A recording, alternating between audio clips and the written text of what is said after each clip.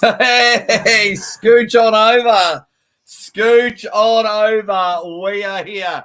I'm knocking everything, you dead set legends. The time has come. You've wanted it. I don't think my guests wanted it, but you guys wanted it. You've been begging since I think it was January last year for the 24-hour live stream. And of course, my wife knows me better than anyone. I can't just do the same thing twice. So I've got to go one better. We've twisted his arm. We've twisted his arm. So, ladies and gentlemen, welcome to the Ready Bang, the world record arm wrestling podcast. This is the longest arm wrestling podcast that is going on. The longest that I've known, when one person is the main host and stays on the screen for just about all. I might have to take a couple of toilet breaks, but I might point the camera because the toilet is there. I'm your host, the Aussie Armwrestler, and of course, maybe 2019 Melbourne Cup, third place left arm amateur. It's missing an arm. Yeah, well, it broke when I lost it. Oh. When I lost it. Now, let me have a quick chat, and I'll introduce my first guest. We got plenty of guests lined up, but the most important guest is all you dead set legends in the comments. So if you have already, hit the like button, get up and about, get a comment, get a Ready Bang. Let's thank... I've hit the like button. Yeah, let's thank our YouTube and Patreon bangers. For it's just as little as 50 cents a week. You can help out the Aussie Armwrestler, and every single dollar made from here goes back to the channel. Whether it's buying equipment, whether it's being able to go on flights, maybe buy himself an extra coffee in an airport. But it is all happening. We got all the dead set legends in there, and as you can see, the names are just flying. I think I need to update quite a few of them. We're over 300. Wow. Yeah, we got 250 something on YouTube. No, just under 300 now, just under 300. So the gold member and then the YouTube bangers, what's the difference with them? So the gold member pays more than the minimum. He pays quite a lot, Robert Gould, per month. Mm-hmm. So I just thought I'd call him a gold member to say thank you. Yeah, cool. And then, YouTube bangers. I've only got one level, but I may introduce a second tier. Move over, because the names are still flying. And before we get into the rules, I'm going to introduce my guest, and we're going to say hi to everyone, because strap yourselves in. We are here. Well, I'm here for 25 hours, and starting off always... I'll be here, but not here. Yeah. Starting off, of course, love of my life, the number one supporter. Without her, this doesn't happen. Jess Ward, Mrs. Aussie Armwrestler. Welcome to the 25-hour podcast. Thank you for having me as your special first guest. I feel very lucky. Hey, everyone, give a g'day to Mrs. Aussie Armwrestler. Let's have a chat. If you're wondering, just quickly, so I have to break it up in 3 streams because you can't stream for 24 hours straight on YouTube. You can't do it. I know, Zeus, I'm telling them. It's not happy about it. It's not happy because it's 9 p.m. here and our daughter's asleep. So, Zeus. Anyway, Cowabunga. Dave Anderson's in the chat. He says, today's work was cancelled last night, so he can observe for a bit. Oh, Cowabunga's in there. Dizzy Busy 88 with a Ready Bang. Ready Bang from Drunk Eddie. The Drew 24. Ready, chitty, chitty, bang, bang. We'll get a bit of Q&A with Mrs. Aussie Armwrestler to kick off the show. Welcome to all the diehards. Samuel is back. He says, let's go. I did get one long pee in before kickoff and a few nervous little wheeze. No, not really. Let's go, Aussie, says Lazy Hook from New Zealand. Joey Bergs, he's up and about. He's excited for this one. He wasn't here for the first one. So Joey Bergs is here for the second one. Now, good one. Nurturing Leadership. That's our good friend Andy White. What? Yeah, he's wrote a book. Him and his mate have wrote a book, and they're doing professional name up. They're doing mental health. So check out Nurturing Leadership, right? Because you might know someone that might be the first guest. They're on mental health and how to lead a team. It's going to be already, really. Or you're going to? I'm going to be exciting. Do you want to read this out from Guy? Good on you, Andy. Guy here for the start, and I'll be back for the finish. Oh, right on the coattails. Nah, absolutely love it, Guy. Hey, guys, if you can, hit up everyone. A little bit later on, I'm going to chuck in the link for anyone else to jump on the show. It's going to be awesome. Marco's in the chat. Ready, bang, Aussie, Mrs. Aussie. Let's catch up with the chat. This is the Super Bowl for the chat. Yes, 25 hours straight. I'm so tired right now. I feel like it's midnight and you've got 25 hours ahead of you. Yeah, I'm probably not bringing the energy, am I? That's all right. I'm gonna fire off some questions. Rianne's in the chat. Tom Stubolino, hope you're feeling better. Rianne, hope you're feeling better. Let's go. Going to be a long day. Hi, Mrs. Aussie. The perfect first guest. No. Sponsored by Coca-Cola. No performance-enhancing stuff is taken to get through this. The King. Todd and Oleg's love child. You want to read out his super chat? You have a Coca-Cola tonight. His super chat is good luck. Good luck. Is that the one I'm reading? Yeah. Roger, she meant an actual Coca-Cola, no sugar. I didn't have the Coca-Cola you were on about. My man from Melbourne here says, yo, good luck with the show. I'll catch you in the morning. Well, if you're going to do that, leave your phone on silent all night, just so I can get the views. The Drew 24. Jess, brightest smile. Ward, you got a nickname. Thank you. Very sweet. I keep accidentally looking to the right and you've blurred it when you're... So then I'm like, I can't read. Jump in there. The Nightmare Dance Force will be tuning in later. Ready, bang, of the marathon variety.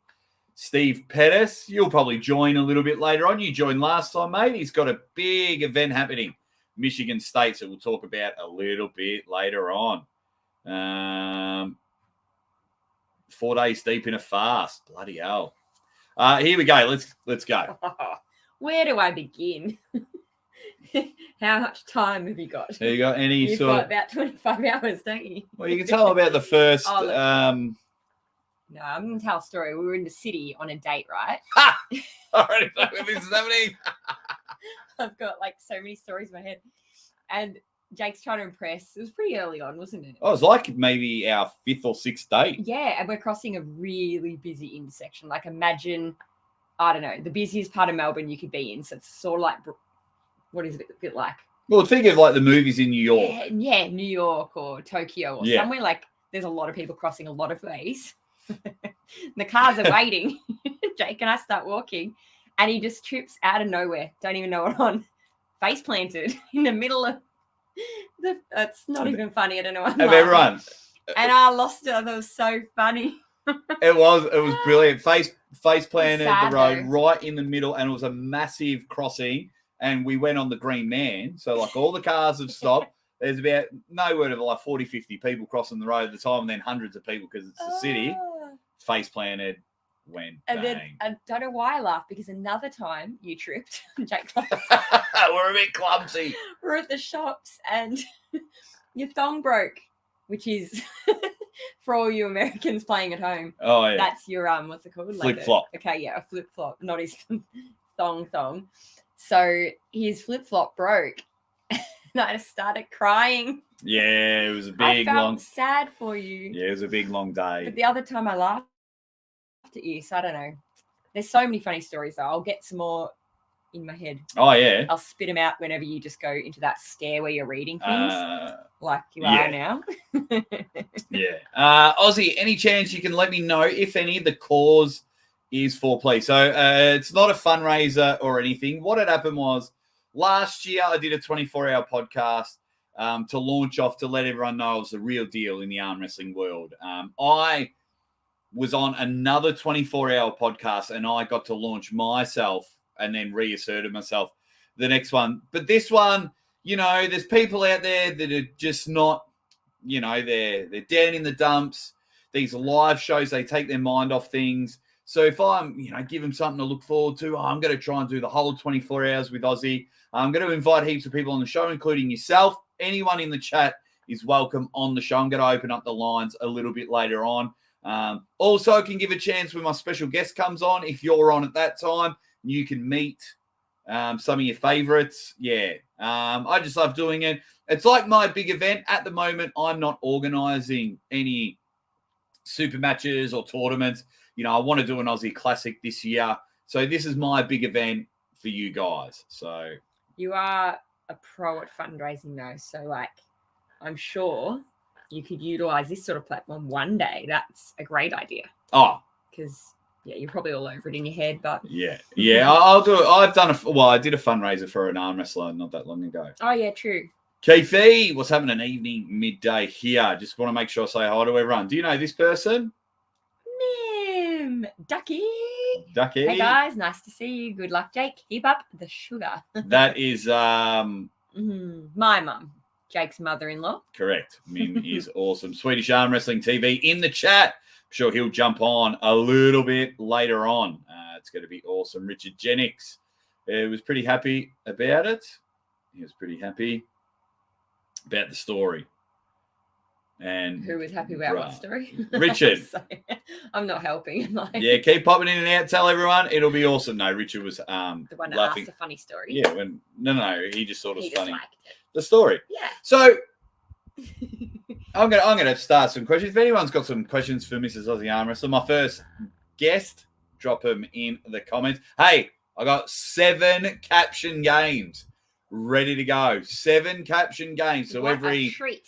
Every 3 to 4 hours, we're going to play caption games. So make sure you are there. You are hanging out. So fun. I come to you and I say, babe, I'm doing it again. I'm never shocked anymore at anything. Firstly, what? What are you doing again? I'm going 25 hours. I'm going 25 hours. Here we go. I'm like, okay. And then that's it. Cool. Not the exciting response you hoped for, but no. No, it's I don't. It's not so much exciting. I want the real response, and that's exactly what happened. The first time I was like, "What? You're doing what? Is that even a thing?" Like, and we didn't know that YouTube wouldn't let you play a full 24 hours. You know, like there's all this exciting new learning with it, and now we're sort of just like, "Yep, of course you are." Yeah. Have fun. I'm going to bed. Love you. Yeah, so we're lucky I still support you. Yeah, we're lucky we got Mrs. Aussie Armwrestler for this long because our little beautiful ones are sleeping. And, so it's a little monitor if you can. She's the little blob behind the jail. Yeah. So it's going there. Little cot. So we're what are we? 15 February, March. What are we? April. We're 14 months into this full-time journey. Do you want to give people a bit of an update what it's like for your husband to fly across the world once a month? I feel like it's excelled even quicker than we maybe expected. Would you agree? Like I'm excited with where you're at with it. Mm. And I knew you would get, of course I knew you'd succeed, but I don't know that I even really understood in the world of arm wrestling just how many tournaments, how many events, how much is going on all the time, all around the world. And now that it's opened up and we're all flying everywhere, it's just so busy, and it's more hectic than I thought, but you're just smashing it. Yeah. And I'm just so proud of you. Oh. And I'm like, so glad that you took that leap of faith, because it was your idea. It always feels like a risk though when it's on you. You know what I mean? It's still a risk. Onlooker in a sense that I'm just like, nah, go for it, do it. But of course, I'd probably be nervous to take some sort of chance like that. No, we got each other. But yeah, we're the best team. Hey, we're the best teammate. Oh, before we start saying hi to more people, do you want to read out the rules of the podcast? I would love to read out the rules. Rules of the podcast. Rule number 1. Must bring energy. You're bringing the energy. I didn't see you dance. You got to do that dance again. Rule number 2. I thought they could see us because I can see us. Oh, no. Bring a topic. Okay. I'll bring in the funny stories thanks to somebody's question. That's right. Rule number 3. You can't sit in silence. They can't see you trying to be clever. You can't sit in silence. Yeah. Rule number 3. Okay, number 4. Share on one of your social media platforms. Yeah. Okay. Am I going too fast? No. Rule number, what are we up to, 5? You want to do 5? Yeah. Don't be a dick. Am I allowed to say that? Yep, absolutely. So don't be a dick. Can we elaborate? Like, there's so many ways you can be a dick. Well, we'll just tell them. They'll know. They'll know. These guys know. They're not Just silly. don't be a dick, eh? Especially with Caption Game. I know that. Nah, Capture Game's the best. People. That's it. That's where you get to go. Okay, cool. And then, oh no, there's 2 more. Sorry. No, last one. This is all one. Okay. If you have slagged the channel off in the past, you better bring some humble pie. And I probably won't even let you on the. I probably won't even let you on the show. I'll just leave you in the waiting room. Righty, who's in the chat? Did you make these rules today? You're just like, They're great rules. What rules would I like? Aussie Armwrestler, are your thumbs tied yet? What do you mean lifting Bishop? From all of the I don't know. comments scrolling. Hey, you're 16 minutes in. Hey! Ow! Ow. The captain. We've been doing some workouts together. I met this bloke at the gym. I thought you meant you and I have been doing workouts. No, when we're ready to make more babies. Hope you had a good sleep today, mate. You got this. Thanks, buddy. My mum's watching. Here we go. Don't be a dick. You said it. Yeah, no, I'm allowed to. It's my show. Good morning, Jake, says Irving.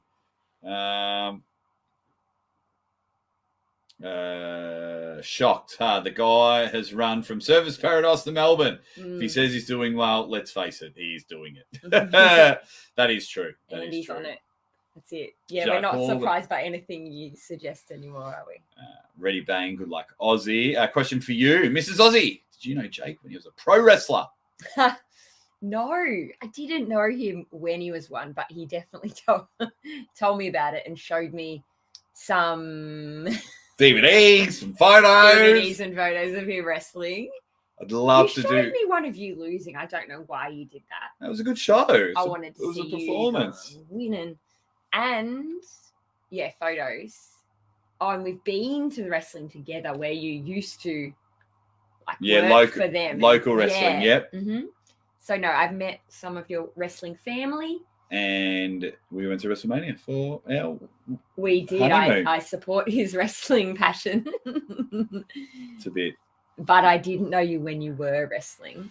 And if you didn't need a new hip, I would I'd be we'd be doing that. Hello, Mrs. Aussie Armwrestler. Great meeting you from Irving Brown. You too. I think I've seen his comments before. Yeah, he comments all the time. He's a good guy. He's a good guy. What's up, Victor? Joe Nelson in the chat. Good morning. It's 4 a.m. Going back to sleep but leaving this on. Joe gets it. Good on you, Joe. Joe Jets it. Joe gets it, not Joe Jets it. It George Jetson? Dave Anderson get too many rules. Hey, any of the Australia boys popping over for New Zealand Iron Handy Mate? I hope so. $5,000 for the winner. So in New Zealand, they've got Iron Hand. $5,000. That's in May. Can you drop the date, Sam? Hopefully a few. I'm hoping Lockie goes over. Maybe Ryan, Mario Tambakis. Hopefully, haven't really spoke to him about it, but let me know. Is that the grand prize for the main event, or can anyone win that? Yeah, anyone can win it. It's open. It's an open one. Anyone can win it. Girl and boy. Yeah, but no, it's just for the right hand. If a girl comes in and whoops everyone, then she can. Okay. Then she can win it. Top hands pulling team. Let's do it. Crazy Aussie. You scared me. Oh no. John the Savage Terrier. Hope you had another good performance at Arm Wars, mate. How are you going, my man? When I open the lines up later, you better come on the show. Phil Woody, UK. He is getting up and about in there. Phil, he's taking the day off work. Is he Phil Woodley? Well, Brandon Allen calls him Phil Woodley. But this is the guy that looked after me when I went to England the first time. Your manager. That's right. I know. Question from my man Criggy. He'll be on a little bit later. Do you get inspired with the hard work Mr. Aussie is doing? Oh, this is for you. Oh, how could you not? I'm honestly always inspired by Jake. Ever since I met you, everything you do is inspiring. Your fundraising, not many people would people know about all that. Well, we've spoken about it. I probably should do another catch up for the new listeners. Yeah, maybe. In a nutshell. I ran 1,500 kilometers in 30 days to raise a bit of money for breast cancer research. A bit of money, $100,000. Yeah. Before I had met you, you had that run planned. I announced it maybe a week before our first date. Yep. And so, yeah, like obviously from the get-go, I've been inspired by you. But even now, like following your passion, you're so hardworking. You're just so kind to everybody, selfless. He's so inspiring in so many ways. I'm not just, yeah, it's true. Oh, that's very nice. That's very nice. That's very nice of you. Thank you, Criggy. Oh, Fox 8 Ball. Sorry I'm late. Ready, bang. Foxy. Wow, look at this one. Jess, my kids have been enjoying your art videos this last week. Fun. Hey, actually, Phil, a fun story behind that. If you want to enjoy them any more, we'll get to some arm wrestling questions in a moment. So those videos, what had happened, and Mrs. Aussie Armwrestler had done 1 or 2 chemotherapy sessions. And what she had to do, she wanted to keep working and ensure that her students weren't let down during the lockdowns. So she filmed a whole term's worth. In that short time, I helped her a bit with the editing, and we got it all going. We pumped them all out on YouTube, ready to go for the. Well, we put it on YouTube just so we could give the link to the kids for the lesson. But my wife had zero energy and smashed them out. They're not my best, and hope you are enjoying them. But I'm sure there's better videos out there. Yes, it's because Phil feels like he knows you. Oh, thanks. Bangarang, sir. So people are talking about the wrestling. Yeah, I was a bad guy. Jermaine Boom was my pro wrestler name. It was so much fun. Jermaine Boom. Yeah. Ready, Boom. 27th of May is... if you've got any tournaments or anything, I think IFA American Nationals are this weekend. Try and improve the background lighting a bit. Well, we don't have any background lighting. The light's in front of us. But, yeah, it's 9:22. Maybe that's a bit better. Ready, bang. From Dominic Lorenzi's from Canada. No, Canberra. Not Canada, Canberra. Like, Uncle John's mate. Appreciate it. Now they're all coming in. Let's talk some arm wrestling. Ready, bang. I always got to make sure you guys know I've got to say hi to everyone at least once. Cheers from Mildura. Hello, Mildura. Mrs. Aussie. We went camping in Mildura when I was a kid. Well, there you go. How do you now that we've spent a bit of time, maybe 3.5 years on and off with arm wrestling, and obviously the last 15 months full of arm wrestling. Mm-hmm. What do you not at what I think of the sport? My original opinion changed? Do you think of the sport? Okay. I'm all honest. I don't mean to be rude. My very first opinion was like, is that a sport? Oh. Like, I did not think it was actually a sport. And even once you were like, yeah, and showed me stuff, I'm like, yeah, cool. It's not really a sport, is it? But now I do, obviously it's a sport. I believe that now. So yes, my opinion has changed of it. It is probably, I respect it more because I hear a lot of jargon in a nicest way of like, there's technique now that I realize, there's just more to it. So yeah, I suppose I respect it more as a sport. Is that a good answer? That's a great answer. I don't care what the answer is, so long as it's true. And I really like that smaller people can win. Like, I love that it's not just about the biggest person or what looks like the strongest person. Does that make sense to you? I love that. It's just like a really cool, I don't know, it keeps you guessing, doesn't it? Like when we make predictions, I can never just go, oh yeah, he looks like his right arm's bigger, he'll win, because he might not. So it's exciting. It is very exciting. Not as excited as Jake about it. I get very excited about arm wrestling. I am up and about. I love it. And now that it's becoming our full-time job and you're able to look after our beautiful, beautiful daughter while I try and make this a career. It's going really well. But later on, we're going to have some guests. I might give away a couple of T-shirts. Ooh. Some Aussie Armwrestler T-shirts. I know my shirt's upstairs. I'm sorry. That's okay. I normally always wear it. I'll wear it tomorrow. You've been brilliant. All righty. Is that my cue? Get off. No. You've been great. We're going to talk some arm wrestling now. Hint, hint. No, do you stick along as long? I just know how tired you are. You stick along. Norway in the house. They looked after me. These guys, David, great guy. Buddies. Yeah, really great guy.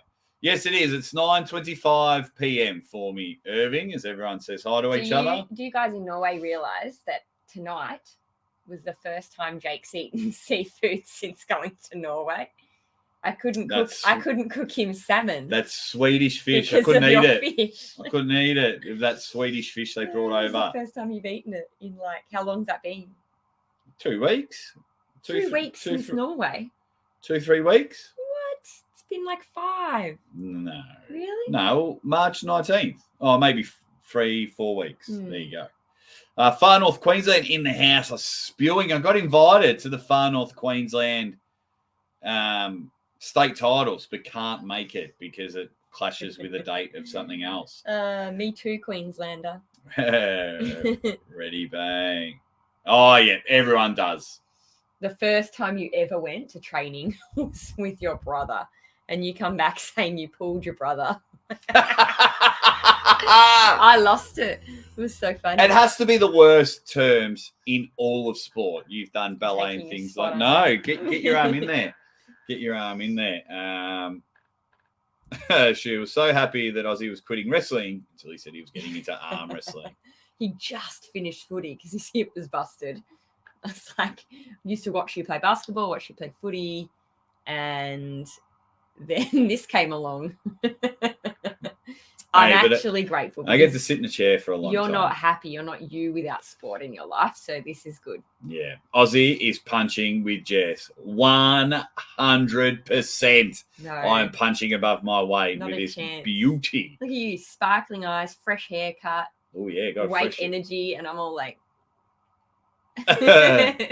Tim Pipe, we were chatting with Tim Pipe, Ryan Bowen's wedding. He says a lovely Jess, an awesome one. Aussie I remember Tim. I think I was next to Tim.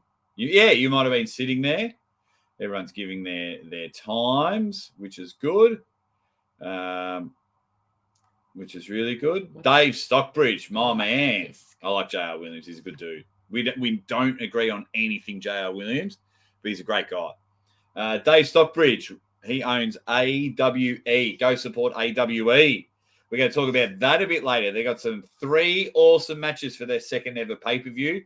Ryan Bowen versus Artem Taranenko, Lachlan Adair versus Jordan Sill, and hopefully Arm Wrestling Whisperer versus my man Jamie Barrett. Dave Stockbridge in there. Every time I go to AWE. AWE. And what's that stand for? Arm Wrestling Entertainment. Oh. So every time I go to Adelaide, it's because of this guy here. Oh yeah. That's Dave. He's awesome. And Dave above, Dave Stockbridge, Dave Anderson. What's that? That's the fish. Oh. Yeah. I gave this guy's nickname, the Dungeon Master. That's Timmy. I gave him his nickname. He says, hi, Jack and Jess. Hope you're well. Someone a nickname. I've given heaps of people their nicknames. What's up, legends in the chat? Ready, bang. Criggy's been a member. He's using his member super chat. He says, arm wrestling has the worst vocabulary ever. It really does. It really, really does. I just realised I don't even have this on. No, it's fine. It's just because that doesn't come in the chat. That's the only reason why I have my phone on. Was he even in the waiting room? Hey, it's 25 hours. It is 25 hours. So that's why I'm starting now, because I'm going to finish at night time tomorrow night, my time, so then it doesn't mess with my sleep cycle. 24 and a half. Yeah. Mm-hmm. Hey, Hollywood Matt Connolly is the other owner of AWE. There you go. So every time I go to Adelaide, owner. him and Dave. Cool. Him and Dave. Hollywood. He's awesome. Travis Newsom's waking up. Matt Connolly sounds like a famous name. Don't tell him that. He gave himself his own nickname. Hollywood. All right, first poll. First poll. You are copying it, Matt. First poll. Should you give yourself your own nickname? Hey, Greg, who named your your name for this channel? For Aussie Armwrestler.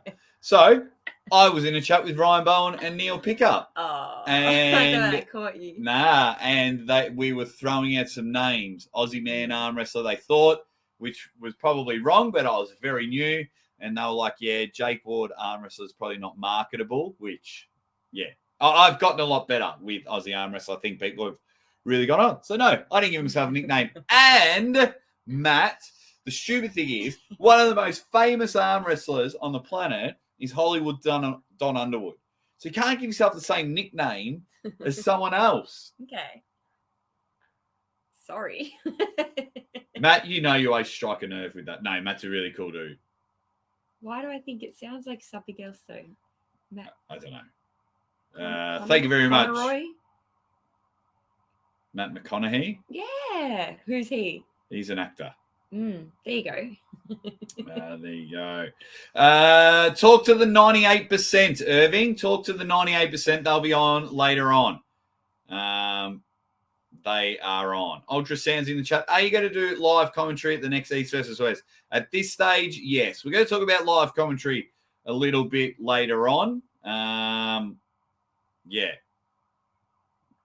We'll talk about that a little bit later on. At this stage, yes. So just to explain to everyone, yes. So YouTube doesn't let you stream for any longer, I think, than it's 10 and a half, 11 hours, sometimes 12. It's whenever YouTube change their mind. So I was like, I know they do 9, so I'm going to do 9. Then at the end of the 9th, I'll drop the link. We all go to that one. And yeah, so unfortunately, it has to be 3 different streams. Mm-hmm. Jeff in the Falls is happening. And there's Robert Gould. No, you got to leave him Melbourne. He's the gold member on Patreon. He's the gold member. On Patreon. Robert Gold. Robert Gould. But he's a gold member. Robert Gold. That's your new name now. He's a Gould member. Robert Gold. Dustin's in the chat. He says, good morning, legends. I'll be back and forth all day. Appreciate it. What else have we got? Okay, they're all teasing Matt, which is really good. And then that was the best. So I was doing a weekly podcast with Hollywood Matt Donnelly. No, Hollywood Don Underwood. And I was watching the wrong one. Sorry. And so this one here, the best thing is I made Hollywood Don Underwood meet Hollywood Matt Connolly and put them on a show together. That's cool. It was the best. Okay, what else have we got? You stream to me as long as you want, but it only saves 12 hours and disappears from subpage. Oh well, 3 things will be fine. 3 things will be fine. What else have we got? Hey guys, if we can, hey, look at that. 67 people in the chat, 68 likes. We are rocking. Can you name 5 arm wrestlers? Mm-hmm. Jake Ward. Toddzilla. Yes. Got some good news about Toddzilla. He'll be on later on. John Brezink. Uncle John. Ryan Bowen. Oh, keep going. Vicky. Oh, Vicky Vitale from Melbourne. Yep. Am I not allowed to name? Yeah, I said arm wrestlers. Okay. Devon and Levin. Devan and Levan. The Evan twins.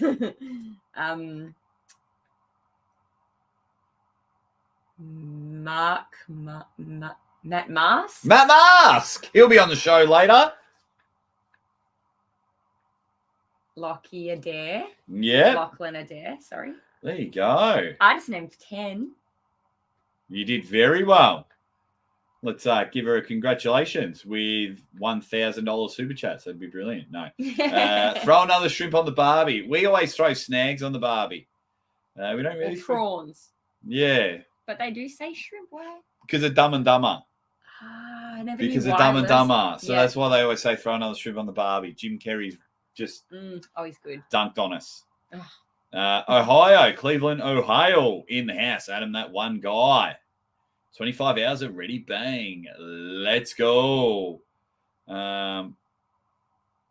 Everyone's saying. So Mrs. Aussie was paying prediction. It's quite funny because when the more you broke it down and the more you tried to listen, the more you got wrong. So when I used to be like, oh, like the guy with the wizard beard, I used to win. That was brilliant. That was so good. Yeah, pronate attendant in the chat. I am Black Luck says, hey, Jake, send our love from the Sydney Spartans. Yeah, I'm going to drive up there, hopefully. Well, it's 10 hours, but Sydney Spartans. When I went to the New South Wales, they looked after me really well. Oz and his beautiful wife, they took me into their home. They looked after me really well. Two genuine good people. And the Sydney Spartans Club itself, awesome. They have mega people all the time. How good's that? It's great. Are they the ones that also have lots of young competitors? Oh, they just have everyone. Just looking at the poll there, 73% say no, you shouldn't give yourself a nickname. Yeah. Okay, Rich Jennings is snags are sausages. Whoa! It's the second super chat, Rob. Aww. Robert Gold, as my wife will call him. He called Marcus Thompson Willy Wonka, and that sticks every time he comes on mine. Sorry, Marcus. He's on holidays at the moment. I didn't. Sorry. What's so funny? Sorry. No, it's not the first super chat. It is the biggest super chat. Laughing at Travis. Yeah, it is the biggest super chat. So I do appreciate it. Travis Newsom. Robert Gold's awesome, by the way. That's so cool. Yeah, and he gives every month to the channel from Patreon. Because he's a gold member. He's a gold member. Maybe I should change it to gold member, Rob, because you look after me. Are you an actress, Mrs. Aussie? Outstanding.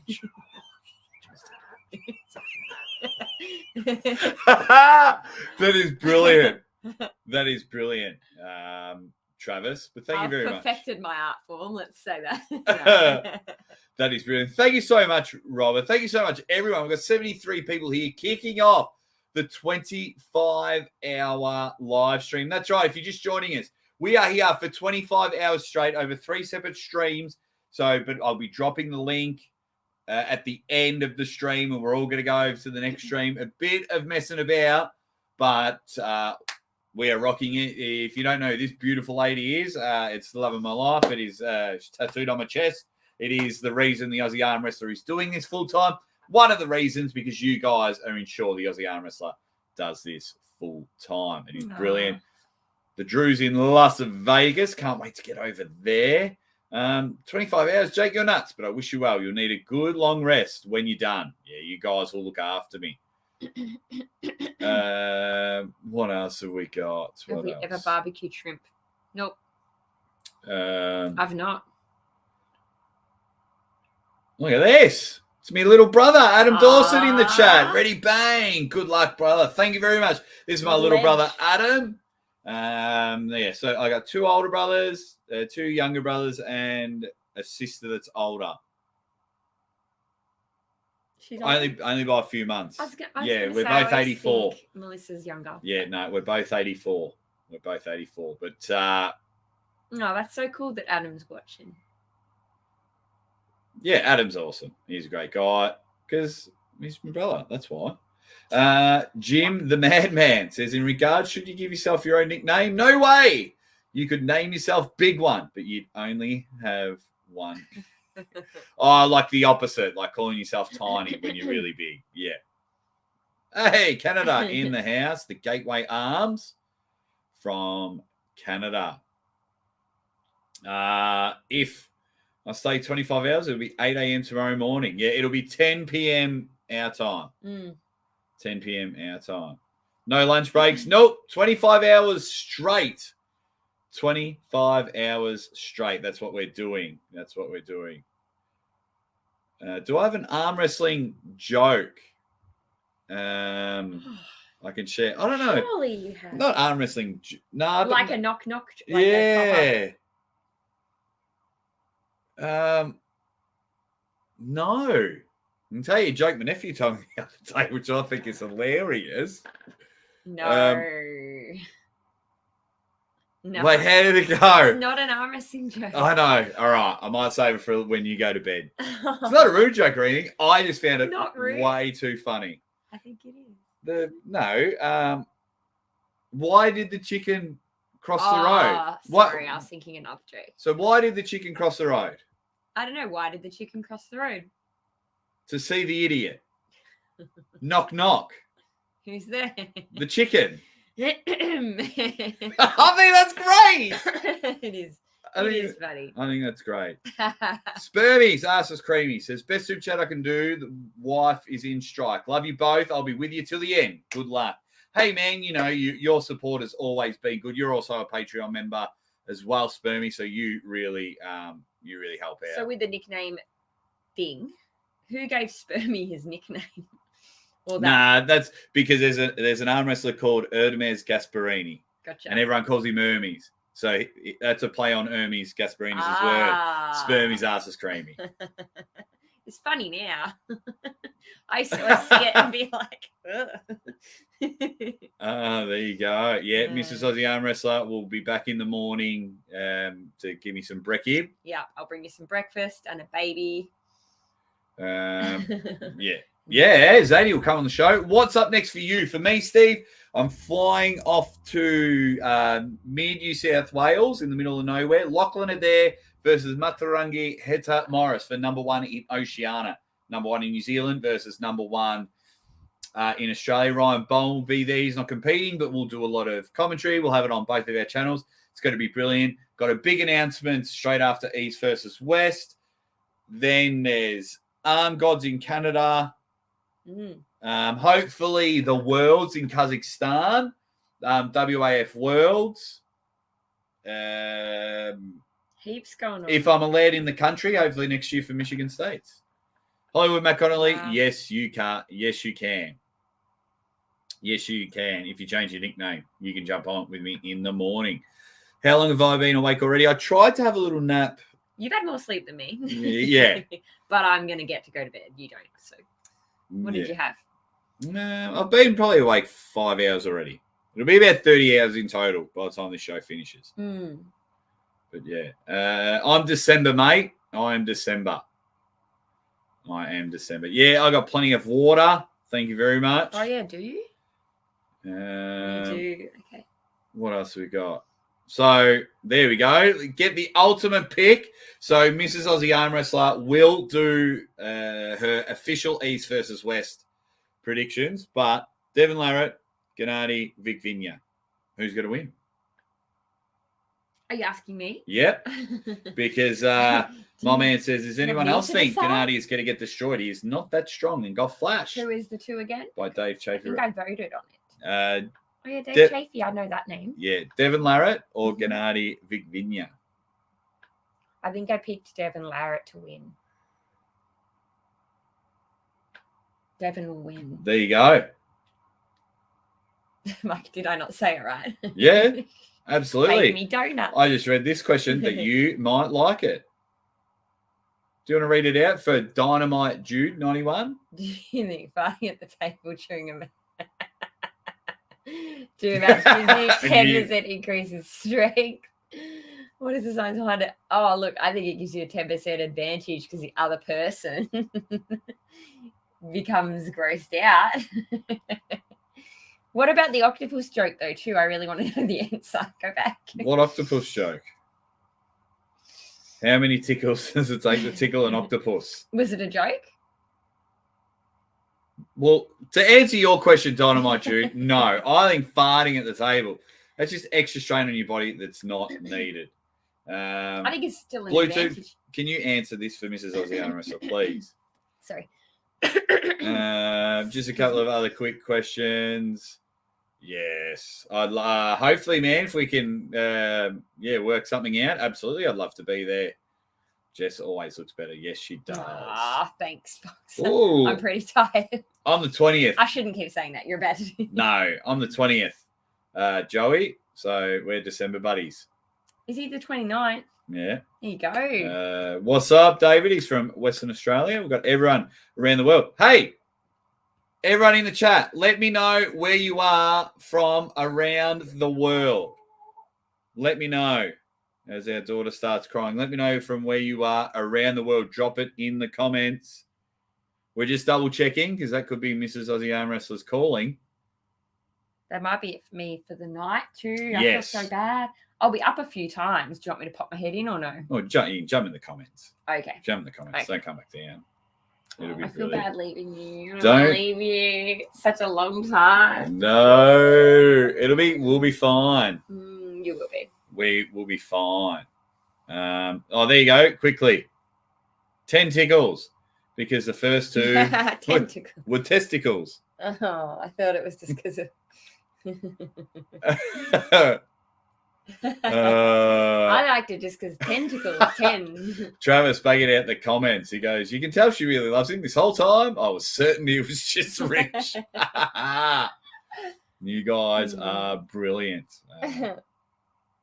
So then we've got Canada in the house, Catskill, New York, the USA, America, Madagascar. I'm from the pin pad. Chester, England, otherwise known as the center of the universe.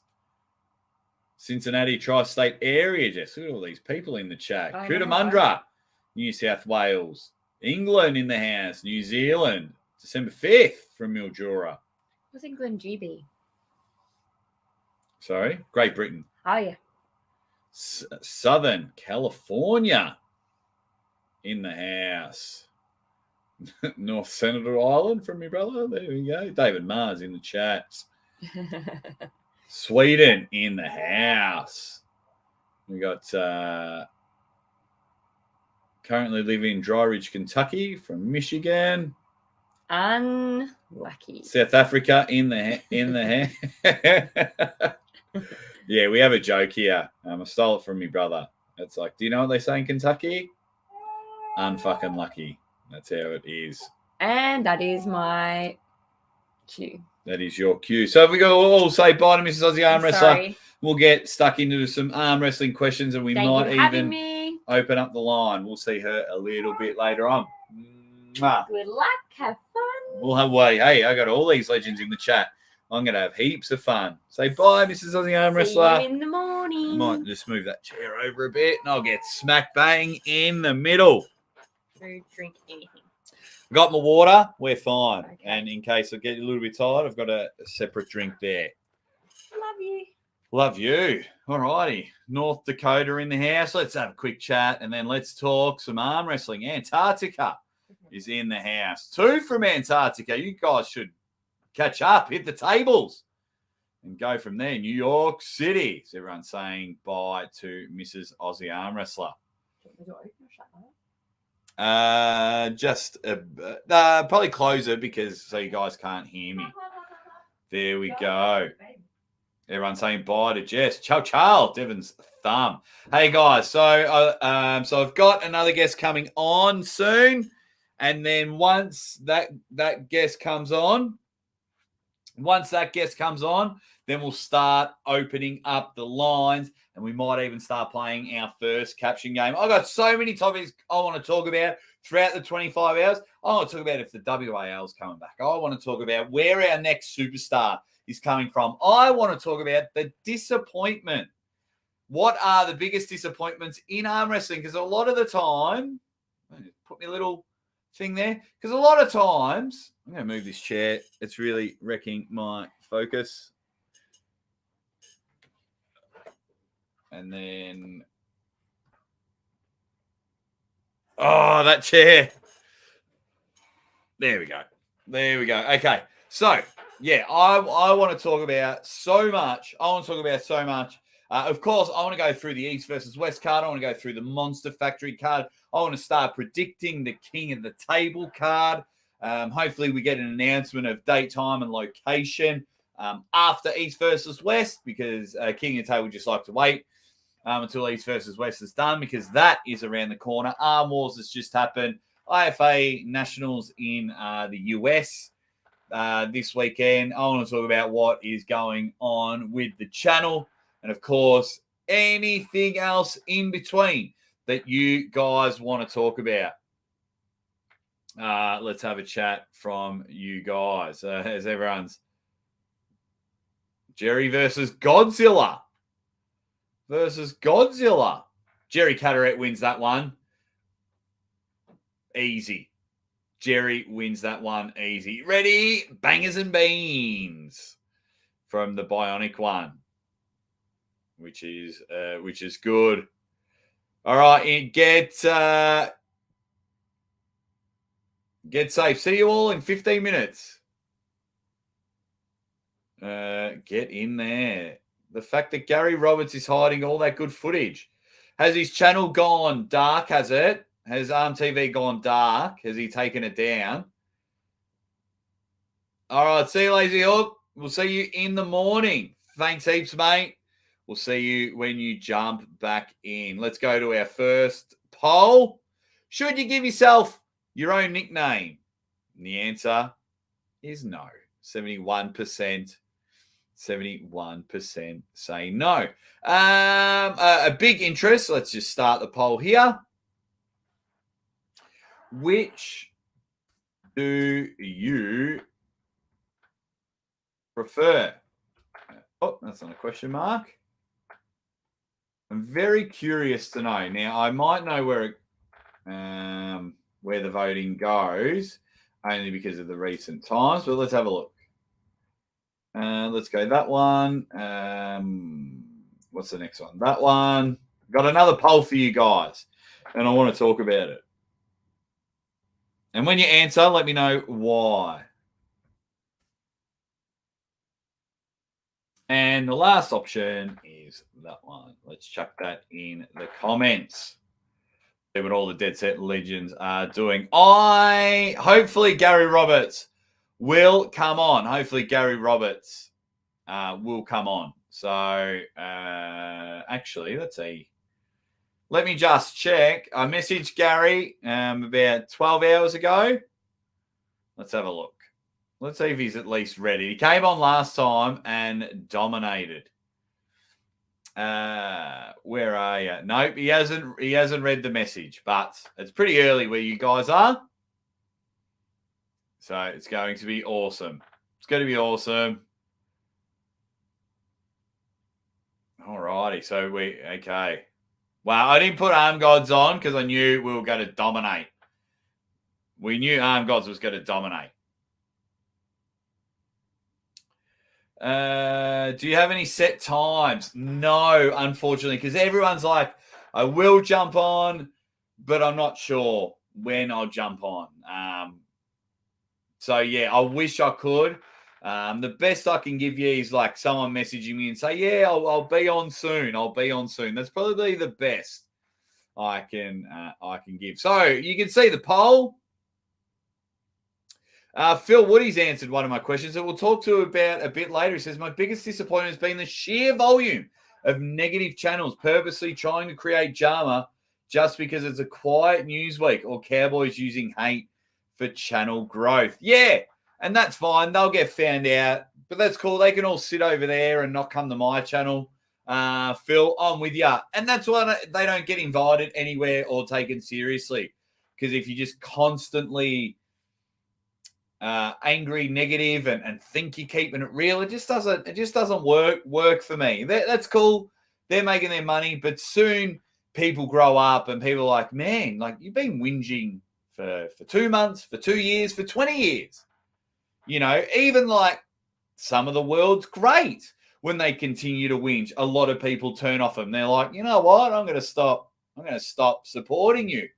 It's happened to a lot of channels. So I just hope they get the hate out of their heart, because you can keep it real with being awesome. What else have we got? There we go. Barney Rubbles in the chat. How are you going? Connor Ellis is in the chat. Good luck with the 25-hour stream. Thank you very much, Connor. You guys, Dead Set Legends. So, people, he's so hard to just pick one. I love him for all specific reasons. Hey, I love him. So the poll is, which one do you like better? Do you like King of the Table better, East versus West, Monster Factory, or Arm Wars? I think they all have a significant place. in the sport of arm wrestling? Absolutely. Of course, if I were to pick one, clearly it's king of the table. For me, production value, atmosphere, I absolutely love it. You see all that on the screen. You get big legacy matches and matches that are talked about for years and years to come. Like we're still talking about Erdemes versus Levan. We're still talking about John versus Dennis. You know, even Dave versus Vitali. When was that? Late last year in November. East versus West clearly has a place. They put on matches upon matches upon matches. I just do worry about their business strategy. But yeah, but some of the matches are going to be epic, and I can't wait for it. And they got that whole East versus West thing, you know. So there's you know, an extra little bit of competitiveness. You know, some people like that. I'm not getting the team feel off it. I am getting the East versus West field from it. People more lean towards their own countrymen, which is fine. I like Arm Wars storytelling. You know, I love all the, you know, the storytelling. The production's great. I like the little interviews that they do with the guys talking about their match, you know, as if they've talked in between rounds. Little episodic TV, which can help fill in the gaps. If there's no arm wrestling, you know, you got to get an Arm Wars match, which is great. I like the Monster Factory. I think the Monster Factory is great. They're all good, and they help build stars. So does Arm Wars. They have a lot of unknown arm wrestlers jump on the show, as well as Monster Factory. You know, two people that come straight to mind are Dustin Hyatt and John Terrian. John Terrian come from the Savage Search, had a great showing at Iron House 2. Dustin Hyatt went bang on Monster Factory. He's gone and pulled at Arm Wars. He's pulling at Monster Factory. He just pulled at Arm Wars. And his match with Kieran Morrison will be on the Arm Wars channel during the 25-hour stream. And hopefully Neil and James will jump on later on in the program.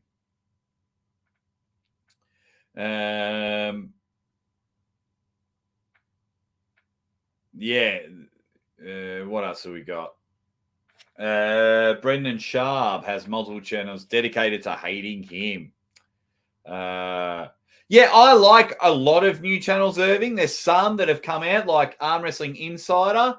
He's great. Hopefully Tyler comes on later on. I really like that one. Of course, Performance. We all know Performance. He was early one. Yeah, there's some really good ones. The new thing that's coming in is make your video, and instead of having your voice, have an AI voice. I'm seeing heaps of them come out. I'm seeing heaps of them come out.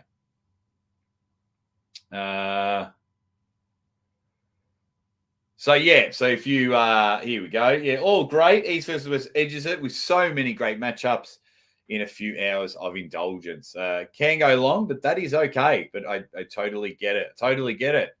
What up, Stizzy? How you going, mate? How are you going? Thank you very much. It's a 25-hour podcast. It's a 25-hour podcast, but I do love it. Or what else have we got? Oh, well, I can only do 4. I can only do 4. I can only do 4 polls on a YouTube poll. So that's why. But WAL, man, that for me, that was awesome. For me, that was brilliant. I absolutely love it. You get to post videos on Aussie Calls It. Man, I went hard early, and then time just got ahead of me. I was getting booked. I was flying across the country, flying across the world. Zadie was going through some teething problems. I want to smash out that channel again. I really do. I love commentating fails. I love commentating anything. I want to get, I really do. I really do want to have it in the future and just smash out. You know, what I really need to do is lock myself away, Joe, and do 20, just spend like 10 hours in a room and just make 30 videos. And like every third day, release a video. That's what I really need to do. Okay, everyone's going bang, bang, bang. Verotic picks King of the Table.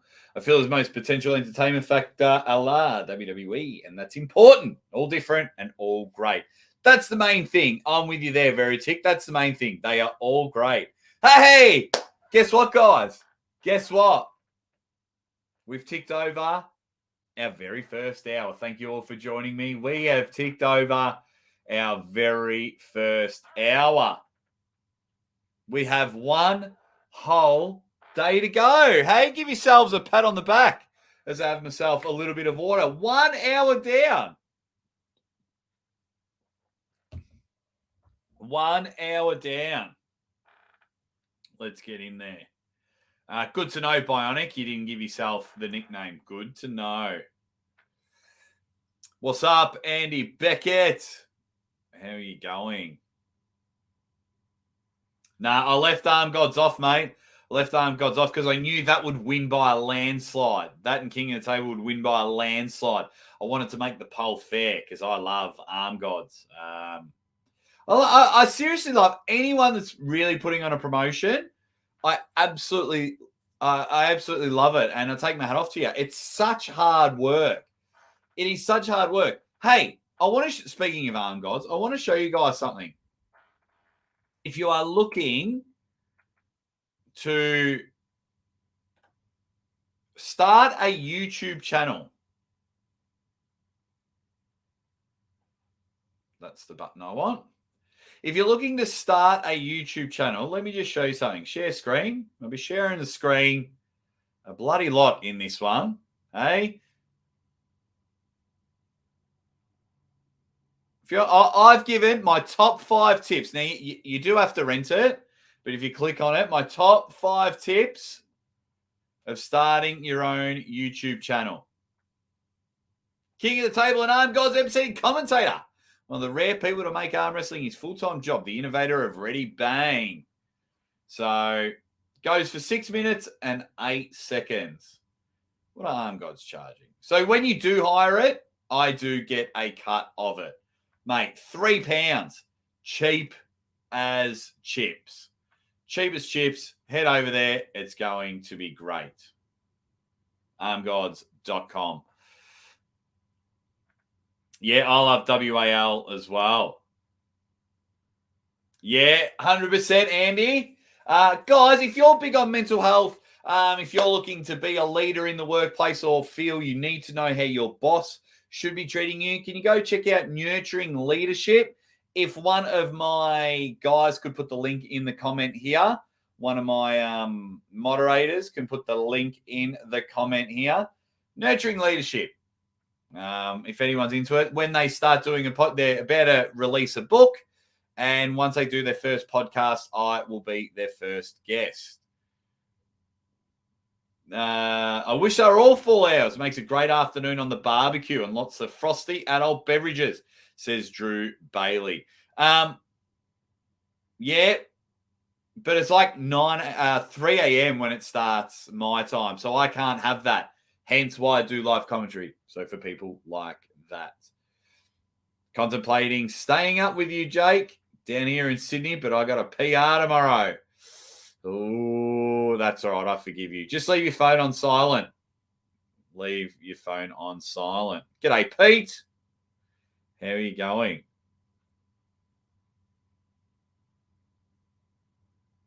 What else have we got? I do like King of the Table. Larry and Co put on some excellent matches, and Arm Wars is good too. Different setup, but still well produced. Absolutely. Yep, 24 hours to go. We're rocking and rolling. Ready Bang, Niagara Slammers. How are you going, mate? Niagara Slammers. You need to send me your address. I've got a T-shirt for you. An Aussie Armwrestler T-shirt for you. I haven't forgotten. I just finally got some T-shirts in. So get in there. Big B in the chat. What's up, Big B? What's up? How you going, mate? Hey, Canada's finals from the Ottawa High Hookers. Big B. Good dude. Really good dude. Really good dude. What's up, Lucha Pagliacci? Your DSL. Dead Set Legend. Unknown. I think it's the numbers this is going to do. They're going to shock some people. Best of luck today. Thanks heaps, mate. Really, really appreciate Unknown Arm. He's the leader of the caption game. 7 caption games we're going to be playing later on. Let me just send a message quickly. Yeah, so 7 caption games. They're going to be cool. Yeah,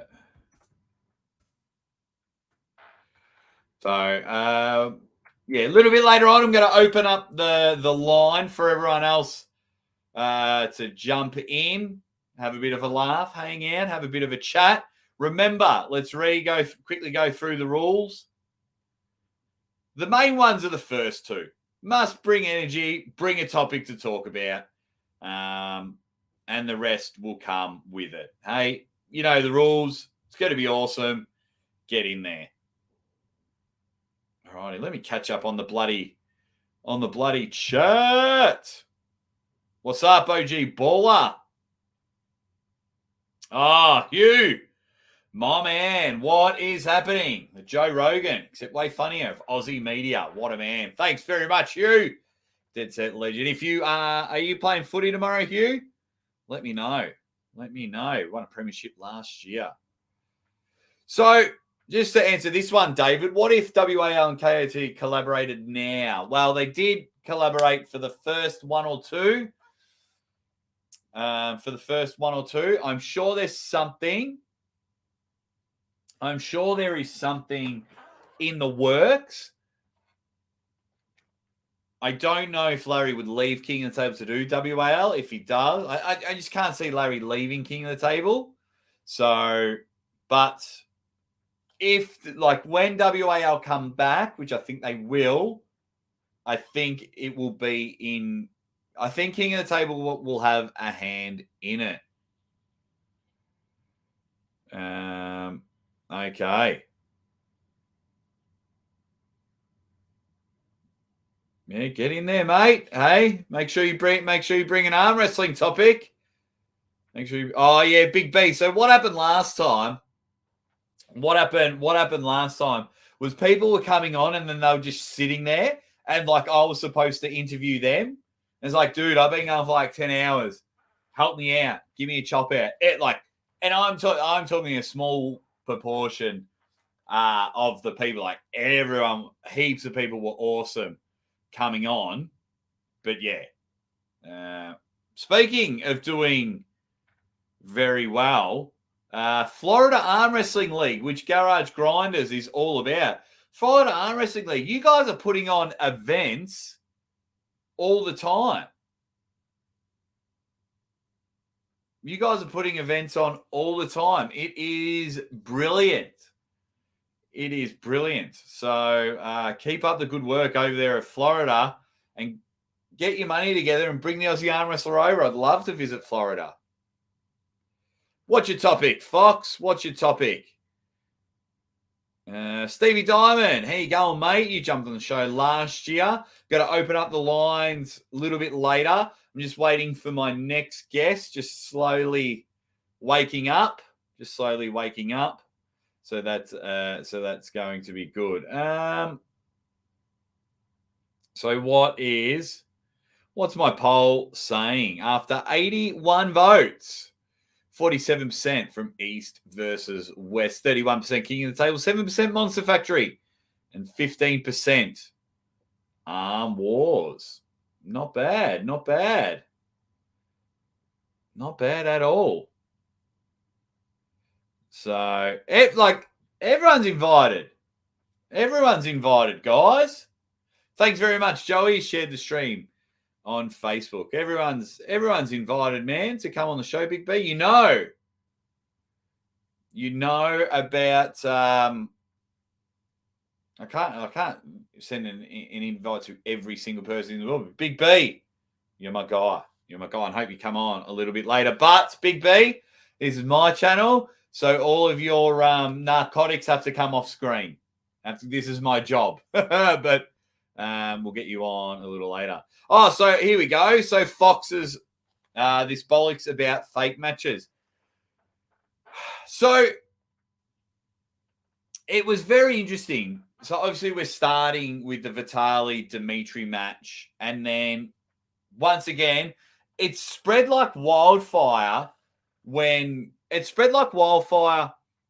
and someone just like, I reckon I saw, I'm going to say about 8 channels or heard about 8 channels. I didn't really watch it, but I saw some thumbnails and people sent me clips of about 8 channels, and that was their like opening to dunk on as many people. Armwar's got attacked a lot, and then I was like, Neil, don't reply. Why are you replying to these people? That's what I was thinking.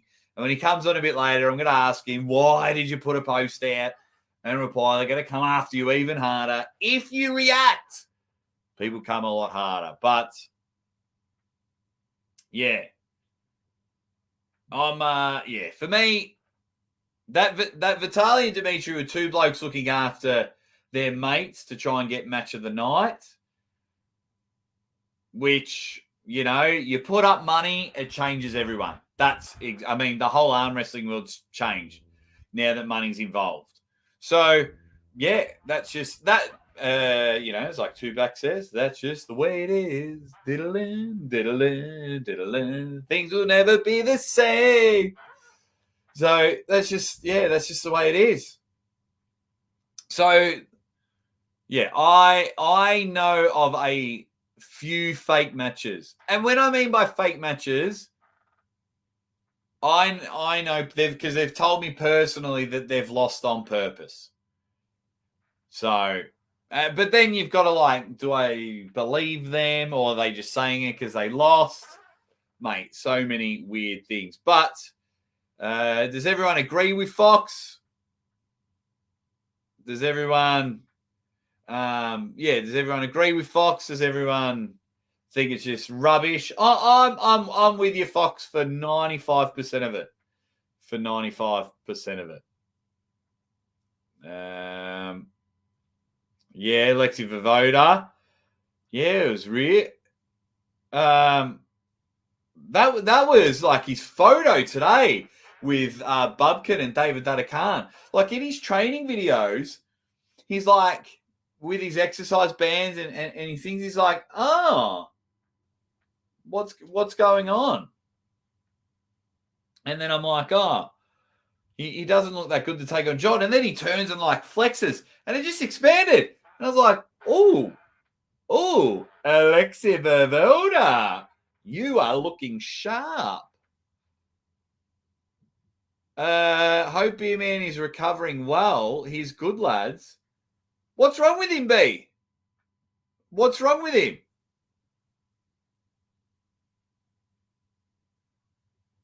Yeah, what's wrong with Evan? I've obviously missed something, or is this all a joke? Is Evan okay? Here we go. No footy, dude. Achilles is cooked. Time to either start lifting heavy or using those techniques you near broke my arm with. Golf or the army. Stoked for this 25-hour stint, though. Appreciate it, man. Hope the Achilles is going well. Hopefully we have a beer soon, my man. Hope we have a beer soon. Ooh. Here we go. Ooh. Ho, ho, ho, everyone. Christmas has come early. What's happening, mate? I'm doing okay. I just woke up late. I'm on some new pain medication for my back, which, number one, seems to be working okay. But number two, it knocks me out like a little baby. Yeah. Well, I'm just reading in the comments. People are saying Evan get well soon, and Big B saying as well. What's happened? I've missed something. So Evan had surgery yesterday. Surgery to do. He was talking about it on Tuesday night, where he's got that hernia. That's apparently really, really bad. And so he was finally going to go in and get that figured out. And then he was all complaining and being a little bitch because he couldn't drink and all that shit. So I messaged him yesterday, but he hadn't gone through with the surgery yet. So I'll probably message him again to stay and see where he's at. And we'll send him the link. He can whinge from the hospital. That'll be perfect for him.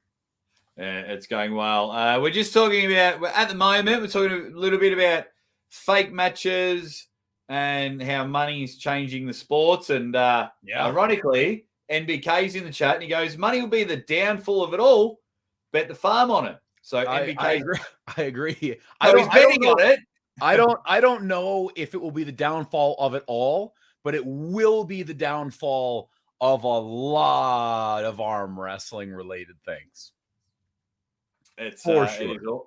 It's of course. I mean, look at even just sharing content with each other. That's everyone's putting a bit of a hiatus on that because, hang on, now you're getting 20, 30,000 views off my thing. Don't right. Use it, So like back when we first met, which ironically was on a 24-hour podcast. Yeah, we were like, we were banging on about, like everything was fine. Everyone was hanging out. Everyone was sharing, and you know, not many channels were making money. Yeah. You would do your what is it? After dark and make you $30 a show. Yeah. And now it cutthroat. Yeah, it's going to get brutal. It's going to get more and more brutal, especially with the abuse of copyright strikes, which is already happening at the highest levels. The people who are in charge are absolutely 100% abusing copyright strike abilities on YouTube. Fact. And that will get worse. Yes. And you got to be careful if you're striking everyone because you can get your channel shut down. And I'm not talking about like, oh, this guy just stole the match, so we're going to copyright. That's a legit copyright strike, right? If somebody just steals the content, that's an offense. But if somebody takes the content and changes it or critiques it or reacts to it, those are all viable ways to use that content according to the law, right? I'm not making it up. It's the law. Yeah. And so then if you start just attacking one channel, 2 channels, 5 channels, they'll be like, no, we're going to ban your channel. So Retro Raster Gaming says, going to be might jump on after my sexiness class. Why? Hey, did you see Nobody Retro wants Raster? To see that guy. He's the worst. Did you see him pull in my latest video? I did not see. He was pulling? Well, we did a can my family beat an arm wrestling machine? Oh, I saw the very beginning of it, but I didn't see him. I'll have to go see him get whooped by it for sure. So it's Retro Raster and his kids. Ah, which is good. Hey, so going back, I want to get your thought while everyone's saying Evan's getting a boob job. So got a bit annoyed, Uncle John. Got a bit annoyed. Oh. So this whole thing of fake matches is coming, and then all the negative channels, I think I got about 8 clips from 8 different channels, started coming in and saying that Michael Todd versus Neil Pickup on the beach was fixed. Yeah. And then Neil went out and made... He took the bait again. He took the bait. I told him not to take the bait. And then he's talking on it. It's... Oh my God. It's so funny. It's so funny to watch the community deal. And it's obviously it's not everybody, right? But it's funny to see a lot of people deal with things that they don't understand, right? And I'm very convinced that the reality of fake versus real matches is something that 95% of the community probably is not keyed in on because they just haven't seen enough arm wrestling. And they haven't experienced enough arm wrestling to know what the difference is between a fake match and a real match and all the variations in between.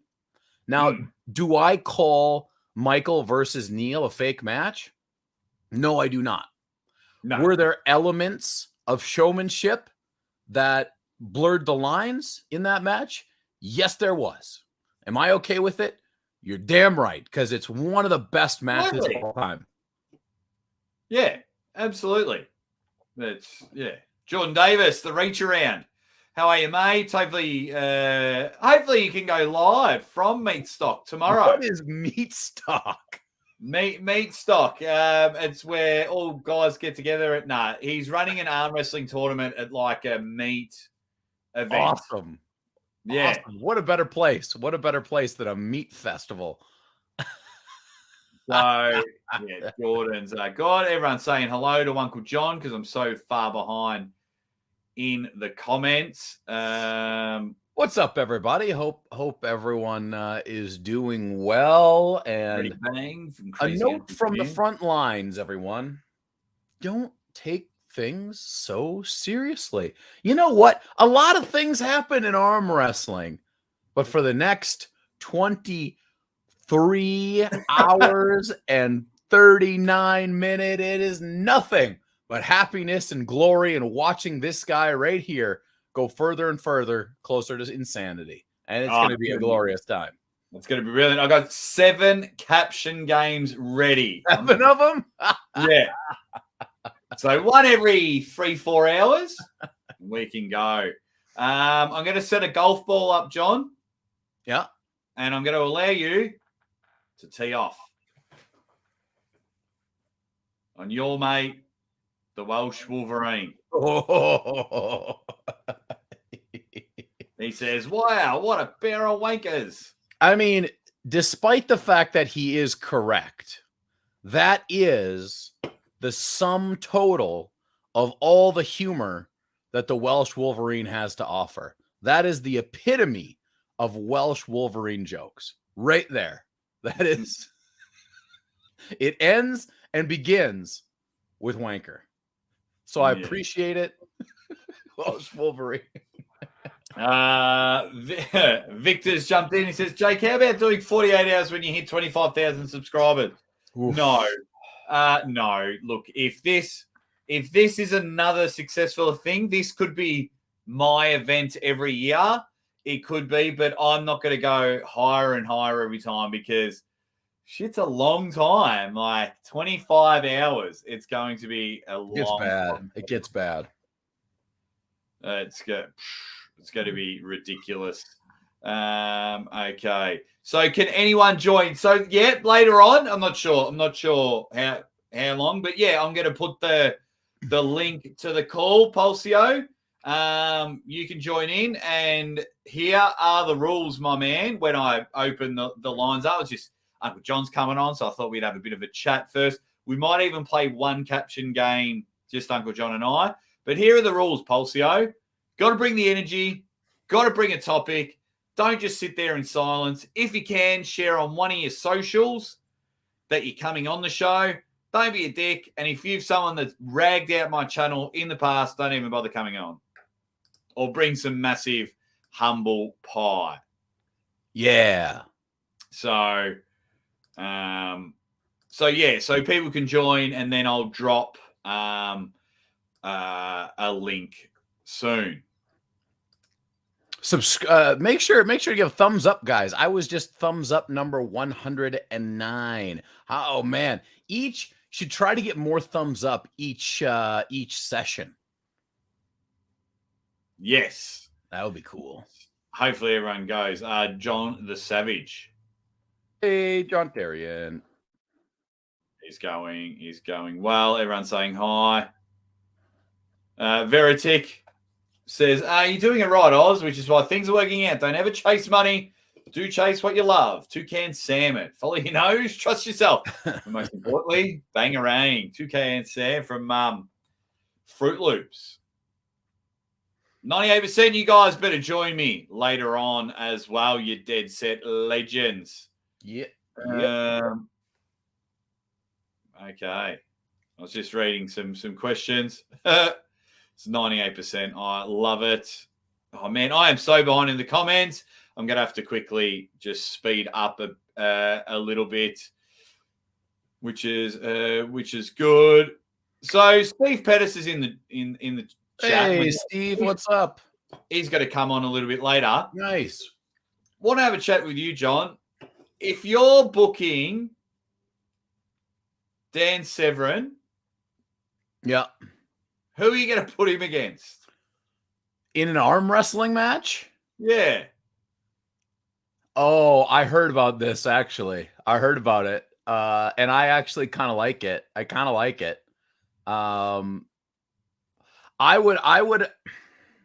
don't know if I would. I think the person they chose will do just fine. Oh, yeah. Yeah, but and Steve, don't answer why. Don't answer why, because I want you to come on the show later so we can plug Michigan State's in June. But yeah, so he's going against Danielle. Is it Evanson? Yeah, used to be Llewellyn, right? But now she changed it. I don't know. No? So, I don't know. But yeah, it's So I want to know. Don't answer now, Steve, but I want to know the thought process behind it. It's going to be a bit of fun. Dan Severin might come on the show closer to the event. The Beast. Remember his days in the WWF?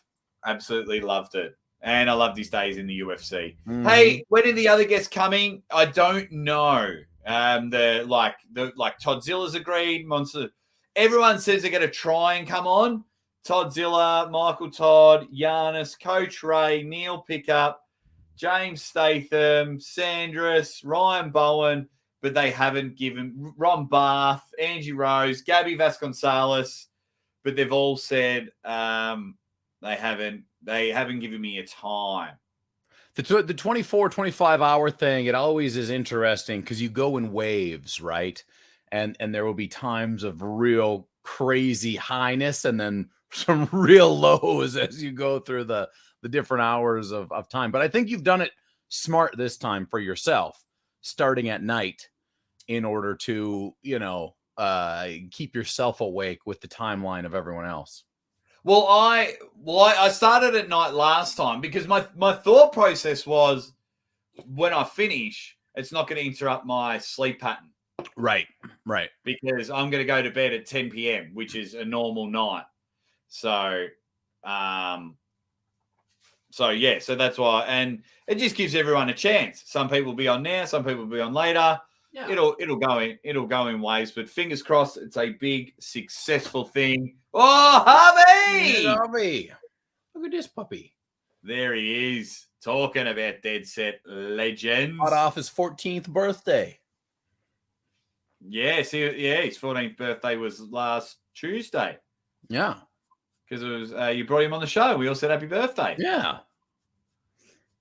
AW Daff in the house. Well done, Aussie, for another record stream. Thanks for going the early crow, Daff. We haven't got there yet. We're still a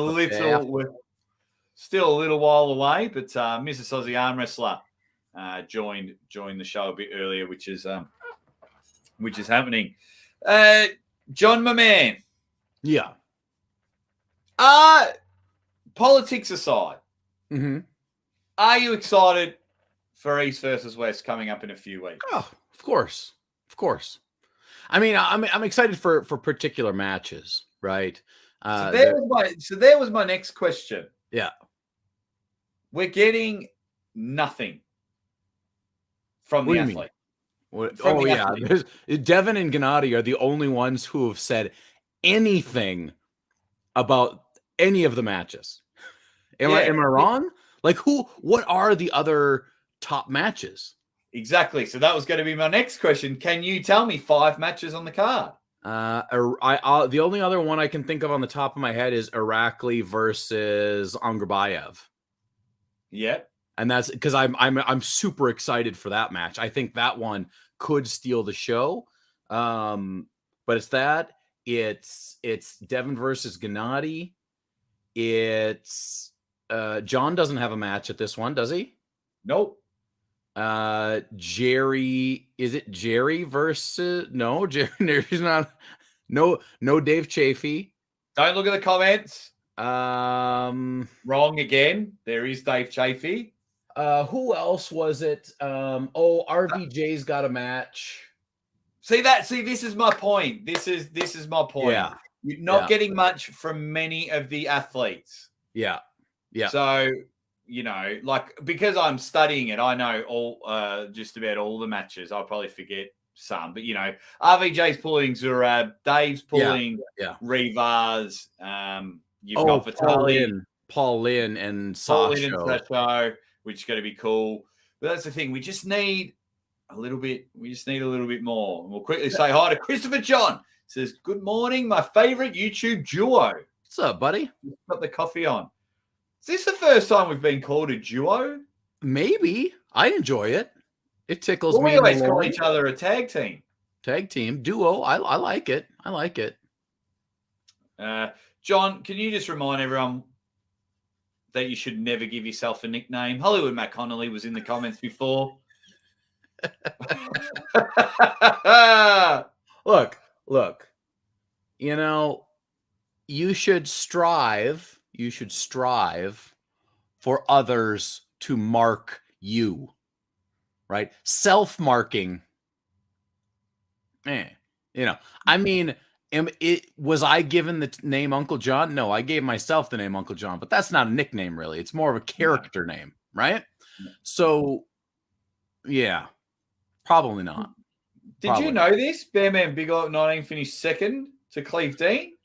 I didn't know that specific thing. I knew Bam Bam had pulled, but I did not know that was specifically a thing. There you go. There's a few good things. Paul's done a few videos. Yeah. Yes, I think that's about it. So what are people missing? What are the elite guys missing? Because honestly, like a lot of matches are great, right? A lot of matches end up being great, but for me, it's just not enough. Great matches are not enough when you are getting paid as much as these guys are getting paid, right? Now, I don't know how much everybody on the East versus West card is getting paid. I guarantee you that it's like a massive amount of money at the top, and then it probably cuts out fairly quick, right? Yeah. But even if you're only getting paid, everyone's getting paid. Everyone's getting paid, right? Not the same, but everyone's getting paid. And I think, in my opinion, if you're getting paid, you need to do something.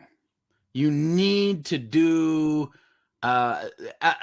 more than the bare minimum, because most people are not even doing the bare minimum, right? And not when the promoter tells you. So, for example, everyone was posting their East versus West card, and it's like, okay, you've just been told to do that, and they've copied and pasted the same thing. Yeah, and it's like minimum effort. Yeah. So, like, and you don't. Not everybody has to think like, oh, I don't know what to say. I don't want to be mad at the guy. I don't want to be. I'm just having a match here. That's okay. At least tell us that. At least let us know something. At least let us know what your hopes are, your fears are, what's your difference in training, or make something up. Give somebody something to chew on, because that is where the value of the match is. If you have not built up the match, there's no value to it. Now, a bigger match like Devin Gennady, they have all this stuff going back and forth between the two of them, but do they even need it? They don't really need it, because it speaks for itself, because they have long histories. They have all this stuff behind them. Whereas a guy like me, a guy like anybody else who's not at the top of the elite list, that hasn't been pulling for 20 years of epicness, we got to do other things. And it's just it's so disappointing to me when you get a chance. It's like say how many guys are getting their first chance at East versus West? You got this big shot, and then you do freaking nothing. You do nothing on the lead up. And why I want to, first of all, g'day David. He says, good morning, gents. Glad to be listening as I'm starting a 3-hour drive. For me, it's also like when I first went to King of the Table, they saw that once I put my first foot in that hotel, it is go. I am working, promoting.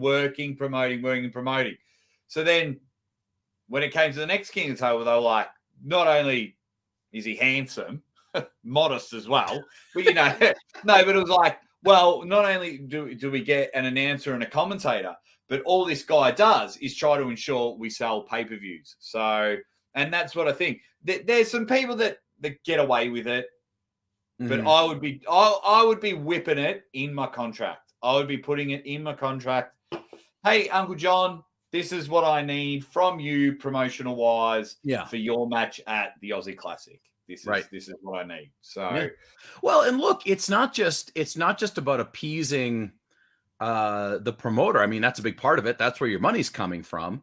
But also, it's about making sure you secure the next match, right? Yes. Like when people hire me to do something, whether it's a match or whether it's MC, whatever, they're not just hiring me for that day, right? They're hiring me for live streams beforehand. They're hiring me to do videos about all the things that are going on there. They're hiring me to hype up the matches. They're, all these things that come with it. And that's a tough one. Yeah. Alexander, how you going, buddy? Hope you're going well. Yeah, but I think you just need more. You just need more. And like, okay, if you win, you're more likely going to get booked at the next one or the one after. But if you want to get booked all over the world, you got to keep going. Like, I've seen people just pull at any of these events, say the Big Four, the Big Five, and then do nothing after their massive win. Yeah.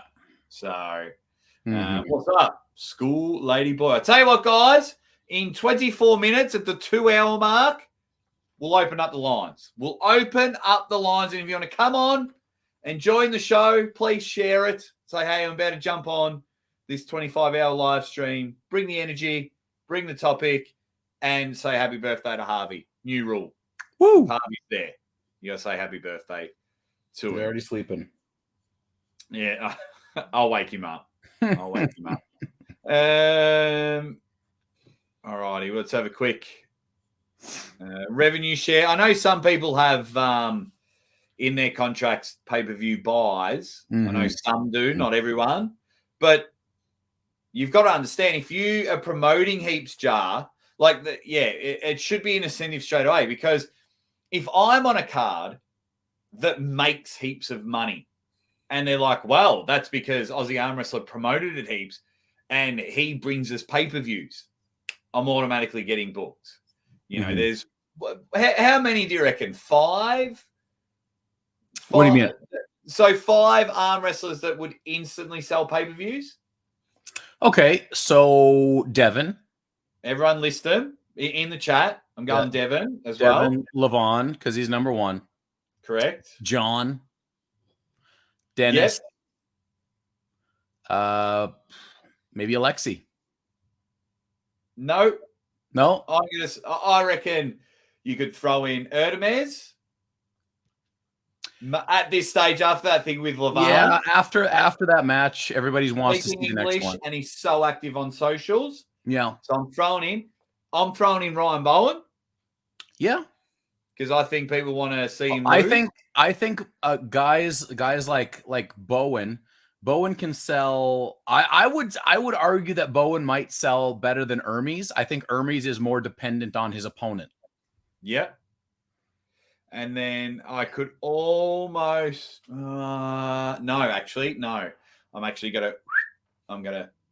I had a name, but I was gonna rule it out. It was Schoolboy. Yeah, due to the fact that he's got so many followers, there's obviously something there, but you're gonna get nothing. Like, we've seen Schoolboy's level of pre-game promotion, and it's a big fat 0. And we were literally like, his home country have literally like told Matt Rhodes, because Matt Rhodes can speak Russian, and literally said, we have a Telegram chat. No one in Russia's buying pay-per-views. They have it illegally streamed. Of course. So what would you expect? Would you expect anything less? if Schoolboy was from America, then Schoolboy's selling heaps of pay-per-views. Yeah. Mad Dad in the house. Good morning, Aussie from Mississippi. Nice. What up? Ready for a full day listening at work. Shout out to you. Fox. Sorry to break the news to you, buddy. Sorry to break the news, mate. Actually, I'll look up the what? I think it was like 2011-ish, 2012, maybe. Uncle John goes bang. Yeah, was it close? 20th of May, 2011. Heart attack. Heart attack while driving, crashed into a tree, from what I remember. Yes. Bad day. Bang. Guy Allen in the chat.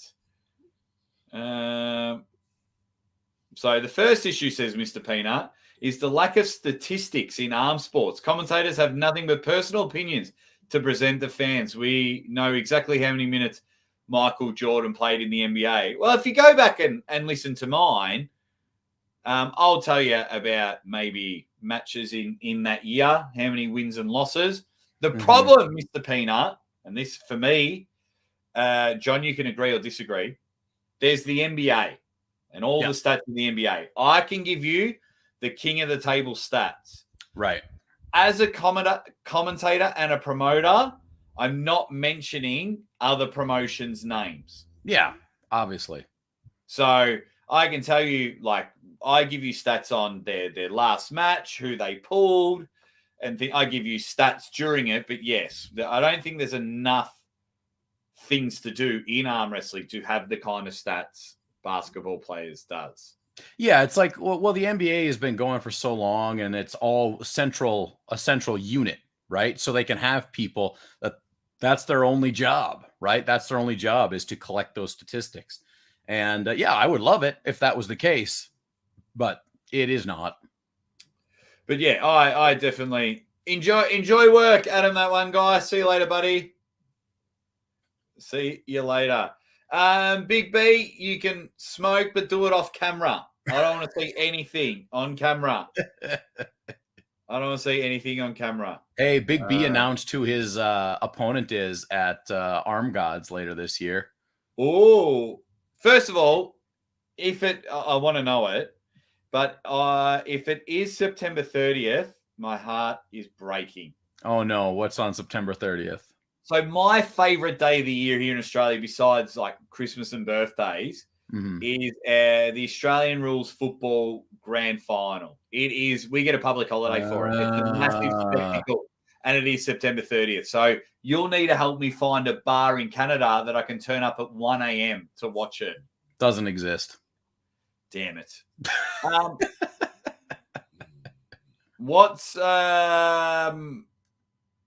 Who's Big B's opponent? So Big B is going to be taking a bite out of somebody that I was not able to defeat in Rob Frampton. I like that match, actually, a whole lot on the right hand. I lost to Rob at Arm Wars last year, 4-2. And Rob has gotten better. But, Rob is, 320, 340, 350. I don't know how big. Big B is, I guarantee, around 3. He's a big boy.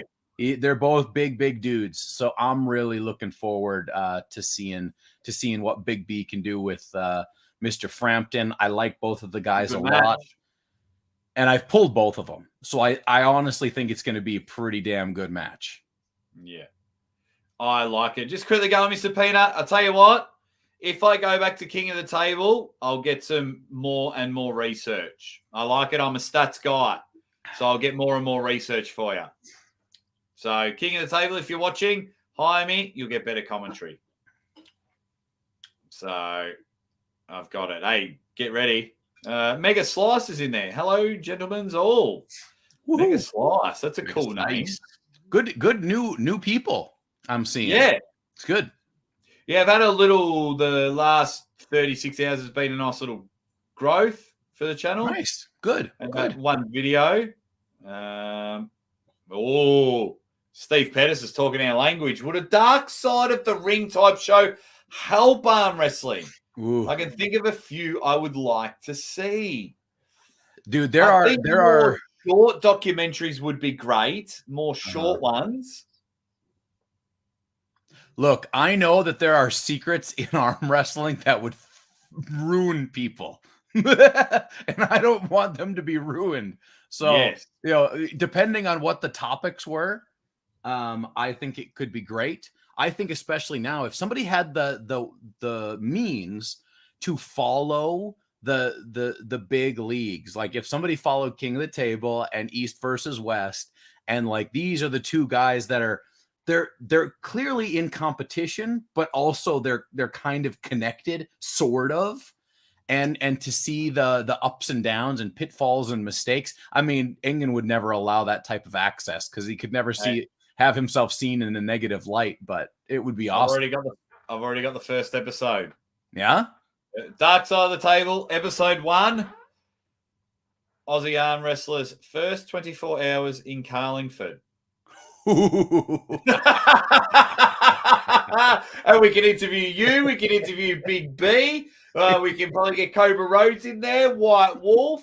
I'll have myself, and then I'm just doing a interview, and I'm just like, so I look outside, and he's in the spaceship, and it's already taken off. At that point, there was nothing I could do. I could just only be there for my friend. He was gone. Yes, Hugh, it is grand final day, so I won't be there this year. We have a big piss up. It's brilliant. It's such a good time. Yeah. That would be episode 1. Without giving too much away, what would be a good episode? Because like I'm a story and doing like the rise and fall, and I kind of like that. It reminds us of our pro wrestling DVDs. What would be an episode? You could do one on like an arm break. Yeah, you could do one on Travis Bagent sending checks in the mail. Travis Bagent sending checks in the mail. I would like one on Dark Side. It could almost be the WAL final, Jerry versus Michael with Rebecca, double birding everyone. Yeah, I've seen a couple comments. Kenny Hughes, sad story there. That eats right into it. That'd be a brilliant one. I'd have to message Arm Historian if he's going to do a rise and fall of Game of Arms. Yeah, that would be a good one too. Hopefully our boys, the 98%, join a little bit later. Just so you know, in what have we got? 12 minutes. I'm going to put the link out for you guys to come in. So we've got to get one more poll in before that happens. And he gives a big super chat, says, let's go. Love you guys. Have a good day. See you guys tonight. 98, Uncle John. 98. Yo. On. Hashtag meth. How do you do it, Jake? How do you stay up for 25 hours? Well, kids, it's a little thing called meth. Yeah, it's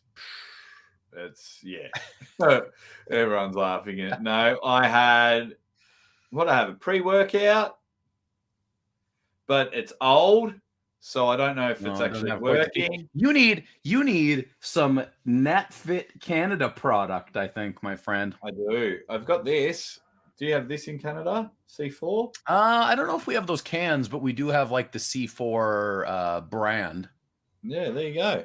Nice. I've never tried it. I just went in, and they used to have the Bang Energy drinks, which I'm actually doing a video for Bang Energy, so fingers crossed. For real? Like as in for like sponsorship. Nice. Yeah. Nice. So, and they have shop down the road used to sell them. So I went to get them for this, and they didn't have them. So I was like, oh, this sounds like it's going to hurt some arteries. So, yep. Hey, just blow it all out. It'll clean you out. Meth Rollins. Actually, that's quite funny, folks, because one of the captions is giving one arm wrestler a new nickname. Oh, baby. I like that. John, I'm going to send them to your Facebook. Love it. So, and I'll send them in the order. 1, 2, 3, 4, 5, 6, 7. 6 and 7. The 6th one is name this, and the 7th one is given you nickname. Love it. Yeah, Kenny Hughes, Dark Side. Andy Beckett, just a little donation for your live, mate. Thanks, Andy Beckett, you star. Really appreciate it, mate. It all helps. Oh, wow. 98%. Oh, wow. Big B. Oh, no. Talk about Travis and a particular area of his body. Yeah, be careful. Be careful. Yeah. It's a touchy. No. Touchy. Good word in the chat. Says, hey, Jake, man, can't be here that long. Off to a wedding, but all the best for this marathon broadcast. What's up, Thank you very Jep? much. I haven't seen Jep in a minute. I remember I met him at Arm Wars the first time around. Reality check. His real name is Tony. Nice. His real name is Tony. I was working on this. I've gotten a little bit further. I started working on Macho Man again. Coming on. Boom. Macho Madness. Condolences, Fox. Only just found out. About the 12 years ago. Man. Irving, no, you've got to go to the next stream. You've got to go like it. So we've got 125 likes. Nice. Very well done. That is very, very, that is very cool. Everyone's talking about bloody drugs. Drugs. Well, speaking of drugs, I got to take my dog out. So I'll be back in a little bit. No, you're right. Adam Vandals in the house. How are you, mate? Says ready, bang. Should got a Rockstar. We didn't have Rockstar here. Oh, you drink 6 a day. That's not good for you. I'm not big on the. I'm not good on the. I like maybe once a week an energy drink, but yeah, I can't have them every day. Juju Mugu in the chat. 5:52 a.m. Los Angeles. Ready, bang. It's going to be awesome. All righty. Hey, IFA Nationals will be live during your stream. Are they pulling on a Friday or?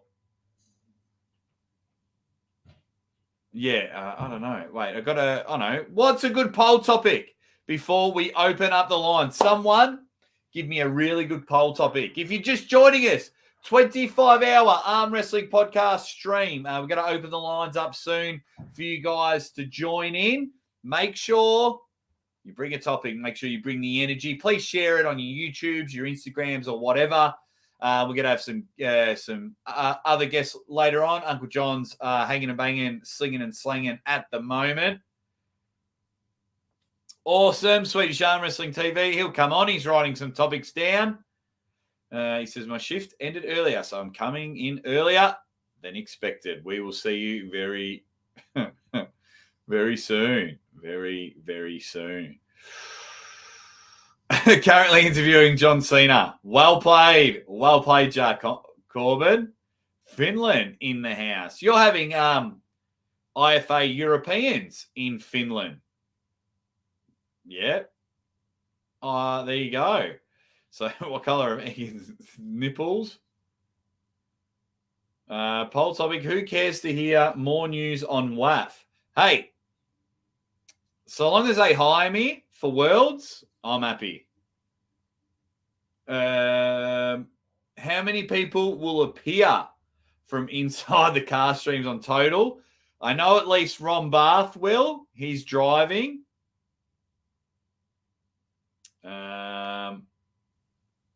I know he will, but I'll send some links out a little bit later. I like this one from Fox.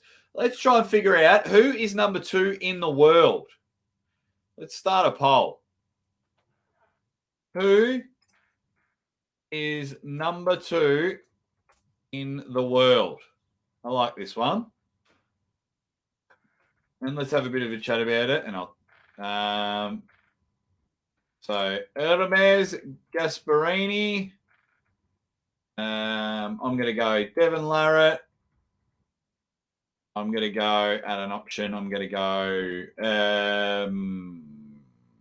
what was the, Denis Saplenkov. And I'm going to go Jerry Cadoret. Ask the community, who is number 2? And if you want to give your reasons why in the comments, drop it down. Over or under 5. Bloody hell, it'll be late, Jake. Not long to go now. Well, in 4 minutes, I'm about to drop the link. Everyone's getting their guesses in. So at this stage, you're not going to like it. I've done it a few times. At this stage, I do believe it is Devon. At this stage, I think it's Devon. You can argue Erdemes. You can argue Jerry. I think Devon's a bit of a mystery at the moment. Calvin thinks it's Erdemes for sure. Which one's got water in it? There we go. Yeah, I think at this stage it's Devon. Now, I wish when he pulled Levan, he didn't get injured, so then we would get a better range. Erdemes is performance against Levan gives him a very strong indication that he could be number 2 in the world. But then if we're going to go off that, it's like, well, then we'll have to then Jerry's got to pull and Dennis has got to pull, and we're going to go from there. So for me, in that instance, I'm going to have to say I like Devon. I think maybe because I saw him in person, but I saw Erdemes in person and I saw Dennis in person. So it's very hard. Because I just think if I put all 3 together now, if I put them right now, Devon just might beat them all. But I'm not confident. What about you guys in the chat? Get the votes going. And if you haven't already, hit that like button. Hit that like button. Devon, because he's Super Saiyan level. I like that. At the moment, wouldn't it be Erdemes until someone beats him? Love Dev, but Hermes did way more to Levan. That's a huge argument. I like that, Drew Bailey. If you allow fans, fans can come in. Nah, fans are pretty good. Not many are in the car. It's just usually the arm wrestlers. Jerry still needs to secure some matches. He beat Gennady and he beat Georgi Svetkov. No, I didn't sign anything. They just asked me, and I said, get in contact with me. Let's work out some dates. Tell IFA, when's IFA Worlds? When's IFA Worlds? I'll just go whoever pays me. I went Devon, but Hermes is seriously close. I'm more of a fan of Devon. Erdemes made Levan quit. That was such an honor to be there and witness that. Drunk Eddie says, no limits. Erdemes number 2. For sure, the only person in 7 super matches for Levan to take rounds off him. It's a very good... I had him equal 3 with Jerry, but it's a very good argument for sure.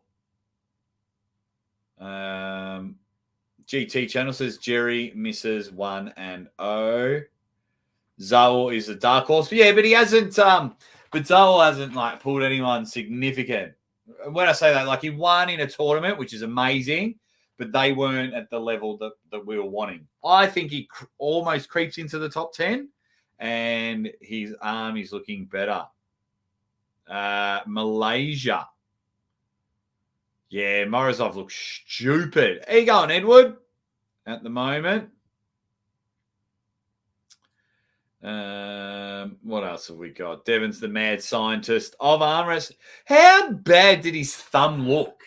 It is ridiculous. The way his thumb went about it. Like in that latest video when he was pulling he was pulling that mask and co in that training. I've got a video on it. It's almost hit 100,000. 100,000. Is that like 90? I think the last time I checked.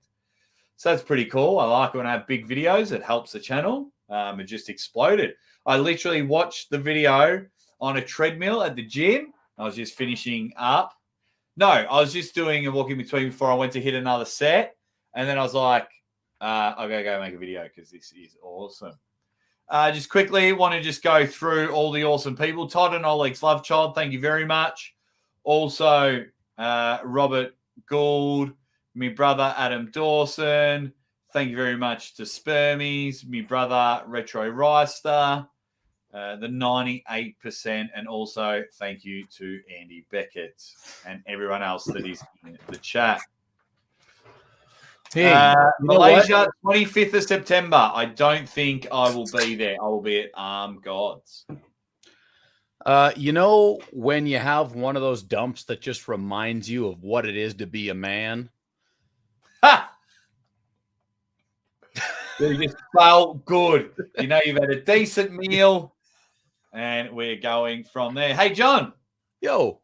2 hours down. Yeah, buddy. 23 more to go. Let's rip. I'm just asking everyone who they think number 2 in the world is. Well, I'll tell you what. Whoever number 2 is has got a lot to big shoes to fill with the number 2 I just left upstairs. I'll tell you what. Oh, yeah. You missed plenty of poo jokes in the chat. Okay. So I'm going to drop the link. Drop it.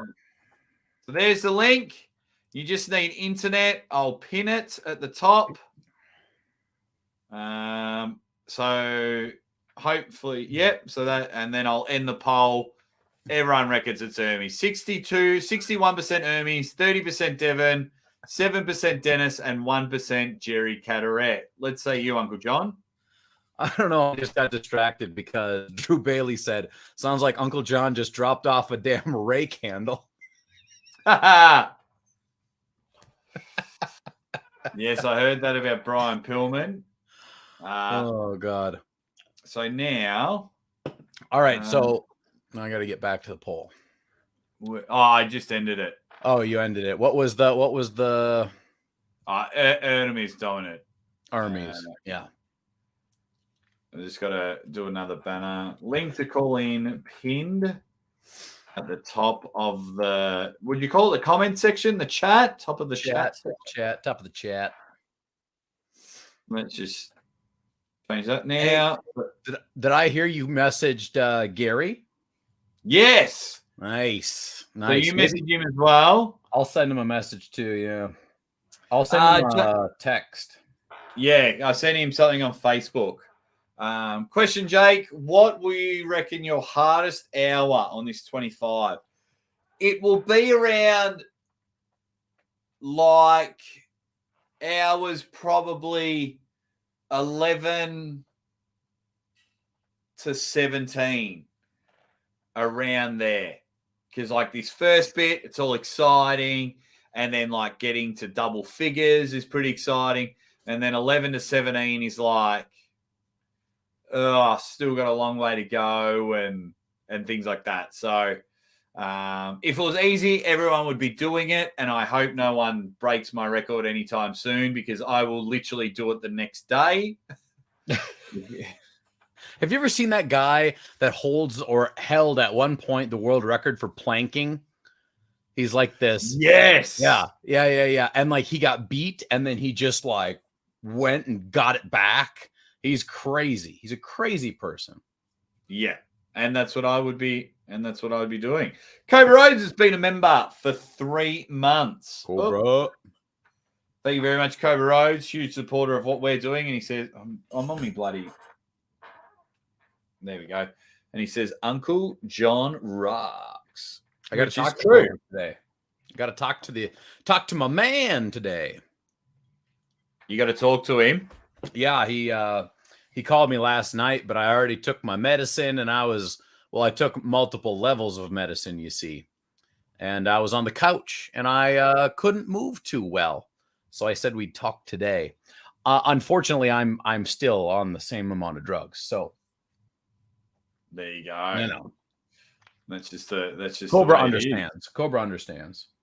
Oh, there we go. First person to call in. This is the man. If you don't know Steve. who Steve Pettis is, I met Steve. Call in. This is the man. If you don't know, Just turn down your volume, Steve. Turn down your volume. There we go. Can you hear us, Steve? Is that better? Can you hear us? Uh-oh. He's got one volume up and the other not up. How about that? Can you hear us, Steve? Can you hear us? I can hear you. We're still getting feedback. We can still hear the feedback. If you've got YouTube open, you just have to put it on mute.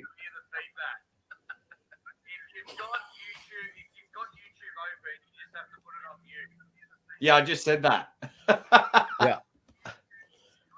We can still hear YouTube, Steve. So turn YouTube down and then turn your Zoom or your other one up. Can you hear us? Yes, sir. Beautiful. Bloody hell. I try and bloody give you a good I little try, intro. man. See, that's why we leave this stuff up to you guys, because it's not for me. Brilliant. So if you don't know, Steve, I met Steve on the show last year. He come on and chat, and every year he runs the Michigan State arm wrestling tournament. So last year you had Chance Shaw versus Toddzilla super match, as well as other super matches. And June 3rd, is it this year? Correct. June 3rd this year, which may be, I don't know if I'll be able to live commentate it. It depends on what time you have it on, Steve, because it's my daughter's birthday party. Well, happy birthday. But that'll be Sunday my time. So the earlier you have it, the better for me. We'll be kicking off at 11:30 a.m. Eastern Standard Time. Oh, beautiful. That'll be like 1 a.m. my time. Awesome. Cool. So then I can do it. So, Steve, how and why did you book Dan Severin? So with Dan, I had actually been trying to get Dan for quite a few years, and he's somewhat local to where I grew up and was from in Michigan. So he's originally from Coldwater, and I was from Kalamazoo, which is not far away at all, right? So when he hit the UFC scene, right, that's very early days of UFC. And, I was always intrigued, right, because we were watching UFC way back then, right? Yeah. And so I had hit him up at a local tough man contest at one of the places in my hometown, and we chatted for a little bit, and then he knew a few people that aren't in the arm wrestling community, and we just never put anything together, right? I ran into him one time at the Arnold one year, and we chatted a little bit, and just on a whim a few weeks ago, I shot him a message and said, "Hey, Dan, are you going to be," because he splits his time between Michigan and Arizona. So I shot him a message, said, "Hey, you're going to be in Michigan around June?" And he said, "Yes." So he said, "Let's talk." So we exchanged a few text messages, then we started getting on the phone. We got on the phone, and he's like, what do you want? Right. And, I told him, he goes, because he does all kinds of different things as far as training seminars and things like that. Right. Mm-hmm. And I told him, I said, a meet and greet would be great. And he's like, I want to do a little bit more, right, than just a meet and greet. And I said, well, do you want to actually have a match? And he's like, well, not necessarily a match. He goes, so the whole female him thing is his idea. Yeah. He's like, I have no problem getting up there and doing this, right? So we got to remember that a lot of people may have Dan in their head as the old Dan, right? Right. Dan is He looks nothing like that. yes, sir. He's he's an older gentleman now, but he's coming to support the sport, which is awesome. He's very excited. He's interested. You were speaking about certain matches earlier, so I need to make sure that everybody's aware of this is an exhibition match. Mm-hmm. Right? So don't go out and start betting money on the match. Yeah, It's an exhibition match. Well, this is another good point, Steve, that you have, that sometimes in arm wrestling, we do have matches like this every once in a while. Like I think of it wasn't booked like it, but Juji Mufu versus Mike Aiello, right? That was kind of in that vein, right? Where it was good for the sport. We get to have a little bit of a shine from a big name from, somewhere else. And it's just like, you just got to put your mind in the right mode, right? Well, he still looks pretty good, huh? Yeah, for his age, most definitely. How old is he? He's got to be like 70? 64. 64. Wow. Yeah. So, I mean, yeah, he's constantly working. The guy's a machine, right? Yeah. We're trying to contact him. He drove straight through. He did his own 25-hour show driving straight through from Michigan to Arizona in bad weather, right? The guy's a machine. Wow. And he's all over the place. He's actually, if you follow him on Facebook or anything, he actually is doing some really cool stuff for the fans, because he's actually put out there, I'll come to your house and watching a UFC event with you and do live commentary and stuff like that, right? And awesome. teach you some stuff. So so Dan's doing live commentary for the UFC. Oh, hey, in-house at your house. Oh, So that cool. would be cool. That would be a fun thing to do. Like I'd love it if people booked Uncle John and I, put some beers on, put some food on, and Uncle John and I will come to your house and we'll do a show whilst the East versus West or whatever's on. I think that would be awesome. that would be cool. It's I like it. Oh, okay, so that was his idea. So it's going to be a bit of a show. Is he going to do any sort of arm wrestling training from now until June? I don't believe so, right? Like I said, he's always in the gym. He's always on the go. He's always doing training seminars. So I don't think he's doing anything arm wrestling specific. But as we get closer, right, I have commitment from him he was supposed to be on the announcing show when we announced the match on Billy's YouTube channel.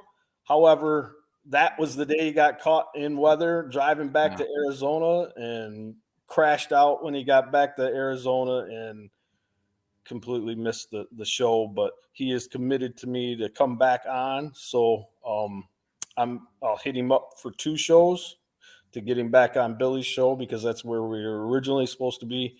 And then as we talk Jake, I will try to get him on Arm Wrestling Aussie. Get him on. He'll be he'll have the best time. He won't know what hit him. And then what will happen, he'll probably invite Uncle John and I to his Toxic Masculinity podcast that he does with Don Fry. Him and Don, yes. I sometimes watch that. So I love it. Love it. He'll be like, absolutely, it's going to be cool. Jim Beach is just having a crack at Uncle John. He says, no way I'm letting Uncle John block my toilet. Jim, there's no toilet in the world that could handle a James Beach watching Maximum Bang Monday followed by an Uncle John. It's just too much. It's too much detritus. I'm telling you. That's a lot of poo in that one, which is awesome. So so you have the big tournament in Michigan State. Are you just gonna have the one exhibition match and then and then your tournament, or are you gonna try and get some more super matches like you did last year? I think we have a total of five matches this year. Nice. Yep. Our next big one is Roger Cunningham. Oh yes, of course, versus Dan. Dave Shea, a rematch from Sorry. Yeah. That's a a good one. rematch from their match they had that had multiple fouls, and I don't know if anybody actually pinned anybody, but Dave hit me up right away. He's like, I want this match at Michigan State. I hit Roger up. Roger said, nope, I have a plan. Nobody's taking me out of my plan. I said, all right, Roger, just let me know what you need. Let's make it happen. A few days later, Roger come back and said, let's do this, this, and this. I went back to Dave. Dave was like, yep, I'm game. Because Dave had an alternate plan as well. But I won't necessarily speak to that. I'd let Dave speak to that if he comes on sometime later. But he had an alternate plan to try to pull Roger. And so we were able to put it together, and they'll have a rematch. Our table's a little bit different than what they use, so we have a little bit softer and squishier of a pad that allows you to move around a little bit with your elbow. So hopefully we can stay away from some of those elbow fouls and see a definitive end and see who's number one in Michigan. Nice. I like it. I like that matchup. That'll be cool. So you got the two matches. What other matches have you got? Or you haven't announced it yet? Yeah, we have Manny versus Dan Blanchard.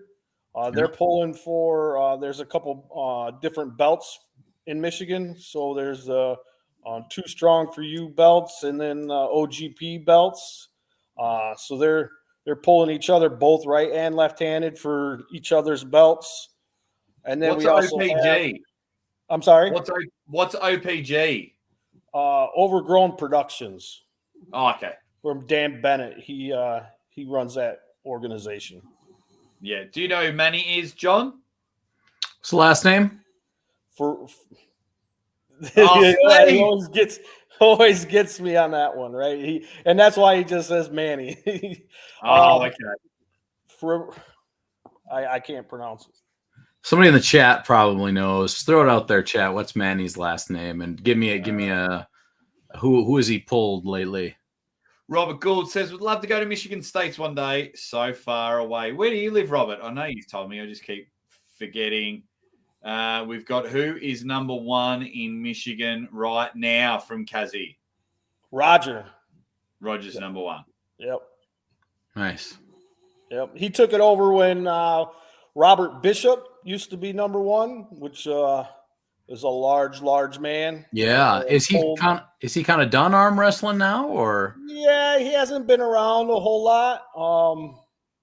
He typically tries to come back like for Michigan State and stuff, Yeah. but he's got some knee problems from his military time and things like that. Yeah, massive individual.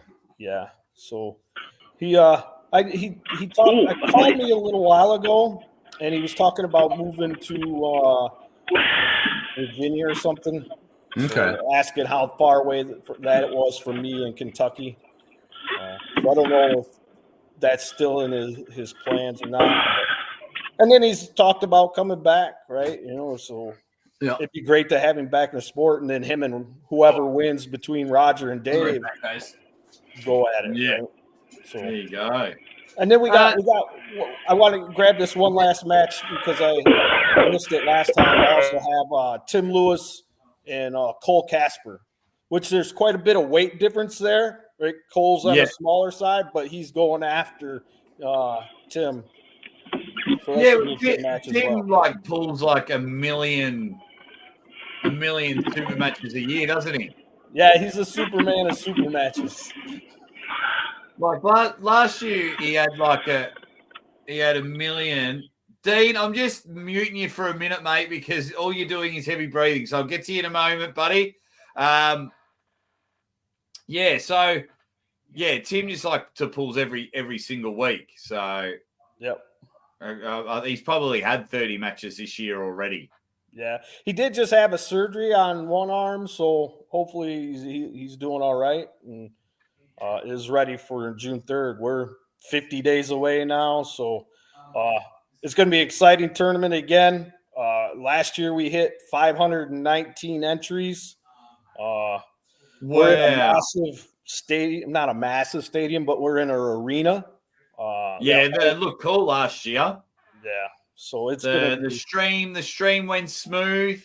You had a little glitch at the start, but that was nothing compared to anything like you. Oh my god, it went wrong.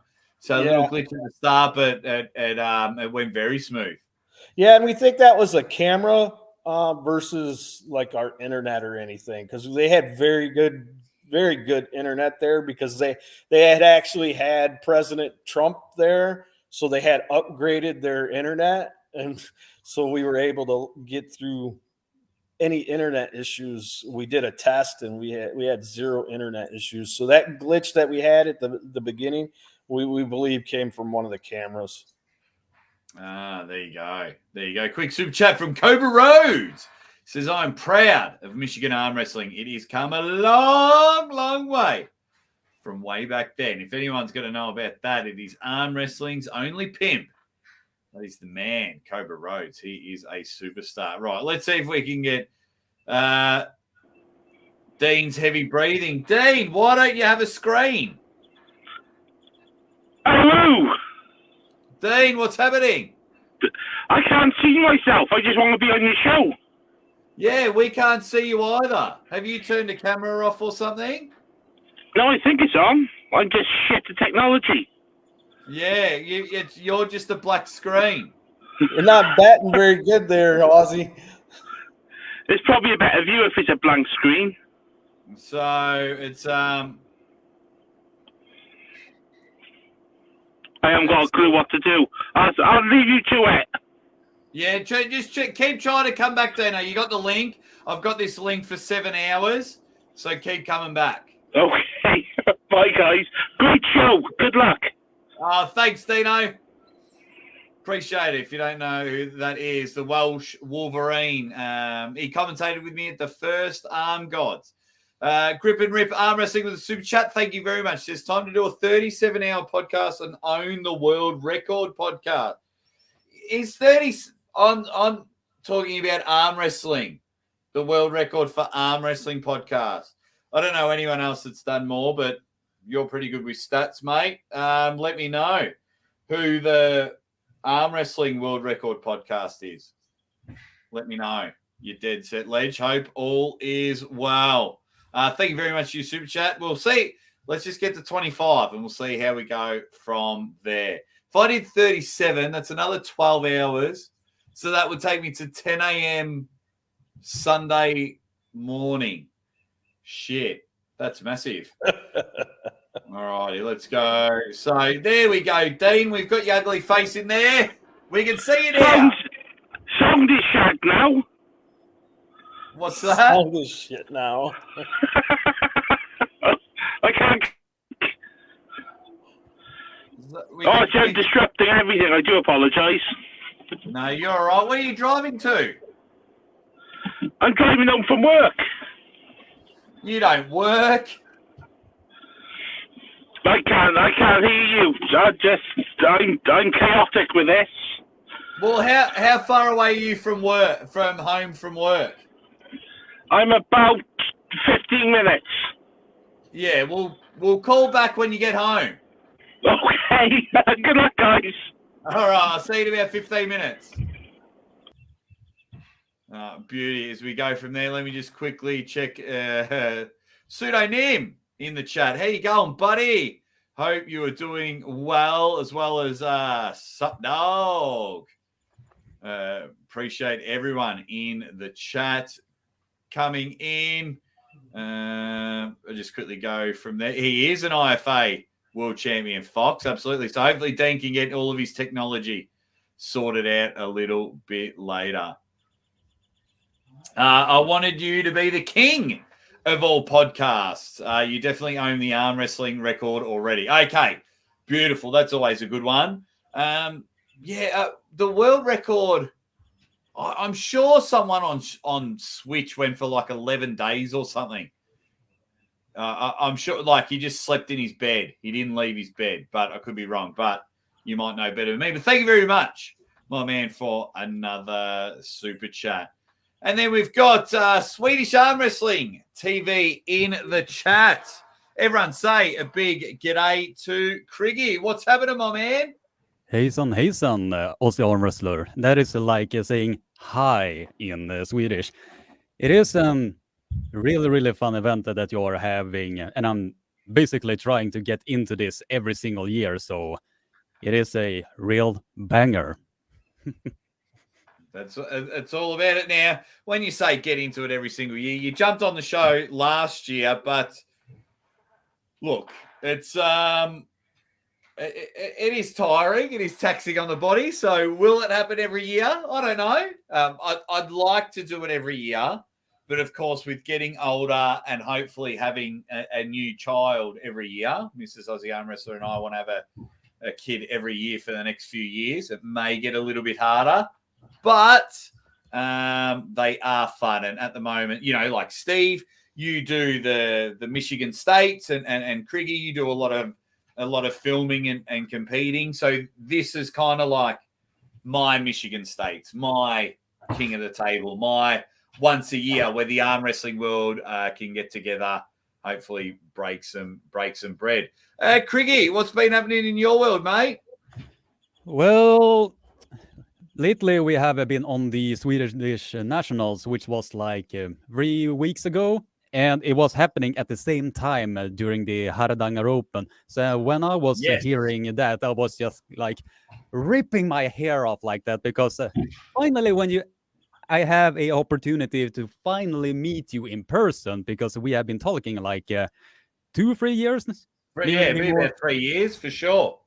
So I was like ripping my hair off the top of my head, because it was such a wasted opportunity.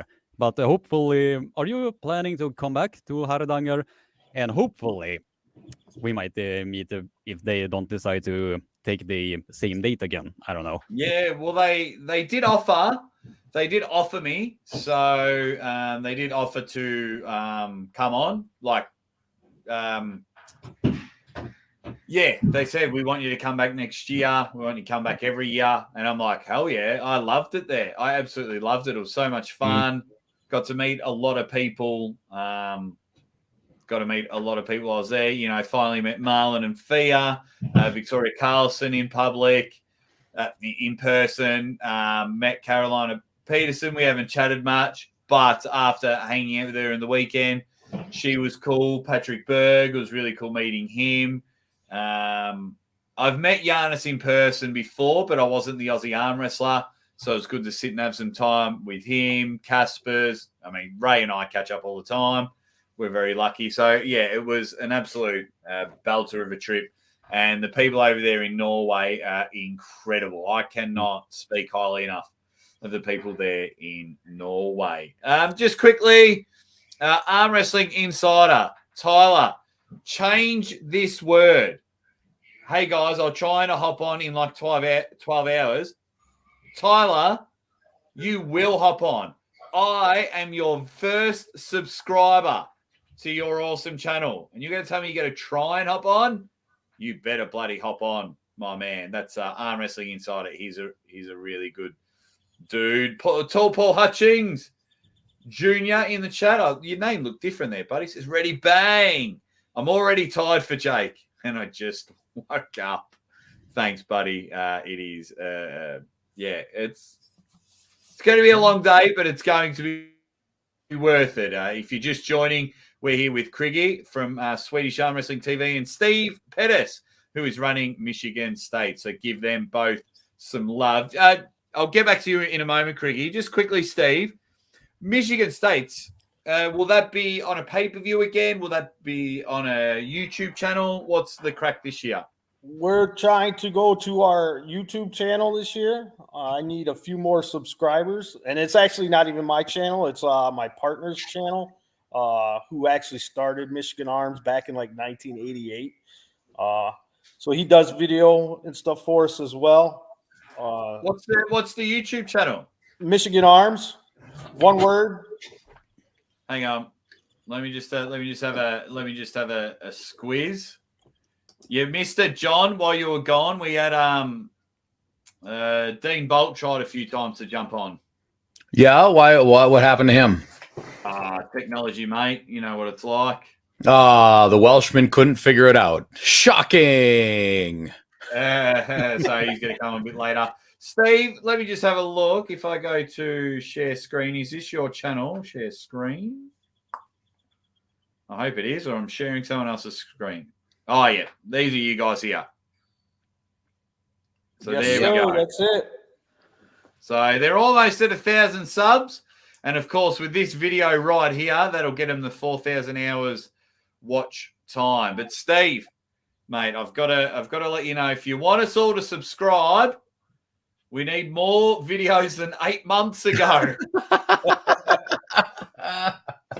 I can't get everyone to subscribe to your channel, and you're only bloody giving us videos every once a year. We like the history, right?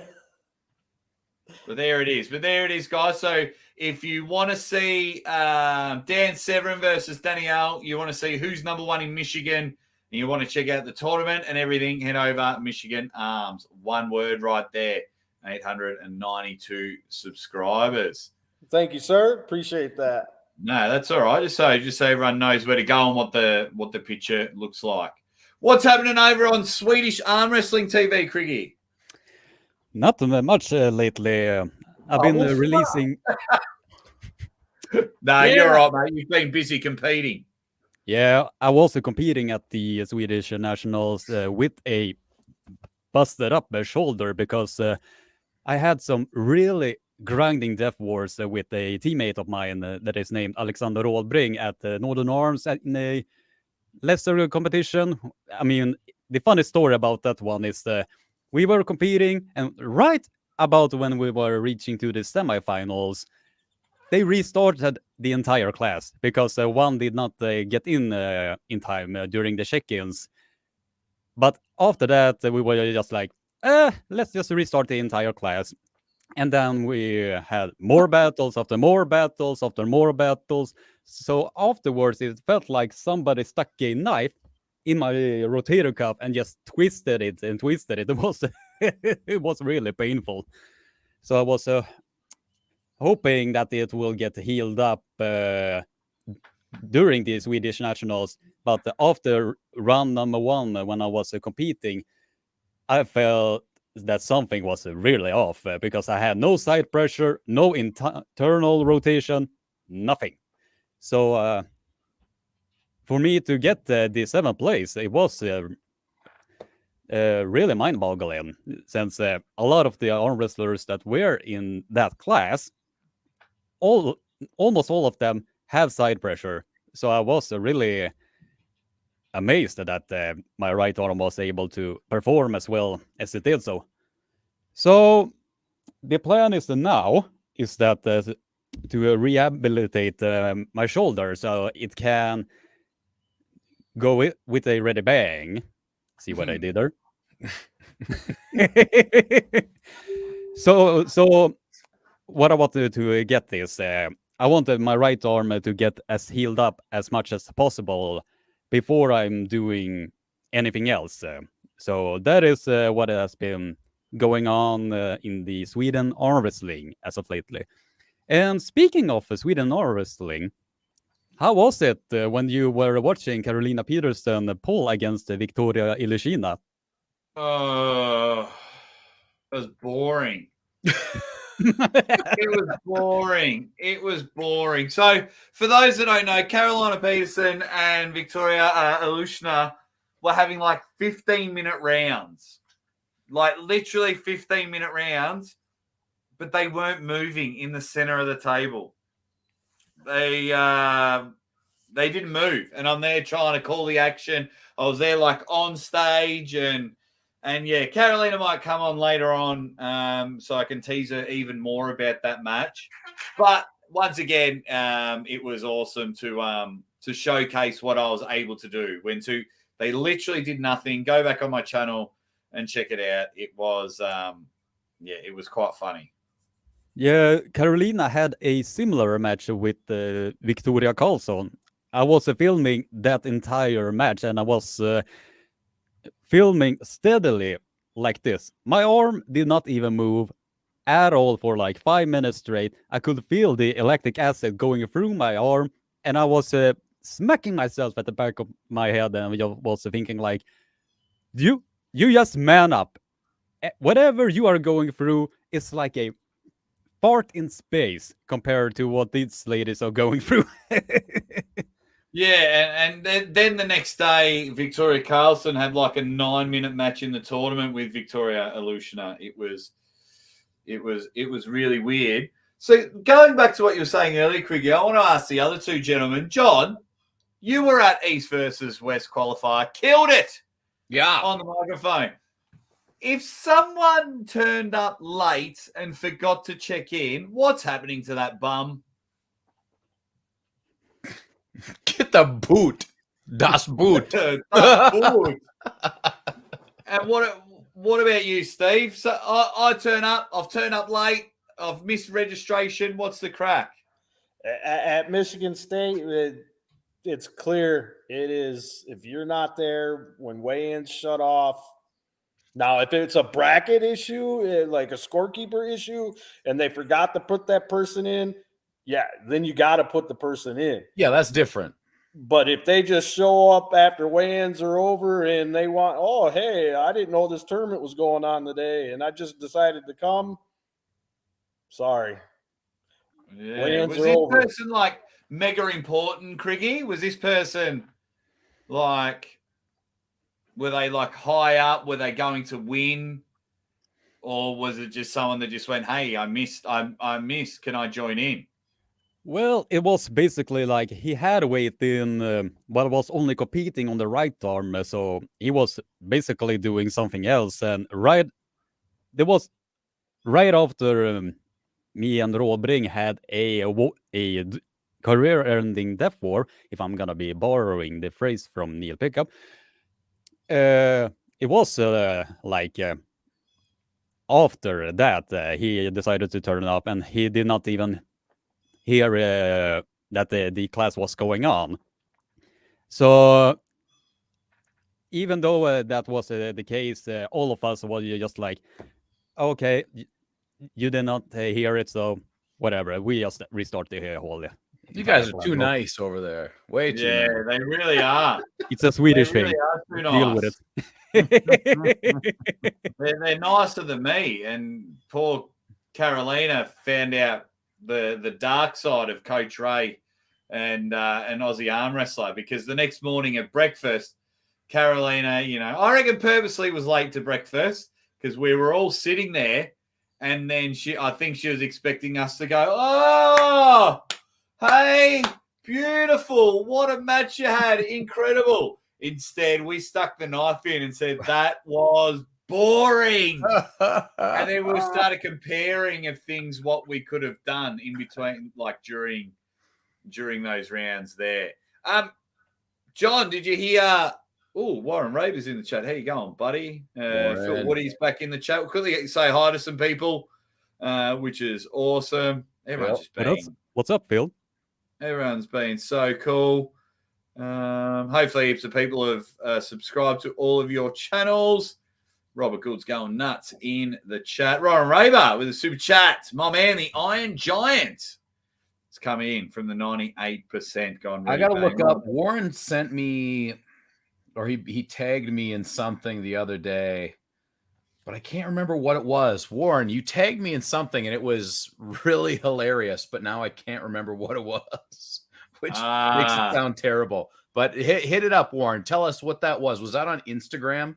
I think possibly. He'll let you know. So at Michigan, John, your man Tim Lewis has a match. Who's Timmy pulling? I hear you have a good tip. Cole Casper. Yeah. Cole's jumping up a couple weight classes. Yeah. What? Okay. So what is Tim weighing right now? 98s, 220s. 220s probably. 220s, and he's like 76. Yeah. Okay. So look, and it's right hand. Correct. It's really hard to vote against Tim Lewis on that right hand with that hook. Give us your prediction in your Tim Lewis impersonation. Well, it's not even really going to be that close. I mean, I don't know why we're doing this match in the first place, really. I'm probably just going to get him in the hook, and then I'm going to just drag him over, and that's going to be that. I don't even know Tim. Like, I don't know who. Like, I know of Tim, but I've never heard him talk. I've only heard him call Roger Cunningham something. Steve, how was that any good? Was that was pretty good. That's what everyone's been saying. I got no idea who he is. Like, I know Tim the Armwrestler. I've never heard him talk. Is what I should be. Look, Tim. What I should be saying. Tim is a guy who does incredible things because, look, if you think you've done a lot of super matches, no, Tim's the man. Tim's got more. I think he's probably had more super matches than any other person on the planet. Honestly, for real. A couple years ago, I started calling him the super match king, right? Yeah. This guy, he literally, that's how he was funding going to tournaments. Right. So, and Tim, he's a very unique individual, but he's actually a good arm wrestler. So, my best wishes to Tim, but you're too unique, Tim. I gotta spread the word of Tim Lewis. It is. I bet after this live stream, he will get a lot more recognition. I hope so. Well, hopefully, John, we commentate his match, and you have to commentate it in Tim's voice. I will do it. So we've got IFA World Champion. He's a part of the Arm Gods team as well. The Welsh Wolverine, Dean Bolt. What was that merch you had there, Dino? Well, Marcus would tell me off if I didn't advertise Arm Gods, so it was just the Arm Gods badge. Yeah, it's Arm Gods. Arm Gods is brilliant. You got the IFA European shirt on there. Is that this year's one or is that an old one? No, this year's brand new. Nice shirt. Looks really nice. Finland, isn't it? Yes. What date's that? In May sometime, I'm not sure. About the 21st. Okay. Maybe. Somewhere in between there. So Yeah. Are you going, Dino, or what? Yes, that's why I got the shirt. So we'll so see each other there. Yeah, because like you are both IFA. I'll start with you, Dino. Why did you choose IFA over WAF? Right, so so I've done WAF 2 or 3 times, and I don't like the bullying tactics and the organization basically. Okay. And they banned me. Same here. Banhammer. How dare I have independent thought, and how dare I use my own money to go to a tournament? You can't do that, Dean. I know, man. Can't do it. And what about you, Craigie? Yeah, ever since I pissed off the general secretary after my Euro Arm 2019 recap,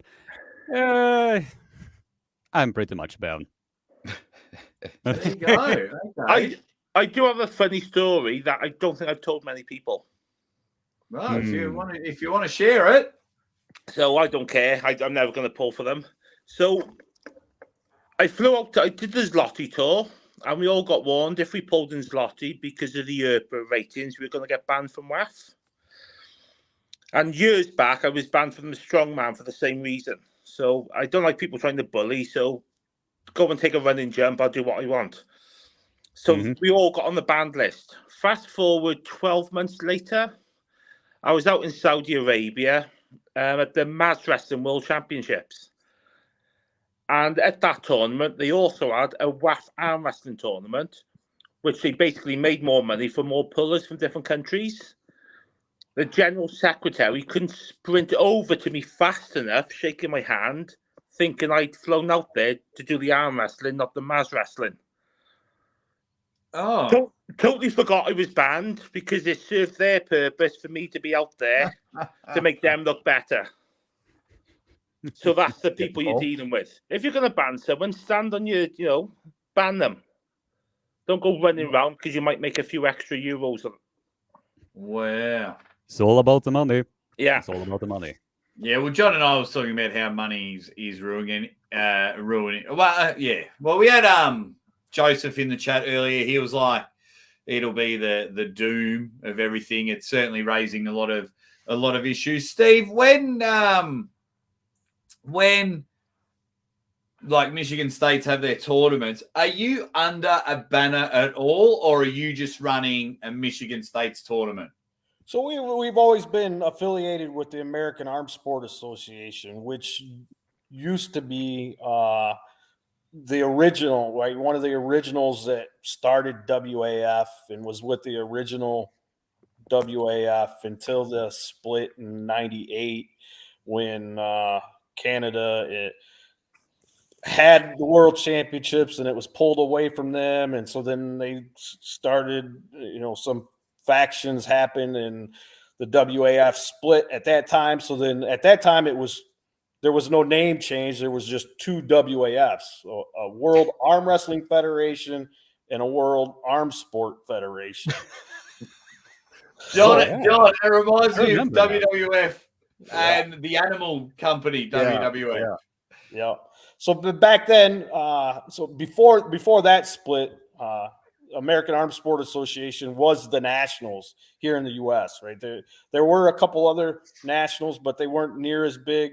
Right, that was what got you to the WAF World Championships, in the 70s and the 80s and 90s, and then in '98 that split happened. So we always stayed connected with the American Armed Sport Association, and that's where we lie today, still with them. There's not as much promotion. There was a thing here in the States a few years ago where just before COVID, everybody had agreed that we were going to go to one national championship. Everybody else was going to stop hosting their nationals, and we were going to go to one national championship. And then you can be a 6-time American national champion in 1 year over there. You guys have all your own thing. There's 6 national championships in the U.S. this year. Wow. Yeah. Literally. Yeah, that's what I said. Just a couple of quick things. Armenian Armwrestler's been a super chat for a month, and he says, Aussie, tell me you're the greatest, doing the old Travis Bajan. For some reason, it doesn't come up on my streaming service. He says, tell me why you're the greatest. Thank you very much, Armenian Armwrestler. I'm definitely not the greatest. I'm probably the dumbest for doing these big, massive, long live streams. A guy who's going to Michigan State is in the chat. It's pretty handy on a camera, I've heard. Mr. Brad. 217. One of the best Hopefully, YouTubers in the Brad game. jumped on. Brad, I'm going to be on for 25 hours. So hopefully when you get a chance, you can jump on and say good day, you dead set legend. I take inspirations from 217, especially when he is doing that video production that he is doing.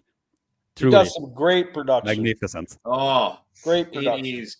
It's ridiculous. And everyone's just saying g'day to him in the comments. Let's have a look here. Everyone's saying, yo, what up? Brad's a good dude. Brad is a good dude for sure. And I hope his channel skyrockets.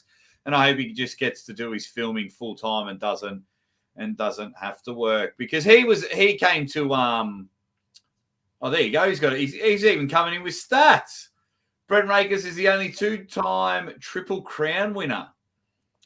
So back when we had 3 nationals, we had what was called the Triple Crown, and whoever could go win the same weight class at each one of those nationals, there was a till that was put together. People would donate money into and stuff, and those people would, if you hit all 3 and you won all 3, you would take a portion of that cash. Those were the days. And Brent's got a awesome matchup at Monster Factory coming up, so it'd be good to see him back on the table. I haven't seen Brett since Arm Sport Entertainment. He had a super match at Arizona State. I think that's the last time I've seen him pull a super match, Brent Rakers. So unless someone can correct me. But yeah, thank you for the super chat, Brad. Hopefully you can jump on when you've got some time over the 25 hours. And he says, Brett Rakers is the only two-time Triple Crown winner in the US. He won all 3 Nats in 1 year and did it twice. Bloody hell. Because there's Dino in England, isn't there 2 separate? Don't you have 2 separate identities over there? Isn't there like a PAA nationals and a UK and Ireland? Sorry, in England. No, but you know what I mean? Like the British Isles, mate. I know you're in Wales, you fool. No, the only nationals we have here is the PAA. The BAF, which used to go to WAF, I think their last nationals was like 2019. And that's when they had about 25 people at them. So it's just been poorly run to the ground. Yeah, so the PAA sort of took over, and then we have 100 people at them, 120. What's not poorly run is Arm Gods and their Super Series. Their finals are happening in your home country. There, Dino. That's going to be really good. What have been, because you've been very closely. If you haven't been there, you've definitely been watching them all. What's who are the standouts from the Super Series to qualify for Arm Gods in Canada? That's a tough one. Because I don't think the Canadian side haven't been decided yet, have it? It's going to be based on it's going to be based on who's the better matchups, really, to be honest. So whoever comes out on top in Wales will secure the ticket to go, but depending on if there's a good enough opponent out there for them. Oh, wow. So, you could flog everyone in the Super Series, win the final, and still not get a match. Is that Oh, no, you will find a match, but I think everything's slightly up in the air until the size of the Canadian team's decided as well. Yeah. Because I'm guessing this, but if you've got 5 supers willing to pull, they're going to have to send 5 supers from here. Whereas if there's only 3, they'll only send 3, so... Yeah, well, I think the best thing to do is to wait. I think you're right, Dean? We got to figure out, because it's not at this point in time in arm wrestling. It's not just about let's see who the best guy is from over here and the best guy is from over here, regardless of whatever other complications and smash them together. We still want these matches to make sense in our brains, and it's Arm Gods, right? Arm Gods isn't just about who's going to win between these 2 guys. Arm Gods is about a lot of other stuff that's going to go on. We want Evan Burgoyne versus Paul Maiden, right? We want to find the guys that can give us that level of excitement, that level of intensity. And so that's a whole other aspect of it. Yeah, we want entertainment and we don't want 6 zeros. Yeah, that's it. And that's not an easy thing to do. When, Jake and I have looked at the stats of all the top organizations. And when you look, and some of them have like a 70% 3-0 clean sweep, right? Like I give away the score, John. So it's interesting to see, how difficult of a job it is to book matches that are close. And I think Arm Gods has a good way of going about it. I mean, the latest Super Series, that was a fantastic day. I don't know whether you caught any of the matches. Yeah, I did see some of them. And that was a lot of, sort of unknown pullers on the card, and they were exciting. So, there's definitely plenty of opportunities there. Well, that's the thing you go, John. You go. Sorry. The opportunity aspect of it, right? And so it's Arm Gods is doing it. East versus West is starting to do it. Where what Jake and I have been harping on people for forever is you have to, when you have your moment, you must take the moment. Right? All these qualifications, all these times where you can be seen, that is your moment. If you're not big into social media, it's that much more difficult to get noticed. So you have to do all the better at these qualifiers, right? You have to have something. You have to have something that can be sold, right? Because that's what, if you were going closer to pay-per-view level, and if you have no business being on a pay-per-view unless you can sell that pay-per-view, right? That's and the further down the road we go, the more important that's going to become. I mean, nobody wants to pay to see me pull. Well, I'm going to ask you that in a moment, Dino, but a funny, Arm God story where Uncle John and I just dunked. After the event, we dunked hard on an Arm Gods athlete at different times. After the event was done, Connor Sale is coming over. He just beat Cobra Rhodes 2-0 in a best of 3, and he's thinking we're going to give him praise. And I was like, what are you doing, Connor? And he's like, what?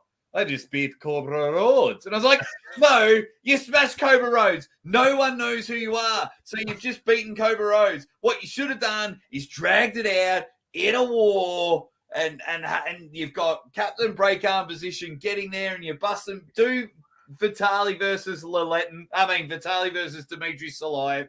And then everyone's like, oh my God, Connor Sale. I said, but the gray area. Like 3 minutes TV time, and everyone's forgotten.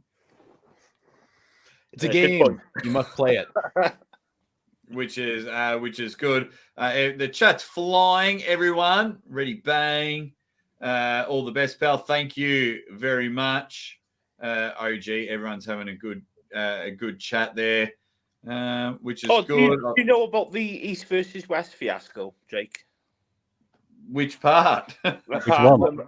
Everywhere, all the band pullers from Britain. No. Oh, right. What, East versus West is following the WAF bans? Yeah, because they're not happy with the IFA drug protocol. Because obviously East versus West have very strict drug testing procedures on their pay-per-views. Yeah, right. We all know that. So everyone who was banned. What? Okay, so tell me what the ban is and where it's coming from. Right. So everyone who got banned from doing the IFA shows. So in Britain, it was a team of 50. So 50 of us got banned from going to WAF in the future because of the participation in the IFA. Yes. Okay. Which means we're not allowed to go to East versus West qualifier either. But based on WAF's rules or based on Engen's rules? Based on because they're connected to WAF.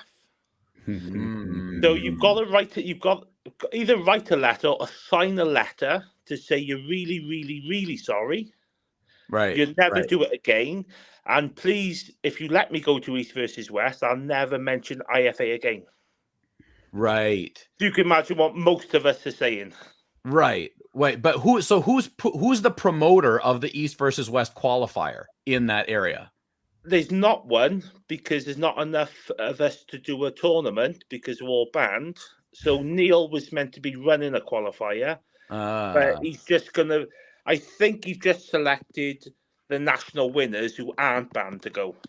If that makes sense. I know, it's amazing.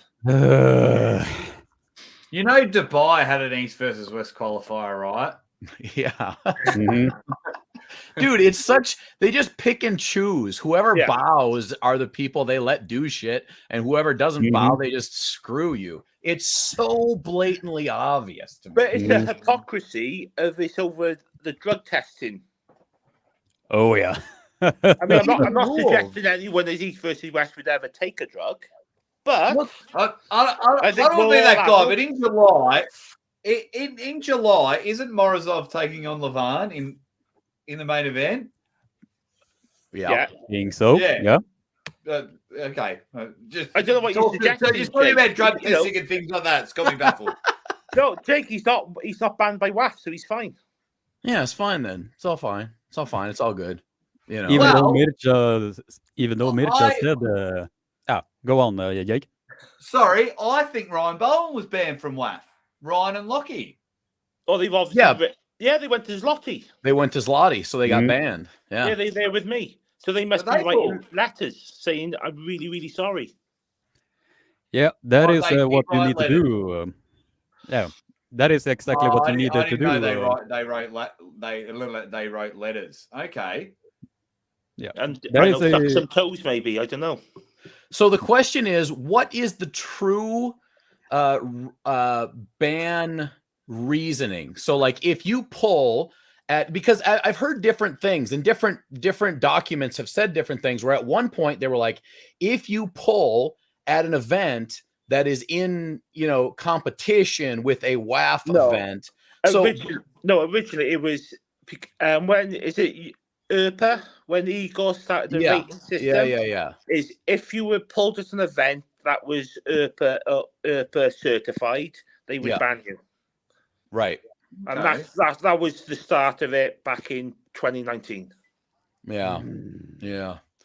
I just think their rules kind of float in the air, and whatever works for them is what they decide they want to Let's do. face it, Devon would never get banned, would he? Of course not. They just manipulate it to suit their own well wishes. Trust me. Yes. Where's Sweden sit right now? Because I thought I read somewhere that they were going back to WAF. Oh, yeah. So that was a fun thing. Yeah. I was there for one half of it. Yeah. I'll just quickly read this super Interesting. chat. If you pulled at Arm Gods before you tried to go East versus West, are you pre-banned by default? No. Not yet. Not yet. No. Not yet. Not yet, but I do love Arm Because Gods. the Arm Gods is as clean as East versus West, so you're fine. Arm Gods, you'd probably have to breath test them. That'd be your biggest trouble. Silky Rookie, you're a stud, and I'm glad you are in the chat. Oh, man. Yeah, so go, Craigie. Yeah, Steve was asking about Sweden. Yeah, it is a big, it's a bit of a mess, if I can say it like that, because those who are going to WAF have not, will not get any support from the Swedish Federation themselves, because since the Swedish Federation is a part of the IFA, and when we had a democratic vote at it during the nationals, it was an overwhelming majority that wanted to remain in the IFA due to all of the shadiness that is happening over at the WAF. But some of the arm wrestlers that are still going there so wanted to meet the very best that they are willing to just look past all of the shadiness that are going on there, even though they are well aware of everything that is going on there. So it goes like both ways like that, because I do know that most of the ladies that are going there really wants to meet the very best, and it's a reality for a lot of the elite arm wrestlers that all of us have a best before date. But at the same time, if you look at the results from the WF Worlds, you see a lot of names missing from there. And speaking of IFA and WAF, did you know that half of the Bulgarian team was not a part of WF Worlds this year or last year? No.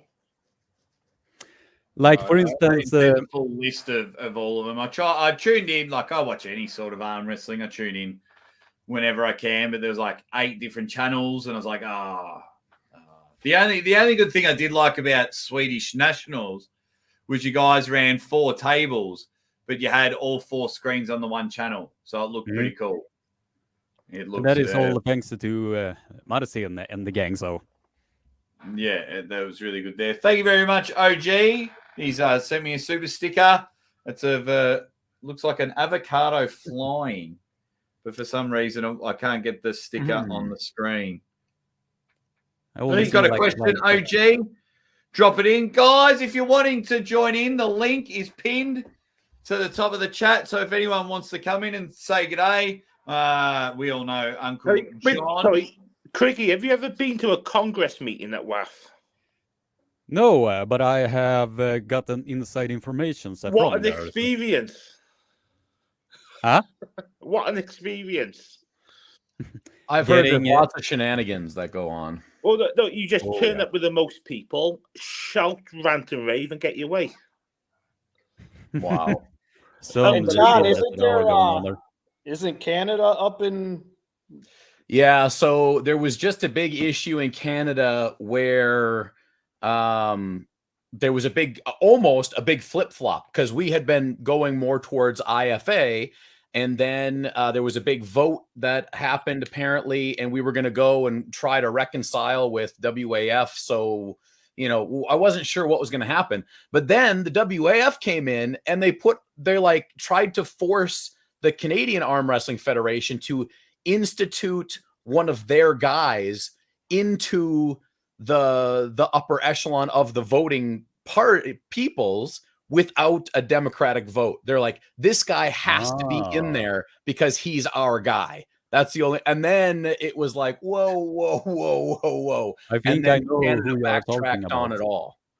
I was like, are you kidding me? Like they just want their pawns in there so then they can get all their things to pass. So they always have a crony in there. It's disgusting, to tell you the truth.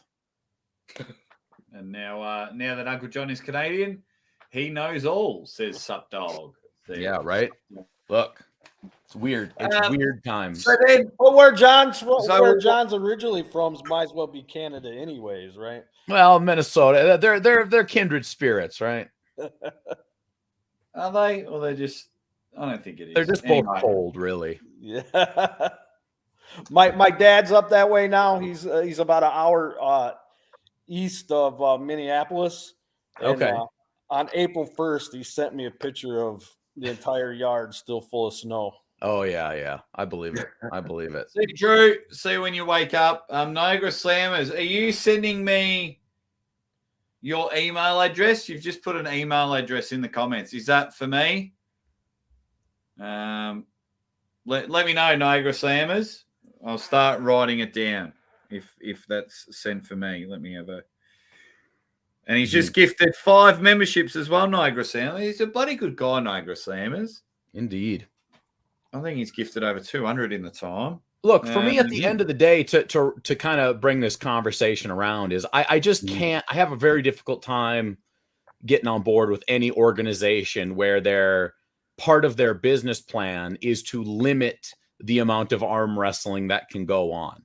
Like I don't care who you are. If you're on board with that, I'm not super duper interested because it's literally the opposite of being free.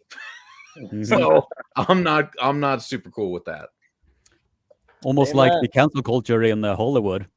Yeah. Well, that's very similar. Very similar. Treat us with respect and bow down.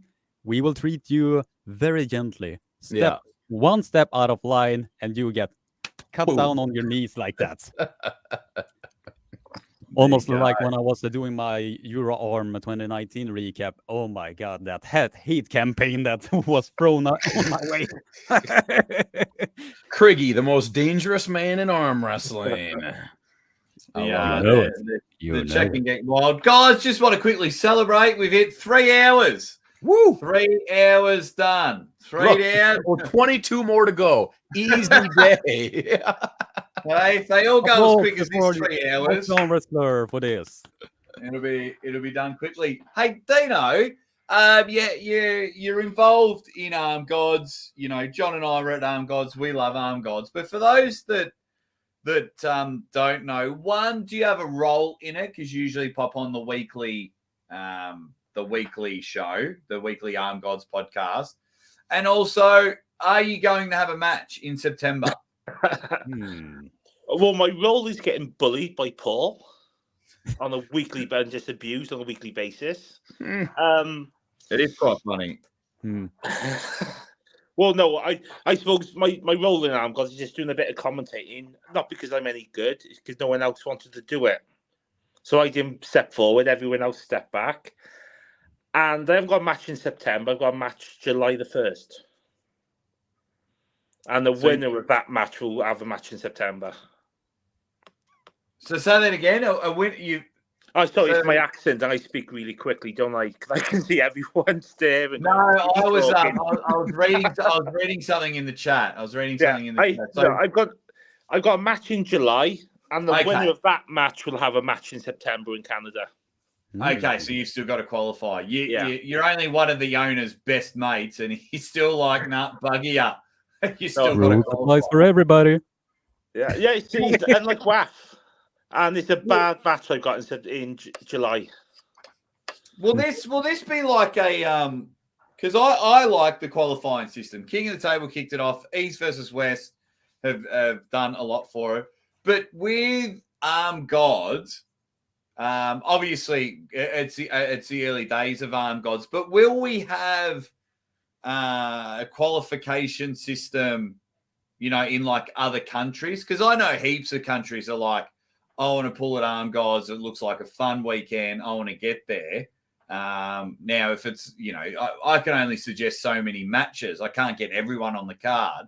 Has there been talks about, possibly an Australian qualification or a US qualification or something or other? Yeah, I mean, the format, it won't be qualifications, it won't be tournament style.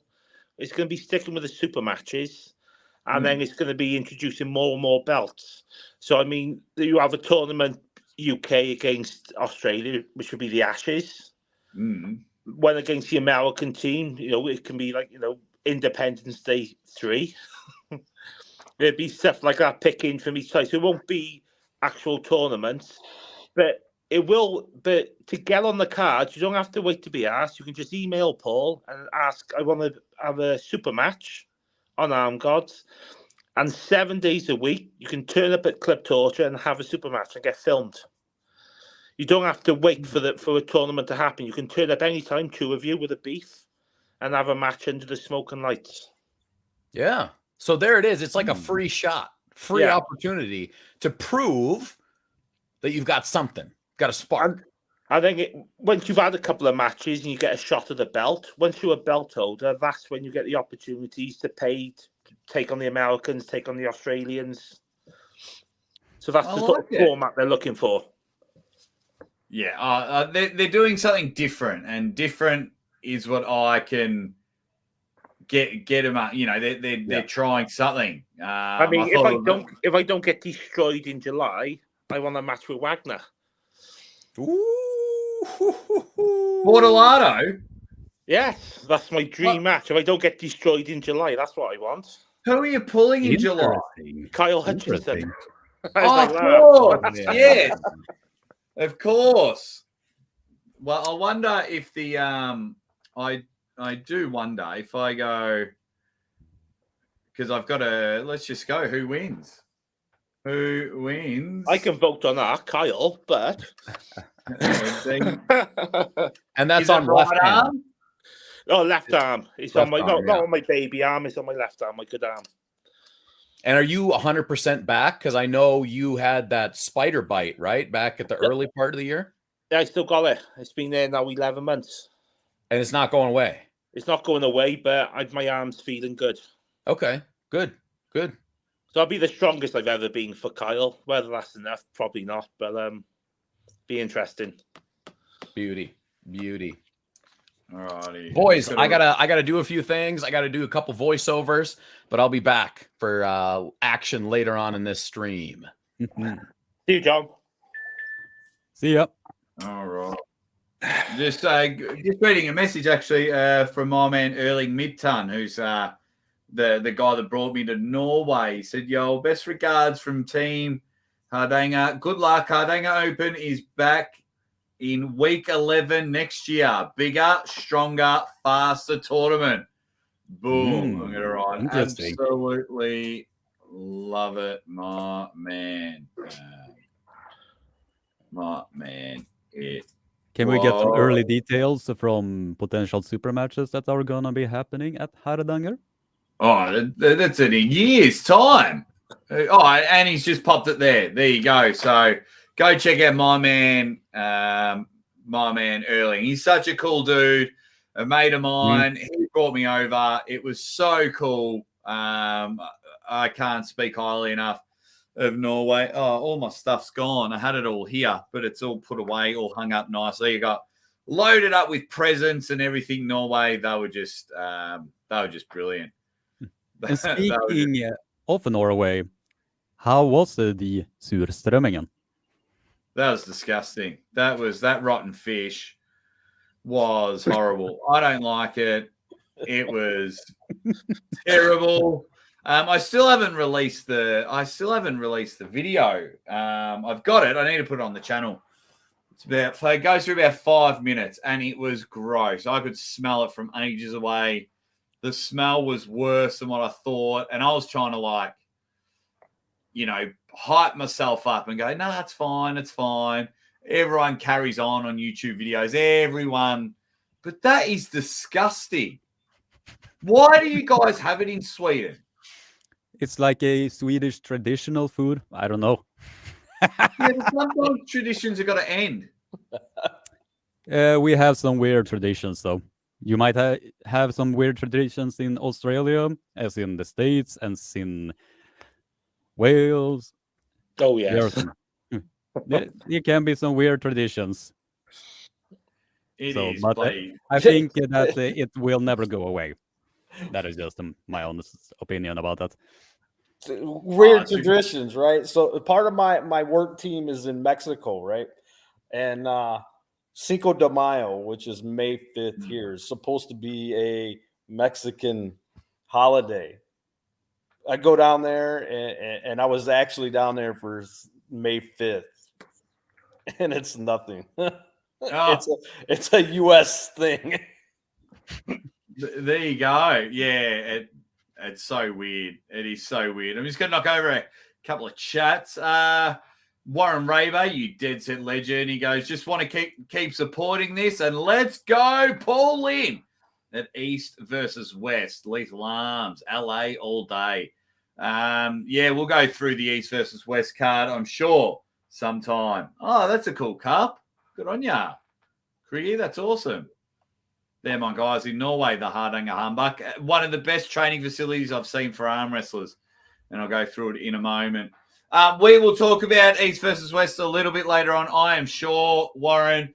And yeah, Pauline's the nicest dude in arm wrestling, so you never, ever want him to lose. But boy, oh boy, has he got a tough one. A tough one. It is. A real interesting task, indeed. Yeah, we've got Brian Rowan in the chat. Good luck with the stream, brother. These are always great. Fox 8 Ball, he has no faith in you whatsoever, Dean. He's got no. In all fairness, I can't really argue with that. Yeah, it's gross. Sus Drummond is Fishy Cat Poozy. It's gross. I didn't like it, Armenian arm wrestler. Thomas Miles loving all the different accents in the chat. What accent? Yeah, I have been hearing that or read the comments on my videos that guy has a weird accent. I'm just like, bruh, I'm Swede. What do you expect? Yeah, and English is his second language. I think you're doing all right, Craigie. If that's bloody. Yeah, to speak English is your second one. Silky Wilkie with the super chat. Thank you very much, Silky, dead set legend. Says, how do you reckon? Can arm wrestlers elect a rougher, slippy pad if it fits the same dimension requirements, similar to tennis court pitches? So Silky Wilkie always gets the mind boggling. So, Silky, am I correct in saying if I like a grippier pad, I can elect to have a rougher pad? If I like to ice skate around the pad, I can elect for a slippery pad. That's a good idea, but it's logistical getting everyone to have. Do you take your own pads then to the tournament, or you might have to? If that was the case, I'd be taking like 14 inches because I always come off the back of the pad. Well, Jake, I'm sorry to interrupt the stream. We used the 9-inch pads on the weekend. How'd they go? Out of 21 super matches, it was 5 elbow fouls or 7 in total. There you go. It was an extra inch at the front and an inch at the back, and it worked like a charm. Proof's in the pudding there. Steve, have you got an answer on this? What would you do? You're running events. What if Dave come to you and said, I want a rough pad, and the King, Roger Kangian, comes to you and he goes, I want a slippery pad? The pads are what is on the table.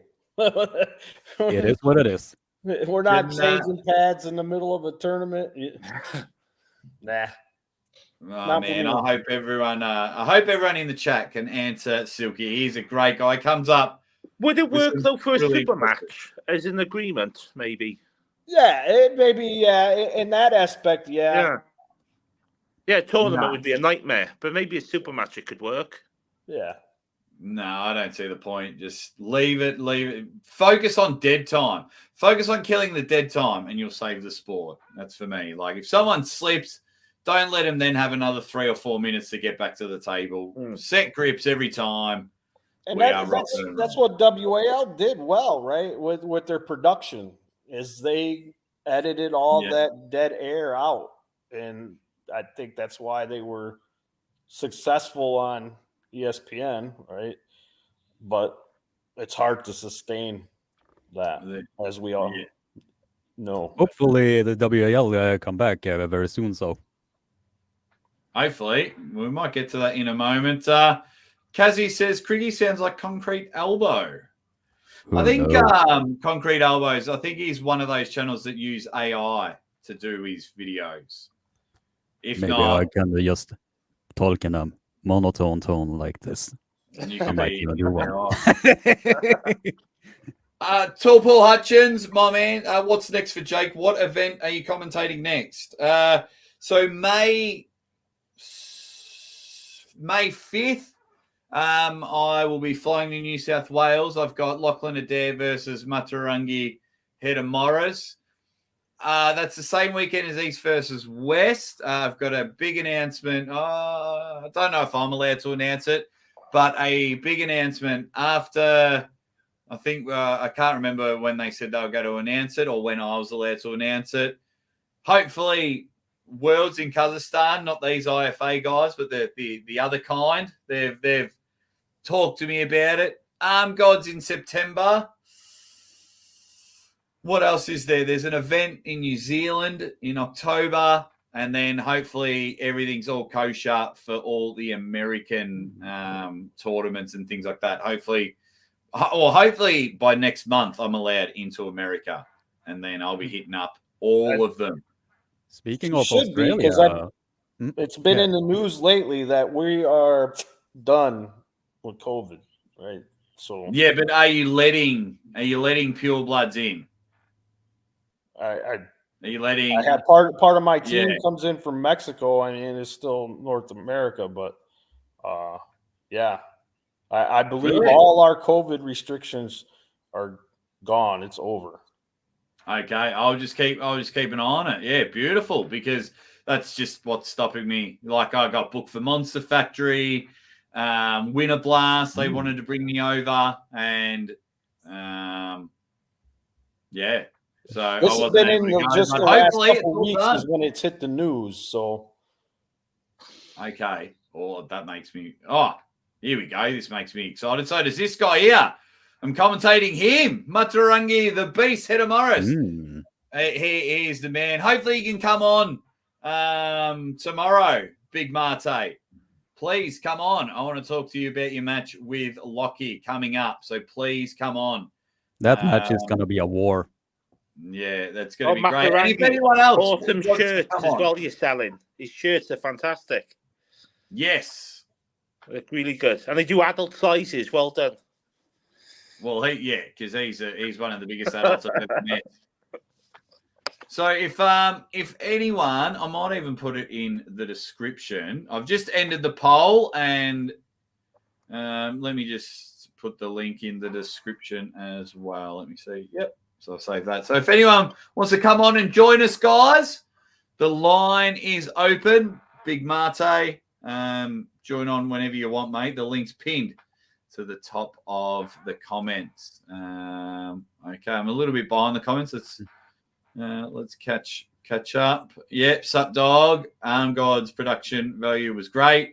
They just buggered up on the lights. Paul wouldn't budge on his. I love the lights. Armgods really did make Armgods really made a very good impression from the first Armgods event that I did see.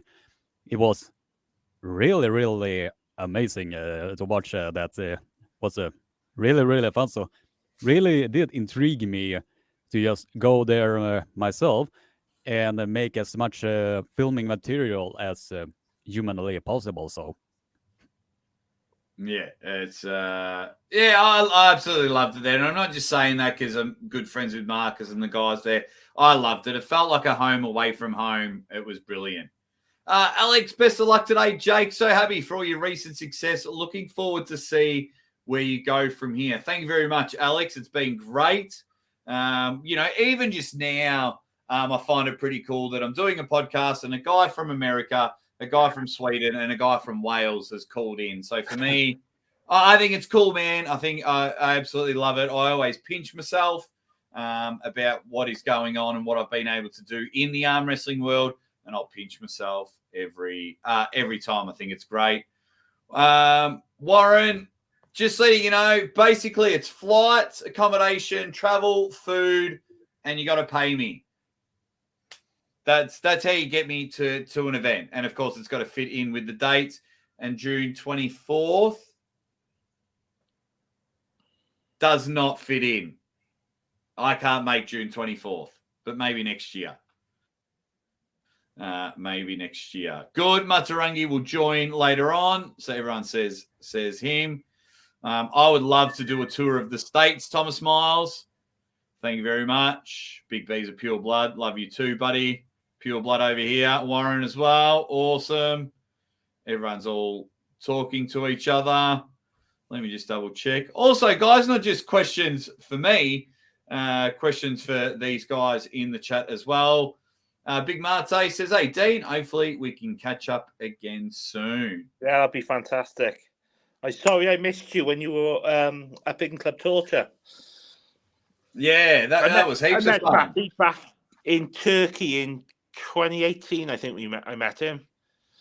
So this big monster walking alongside the pool. It's so funny, like because of his culture and traditions and family, he's got all these tattoos all over all of his face, and he's 160, 170 kilos. He can bench press houses as warm-ups, but one of the nicest people. Yeah, teddy bear. Yeah, just like obviously until you annoy him, and then he'll crush your skull with one hand. But he's just, when I was talking to him at Over the Top, we were just talking for ages. Yeah, just a really good dude. Got a lot of time for him. A fun story about me and him in England when he had to pay like triple for a dinner because a couple of people shifted out on the bill.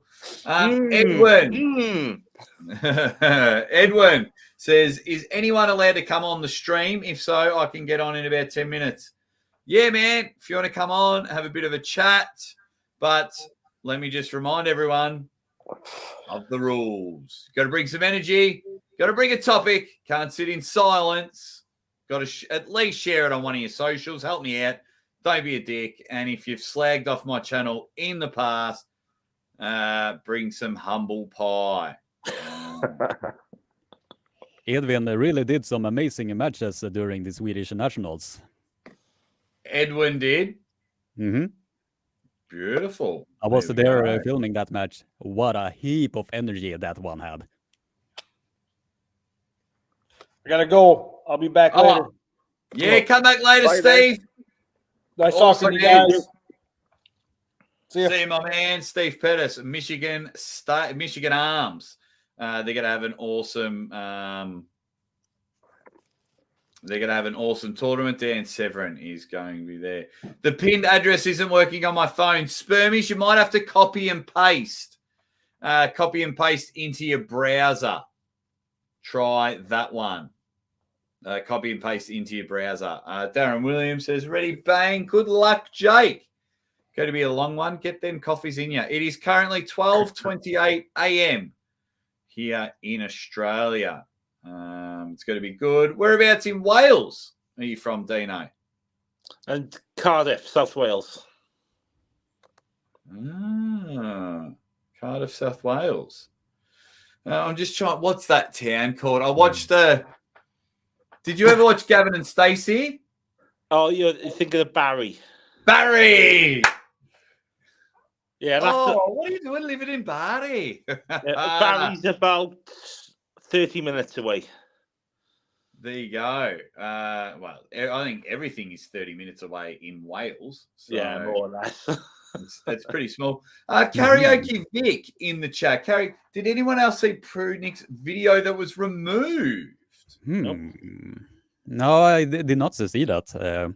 Can anybody tell the context of it? Yeah. Can you give us an update, Karaoke? Yeah, what did he... Okay, what was the video about? Let's see. Which video? What for? What else have we got? Thomas Miles says, Criggy seems to be a good guy. Much respect. I wouldn't have let him on the show if he wasn't. So if I was a dick, I would have been kicked out right on the front door. I wouldn't have let you on. Because you're sitting there, when you come on this show, you sit in the waiting room. And then I kind of let Dean on because I felt bad for him, but that's about it. Well, you promised for me to come on for a while, so I had to beg and plead to get on to do the one-on-one chat, and I just never did. bit of a bad move on my behalf. I'm a 10-minute drive from Wrexham in North Wales. So you're closer to Paul Maiden then? He's closer to Club Torture. Oh, wow. I was going to say, because Wrexham's all over the news. How far away are you from Wrexham? Wrexham's the other end of the country, so 3 hours north for me. So you're not bumping into Ryan Reynolds? No, unfortunately. That's a shame. Okay, so someone's saying he showed his Canada and US passport. Oh, he probably took it down there. He probably took it down. Oh. I reckon everyone would have hit him up and said, mate, why was he showing? Maybe he's doing a traveling video. Why would he be showing it? I am a bit confused there. Well, we'll have to wait and see. I'm sure somebody with a screenshot shotted it or something. All righty. Yeah. In this day and age, it's just easy to just take a screenshot of a previously removed video and then just to keep that information just to do some shady shit. I don't know. Yeah. Just replying to me, feel free to say. I just had someone asking how long I was going to be. I said I may have still got another 22 hours. We're going to be a while. Jake, what gave you the idea to do this? Yeah. So a few things. So when I was first starting with this whole YouTube thing and wanted to give it a go, Gary Roberts from Arm TV did a 24-hour New Year's Eve podcast. He stayed on it for about 18 hours. Uncle John was on it. I hadn't met Uncle John. And then I was like, oh, okay, he's got some guests on. And then Gary Roberts just started bringing in, like, anyone. And I was like, you son of a bitch. Like, why haven't they asked me? I'm way more entertaining. I can handle this. Anyway, I messaged John for the first time ever. And he's like, come on, buddy. Come on, get on the show. So I get on, and I was like, once again, like I was talking about at the start of this podcast, like really taking advantage of your opportunities. So I was like, I told Gary, Gary, sit back, mate, watch me take over. And I was on for about 6 hours and just taking everything. So that helped launch me. So then when I decided to do my one, the first time, I think I just quit my job to do this. To do arm wrestling full time. So then I was like, here we go. I'm going to show everyone I'm not a one-trick pony. I'm not a Ready Bang or me little Instagram video. So I was like, right, I'm going to show everyone I can literally talk for 24 hours, not a problem, and keep this energy up and show you, I'm a pretty decent bloke. The happiness isn't fake. And also offer an opportunity for other people to try and launch themselves and or help out as many other channels I was. So then I did the 24 hours and it was brilliant and things have gone well. And everyone's like, oh, Gary's Gary's one was longer than yours, and everyone was like humming and hawing. So I was like, well, fuck it. I went 24 hours last year, 24 and a half hours last year. It's going to go 25. So I'm number one. There's no one else. And I also like, so hopefully some guys come on later and some people that might not be able, they might not ever meet Devon, John Brazing, Todd Zilla, Matt Mars. They might not meet those guys. If they can at least have a chat with them here, Yeah. then yeah. So plenty of reasons. It was yeah. But I'm an idiot. It's good fun. It's good fun. You definitely started a unique concept with this 24, 25-hour live streams because it will also get everyone under one roof and have a civilized conversations. So it was a good opportunity on you, Jake, and props to you on that. Oh, thank you. Hopefully some of the YouTube channels picking up that and arm wrestling. Yeah. So. Because the problem with arm wrestling, we keep advertising to arm wrestlers, don't we? And that's what we don't want to do. We need to advertise to the public. We do. We need to go. And then Fox was just like, and then heaps of people hit me up like, do another one. And I didn't realize how many people enjoyed the first one, so we're doing it again. Jody Chocolate Thunder Williams is in the chat. How are you going, Jody? Hope you're doing well. Hope your arm's recovered because he's about to pull the Monster Factory. Just got back from Arm Wars. Jody Chocolate Thunder. Stefan is in the chat. Hey, lads, go on, Dino. Oh, panty liquor. Is this Stefan that jumps on Arm Gods every week? This is the gobshite, yes. He's hilarious. He's the gobby hairy foot. He's hilarious. I hope you come on later, Stefan, because you are hilarious. But speaking of good people, Jake, you got to have him on after the watershed, though. After the watershed, he's a bit of a potty mouth, like Paul Maiden. Oh, that's all right. I can always mute him. Yes, Jody. Anyone can join the chat. Link is called. The link is pinned to the top of the chat. But Jody, let me remind you of the rules. Got to bring the energy, bring a topic.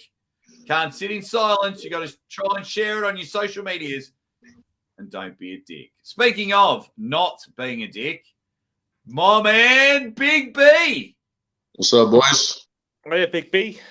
What's going on? What's going on? One of my saviors. You should add a new rule: no janks. Like if you're a jank, just like stay out of here. What's a jank? It's open to interpretation, but it's in general like actually there's an Urban Dictionary version of what a jank is. I just can't recall it right now because I had to double up on my medicine before hopping on here. What is a jank? I'm gonna look it up. What is a jank? Yeah. What jank. is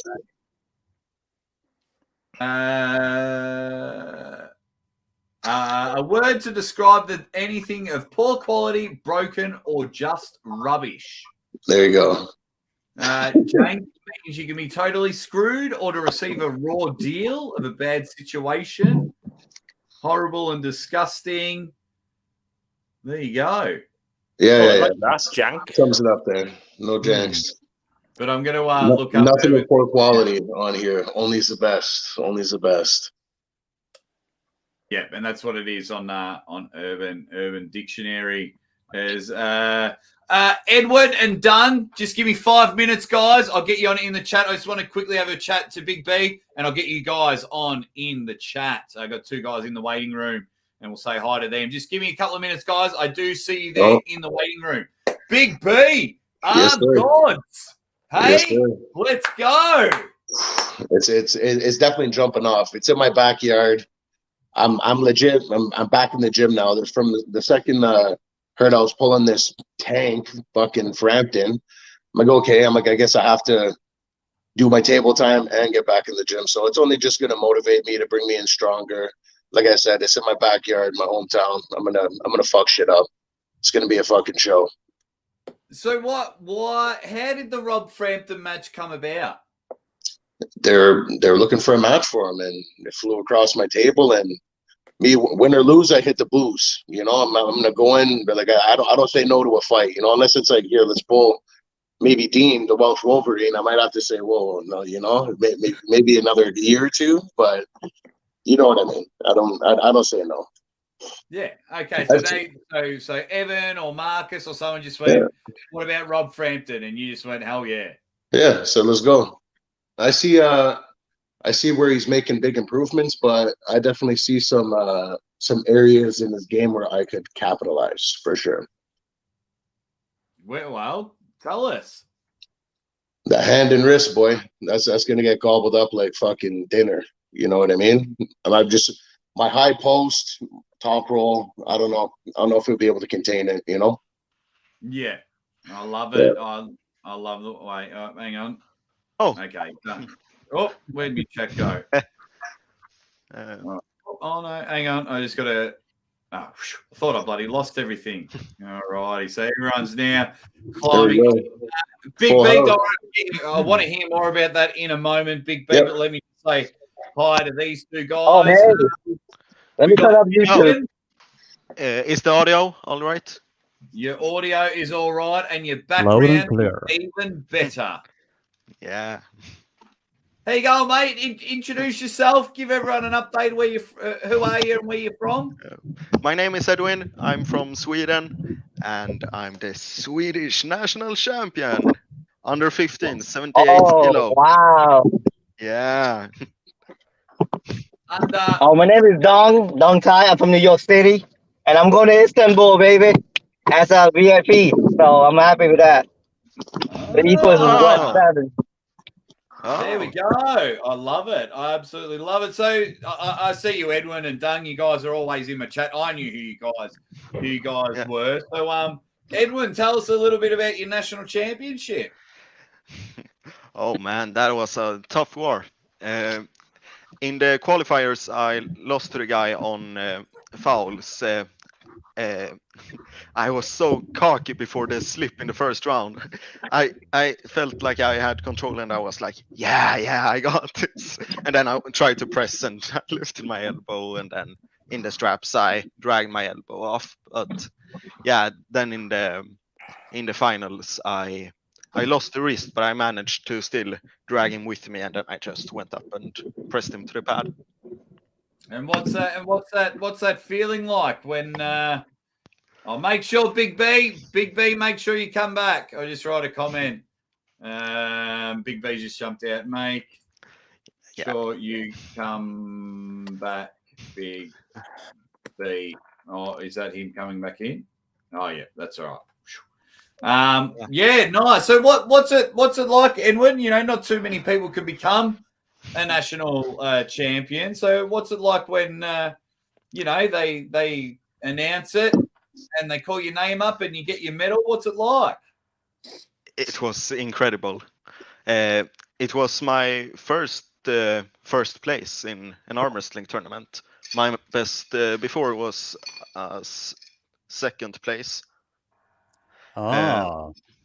Second place, Flen. Flen Arm Fighter. Yes, 2021 when I competed in under 12. So that was a pretty non-competitive class. I mean, the difference between me, who took second, and the guy who took third was pretty big. I was almost as tall as the first place, even though I was standing at second place on the what's it called? Podium. Yeah, podium. Yeah. There you go. Yeah. There you go. That's pretty good. That's pretty good. Yeah. And then bloody hell. That's that. I mean, because like Dino, you've won a world title. Criggy, have you won a nationals? Not yet. Not yet. I'm afraid. But I have been close like 5-6 different times. So slowly but surely, I will get there. Next year. Yeah. So I got a question about these things. But you guys are all arm wrestling, and I'm not, right? I just want to know, like, how much is, like, mental fortitude counts as much as physical, attributes. Like you go into the matches, you're thinking to yourself, okay, I'm gonna hook this guy, or I'm gonna try to top roll him. But then when somebody hits you in the face, like Mike Tech would say, he go to a different side. What happens then with you guys? That is an interesting question. Because usually when I'm feeling that my opponent is gonna do something different, I'm trying to do something different as well. Like for instance, if somebody is loading very knuckles high up like this, I might even do a grab a bit lower and attack this part of the hand, so I can shut down the top roll of his. But at the same time, when you are grabbing someone that low, it also opens you up to a high hook. Because when somebody is gripping like this low, it also opened up at the, how do you say it, at the upper hand here. So when he is going over like this, it opens you up like this, like a palm up. Got it. And what do you do then? Like, what's your mindset then? Like, you just lose the round and then reset? My mindset is to fuck people up. That's what I think, John. When I get to the table, I think I can beat everyone. Mental fortitude is so important. I see people defeated before they get in the table. If mental fortitude wasn't important, Devin wouldn't trash talk. Right? And that's the thing too, right? Remember when Devin says the match he had with Ron Bath back in 2000, I think it was 2006. That match determined who's number 3, or I think number 2 and number 3 in North America. He said that was the match that radiated his whole body after he won. It's just to show you that his mental fortitude is there, and how much a mind game changes his opinion on the game. So I asked John the other day too when I was on the Engen podcast, the same thing. And John has different answer. He didn't prepare mentally anything. He just I go there with our game plan because what things change and I'll adjust as accordingly. He has a luxury because he's very good at arm wrestling, but other people who are not that great has to have a game plan with the mindset. Yeah. I mean, John's different. When you're the greatest, you can have your game plan you want. But I want to more see Big B's game plan and Dean's game plan on different. Different sides of the spectrum. Dean, I'll start with you, Dean. What's your go-to do with the whole mental aspect of it all? You got a crazy match. I just set up in my head. I'm going to go one way, and that's the way I'm going. So I either pin or lose. It's as simple as that. I don't think about it. I don't adjust. I'm going one direction, and that's it. End of story. And hopefully I get the pin. Are you pulling Kyle left or right? Left. My right's retired. Yeah. Okay. That's gonna be a good match. That's gonna be a sick match. And where's that going down? Is that going down in Wales? Yeah, July the 1st. Sick. Well, I think I'm gonna be there for that, so that's perfect. It'd be sick if I managed to get a stop on. Yeah. Well, I heard your left. I heard your left pretty good. So. Are you flying over to Wales for the finals? Yeah. It's my birthday week too, so I'm gonna go to Wales and then I'm gonna go back to Ireland. And like I said, Marcus said he's gonna get me a golden wheelbarrow to fucking escort me around. So it'll be good times. In Arm Gods, you are treated with class. Oh yeah. A1 class. If you're in Marcus's good books, you get looked after, man. Because he knows you got to look after him, and that's man. As soon as Marcus comes out to my ends, he's royal treatment. All you guys, when you're in my backyard, you already know Big B's got you. You think Marcus can do bottom 8 with all the content creators? You got Swedish Arm Wrestling, Uncle John, you know what I'm saying? Aussie, Pradeep. He's running his own super match series. Had the first one in January done. It was awesome. He's got qualifiers for the next one. So then his next big event is in September, and Big B has got a match there with Rob Frampton. Welsh Wolverine, who's in the chat with us. We did the commentary for the first one. Yeah, Marcus doesn't mess about. He's going straight to the top. Uncle John had a match there and did a bit of emceeing. Yeah. Cobra Rhodes came. Oh man, that's to me to have all these content creators go against each other is more fun, man. Cause we man, get Aussie against Pradeep, man. That'd be awesome content, bro. That'd be a puncher. Nah, that won't be an arm wrestling match, will it, Jake? No. It would be boring, to be honest. It would be very boring. It would be really? boring. Oh man, I didn't know. I didn't know it was that deep. All right. To me, it's all fun and game because content creators. You guys was what grow the community. You guys keep us up to date. Oh, absolutely. I think everyone when they stay positive is doing an awesome job, and it seems arm wrestling seems to be growing because now we're getting more and more content creators every day. It's great. It's great. Keeps me on my toes, and it's good to see so many channels being successful because one of these channels will just hit the right influencer, you know what I mean, and then arm wrestling will just go bang. I think it explodes from there. Well, the progression in the sport in the last 5 years alone has been the most that it's progressed ever, especially with guys like Devin, like really putting it out there on like a global level. It's the reason why people have jobs now are making a bit of fucking change off it. Yeah, and it's I think what happened during all the lockdowns is everyone ran out of things to watch on YouTube, and then they found arm wrestling, and everyone's like, "Oh my god, this arm wrestling thing's actually awesome! It's actually a league and things like that." So I love it. It's been great. Yeah. And I'm one of those people that get to call it a job. I'm very absolutely honored. That's for sure. Edwin, speaking of like content creators and things like that, why hasn't Sweden really exploded on the content creative side of things?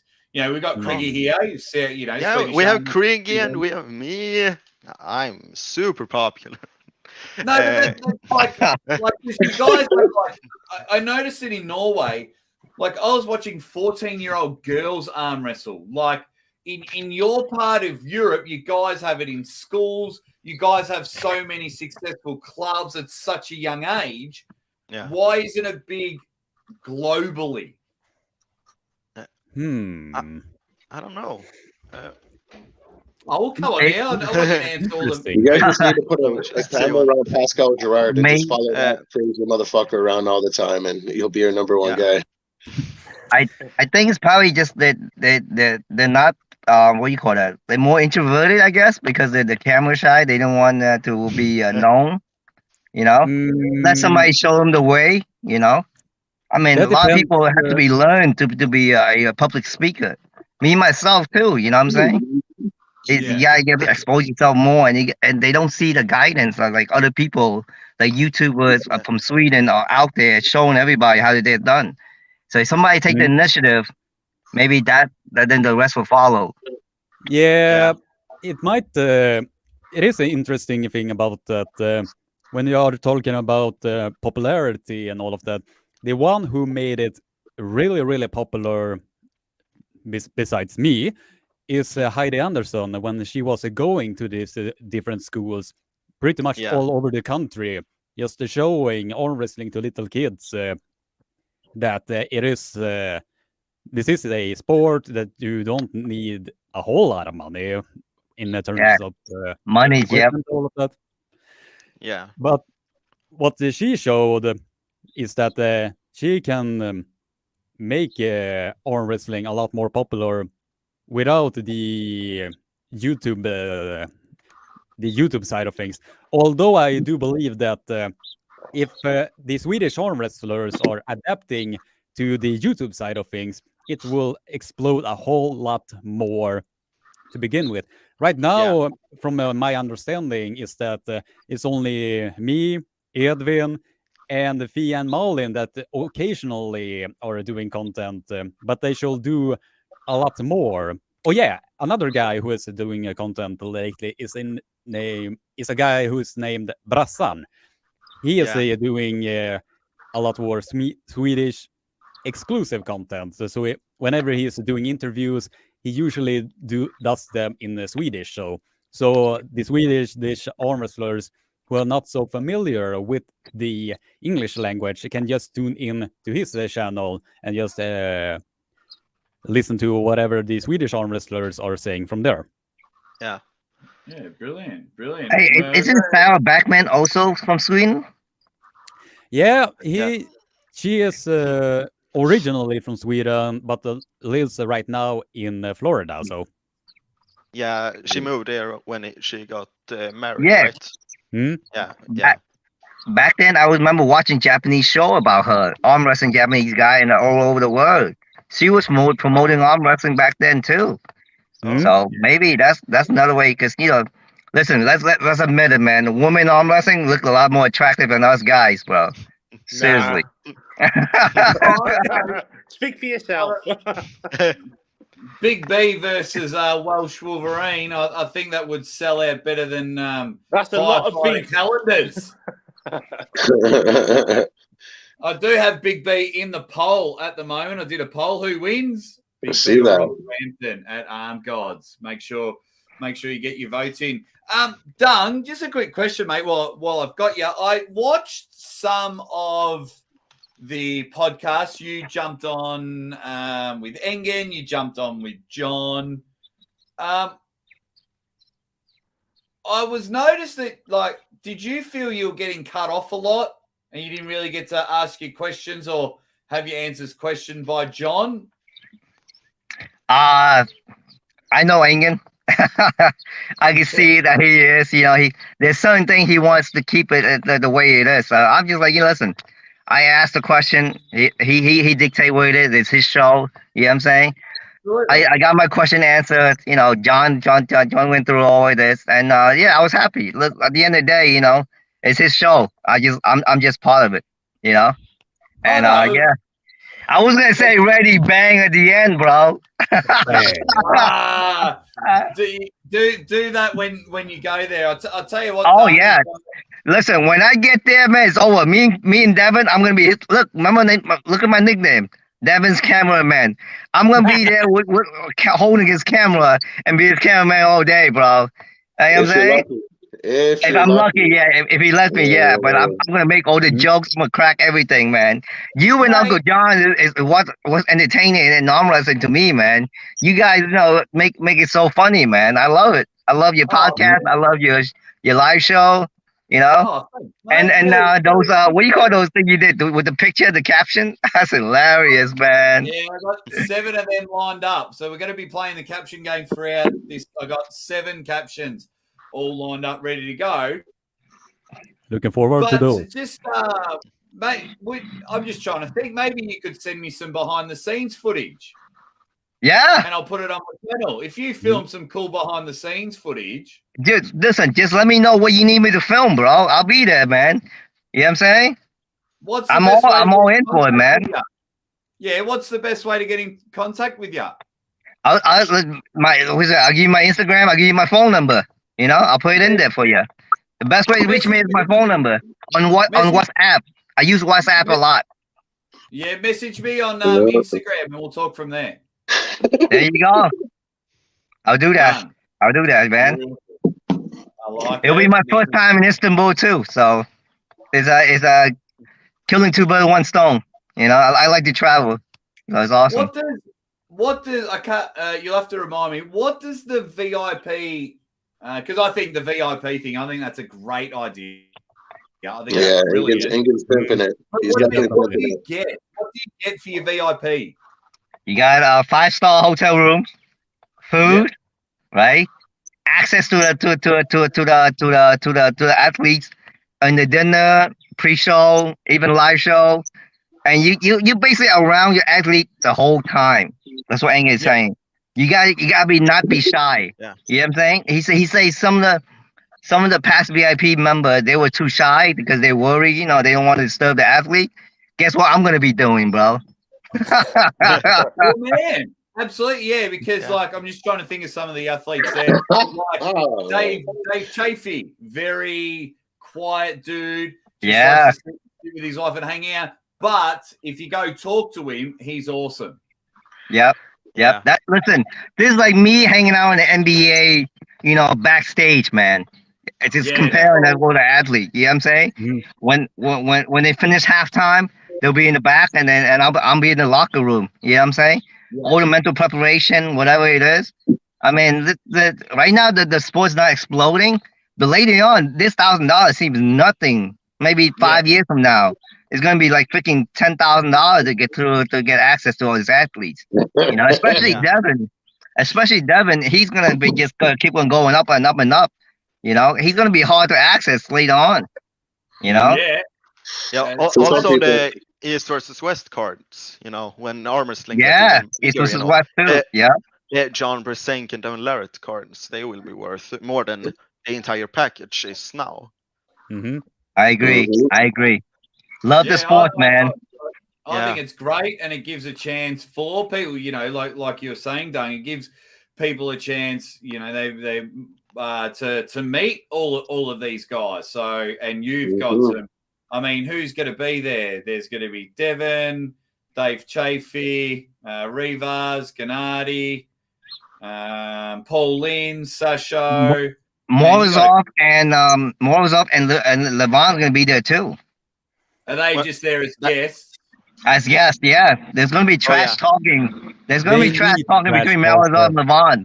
I want to see it, man. I want to be in person. I'm going to take pictures of all of them to see how much, what the side difference is. I'm only 5'6", man. Imagine those guys, man. They're like 6'5", 6'4" giants, you know? Yeah, 5'6". Hey, Levon is a big man. That is for sure. He's a big man. Yeah. What do you all think about that match? If they don't trash talk, that will be such a fucking wasted opportunity. Well, it's hard because they don't like Levon barely speaks English and Morozov doesn't speak any. So but Morozov does trash talk though. He does in a respectful manner. But I think this time he's gonna hype it up because you know Engel want him to hype it up respectfully. But when we get there, man, it's gonna be trash talking left and right on that conference call. I mean that conference room. You know, Devin's gonna hold the conversation, but I think Morozov is gonna actually poke Levon like crazy too. Yeah, that'd be really cool. That would be awesome. And you don't forget Travis is gonna be there too. So Travis is gonna fucking. I mean, excuse my language. Travis is gonna go crazy, man. Travis is gonna be like, Levon, come here, young man. Yeah, we should pay for just live.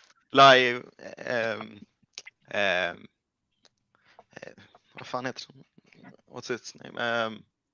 Well, when they're sitting there and talk, like a press conference. Yeah, commentary. I forgot it. Yeah, we should pay the pay-per-view price for just that. Yeah, right. The behind-the-scene footage, you know. And I think they're also holding qualifiers for East vs West before that too. Yes. So that's gonna be fun in the recent tournaments. We'll go over. Yeah, man, it's gonna be full event. I mean, I'm hyped just thinking about it. You know, just thinking about all the things I do. Well, it's cool. I do love it. It's really good. Red Catman Studios, how you going, buddy? Thanks for joining us, and thanks for everyone jumping in the chat, enjoying themselves there. Everyone's having a chat. You hear? We've just hit over 4 hours, everybody. We are 4 hours down. Nice. 21 hours. Not that long left. It will go away very soon. Don't worry, Aussie. When Uncle John come back, we're gonna start talking more shit. And if you get Evan be going on, you're gonna be more shit talking. It'll be more entertainment. Don't worry. You know. Yeah, we might not be able to get Evan on because Big B, you want to give us an update on Evan? Yeah. The old beer guy is healing up. Everything went great. It was even better than expected. So he'll be guzzling beer again in no time. Oh, good. Oh, Oh, you And I mean have to he keep had operation? I have to keep reminding myself that I'm not on Evan's show and to keep it Aussie PG. You know what I mean? So you're welcome. So you're welcome for that, Aussie.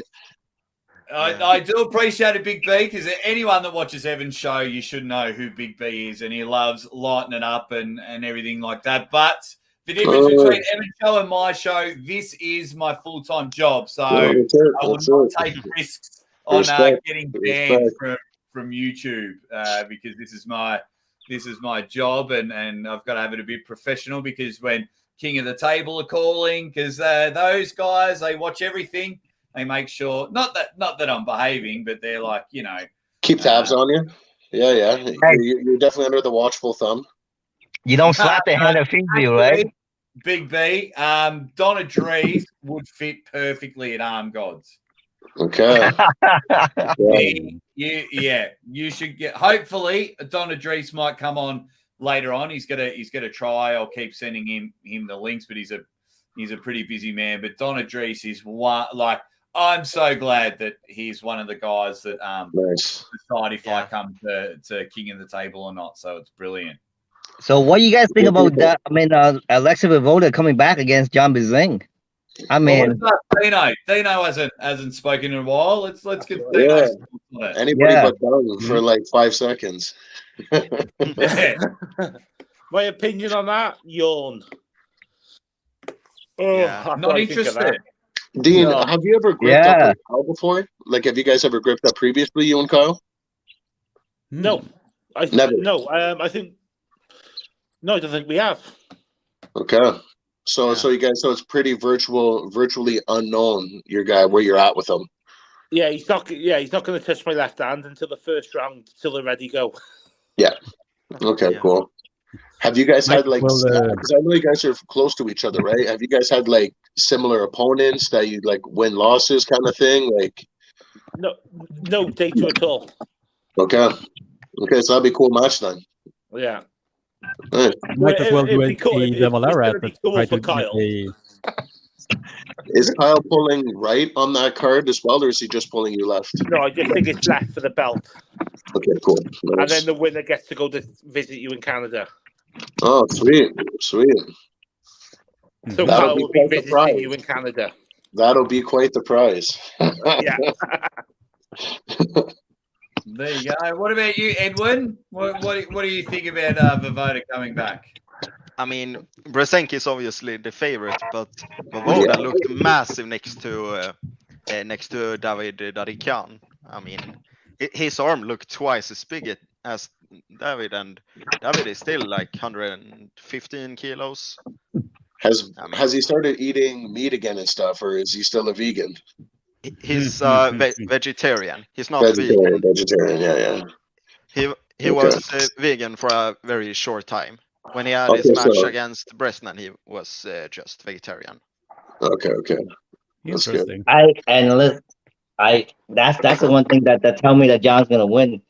I don't care how much vegetarians in the figure, but it doesn't give you the protein you need, man. I'm telling you, it's crazy. You know. In my opinion, I think he should be a vegetarian. No, I will never be a vegetarian. I'll die if I become a vegetarian. Ever. Yeah. But I'm saying, like, this match, right? Got a new guest. What up, Jody? Hey, what's Jody. up, y'all? What's up, Yodi? Yo. Hey. Jody Chocolate Thunder. Sick nickname. Here's my take on Vivoda. If for some reason John Shut up, Jody. Shut up for a minute, because Big B, I'm telling you off. I introduce when a guest come on, Big B. I'm running. No, I'm only joking. Straight off of Arm Wars, and he's got Monster Factory a little later on. Jody, Chocolate Thunder Williams, welcome, my man. Welcome. Thanks for the introduction. I appreciate that. I thought maybe over Dung's talking, I had to slip it in there. You know what I mean? My bad. What I was going to say is that if by chance John does beat Alexei, the one thing I don't want to wish is Alexei took another 7-year sabbatical. You know what I mean? Like, he lost to Bresnan and we didn't see him again. And so I think with Alexei coming back into the sport, with Saplinkov coming back into the sport, it does create interesting matchups. That's why I want Alexei to stay. You know what I mean? Yeah. The difference between then and now, Jody, in my opinion, and anyone can correct me if I'm wrong, is there was only vendetta. There was only, PAL back then. Now we got everything. So I think there's a lot more money in the sport. So I think when Vovoda gets his paycheck, win or lose, I think you'll be right. And then when, say, King of the Table call, or Michael Todd calls him, or Neil Pickup. Well, not so much Neil. He doesn't. He provides opportunities, but you know what I mean. Or even Arm Gods give him a call and it's like, "Hey, you want to make 5, 10, 20 grand here?" I think unless the voter gets absolutely slain, Tôi thử cái dừa không? Dừa tao phải làm cái xay dừa đó nó hạn được, tại nó bị cái kia. Shut up, Dung. Hey. No, Dung, you're all right. Hang on, let me take you off. If you just wait, what have I done there? If you just I thought I muted myself. I didn't. Sorry. No, yeah, that's all right. That's all right. Yeah. So, what do you think about that? Like that, Jody? I think if he doesn't get punished, I think you'll be around because the money's just too good at the moment. Yes. Yeah. Imagine if he wins, then he probably gets a match against Devon, and that is a pretty big money match. And I mean, both can compete at 115 kilos. So I mean, it's a title match, and I mean, it's a match we've always wanted. Maybe. Well, that's what Devon wanted. Devon wanted a match with Vovoda all the time. He been wanted since back in 2011 when he won Armwrestling. He called out Vovoda. I want you. I want you. Yeah. But Yeah. I think like in my opinion, he should have that grudge match against Bresson again, just to regain his confidence again. Because it's gonna be in the back of his head all the time when he comes back. Yeah. Did you guys I think Vovoda's mental game is lacking. I think when he takes losses, he takes them very hard. Yeah. What were you going to Like say? maybe that's why it's not on the table as often. You know what I mean? I don't know. Yeah. I was going to say, did you guys know the story behind that Vovoda Bresnan match? No, not really. So back when they pulled, was it 2013 or something like that? Yeah. And the whole country was behind him. It was supposed to be a documentary, and he picked Bresnan to win, or he picked Bresnan so he can win. But when he lost, they cut everything out. All the cameras were done. There was supposed to be a documentary of the big comeback. Oh, was that in like with the Bresnan match? I didn't know that. I knew about the documentary, and that it didn't really happen, but I didn't know that it had anything to do with Bresnan. Interesting. Maybe it was that's going to be why like his version of Pulling John, and the big comeback is going to culminate with his victory over Tim, but it didn't happen, so they scrapped the whole thing once he lost to Tim. Yeah. Wow. Interesting. Wow, that's very interesting. Thanks, Jody. We didn't know that. Yeah. That's Wow, interesting. I'm just reading out a super chat from Silky Wilkie. You dead set legend. Thank you very much. He says, would you legends please oblige us? Could we see a 7-athlete bicep flex? Like a moment of flexion for the fans. I just want to have a dung of this magnitude preserved and immortalized. Yeah, everyone at the same time. Yeah, I can get it in. There you go, everyone. While the pump is still going.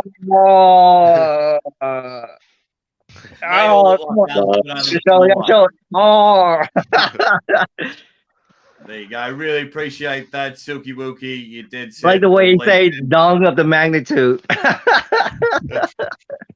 Silky's a clever guy. He's Jim very B, clever. he's saying hello to Big B. What's going What's up, mate? on? What's up, mate? Sarah Latona's in the chat. She's going to come on a little bit later. She's just hanging out, which is good. Jody, how did you enjoy Arm Wars? You know what?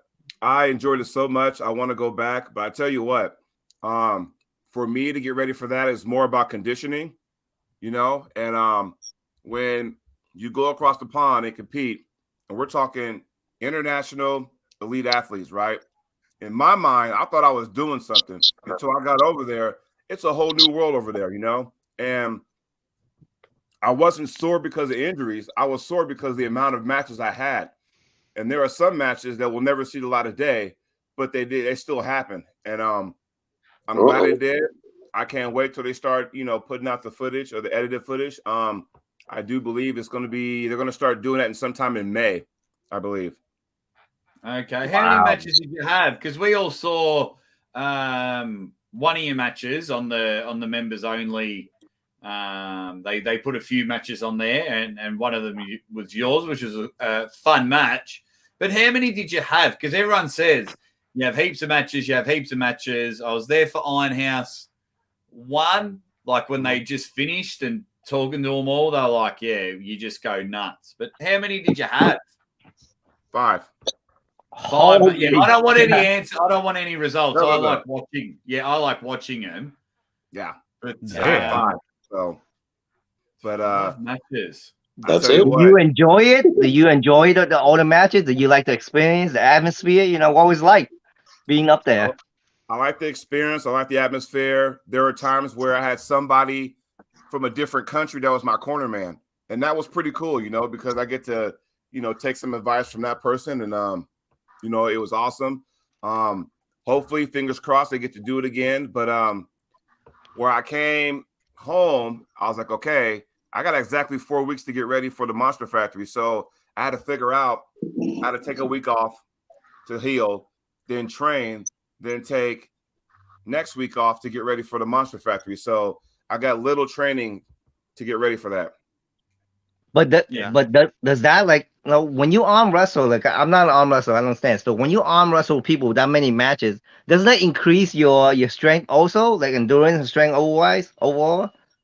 I am because for me, being that I'm almost 50, for me, it's more like I have to get warmed up. The more I pull, the better I get. That's kind of like one of those, So to you, it helps with all those matches coming in. So you're gonna be stronger on your next one with the Monster Factory. Oh yeah, for the most part, yes. I'll be ready for that. Man, you don't look a day past 40, man. You're 50 years old. Crazy, dude. Yeah, man. Don't crack. Yeah. I got into the sport late. So I got into the sport at 35 because I did rugby and semi-pro football and stuff when I was younger. So, and then when I physically couldn't do that anymore and still go to work, I stumbled upon this sport and I was like, you know what? I can still do this. And for a while. So I just, decided to do it and stuck with it. So that's crazy good, man. I mean, Jody, what's arm wrestling to you? What's arm wrestling to you? Deep question from Don. It's a sport where you make lifelong friends. It's almost like a big giant fraternity. And you make lifelong friends. I mean, there's people on this show right now as we speak, and there's people in the chat that I know and I'm friends with, but I've never met in person. So that right there says a lot. And, I enjoy it. I enjoy the experience of traveling. I tell you what, if I didn't arm wrestle, I would have never gone to the places I've gone. How about that? Yeah. I just got back from Norway. Like I'd never, ever go to Norway. But I just got back from Norway. Quick question for you, Jody, from Silky Wilkie's, been a member for 2 months. For some reason, when you get a free super chat, doesn't come up on my screen. And he says, is the Arm Wars pig an actual entity? I never saw the pig. Now, you have to remember, is that their mascot? Arm Wars 3 was in a different location than Arm Wars 2. Yes. Yes. So that was a different. In fact, when I arrived, it was the same setup as like the dark card that had Sanders and Devin. It was that particular house. And when I walked in, of course, I was in awe of everything. And oh yeah, this is where Devin and Sanders met and all that kind of stuff. So I mean, that was pretty surreal. But I didn't see the pig. But again, we're in a different house for a different show. And the one thing I can say, because Neil already said it, so I'm safe to say this.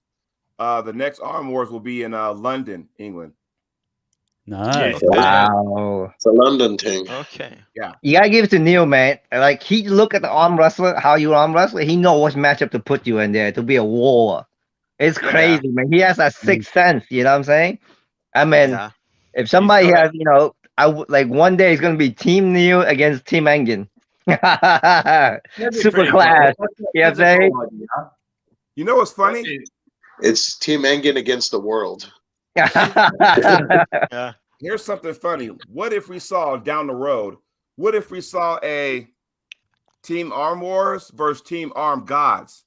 Oh, the pay-per-view for that will fucking explode. The amount of the back and forth, you really can't call it back and forth because right now it's just one side. But with Paul Maiden constantly calling out Neil, and Neil's kind of doing his own thing, kind of sashaying it, his wrist is kind of messed up. And I've talked to him because I thought Neil, for the longest time, would make a comeback because, you know, he's working out now. And I thought he would make a comeback. And he told me, he's like, it ain't going to happen because my wrist, unless he gets some kind of stem cells or something like that. But think about that for a second. You know, would that just blow the roof off? I mean, Dean, you're part of Arm Gods. Tell me, what do you hear on your guys' side? I hear nothing at all. I'm not in a place to say. Good policy, Dean. Good policy. The only comment you will have is there are no Arm Gods arm wrestlers, though. There are none. Arm Gods covers everyone, so there are no Arm Gods arm wrestlers. That's the only problem you got there. You got Arm War arm wrestlers, but you haven't got any Arm God arm wrestlers because it's for everyone. Okay, I mean, I'm just curious, but when I was at Armhouse 3, you know, Tom Holland was there, but he's the Arm Gods champ over there in his weight class. Mendigus was there, but he's also the Arm Gods champion in his weight class. So they're kind of one and the same, but they'd have to pull each other off. Yeah. Now, what I think would happen, Jody, if what I think would be a cool idea is you gather up everybody that's been a part of both events, and and then it's a draft. Okay, flip a coin. Paul Maiden wins. Paul, you get the first pick. All right, I pick Linda. All right, Neil, you get the next pick. I pick James Wall. You know, and I think that would be. That's dope. A good idea, That'd be fucking dope. That'd be sick. So then that's your Arm Gods for the day, and then I would make Uncle John go to Arm Wars, and I would go to Arm Gods, and we'd be, you know, like the announcers and commentators, because I would make sure Dean has a match. That's why I'm saying. I still want that match. You know that, right, Ozzy? Yeah. Because for those that don't know, originally I was supposed to pull Uncle John at Arm Wars, but he couldn't leave the country over some stuff he can't control. So originally I was supposed to pull him, and that match has yet. I'm telling you right now, I still want that match in the worst way, and don't think it won't happen. It's going to happen down the road. Okay, so who's going to be the heel? Are you going to be the heel on that Jody, or he's going to be the heel on this match? I'll be the face. He can be the heel because we play off each other. John plays the heel, but see, there's another. See, then Uncle John can come to Team Arm Gods because you've pulled at Arm Wars, Jody. So, mate, I think there's like if Paul stops worrying about Neil, I actually think it's a really good event and have Silky mentioned like draft wars or something like that. I think it'd be a great idea. We're all there, so no one knows who's pulling who. But I see it's 2 years away from something like that. Yeah. So no one knows. You get an invitation. Okay, we've got 30 people here, and it's right. You pick first, you pick next, and then I like that. Yeah. You know, listen, I want to see bottom 8, man. I want to see bottom 8. Where's the bottom 8, man? That was funny, dude. Back there with Devin and everybody, that was hilarious.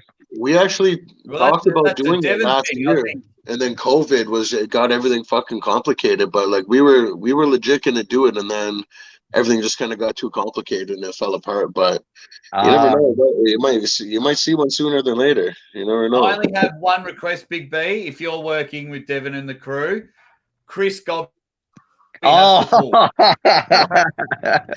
Chris Gobby only gets a one-way ticket anywhere he goes. That little gobshite.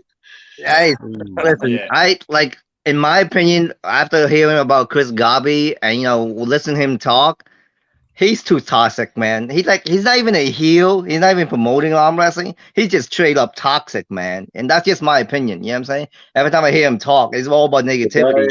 It doesn't the guy promote on the a personal community. level is human garbage. That's why nobody fucks with him around our way. So Yeah, there you fuck go. Chris See? Garvey, if you're watching, you can suck Yeah. my balls. Sorry about that, Augie. Sorry, I hope I didn't go too far on that one. Yeah. No, you're all right, mate. I mean, Just for- quickly want to thank Silky Wilkie. He's just giving out 20 Aussie Armwrestling memberships, and Wow. updated on the journey. So that should put us over 300 members. If you were wondering how come I'm never winning one of these memberships, you have to click on the thing, and it'd say allow gifts. You have to allow gifts. Yeah. To Got this it. channel. Got it. This I will. thing. Yeah. And then you get, because I'm doing a video every week on. You the turn it member- on and you become a little sugar baby. You just allow all the gifts there. You know what I mean, question for Silky Wilkie. How silky is your Wilkie? that was spicy. That was spicy. I think you two need to Clever. have a gift. That was really clever. Dean, if you're in the chat, you're still listening. I'm not sure what happened. You've hopped out, but thank you very much for joining, and go support Dean over at Arm Gods. Criggy and Edwin, are you guys in the same weight category? I think I don't he's think the so. heavier one. Yeah, I'm way heavier. I weigh about 92 kilos right now. Yeah. I weigh yeah. about 70 kilos. Yeah. Okay. Yeah, I can go check. Scale There you it. go. What are you weighing in, Jody? Oh, well, since we're doing it, let me go weigh myself. Hold on for a sec. There you go. Real numbers. Oh, Jesus.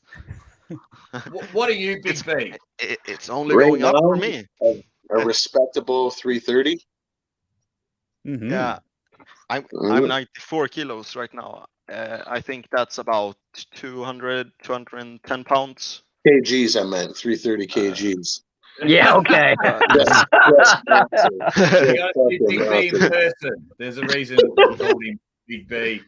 Just quickly, Matt Rhodes, I know you hate doing interviews or something, but at one stage during this 25 hours, you better come on and let's talk some King of the Table action. If you don't know who Matt Rhodes Sport is, he's about to hit 100,000 subscribers, and he is one of the co-owners of King of the Tables and a good friend of mine. Very nice. Very knowledgeable guy. I mean, I watch his content. I watch the way he speaks. He carries himself really well. I mean, he's very serious, and that's why he needs to get on here so we can crack him, make him laugh, man. There's a reason and that's the reason why he's smart dung. He doesn't come on and let anyone. Got it. But Ozzy, you find a way, all right? Come on, You always find a way. dangle that carrot somewhere. Dangle that carrot, man. Oh, he's My come boy comes on. on the one-on-one exclusive VIP. You know what I mean? There you go. Hey, look, he said he'll come on. There you go, Ozzy. You got it. I don't know when Matt will come on, but he will. He's a man of his word. Matt and I have spent a couple of King of Tables together, and we've built quite a good relationship. We just seem to like a lot of the same things outside of arm wrestling, so we had a really good laugh, and we both have the same goal for arm wrestling and King of the Table. So we're so hopefully Matt will come on at some stage throughout the 25 hour podcast. Edwin, when's your next match? I'm competing in 15 days at Flen in a junior 16 class. And then about 2 weeks after that, I'm competing at Europeans. And then 2 weeks after that, I have another competition in Sweden. So my arms are gonna be completely broke. So you're not even gonna train. You're just gonna be competing, resting. That's why you. That's my training. That's your training. Yeah. Yeah. I'm probably not gonna take the smaller tournaments here in Sweden. I'm probably not gonna take them so seriously. They are gonna be like training sessions, and then Europeans. That's a bit more serious. Welcome over to my hometown when we are arranging Wild Arm. Then you will be truly tested. Oh yeah, yeah. I wanted to come last time, but I don't know. It was a bad time for me or something. I don't remember. There we go. I'm just going to read out a super chat and then introduce our next guest. Thank you very much, Silky Wilkie. Really appreciate it. He says, don't worry, Chung. Mr. Wilkie will have you rolling and Lee. You so loose, you'll need a stool, baby. I think we've got a bit of a bromance. Well said, Silky. Well said, man. Oh, yeah. Well, if you ask about a man's Wilkie, you better be prepared for that kind of response. You know what I'm saying? It's all entertaining, baby. It's all entertaining. Hey, Ozzy, I got to get some more coffee, but just so you know, I'm at 235 pounds, which is 106.5 kilos. So there you go. Ooh. Yeah. I'd absolutely destroy you, Cody. Jody, sorry. Did you say Cody? Yeah, I make the names up here, yeah? Me. Come on. And Big B, you're 330 pounds of fat, mate. Oh. Yeah? You're trash.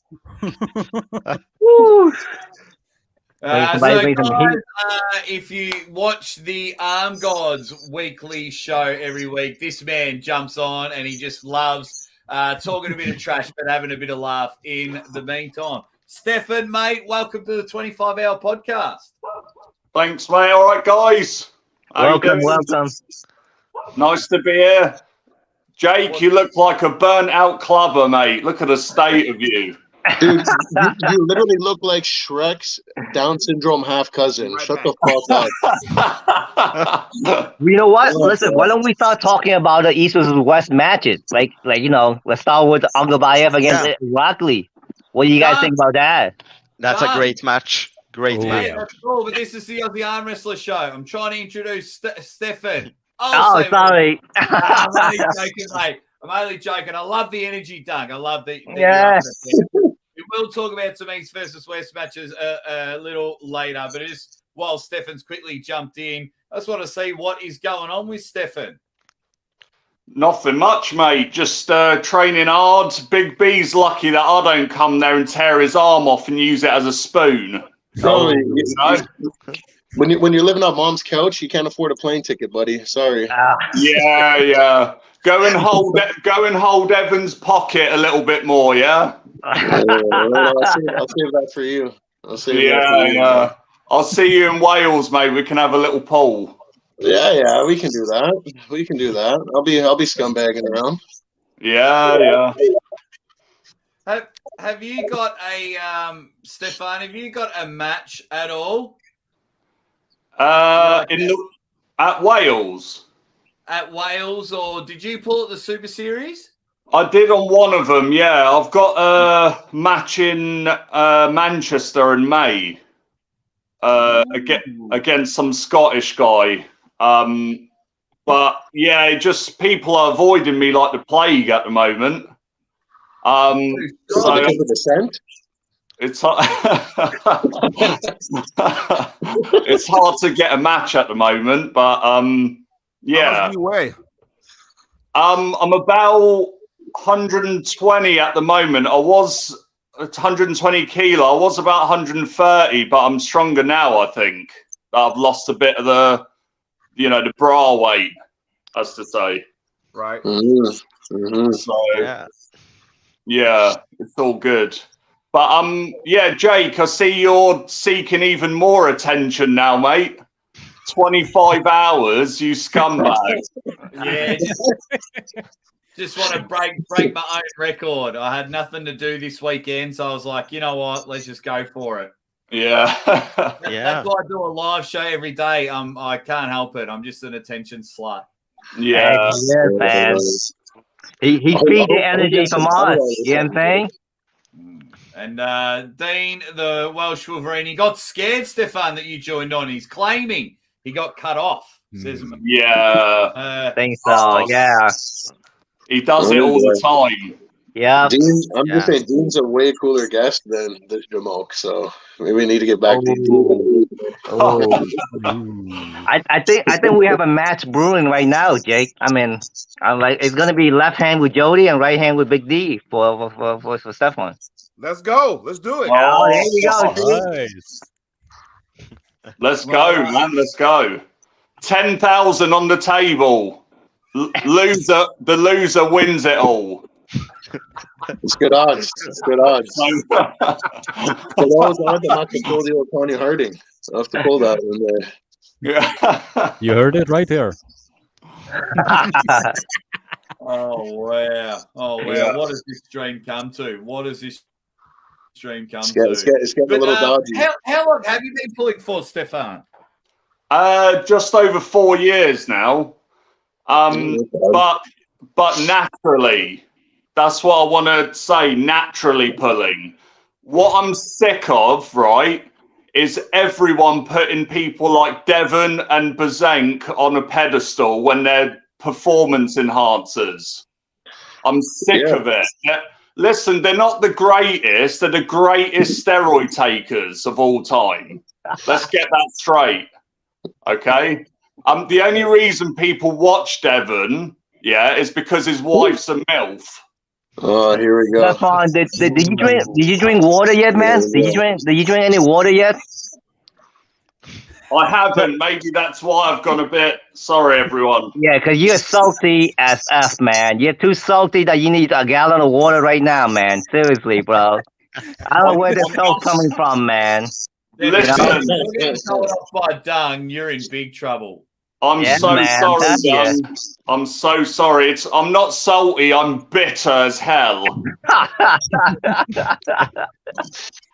You know what? I understand both sides of natty, not natty, but like in this sport, unfortunately, it's in a lot of organizations, it's not against the rules. So if you're trying to compete at your best, people are fucking, they're committing. They're putting their body. You know what I mean? They're risking it for the biscuit. But like, I'm not sure it's gonna help in arm wrestling because John Bissing even said it. Like, if your bone structure doesn't support it, it helps. Trust me. Sure. I mean, it's all about isn't it all about tendon and ligaments? Yeah, but John's been pulling since short pants were in style, so it's a little bit different for him. You know what I mean? Got it. I have a thought on this topic. If you guys don't mind me sharing this. Oh, go ahead, Joey. Get a bastard, man. So it's kind of like, I'll use the baseball term for it, right? All the guys that play baseball, the Barry Bonds of the world and Sammy Sosa. Here's the deal. Now, with steroids, and we'll use it with our sport. In baseball, you still got to have hand-eye coordination to hit the ball. So if you're horrible at baseball and you take steroids, it's not going to make you that much better because you still got to have the hand-eye coordination. Where I'm going with this is that even if someone took any kind of performance enhancing, you still got to know how to actually arm wrestle. If you don't know how to arm wrestle, it's not going to make a bit of damn difference. I'm sorry. You may match somebody in strength, power for power, but if that other guy has more technique than you do and knows the lanes, it ain't going to fucking matter. Sorry. It ain't going to matter how much steroids you take. That's just my opinion, though. That's my exact route against Rob Frampton. I know that guy is way stronger than me, but I know in certain lanes and I know my techniques. I know I'm gonna crush. See? Yeah, Big gets it. Yeah. I get that. It's the same with going to the gym and everything. It's like, oh, you only got that body because you take steroids. It's like, no, you've still got to go to the gym religiously and have a diet and get big. When it does come to steroids in our sport, I don't know. I keep changing my mind every day. So, like, on one hand, I'm like, oh, you know what? If everyone's on it, knock yourselves out. You guys are adults. You know what you're putting into your body. And I was like, if everyone's on it, let them go. But then the other side of me is when I'm having 15-year-olds message me asking what their best cycle should be and, when they should start going. And I'm like, influencing children and they're messaging me asking this, then I'm a bit, okay. Yeah, that's rough. How about this? How about this? If somebody were to beat me, right, and those guys, my opponent is on the juice, and you beat me, did you really beat me, or did you have some help to beat me? And that's how I got to look at it. Did you really beat me? You know? Or it's like, did the guy go farther to beat you? You know, like, I don't know. Did he do more? Right. Because for me, you know, with this sport, I love it and all, but I will be the first on this show to say, you know, I'm not an elite puller. So, you know, if Ingen says, hey, you want to be on East West Vest? Hell yeah, I would do it. But I also got to know that I'm going against guys, and we all know who they are. I'm not going to mention names.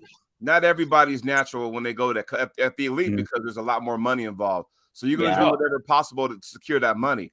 Me, I got to work, you know, my 9-to-5 job. I still, you know, have a family that, you know, I want to be able to enjoy my life without worrying about my health. You know what I mean? Yeah. I can't sustain that for a long period of time because at the end of the day, this is still nothing but a sport to me. It's a hobby. I'm just damn good at it. So if I'm going to sit there and do all that, I'm going to do it the right way. And if I lose, guess what? It's not a big deal. My wife didn't leave me. My kids still love me. I still got the house. Everything is all good. That's how I look at this sport. And I still got friends. Yeah. Well said, Jody. And that I'll piggyback on that too, right? That's why I think the match against Zorab, RBJ is not gonna win because Zorab is, you know, a lot stronger. He's going to go to places where RBJ wouldn't say. RBJ say this is his hobby. It's not his life. It's not his style. Zorab probably this is his full time job. You know what I'm saying? So one's more of an athlete, the other one more of a hobbyist. You know, even though he's a world champion WAL, but it's been what 4 years? RBJ sounds like hot dogs or something, like most of the time. There you go. I don't know. You know, it's a perfect example, right? One take as a hobbyist, but he has his bagel business with his wife, and he has a daytime job. You know what I'm saying? The other guy take it full time and is elite. You know, I get more joy beating somebody who is on the juice, and I've done that before, but I didn't know that till after the fact. Yeah, like that's definitely true. Like knowing that you've trained naturally without any help, any of that percentage while you're on the juice is like a massive achievement, I feel. I'm a little bit bitter about people who take stuff, but I'm also like, how do you justify it taking all those things that are not meant to be in your body, getting 20-30% stronger than what you're naturally can do, and then winning a title and then saying you're the best? It's I get where you're coming from. I get where everyone's coming from, but I don't like it when people say that, oh, they would still be a great arm wrestler without it, or they would still. How do we know that? Like, that's just the cop out for me. Yeah. My thing is that if you just admit to it, I'm okay with that. Yeah. However, it's when they say, oh, no, I've been working in the gym. And just like what Jeremiah said in the chat, Jeremiah said steroids is about helping people recover quickly so they can work out harder. But we all know people abuse that, right? So, you know, my thing is this. If you're going to do it and you admit to it, I'm okay with that. But don't try to lie to everybody and say, oh, no, I've been working extra hard and stuff. I'm like, well, yeah, you dummy. We all know why you're working hard. Yeah. The varicose veins don't lie. You know what I mean? Exactly. Yeah. Nipples on the back don't lie. We all see your back knee. Craigie and Edwin, I was in, as I said earlier, I was in Norway, which is the border of you guys. Does Norway take the same? No, sorry. Does Sweden take the same stance as Norway? So for those that don't know, like right now, if I was living in Norway right now, drug testing could knock on my door now, and I would have to do a drug test, even though I'm sitting in my studio. Like they were there at the Hardanger Open, and they were testing everyone. Well, not everyone, but, you know, they tested so many athletes there, including Coach Ray. Is Sweden the same?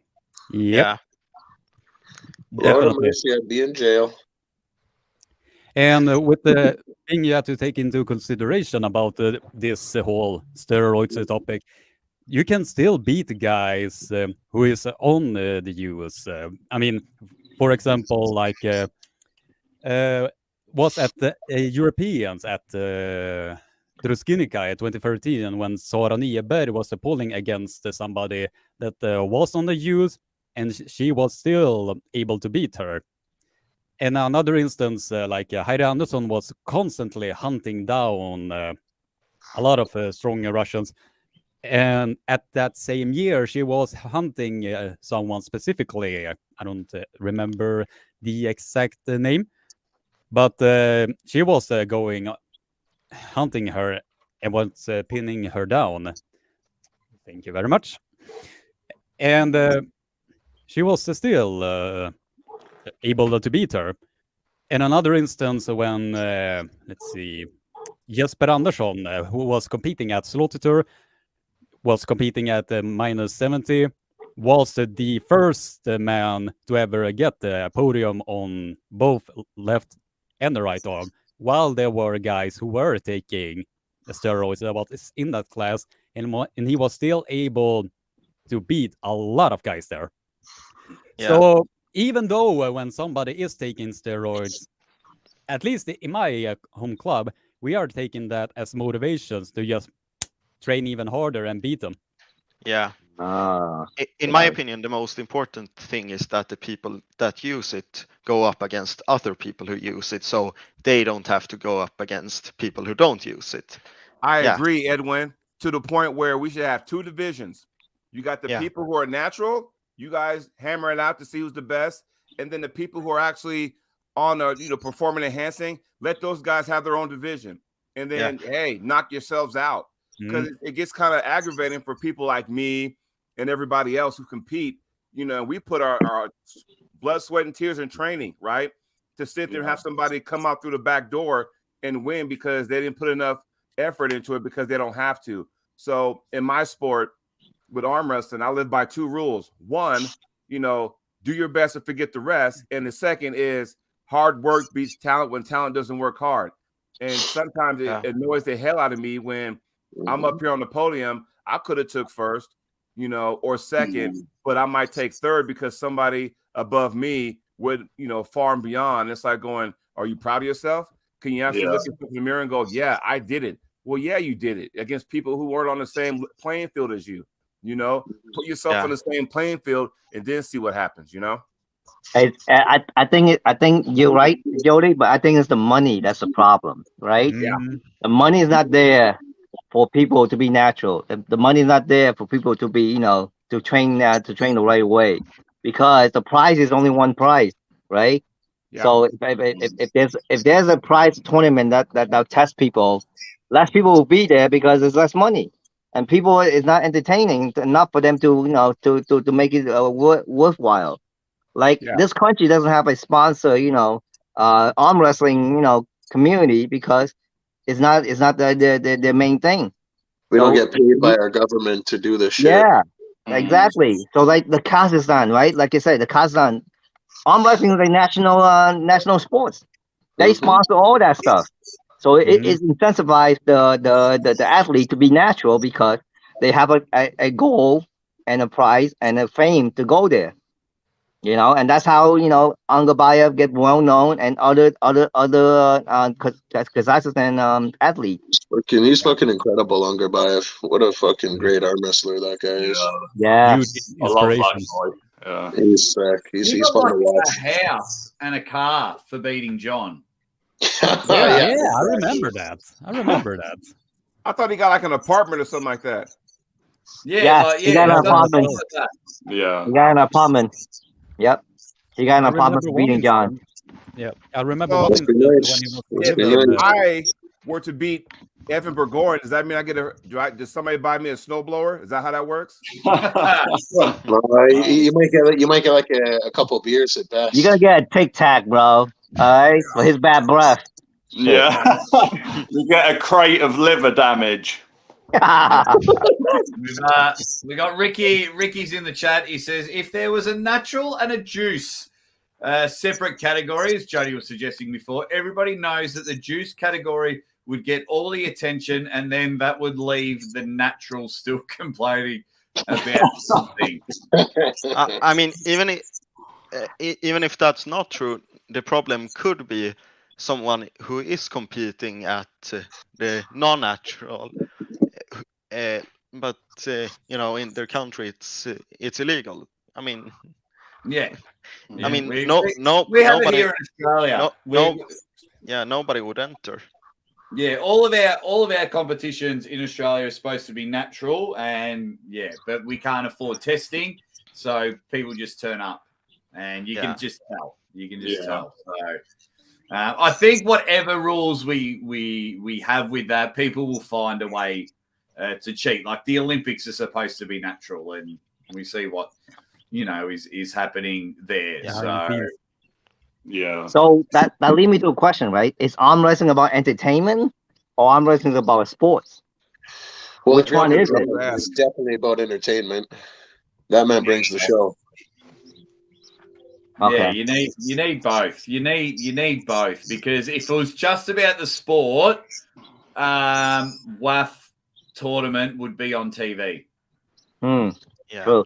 Yeah. Good point. I Very mean, good point. there's a reason why we watch the East versus West and King of the Table matches, but we skip the other matches. Some of them because it's just not entertaining. Man, I really enjoyed the East versus West. I love what they're doing, but holy shit, it's a long day. Yeah. It's like, oh man. Yeah.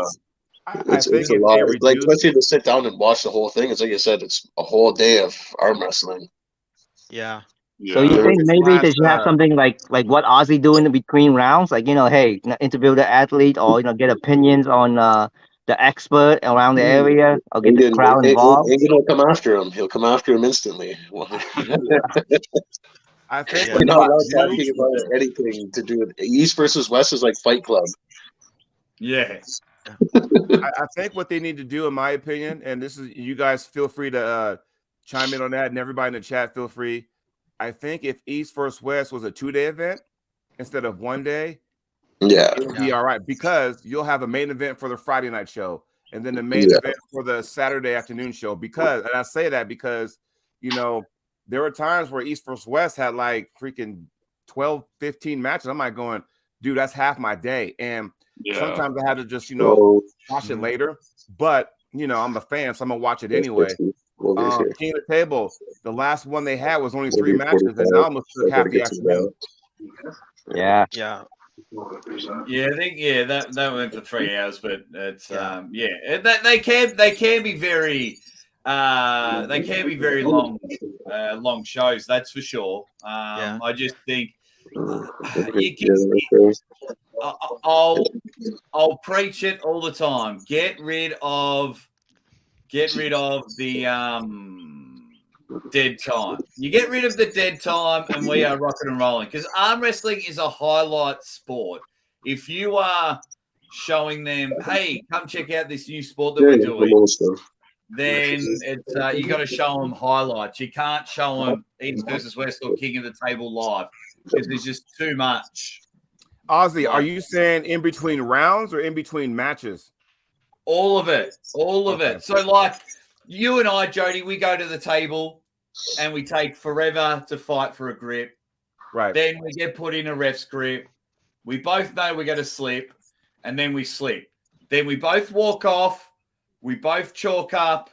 We both talk to our quarterman, get a quick drink, quick rub, and then we're back at the table and we're doing it all again. Then they put the strap on. And as they're applying the strap, I'm not happy with the grip. I'm not happy with the grip. I'm not happy with the grip. Take the strap off. We both walk, re-chalk, go again, and we've just gone 15 minutes without a match. So if we have a lot of that, then I think we're rocking and rolling. I think Devin talked about this too. He's like, all maps slip on 30 seconds, go to the strap, because that's how you save time and not waste time with the match, right? I'm Devin of all people. I think what you could do to eliminate all that, we all know in those big high profile organizations, there's money on the line, right? First of all, the ref has to take control because we all know as arm wrestlers, we always listen to the ref no matter what. So if the ref says don't move, don't move. The problem is sometimes they can be influenced by the particular puller, and it's like going, well, I don't want to foul him because people want to see a match. If there's money on the line and you say foul, I guarantee you he'll knock it off. He won't move anymore. And if you slip, to get into the strap, you're not supposed to leave the table anyway. So there you go. I mean, the refs need to make that like, come on, let's go. Back to the table, back to the table. It's crazy. They allow so much. We got pullers who want to have every advantage whatsoever to cheat. Referees, take over, because if you don't take over, that's how these matches get drawn out longer than they should be. Yeah, it's an hour match. I agree, but also, sorry. You guys different? Sorry. I agree with Jody, but also we don't know what requirements the people like Engin and stuff are saying. Are they saying give them a little bit more, or this? We don't know. So yeah, it's just a tricky one. But I agree. Yeah. I think it's a fine line with Jody saying get the refs involved and the refs get involved. But then if the refs start fouling people, then there'll be no show. Well, Jody, it's going to be a foul show at the end of the day, and then people pay for entertainment, and now they're getting a foul call. So now we don't see arm wrestling. We see refs dictating the show. So it's a fine line. I agree but disagree. Like if someone's offering me 10 grand to win a match and I'm mucking around too much and they foul me straight away, I'm not messing about. Yeah, people want to see the show. People want to see arm wrestling and they want to see entertainment. Like you say, this sport is about entertainment. People want to be entertained when they pay for that $15 pay-per-view. They want to see matches.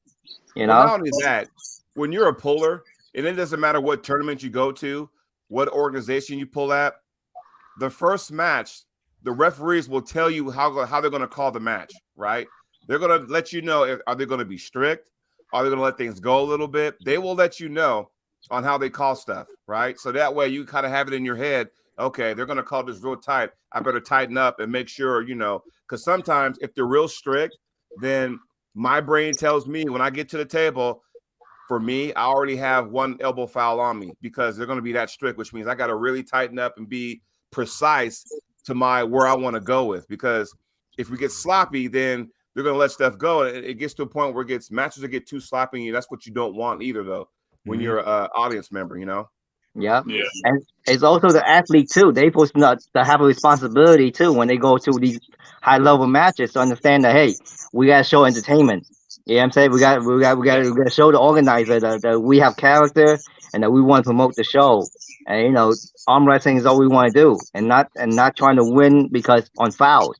Yeah, I think the best way to get rid of half of the time that these shows go on is get rid of the announcers. Jake, you scumbag! Get rid of them. They're an asset. They're must have. They're must have. I'm just going to knock over some chats. Some heaps of people just want to get in on the conversation, including Matt B with a super chat. He says, "You got a good show going on here, Jake. Thank you very much." He says, "I came early to say hi. I've now been watching for an hour and 50 minutes. Good stuff. Really appreciate it there. Nice.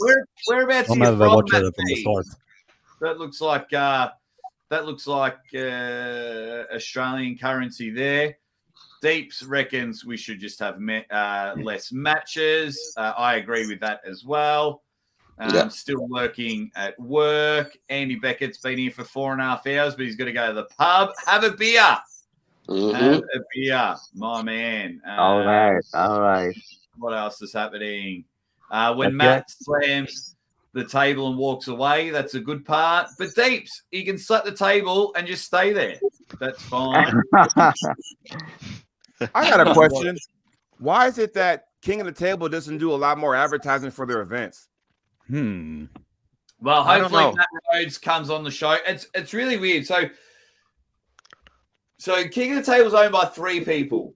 So Core Sports, they've got a part in it. Matt Rhodes and Larry Wheels. So that's more of a Larry Wheels kind of question because Engen pays Core Sports for streaming. So it is all Engen for East versus West.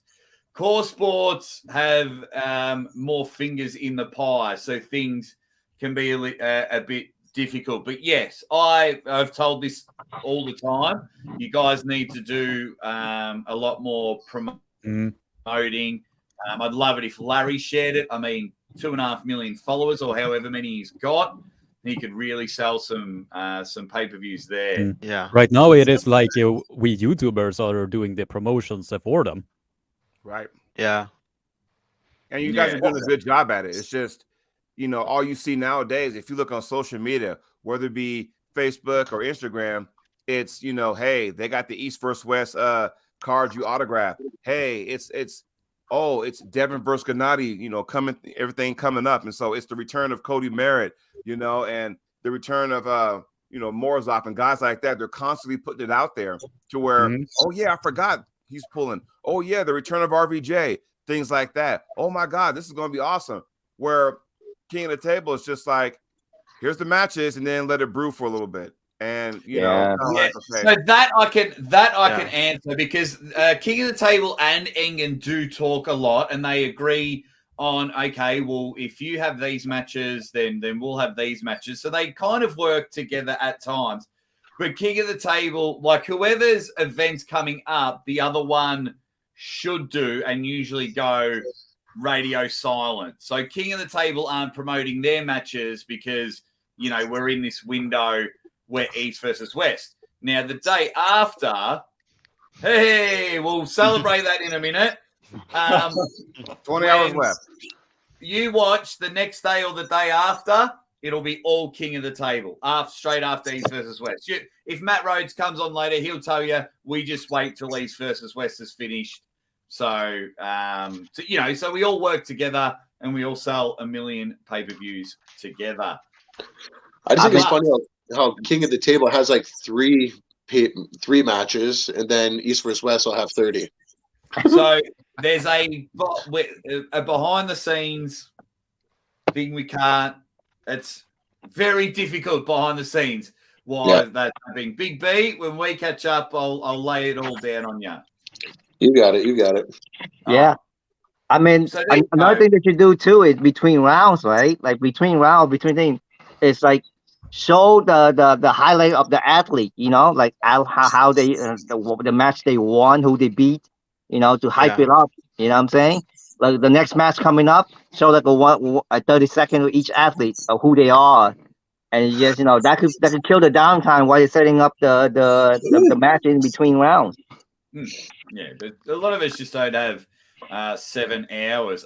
Just didn't realise that my brother-in-law is in the chat because it goes under a different YouTube name. So I do apologise, Matt, you legend. Hope you're feeling better. I was going to screen that on you.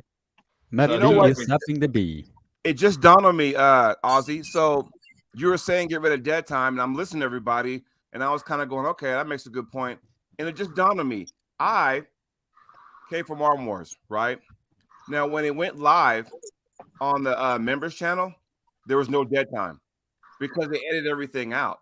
And I know everybody wants to see things live, and I get that. But the way Arm Wars did it, even though we were still pulling, but yet the show actually went on there after everything was edited out. So they took out all the dead time.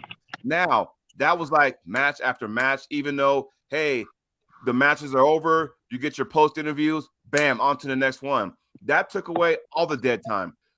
That's the one thing I do like about Arm Wars because they eliminate that fact. And I understand people, and you still had a live chat, so that was good.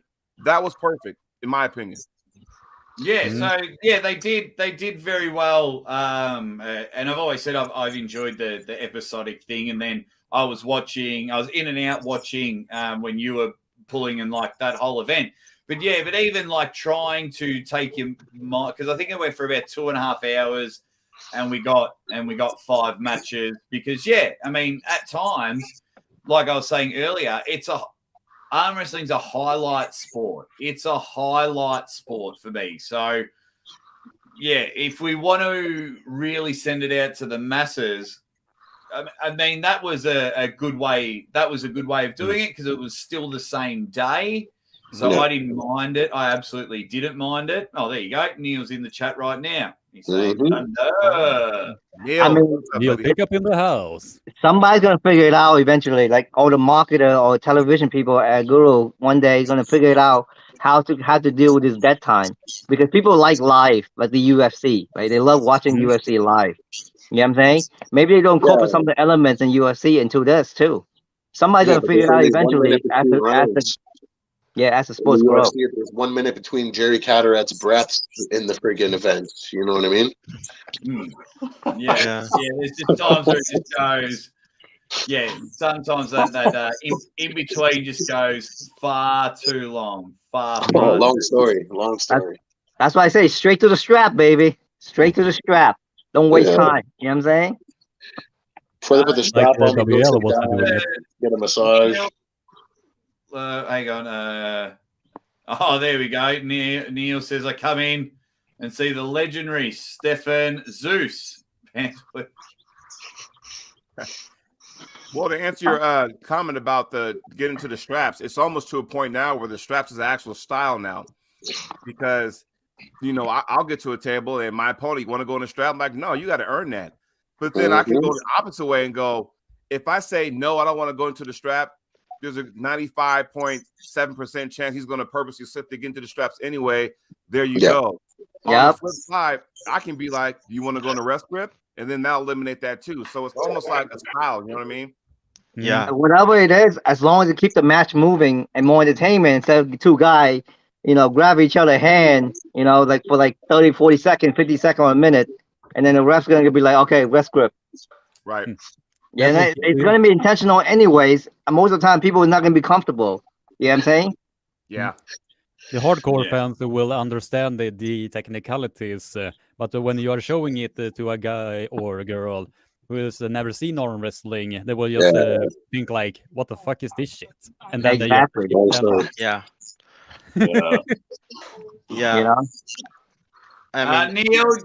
Neil, whenever you want to come on the show, mate, just send me a message, and I'll send you and James the link, mate. Whenever you want to come on, I know you've just popped in for a couple of minutes now. Come on, Neil. Buddy. Since Neil is on, I'm curious about something too. I know he's listening.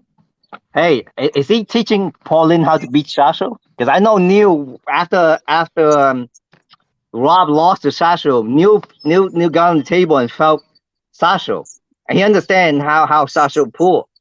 So is he teaching Pauline how to beat Sasho? Well, there you go. Neil might answer. Just a couple of quick things from Potty Potato. Thank you very much for the super chat. What is Criggy drinking? Great show, Jake. What are you actually drinking, Criggy? It's a Falcon beer. Really, really good stuff. There you go. I don't know what it is. Is that alcohol? Is that alcohol or just soda? That's what makes it really good. It's like it's like a beer company from the southern part of Sweden, from Falkenberg, I assume. If I'm not talking right out of my ass, that is. How many do you have already?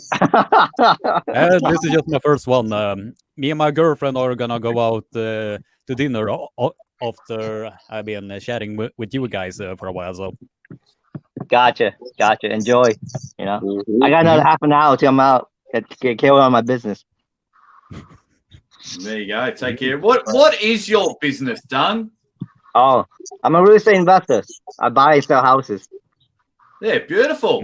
Yeah, that's big over here. That's big. That's big. My wife would like to get into that game. Yeah, beautiful. How long have you been doing that for? 4 years. I did it for 4 years. There you go. Man. Big B. What is your profession? I own a couple of small businesses. I own half of a drywall company. I own half of a driveway sealing company. I own half of a music publishing company. I do some other things on the side. You know what I mean? Nice. We're gonna start calling you Bon Jovi. You're halfway there. That's for sure. Yeah, Loud Pack Entertainment. Criggy, what's your job? My main profession is like working as a hotel room cleaner at the local hotel here in my hometown called Hotel Toppen. And in my spare time, I do like YouTube videos on the side, and every type of money I'm making from this, I'm usually reinvesting in it on either equipment or going on a really, really long trip. So who knows? You might even see SCTV in Australia. Ready, bang. Oh, That'd be cool. That'd be very cool if you can get over to Australia. That would be awesome. What about you, Edwin? What do you do for a crust? I'm 13 years old. What do you expect me to do? Are you only 13? Yeah. What are you expecting me to do? Yeah, I'm 13. 14 in about 10 days. oh my God. But 13 and 92 kilos. yeah, and but to be fair, I just got monetized on YouTube, or well, they are gonna look at my channel and whatever. But You're telling me I'm 3 times your age, Edwin? Holy crap. And you're I shouldn't be on this show now, I don't think. I know, right? I know. Everyone's just... Don't fucking kill me. He's like, oh my God. Well, I better watch my language. See? This is why I keep it PG, my friend. Yeah. We get into. PG, very nice. Very nice, like. What about you, Stefan?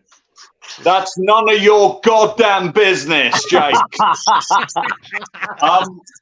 Well, on a Friday, I do a little bit of stripping. Depends what I'm into. And sometimes I transport a load of people in containers.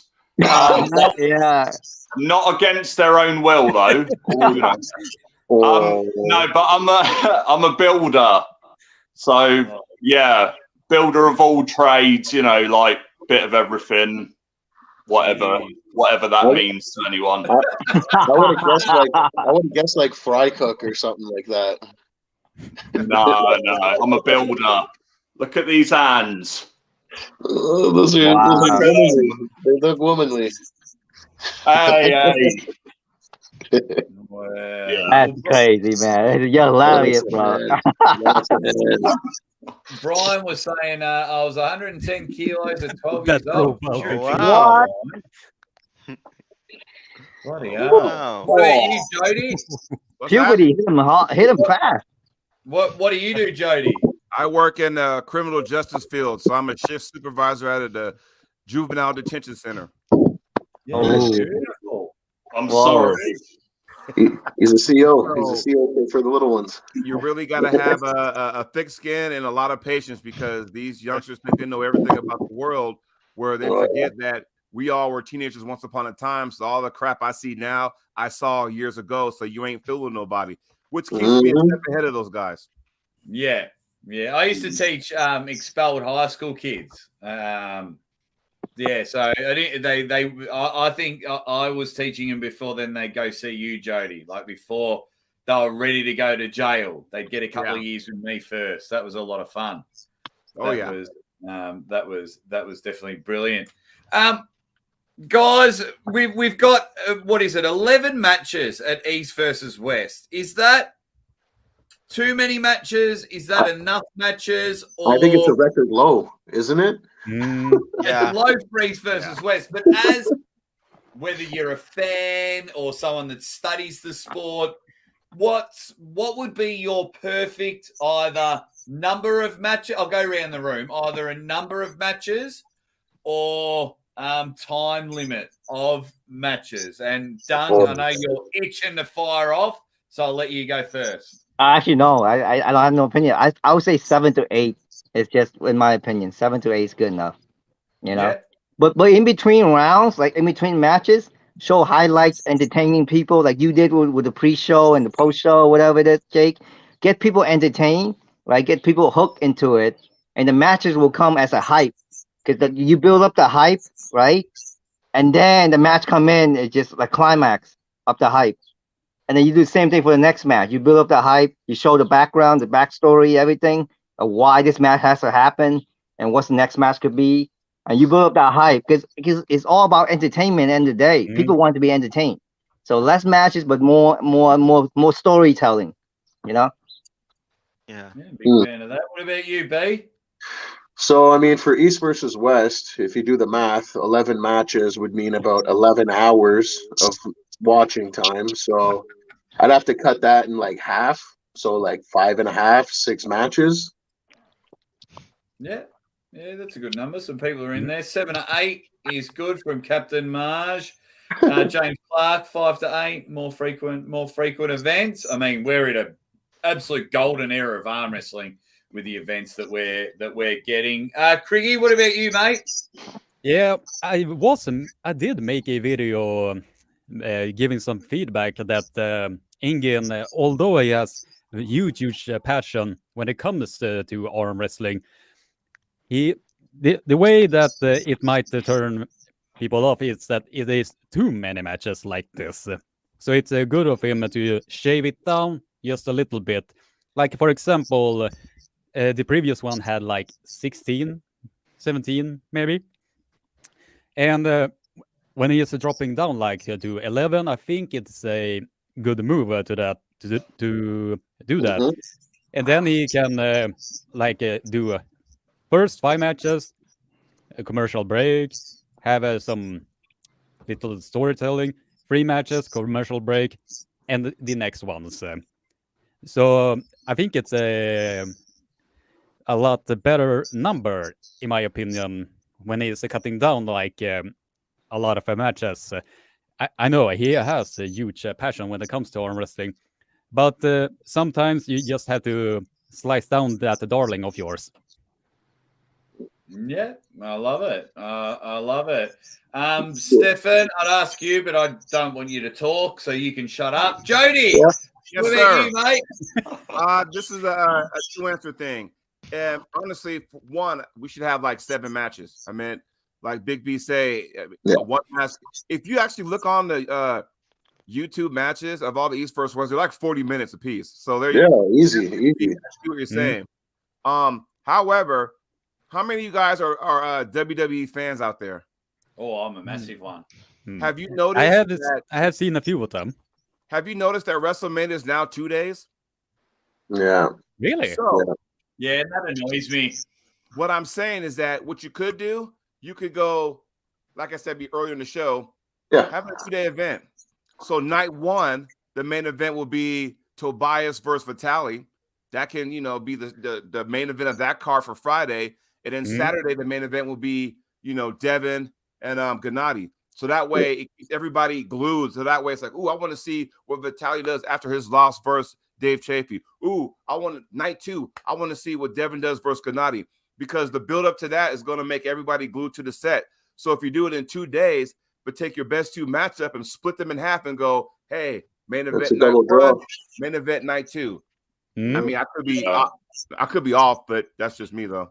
Mate, I'm up for trying anything because I had my honeymoon at WrestleMania 34, and that went for 7 hours, and even I at the end of it was just like, because that's what's happening. By the time we get to Devin and Gennady, it's like we're knackered, we're exhausted. You can probably get away with, oh, babe, it's only going to be 3 hours today and 3 hours tomorrow. You might, get away with it. So I'd like them to try it. So as you only have to buy one pay-per-view. Even the athletes too. Imagine you're there competing, and it's like you got to wait for again hours and hours and hours for your match. It's gonna affect you too, especially when you're flying in. There is a loophole though, Ozzy. There is a loophole because anybody who knows this, if you order an event from Core Sports, you can always go back and watch it. Yeah. You can always, especially like me, because it gives me something to talk about. So with me and my co-host Ryan Espy, do the Can-Am Connection on Monday morning, we'll have something to talk about. I can go back and watch that. You know, oh, my wife goes to bed. Cool. I can sit there and watch the return of the matches. I just know to stay off social media so I don't get any, results, but I still want to watch it so I can see who won, how they won, who lost, how they lost, and all the other stuff in between, And if you click the favorites in the little star in the right-hand corner, then you can keep that for as long as you want. Once you go back on the Core Sports Jody, website. you're an adult. You have the patience and disciplines to do that. In the YouTube world, if someone sends you a video over 3 minutes, you're like, oh, 3 minutes? I'm not watching that. The people want results before they happen. So you and I can do it. We're like, yeah, I'll watch those matches tomorrow, but the rest of us can't. But I definitely understand what you mean. All right, Stefan, how many matches? Give me your best scenario for a day out. No, I agree with Jody and Big B about splitting it up. Yeah. And, sorry, Big D, I think. Splitting it up. That's what she said. Also, and also, how do you, by the time the competitors have to wait, how long are they waiting for the whole day? They're probably absolutely shattered. So how do you know we're getting the best athlete at the time? That's the problem. Oh, that doesn't bother me because because one, they're like super professional. They've been to tournaments that have gone 15 hours before. They know how to do it. A lot of them, the camera won't show, especially in East versus West. Like Jerry Caderet was in his bedroom till 3 matches to go because he was the main event. So he's not there. He's lying in bed. I know John comes in and out. He, goes wherever. So they all have to turn up for a meeting. But when the event starts, you'll notice a lot of people are at the back end. They're not even there. Yeah. Okay. But when you think, what about, Jake, about the adrenaline and the nerves and all that? Because I know when I go to do a little district county show round the corner, I'm absolutely shitting it. And I fall apart and, so what about the nerves and all that for the whole day? Yeah, that must take it out of you. Yeah, but that's just like any sport. They're ultimate professionals. So it's fair enough. Hey, Ozzy, my uncle's in the chat, by the way. Andrew Coparo's in the chat. What's up, Unc? Yeah, the second time he's been in there. He's the man. Arm wrestling's only pimp. Cobra Rose. Got to hang out with him in Ireland.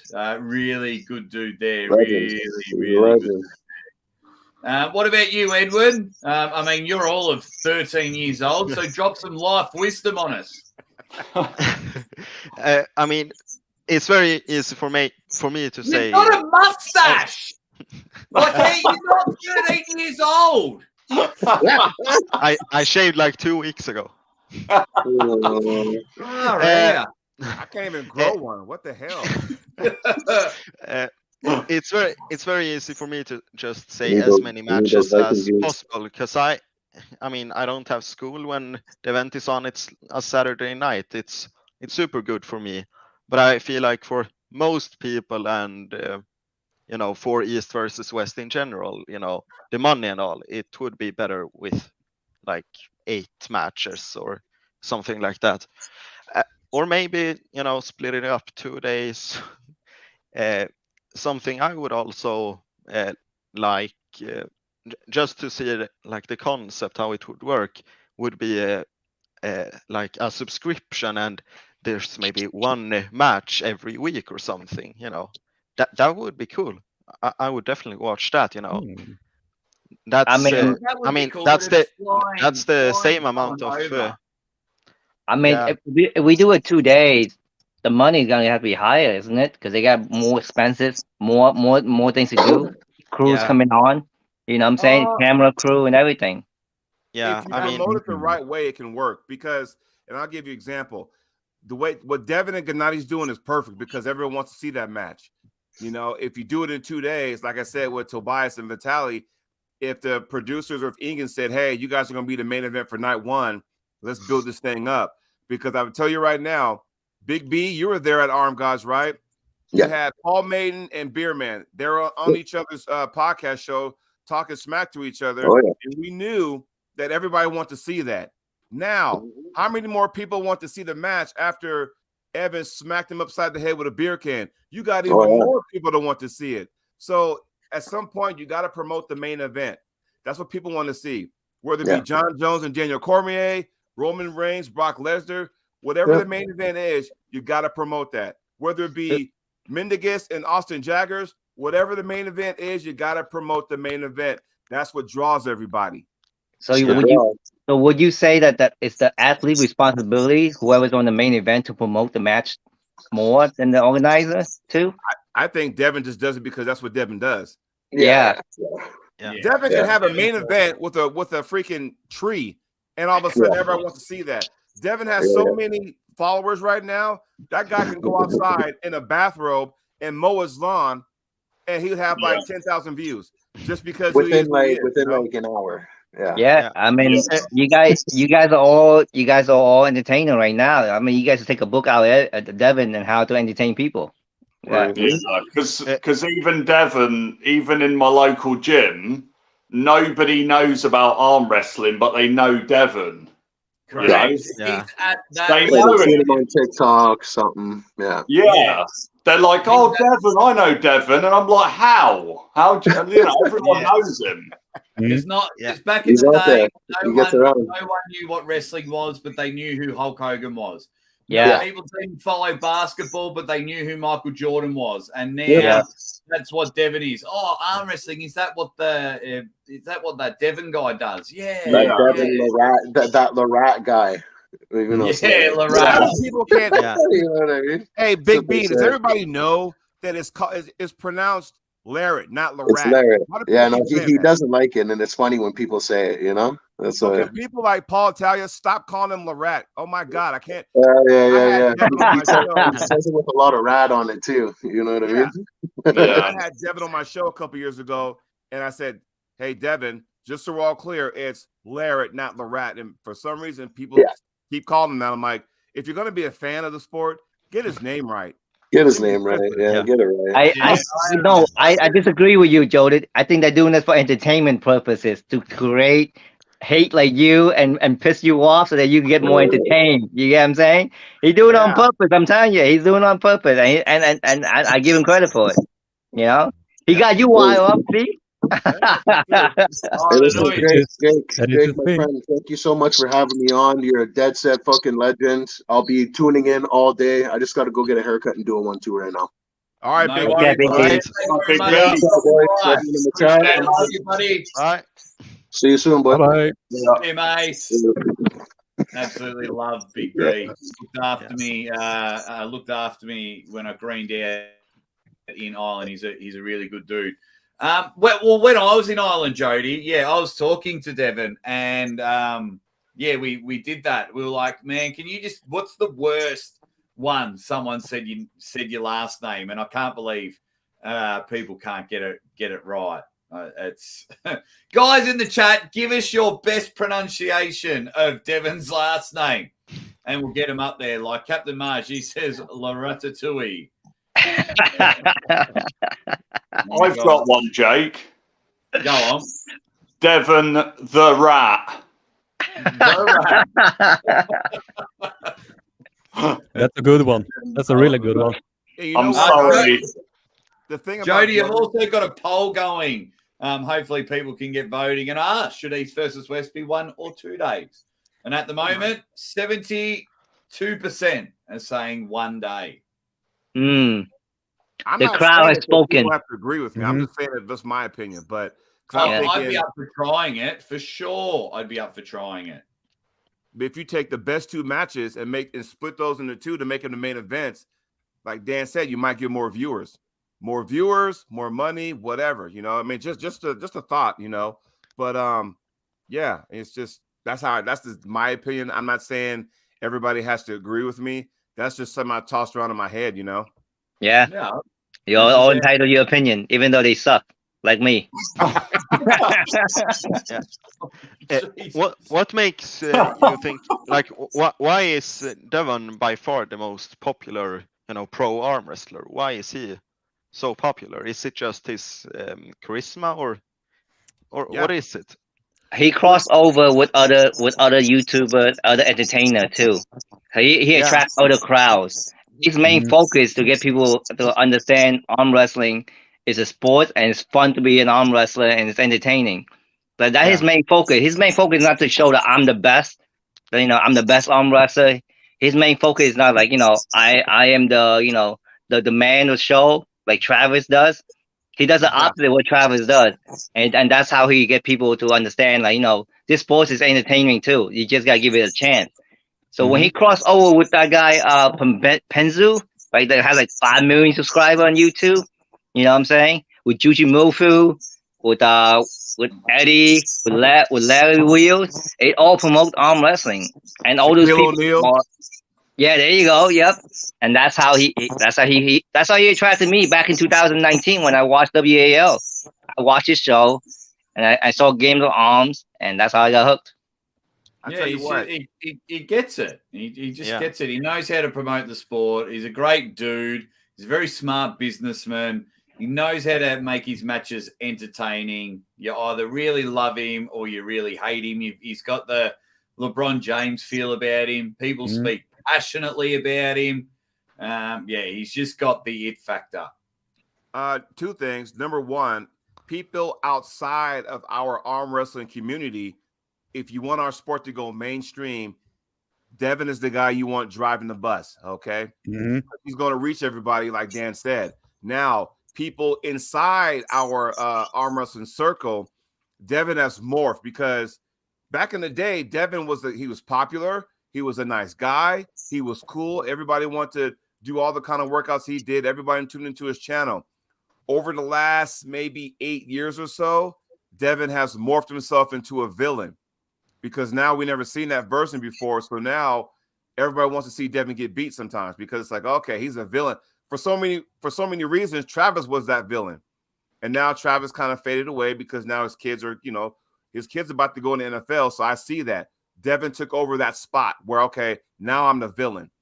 And he tried so hard to be the villain, but for some reason he was a good guy against Levon. Levon seems to be the villain, because we all want to see Levon fall, because when we all know we live in a society where if you're on top for too long, you become disliked, unless you live in the country of Georgia, we all want to see Levon go down. We're just trying to find out who is that person that's going to beat him. So again, we all hopped on Devin. Devin, you're our guy. Go beat Levon. Didn't happen. And then you got Gasparini. Stefan's our man. What's that? Stefan's our man to beat Levon. There you go. So it's like, that next person that's going to beat Levon, everybody's going to go, oh my God, here we go. He's our guy now. So will it be Dennis in the, 9 or 12 months? I don't know. Will it be Bavoda in 9 or 12 months? I don't know. But all I'm saying now is that in our community, when you morph from a good guy to a villain, it gives you a different kind of character, excuse me, which means, oh, now you got different matches to, go against, So it always creates that animosity that, you know what? That's what makes this sport good. And you need that kind of stuff from time to time, What if Travis came back full throttle in this sport and he's talking his trash? Then, okay, we have a Travis. Is he going to pull the Voda again? Is he going to pull Dennis? What about Devin? That's the kind of stuff we want to see if it ever happens, but we don't know yet. Like I said, I mean, I kind of went off my soapbox. Sorry about that, y'all. But I think at the end of the day, it's all about entertaining, right? Entertainment is a source of getting more people into the sports, right? The more entertaining it becomes, the better it is, and he knows that. He knows that entertaining is everything. But also, he's more true to himself, right? When he lost matches, he admits he lost. He moved on, no excuses. People like that, you know what I'm saying? When he lost to Levon, he admitted right away that Levon's a lot stronger than me. You know what I'm saying? But he built up the hype before the matches just to get more people to be involved so that it grow the sports. He created a story behind every event, and that's what a lot of arm wrestlers gotta do. You gotta create that story behind every event. Uncle John knows that. You know what I'm saying? He always built the story, and other athletes gotta do the same thing. They gotta understand that to grow the sport, you gotta build a story, a background story. Gennadi's doing it with Devin, and that's good. It hyped up the match. Look, when Prudnick did it with Devin too, that was fun and entertaining. I love the match. I love the build up to the match. When Prudnick's like, blink if you're being held hostage. And then Devin showed the video, he's blinking. Arm wrestlers definitely need to get out of their comfort zones a little bit when it comes to promoting their own matches, because from all of the previous matches that we have seen, not a whole lot of arm wrestlers are taking the initiative to promote the event that they are pulling in or their actual match itself.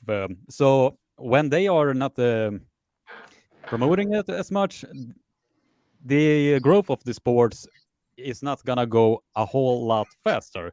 But when Devon and Gennady is doing it, the hype for the event just go through the roof like that.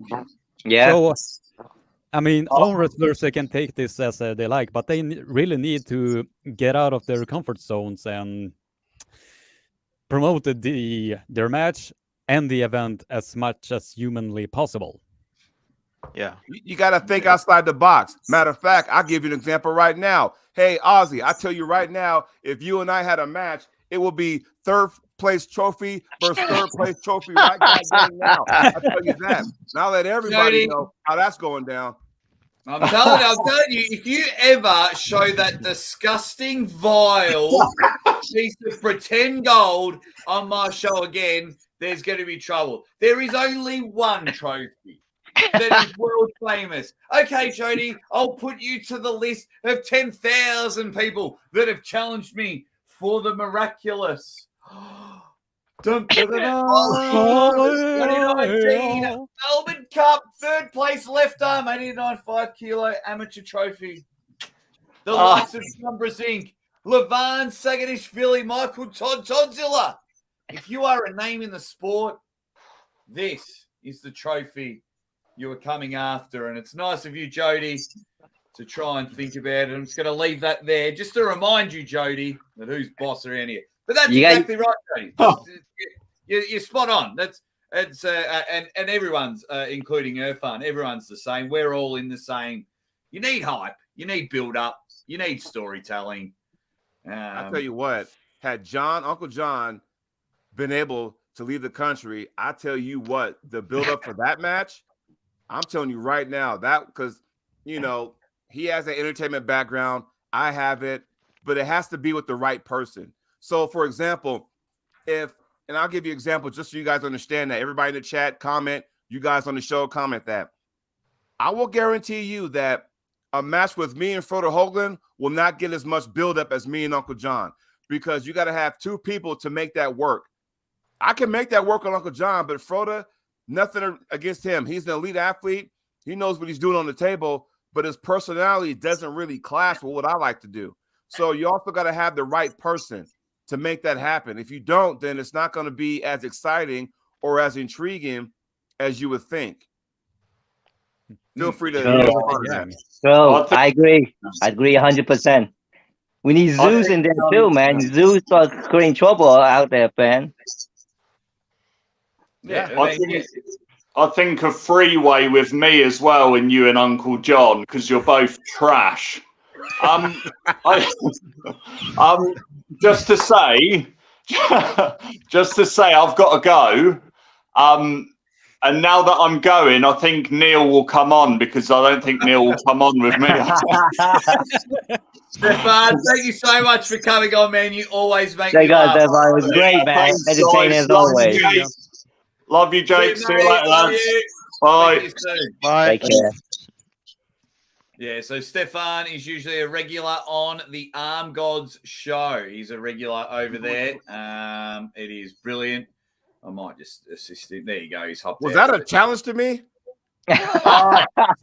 Stefan's just he's a go try and watch every week. He's just hilarious on interesting on what's it called? But hey, that whatever it takes to get you matches, calling people out, messaging people, because that's how I got to where I was.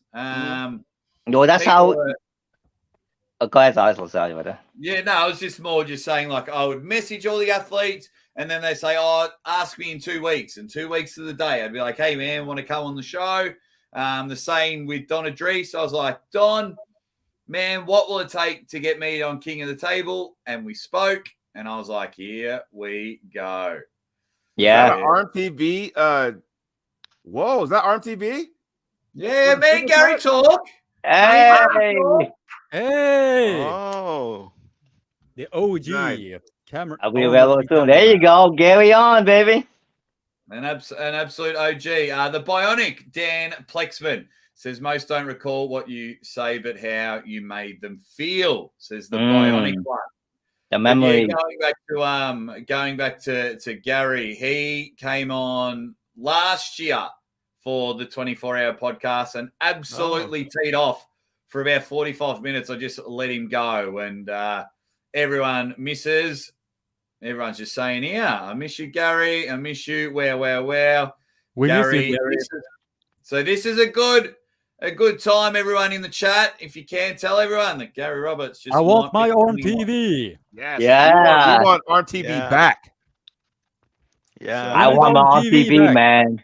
I mean, listen, I think, like, Gary understand is, like, this is entertainment at its peak. Don't let your emotion get involved in this. Ride the wave. You know what I'm saying? Ride the trolls. And, he gets too emotional, and he should just let it go. This is entertainment business. You're on YouTube to make money. You're on YouTube to promote arm wrestling. Let your emotion out of it.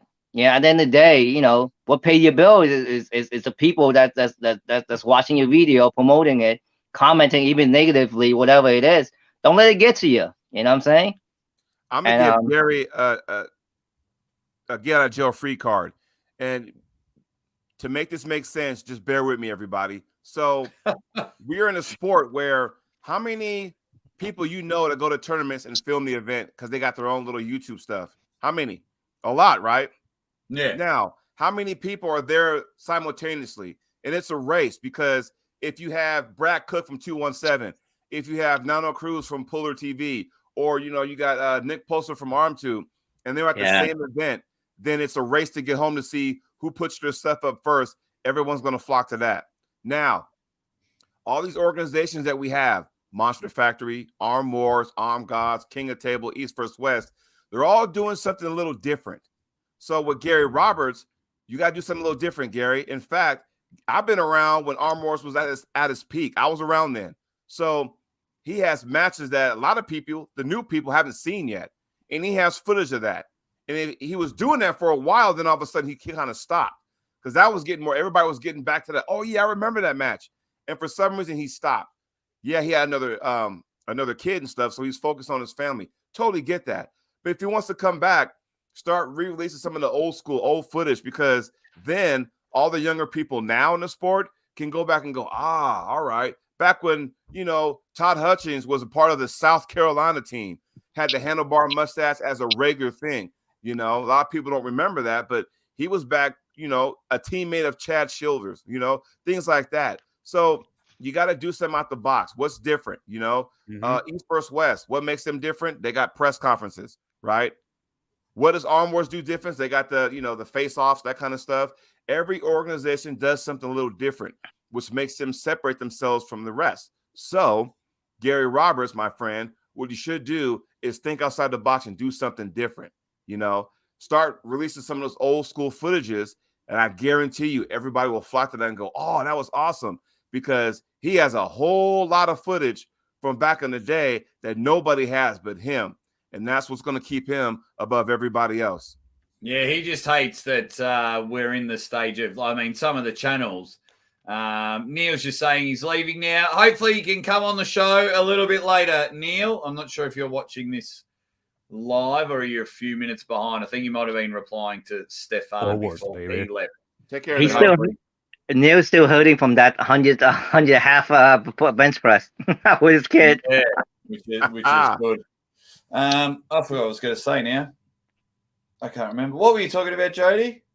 Gary Roberts. Gary Roberts. Yeah, I know that he got really upset because we're in a stage now. You see a lot of these YouTube channels, they're just built on everyone else's content. And they're just taking it. And I know that was a part of what Gary wasn't too fond about. Y'all see that? They- Hey, Gary, the link's in the top. Go ahead and click. Arm TV says send the link. Dude, the link's up there. Jump on in here. Yeah, I'm going to send it to him. I've got it covered, Jody. This is why I've got it covered. Sorry. Sorry, man. This is your It's show. cool, I'm sorry man. about that. It's cool. You know, I watch Gary Roberts, YouTube and everything. Let the emotion out. You know what I'm saying? People are gonna steal your content no matter what you do. You know what I'm saying? People are gonna steal your content. Just know that, and just make other contents, and you will gain traction. And then just avoid the trolls. You know, YouTube is not for everybody. Yeah, but Gary's point was Gary was the one, because back when Gary was filming, people weren't getting paid to come out. Like, people weren't getting all the distribution rights. So Gary would spend his own money driving across the country or flying across the country, filming everything for then someone else to make money on it. So that's where, he's putting in all the hard work. It's like if, Criggy pays all this money and he flies across to Europe, Criggy films all these amazing matches, and then I just rip it off and put it on my channel. That's where Gary was really, really getting annoyed. Well, you could look at that way. You look at another way. It's like, hey, listen, I had my business back then. I got all the privileges. I had a lot of fun. I videotape all these things. What's the next best thing now on YouTube? Oh, it's different now. So adjust. If you don't adjust, assimilate to the new world, you get left behind. Like in any business, just like arm wrestling now. Back then, it's all about who wins. Now it's about who attracts the most crowd. Why is Devin getting paid? Gary just likes to, but Gary's having a lot of fun being with his family. So okay, I guess he's happy taking a few years off. He has had his mark. He might come back when his kids are older. That's the beauty about sport. It will always be there. Like we all of us can have 30 years off and we can come back, and arm wrestling is will still be there. You got to pay tribute and respect, because all these channels out there that film these events, if it wasn't for Gary Roberts, none of this would be going on. Mm-hmm. So honestly, in my opinion, Gary, you're the reason why everyone has a channel and going around filming events live and then posting them on social media. You are the reason why, Gary. So guess what? Yep. I pay my respects to you. So, and I'll go a step further. The reason why, speaking of the devil, Gary, what's up, my man? The man, the myth, the legend. Himself. What's up, bitches? And man, there it is. I'll go a step further. The reason why I got my own show, Arm Talk, which took place back in May 2016, was because guys like Josh Grant, John Brown, if you guys remember their show they had every Thursday night, they're the reason why I started my show. So you got to pay respects once you reach up to that upper echelon. Because like I said before, Gary, before you got on, I was telling everybody I was around at the tip top when Arm TV was on top of the world. I was there. And you got footage from back in the day that nobody has but yourself.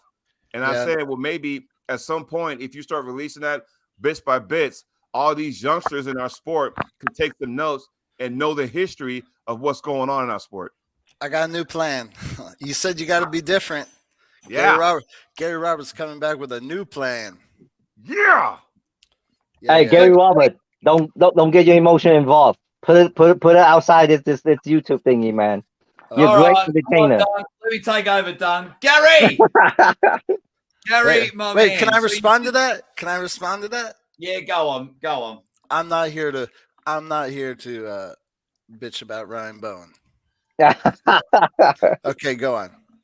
So have you, first of all, mate, always good to see you. Love all the times you're posting about your family. As a family man myself, and I thank you for taking the time out for coming on the show. But are you coming on here to say that Arm TV could be back? Oh, I've been working. Here's the thing. I would like to do a shout out to Corey Miller for re-inspiring.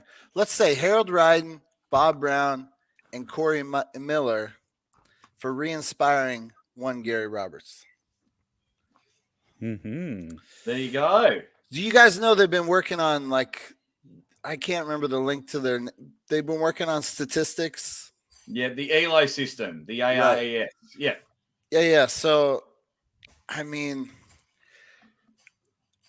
to get into the weeds a little bit, what we were doing back with Arm TV and Leech, I mean, we were so deep in the wanting statistics and categorizing and just, I mean, unless you were there with Leech and I for the hours and hours of work that it took to like try to create a system. Anyways, I lost Leech. Basically, he came on. He was like our web guy. And back in the early days, I'm not sure if it was the days, I think Leech was still around when Jody was talking about, but in the very early days of Arm TV, I did all the coding. I created the website, and then Leech came on. He's like, "Listen, your website is shit," and he helped me revamp it, and he did all the coding to do the fun shit that we were working on. Well, when YouTube started to like really take off, and cell phones, I mean, the thing when you guys talk about young arm wrestlers who don't know like what it was back then, I mean, dude, it was crazy. When I used to go to tournaments, I mean, there was no cell phones. No. There was no cell phones in the audience. It was totally crazy. I used to consistently, we just, March happened with the Arnold Classic. Arnold Classic was my measure, because I remember looking out, and it's like the biggest arm wrestling audience of non-arm wrestlers. And I just remember it was like night and day. Like 1 year, there was like no cell phones. And then like, I remember like the next year I look out and there's just cell phones everywhere filming. And I was like, oh shit. The game is about to change. And one Gary Roberts is not prepared. Anyways, that was like the death knell, and like, oh, like shit, like I'm not ready to adjust. Like, I don't know. I didn't foresee the cell phone. Personally, I was doing all my work on a laptop. I was saying, why do I need the internet on my cell phone? I don't need to be on one more device. I'm on my laptop for so much. Anyways, we lost Leech, and there was a period of time where I was trying to do arm wrestling, and I had to get a job with CrossFit, and Sevan Matosi and Napoleon John, he hired me with CrossFit. He literally specifically said, listen, I'm putting you on as a contractor because like I want you to keep working Arm TV. Like I want you, the whole point of CrossFit is he envisioned like if I send you to a CrossFit event, if you can tie in arm wrestling, you can write up like I want you to do it. And I tried, but I'm a very singularly focused kind of dude. And anyways, CrossFit took my attentions away, and I lost Leech. And so the website started to get defunct. And there was a period of time, like the reason, I don't know if you guys remember the Bill Collins drama, but Bill Collins was supposed to revamp Arm TV. He was going to put in some money and redo the website. And that never came to fruition. Anyways, I have a point to my story, ladies and gentlemen. I promise.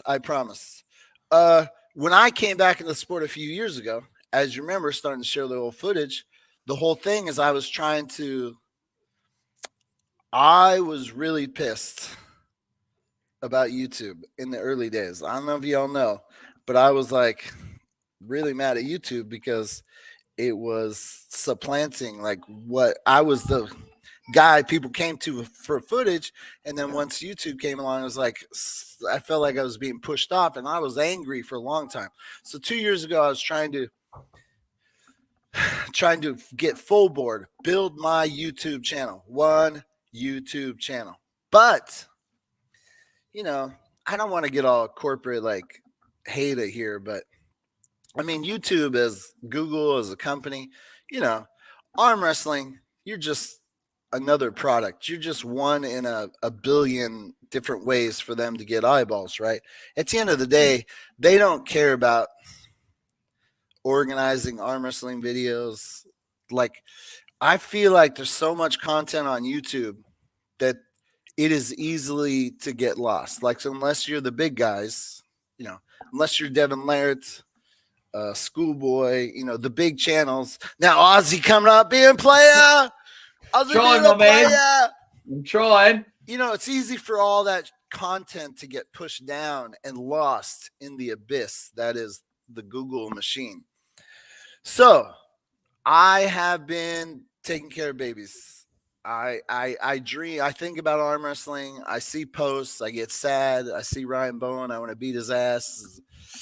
Anyways, I do not forget about arm wrestling. Like, I'm not involved, but it's very okay. I'll give you an example. Harold Ryden called me up, and he's like, all his kids. You guys know who Harold Ryden is? Yeah, I only do it recently because a young guy from Australia, Jamie Barrett, went over to have a super match with Alan Fisher and compete in a tournament, and he stayed at Harold Ryan's. Harold Ryan looked after him. So I was like, that's my guy. Well, I don't know if you guys know, but Harold Ryden, he called me up. He's like, you remember I'm co-founder Arm TV. Like, you remember. He was the guy. I went to a tournament. I saw Harold Ryden just bitch slapping people. And I was like, oh, I'm going to go put this on my website. Because at that time I was streaming. Before streaming, I used to say the word streaming before streaming was a mainstream word. That's how early you know, I was involved in trying to get videos on the internet. And I put up a little clip of Harold Ryan. I showed him. He goes, dude, nobody does this. He sent me to websites, SwedishArmwrestling.com, where it was just all pictures, World of Arm Wrestling, Armwrestling.com. There was no videos. Mike West was the only one posting like little video clips. And he said, dude, nobody does this. And at that time, I was trying to break into wedding videography. And I was like, hey, this is cool. He told me arm wrestling is the largest underground sport in the world. So I was like, maybe there's something here. I had a good time with arm wrestling. I started posting clips. Anyways, he was the guy. He brought me to my first tournament where I met John Brzezinski, or my second tournament where I met John Brzezinski. You know, it was an awesome experience. Leonard Harkless, Denise Waddles. Anyways, so he calls me. He goes, dude, I'm filming. I'm getting into arm wrestling. All my kids are growing up. I'm old. I have time on my hands. I'm getting back. And he was like, I want to buy an Arm TV off you. Like right now, like 2 months ago. I'm like, what do you mean? Dude, I cannot sell Arm TV. I dream about bringing it back every day. And he's like, dude, you're not doing anything with it. Remember those days where I was working and I was like, you should do Arm TV. And I was like, I don't remember you saying Arm TV. He tried to tell me a few days ago the Arm TV was his idea. I'm like, I don't remember that, Harold. But anyways, I digress. He just said nobody puts arm wrestling videos on the internet. And then when I did it, he said that could be a business. So is it his idea? I don't know. Anyways, point is, he was trying to get me to sell Arm TV like today. And I said, dude, I dream of plans. I just haven't.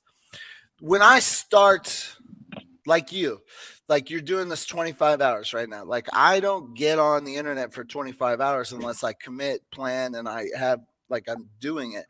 I don't just want to post one video every 6 weeks and just like when I do it, I want to do it. Anyway, so he's like, dude, Corey Miller, they're doing these statistics and it's pretty cool. And so I call up Corey and we start talking, and I feel like, dude, it's like the old days. Corey Miller and I we used to be on the phone just talking about arm wrestling. I used to spend so much on the phone just talking about arm wrestling ideas with Travis Bajent, with Corey Miller, with Bob Brown, with Kenneth Leach. We just talked for hours of what could we do. Anyway, so I'm talking to Corey. I'm trying to get him data because he's like, hey, you have data of all these win-losses that we tagged matches. So he gets me to be on my website, which I haven't gone on the website because it makes me sad that I don't know how to fix it. I don't have the talent to fix it. And I tried to hire programmers because it was all customized. We just didn't know how to get it working. And anyways, long story short, I'm starting to get inspired like a month and a half ago. And I'm like, so then Chat GPT comes out. You guys know what that AI? Yeah. Yeah. And I start hearing about Chat GPT and AI and web, like it can code for you and do all these things. So I'm like, maybe Chat GPT, maybe artificial intelligence can fix ARM TV. So I started doing a bunch of research. I didn't figure out how to fix ARM TV with AI, by the way, but I did re-inspire my look for a programmer. And so I just want to let you all know, in the last 6 weeks, I have had coders fixing ARM TV.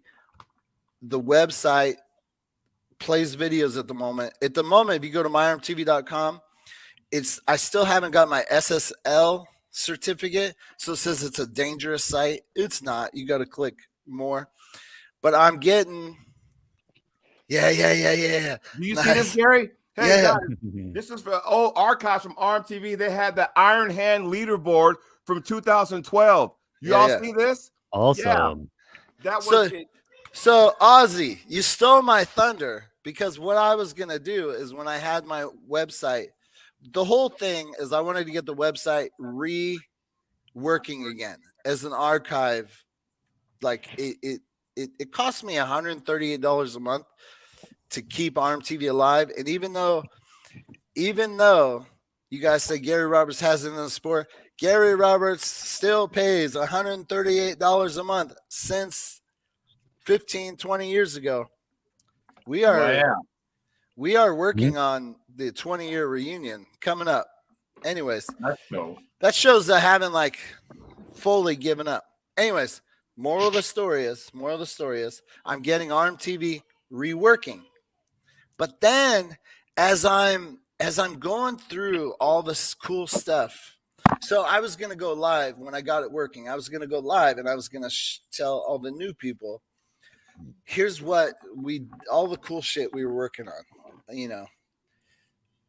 and just Facebook, when Facebook very first, I'll credit Facebook, Mark Zuckerberg. I swear to God, the day they made it so you can go tag a person in a photo, just a little behind the scenes. Like the day they announced that, you go tag your buddy, and the buddy gets an email that says, Bob tagged you in a photo. I called up Kenneth Leach. I said, we got to do that with video. Like, can I tag Jody and have Jody get a notification that he's in a video and have him click on the video and then go right to where Jody is arm wrestling? I said, we post all these long clips. I said, I got to be able to do that. So that because of Facebook is how we got the video tagging system. Anyways, we're trying to get that working right now to where you search your name and all your matches pop up. And there's at least 10 people who I've ghosted on Facebook that are trying to find old matches, and they're annoyed that. So when I came out 2 years ago posting videos, I still had no way I was manually searching for videos. Yeah. My system didn't work. So if Jody said, where's all my matches from 2010? I had no way to I had to manually cull through all these videos. Anyways, those 10 people who I've ghosted, within 2 months, you'll be able to search and find all those matches and go directly to your match. Okay. To close the story, the thing that's always bugged me about YouTube, it's a powerhouse. It is it's a way now the arm wrestlers are making good income. Jody, while I was off the air, you were talking about, 5 different creators now going to events, and whoever gets there first, and it's this race. I tried that game. Someone said bring the ROTN back. Yeah. I was a part of that 2 years ago. Yeah. Still my dream to do more of that. But here's the whole thing. I tried to build a YouTube channel, and I was like, I don't know if I get in the top 15 of traffic. The thing that bugged me about Ryan Bowen is he was in the top 5 of traffic. Why would he take content from somebody in the bottom 5 of 20? It's like, dude, why are you taking my content? You on a week are getting my traffic in a month. I digress. That's what annoyed me about Dung Type. That's what annoyed me about Ryan Bowen. Anyways, I was thinking to myself, the thing that sucks with YouTube is there's no archive. There's nobody tracking the content. And once your content is old, even Devin Larrett, so your channels you made, you do well, but your old content, like, has it lost value to you? Is it still bringing value to your channel? There could be a place. I'm not for sure yet. I'm still getting Arm TV up and running, but there's a place for Arm TV to be kind of like what Netflix did. Netflix streamed other people's content off platform, and it was able to grow and to become a powerhouse movement where it can create its own content. But once I get the whole thing with Bill Collins, the arm wrestling, there was going to be an entirely new Arm TV. But I went out with Corey Miller. I was looking at Arm TV. I was like, why don't we just fix it? Why don't I got to be able to fix Arm TV so it's working again. So anyways, once I get it working, then the idea would be to create a relationship with content creators for old content to get a place where we could easily search, tag, and it could be a master database of videos and arm wrestlers throughout history, like the Library of Congress for arm wrestling videos that YouTube really doesn't care about anymore because it's done and gone. When I first launched Arm TV, the very first thing I did was take old content from people. The first 2 months weren't content I filmed, but content I was posting from other people who shared videos. So anyways, that is the potential plan for Arm TV. I'm sorry I put all your viewers to sleep. We're working on it right now. And when Gary talks, everybody listens. I just wanted to catch up with Gary, and I wanted Gary to come on because it was Gary that did the New Year's Eve stream that then made me want to do my own and then do an even bigger one. And the call-ins, I do some call-in shows like Gary used to do every week because Gary was one of the ones that helped me launch and give me an opportunity to show people what I can do, and it paid off. Gary was one of the first to message me during King of the Table. He was like, dude, I turned on King of the Table and you're there. You're a beast, bro. Congratulations. Hey, you're crushing it. You're crushing it since I stepped away. Yeah, trying to, mate. Trying to. I remember I used to quickly pretend I was Crook it was Wednesday lunchtime here because my TV would have the call-in show every week, and I was like, hey, if someone's watching, I can do a quick 20 minutes, half an hour, and give everyone a rest on the show. Then I was rocking and rolling, so I absolutely loved it. So, and it's good to hear that you're still interested in arm wrestling. It's good to hear that you got a bit of passion A bit of fire burning. I still try. Nice. Hey, Chocolate Thunder. Yes, sir. My biggest regret is not that I have not been involved in arm wrestling, like on the stage, YouTube stage, the world stage. My biggest regret is I've been in Portland, Oregon now for, a year and a half, and I haven't gotten together with any Oregonian arm wrestlers yet for a practice. Funny you say that, because once I get off here, I'm going to shower, and then I'm going to take a trip up toward Portland. I'm going to Claskiney, Oregon to train with my boy Mark Prickett, because he's going to get me ready for the Monster Factory. So I'll be coming through your neck of the woods, my friend, today. Where's Claskiney? Northwest Portland, toward the Columbia River. I'm in Oregon City. Is that anywhere near here? It's about probably an hour away, hour north of where you're at. Here's the thing. My son, 3, I could take him to practices. My wife took on this new job where she's working so much, and I have this baby, like this 1-year-old, that I can't take to an arm wrestling practice. I was kind of just waiting for I could take both kids to like an arm wrestling practice, and they'd be kind of like self-entertained. That's kind of what's held me back. How about I come to your house today? To come, I'll send you my address. We'll do a little video. I will be there today, later this afternoon. I will, because I'm supposed to go up there anyway. So I tell you what, right now, I will send me your address. I will roll up there, and we can do a family. You can post that bad boy today. Today. Let's do it. Nice. Let's do it. That's what I need. That's what I need. Just like Harold had to call me up and be like, dude, call Corey Miller.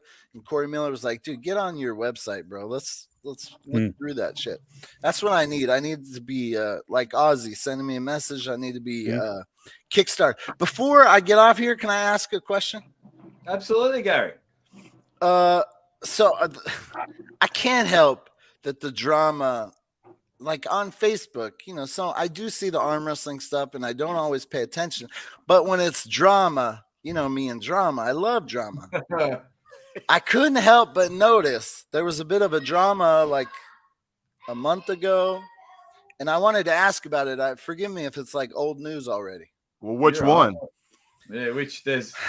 So I don't want to say like I told you so, but talk about Michael Todd and Paul Talia.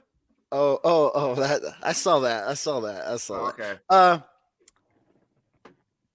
Back when the live streams and the live broadcast commenting, I partook in it, and I couldn't help but always feel like a little uneasy. Like Ryan Bowen. No, there was one time Devin Larrett live streamed the live stream. And he was like commenting and showing the matches. And I'm like, I love Devin, but like, it's like a little, I'm like, is it? I'm not sure. And then Ryan Bowen was like live streaming footage. And I'm like, I feel like live commenting, but no footage is a fair trade. That's what I do. Right. That's what John and I do. And I saw the transition to where it's like, okay, I feel better about that. Where like, we're talking about your event. Hopefully people are going over. We're like promoting your event, but I don't feel as icky because it's like we want to grow the sport. And so I thought that was probably a longer term, but I couldn't help but notice Engen, and I respect what Engen's doing. I love what Engen's doing. I am so happy he has the success he's having. I saw that he put out a request saying no commenting, live broadcasting at all. And I'm like, oof, can you ask that? Like, is that one? I really did ask that. You can ask. This would all come from like anytime there's a big event. I've been fighting this since King of the Table 4. I think this has been an issue, but for me, it's you can, of course you can ask whatever you want. I don't want to give the behind the scenes thing why it's all gone a bit pear shaped. But yeah, if I thought live commentary, like you were saying before, Gary, with people illegally streaming, if I genuinely felt bad about it, I wouldn't do it because I don't do spoiler videos after events anymore because I think that hurts pay-per-views. So like as soon as the match finishes, Jody Williams beats Jody Williams versus Gary Roberts, spoiler, and it's a little minute video with like 4 photos. And Jody wins. So I stopped doing that. Other channels do it. But with the live commentary, yes, Engen's asked. Every time this happened, everyone flip-flops because a few people telling hey, they're taking money from you doing that, where I buy 10 to 15 pay-per-views to say thank you for putting on the event. This is my way of contributing, plus all the promotion I do. The first hour of live commentary is more we're like tech support. People come on. Where can I buy the pay-per-view? I can't get the website to work. I've literally rang Don Adrice, Core Sports CEO, said, mate, your website's down. How can we help? Boom, boom, boom, boom, boom. Able to help in all bits and pieces like that. So, yeah, you can ask. I've always said if everyone sat out, I would sit one out to show you that live commentary helps. But I know not everyone's going to sit out. So there's no point sitting out. Hey, can I comment on that? Yeah. So look at Gary. This is the way I see it. I know some people don't like the commentary. You got to understand, guys like Aussie, Uncle John, Criggy. Some people like their voices. They like their takes on the matches. Even though they don't show the footage, which is awesome, they still like their point of views. And if I'm not mistaken, those guys I just mentioned, they will also tell people, hey, encourage them. Hey, if you want to see it live, by all means, go order the pay-per-view. But some people like their voices. They like what Criggy said. They like what Uncle John said. They like how Aussie Armwrestler has his opinions about certain matches and stuff. So it keeps you involved, but they're not actually showing the match. And so I think a lot of people may kind of get upset with that. If Ingen doesn't like it, maybe Ingen should hire a team to say, hey, let's do that with the live feed. But I think a lot of people listen to those guys I just mentioned because they do offer a live chat and they can sit there and because some people, whether you like it or not, will watch it live, but then get on their phone and listen to the commentary, and then they can actually put their comments in the live feed as they're watching. They're not showing everybody, but they're watching just like everybody else is. And then they'll put in there, hey, this is what I think. So I think it's more of the live feed. That's why I first did it. I took it from another sport. I took it from wrestling. I took it from UFC. That's where I first saw it. I was one of the first one to do the live commentary. But here in Australia, all the events start at 2 a.m. They start real early. So I can't have a group of friends over and go, holy shit, did you see that match? So I wanted to also practice my commentating. So I was like, do 2 and 2 together. So half the time, they're not even really listening to what I'm saying. They're all in the chat like now. Bionic Dan, hey, Spermies, how you going? Oh, Spermies, I'm here with Jay. I'm talking to Jay. Fox 8-Ball's in the chat. And everyone's just more talking about that. They just want someone to be with. There's three types of people when it comes to this pay-per-view. There's people that are going to buy it. There's people that already know they're not going to buy it because they know where to get an illegal stream and everything from. The people that I attack are the people that are sitting on the fence. Come to my live commentary and I will hype you up. Oh my God, Jody Williams and Gary Roberts, they've got history. Did you hear that Jody Roberts was actually going to drive to Gary's house and take him? He's had enough. You need to buy the pay-per-view. Link is in the description. In Jody 3 hours. Williams is going to rip the glasses off Gary. And we know what a lunatic, what a loose cannon Gary Roberts is. You need to buy the pay-per-view. They're the people during live commentary I attack and we try to convert them. What I think the problem, like I see in the comments, people are saying, oh, every sport does this. The reason it matters here is because like of the growing audience. Like I've clicked on some of Ryan Bowen's live streams and he must have more views than some of, I mean, thousands of people. And so Ingen's looking like, oh, he's adding numbers, like how much ducats are not coming my way because of that. Like if the numbers were like in the hundreds, I think, or low hundreds, I think it probably wouldn't be such a big deal. But if you get such popularity, I don't see how we're ever going to get away from a creator running some math, running the numbers. Yeah. Like, so whenever I do it, I always do a poll, and it's you. So, are you buying the pay-per-view? Yes or no? And any no, and say put it in the comments, and it usually hits. So sometimes I can have 2, 3, 4, 5,000 people watching during a live. 80% say they've bought the pay-per-view, and they just put the pay-per-view on mute. And if they've got a second device, they listen. They listen to us. 20% who aren't buying it, and the reasons are they hate the promotion, they hate a particular puller, so they're not going to support it, or they can't afford it. They're the three main reasons why. Very rarely does someone say, "Oh, because I'm going to listen to you, Jake. I'm going to listen to you, Aussie." That's very rare that people aren't buying the pay-per-view because they can listen to someone do a play-by-play. And those same people who can't afford it all of a sudden can afford to get a case of beer. Give me a break. Yeah, and they're commenting on their iPhone. Yeah, I also saw, I'm not sure if this is like a main point, but I also saw, I'm not sure if Ingen said it, but I think it was about Ryan Bone. You didn't care about my event until the live stream versus, like, let's say Aussie, who might promote and talk about the event on multiple streams.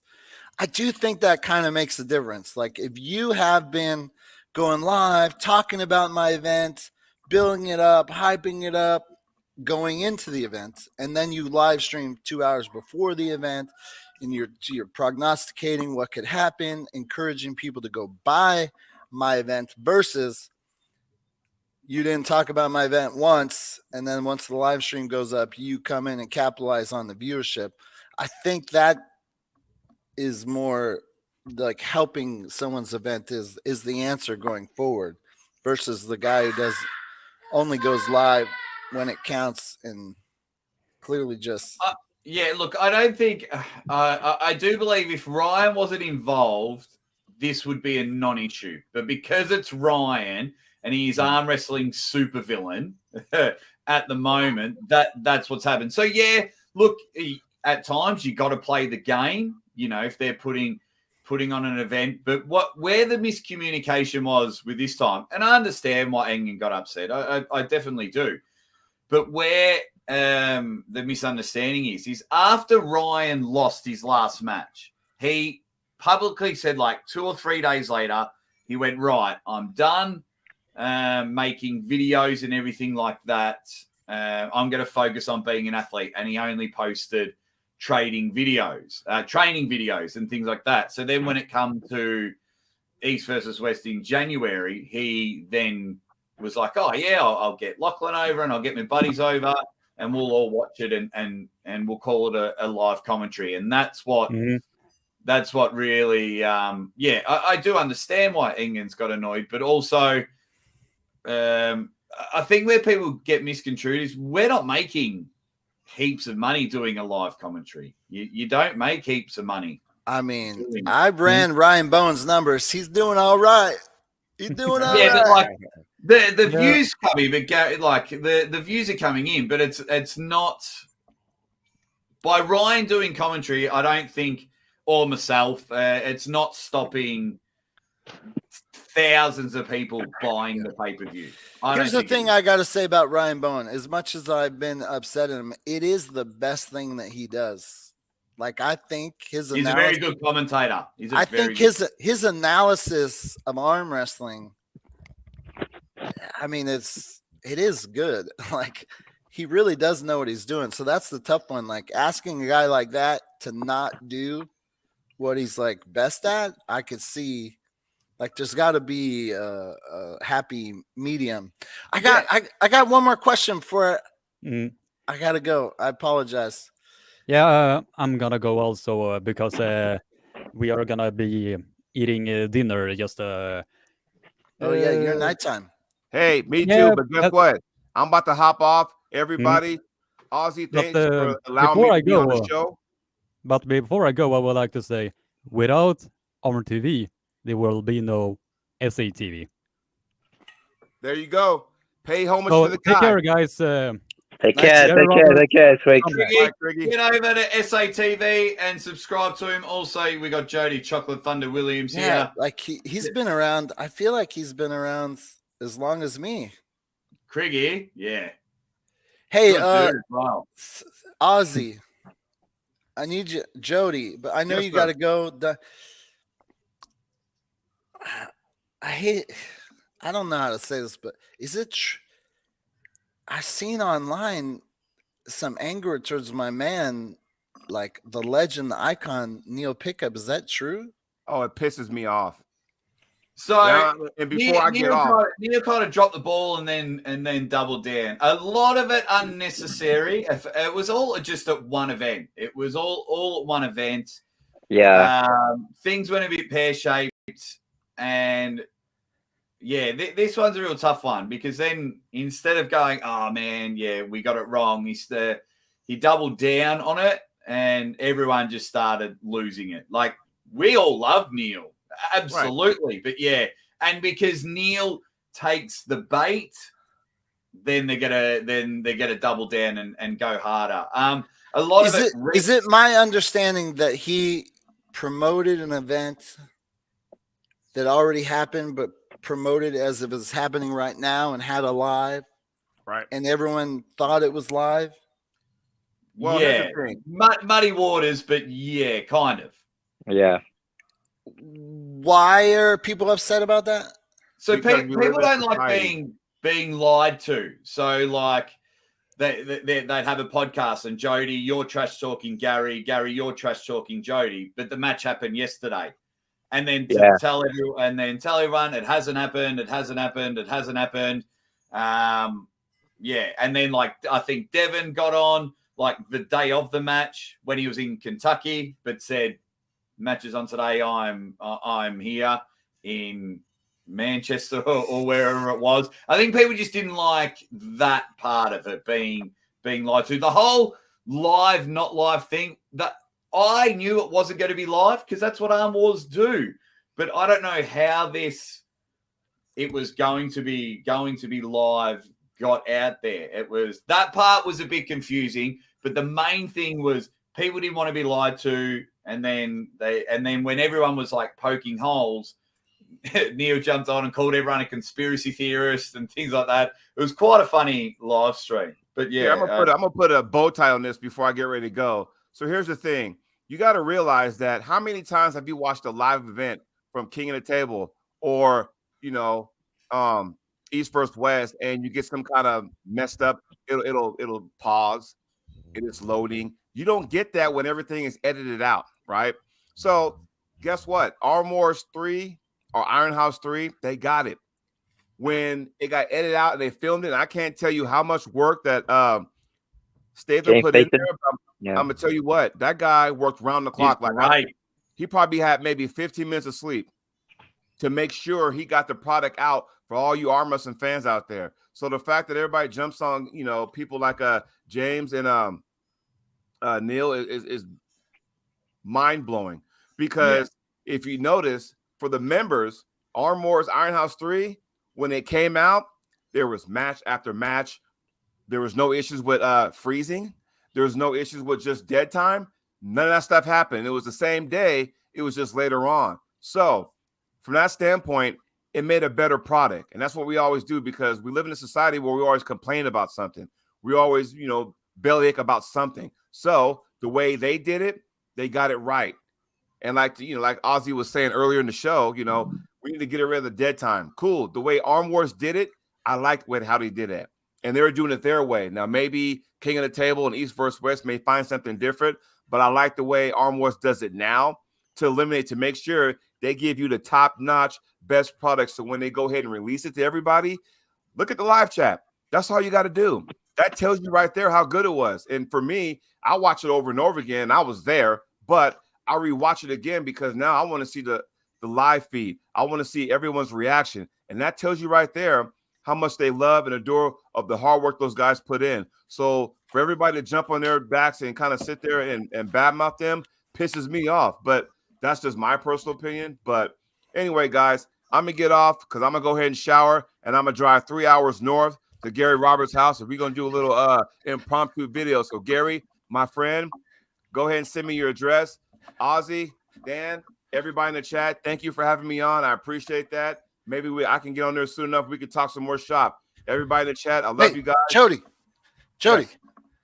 let me just sneak my baby into the shot. You say hi to my baby real quick before you go. Bub? No, the little girl. Oh, okay. And then I'll get to everyone's comments in the chat, and then I'm going to bring in. And yep, and I want to say something too about that too. I got Hey, something to say. Mrs., Too. how you doing? Oh, she's cute. She just woke up. Nice. Come visit. I'm gonna send you my address. I'm about 3 hours away, so I should be there in about 3 hours, 3.5 hours, man. We're going to do this. Yep. Right. Everybody. Hey, Jody. It was nice love you talking to guys. you. Take Be it good easy. to one another. Yes. Hey. Jody, hey, anyone out there who is holding any long-term thoughts about Neil Pickup? Yeah. You got to move on. This guy is legendary, bro. The things Yeah. he's done for arm wrestling is like, if he made a mistake, you can't. I saw a message or a comment like, "Oh, who's this guy, Neil? I don't trust this guy." Or what? I am telling you here and now. I used to dream of doing things undergrounds because it really annoyed me to get that results were out there before the product I wanted to edit. And I dreamed of like an invite, and everyone was sworn to secrecy, and like trying, we all used to dream about doing that stuff. So it only makes sense to experiment with it. I get what you're saying, Ozzy, like to be promoting it, and like, I get it, but yeah, I could also get as a creator the draw to try to experiment and build hype, but already have the product edited. If it didn't work, it didn't work. But like, don't be. Yeah, people are trying to like cancel me, and I'm like, you guys are dumb. Like that's dumb. I want to put my 2 cents in this. No, hey, Jason's here. Hey, Jason. But I want to put my 2 cents in this. In my opinion, what Neil wanted to do that, and a lot of people mistook him as, he didn't say it was going to be live. He said it was going to be a great product, right? But the problem is, right when he messed up on that production. The background technicality supposed to be premiere, and then it's supposed to be premiere at all. He messed that up.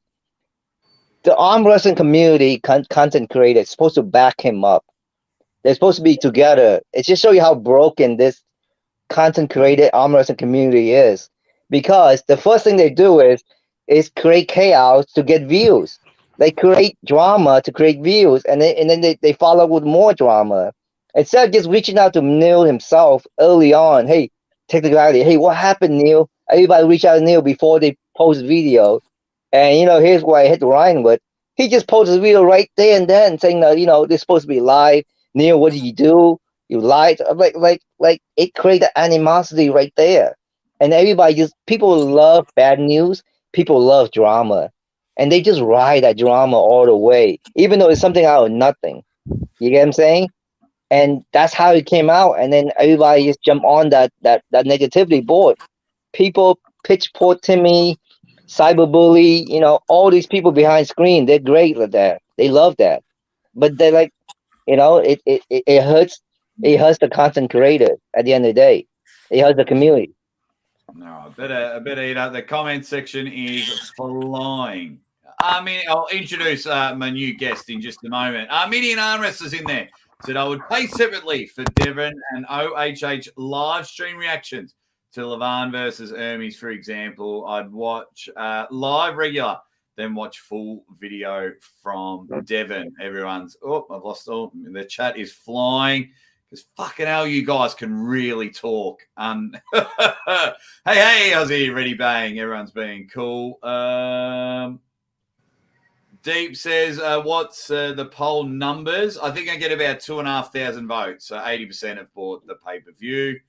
What else? I'll quickly go through. Ready bang from Roy and Louise. They have jumped in. I'm so behind in the chat, guys. I'm going to scroll down. Everyone's really talking about the things. Swedish Arm Wrestling TV says, without Arm TV, there would be no SA TV. Jason Latona, who's in the chat now, has commented. So we'll get his opinion in everything in just a moment before I introduce my friend. Okay, you guys are absolutely killing it. Look, I'm going to scroll all the way down. Oh, here we go. In my experience, Jake and Uncle John have always been respectful in the manner in which they've addressed the live commentary and they've tried to support events, a positive approach to the sports. So there you go. That's from the man himself. I'll just scroll down to see if he's commented on anything else. Everyone's saying Dead Set Legends, and everyone's saying you make mistakes, we roll on. Everyone's back and forth. I like everyone's agreeing or disagreeing, but I absolutely love that they're being respectful in the comments. What else have we got? Sorry, guys, I missed about 100 comments. Ryan tried to put bullets into myself and Arm Wars. Jake tried to make as much drama as he possibly could, mate. Let's be real for a moment. I even came on your show. You asked me, is it live? And I said, no. So I know a poster, Neil. I know someone made a fan poster and it said live on Arm Wars.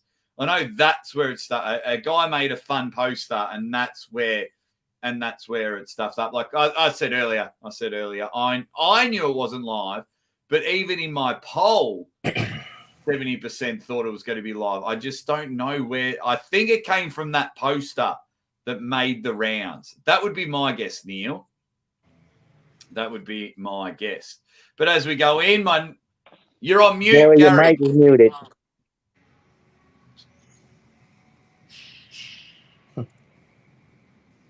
You have to.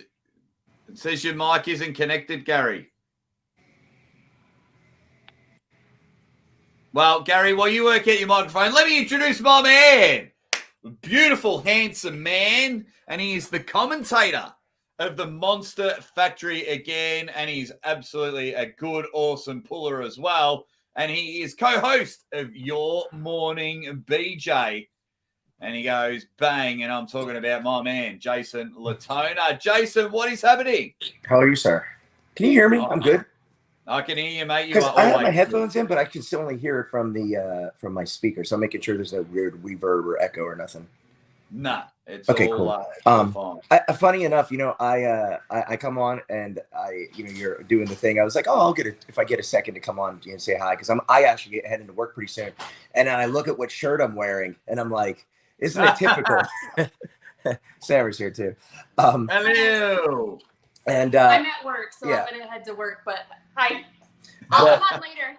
Yeah, she like I said, I was just like, I literally come on right as everyone's talking about Ryan Bowen, and I'm like, fuck, I'm wearing a Ryan Bowen shirt. I'm like, this was completely unintentional. No, you haven't come to do any shit stirring. You're like me, mate, a positive Pete. You just love everyone being up and about. Yeah. No, and what I was just gonna say, number one, like I said, I'm heading to work soon. I just wanted to call and say hi. I think like I told you, I think you're a madman, dude, for doing 25 hours. I know you think that already.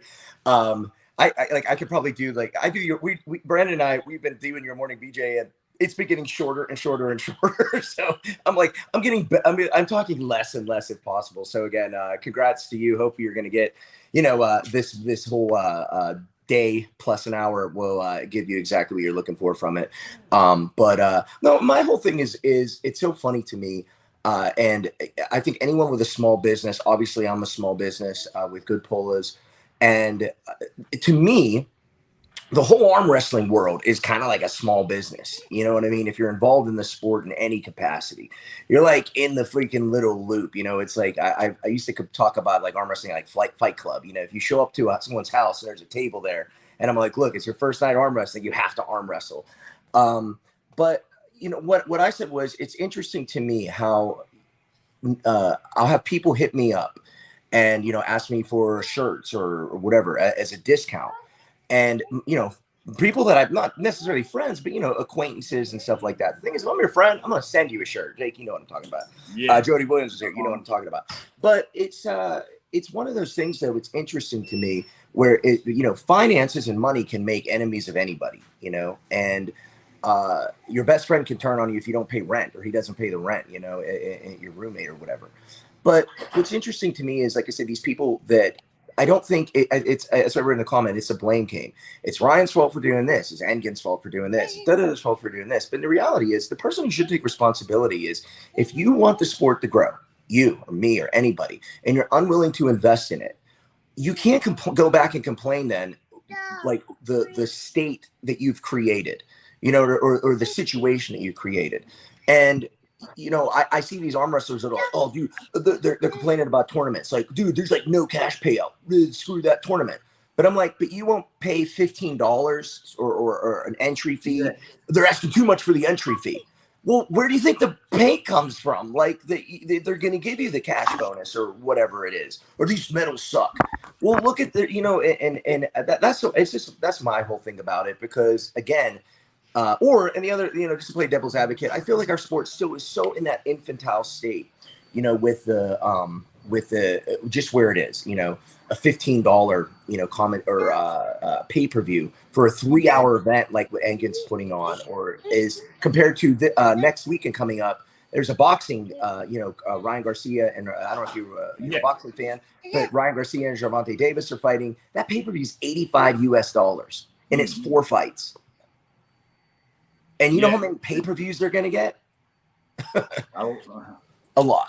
And so it's not, it's just like, I just feel people have a, you know, what I'm getting at is, you know, people dump money into, you know, Nike or McDonald's or whatever, but yet they don't want to support, you know, the small businesses or these little events and stuff like that. They'll pay I got the perfect.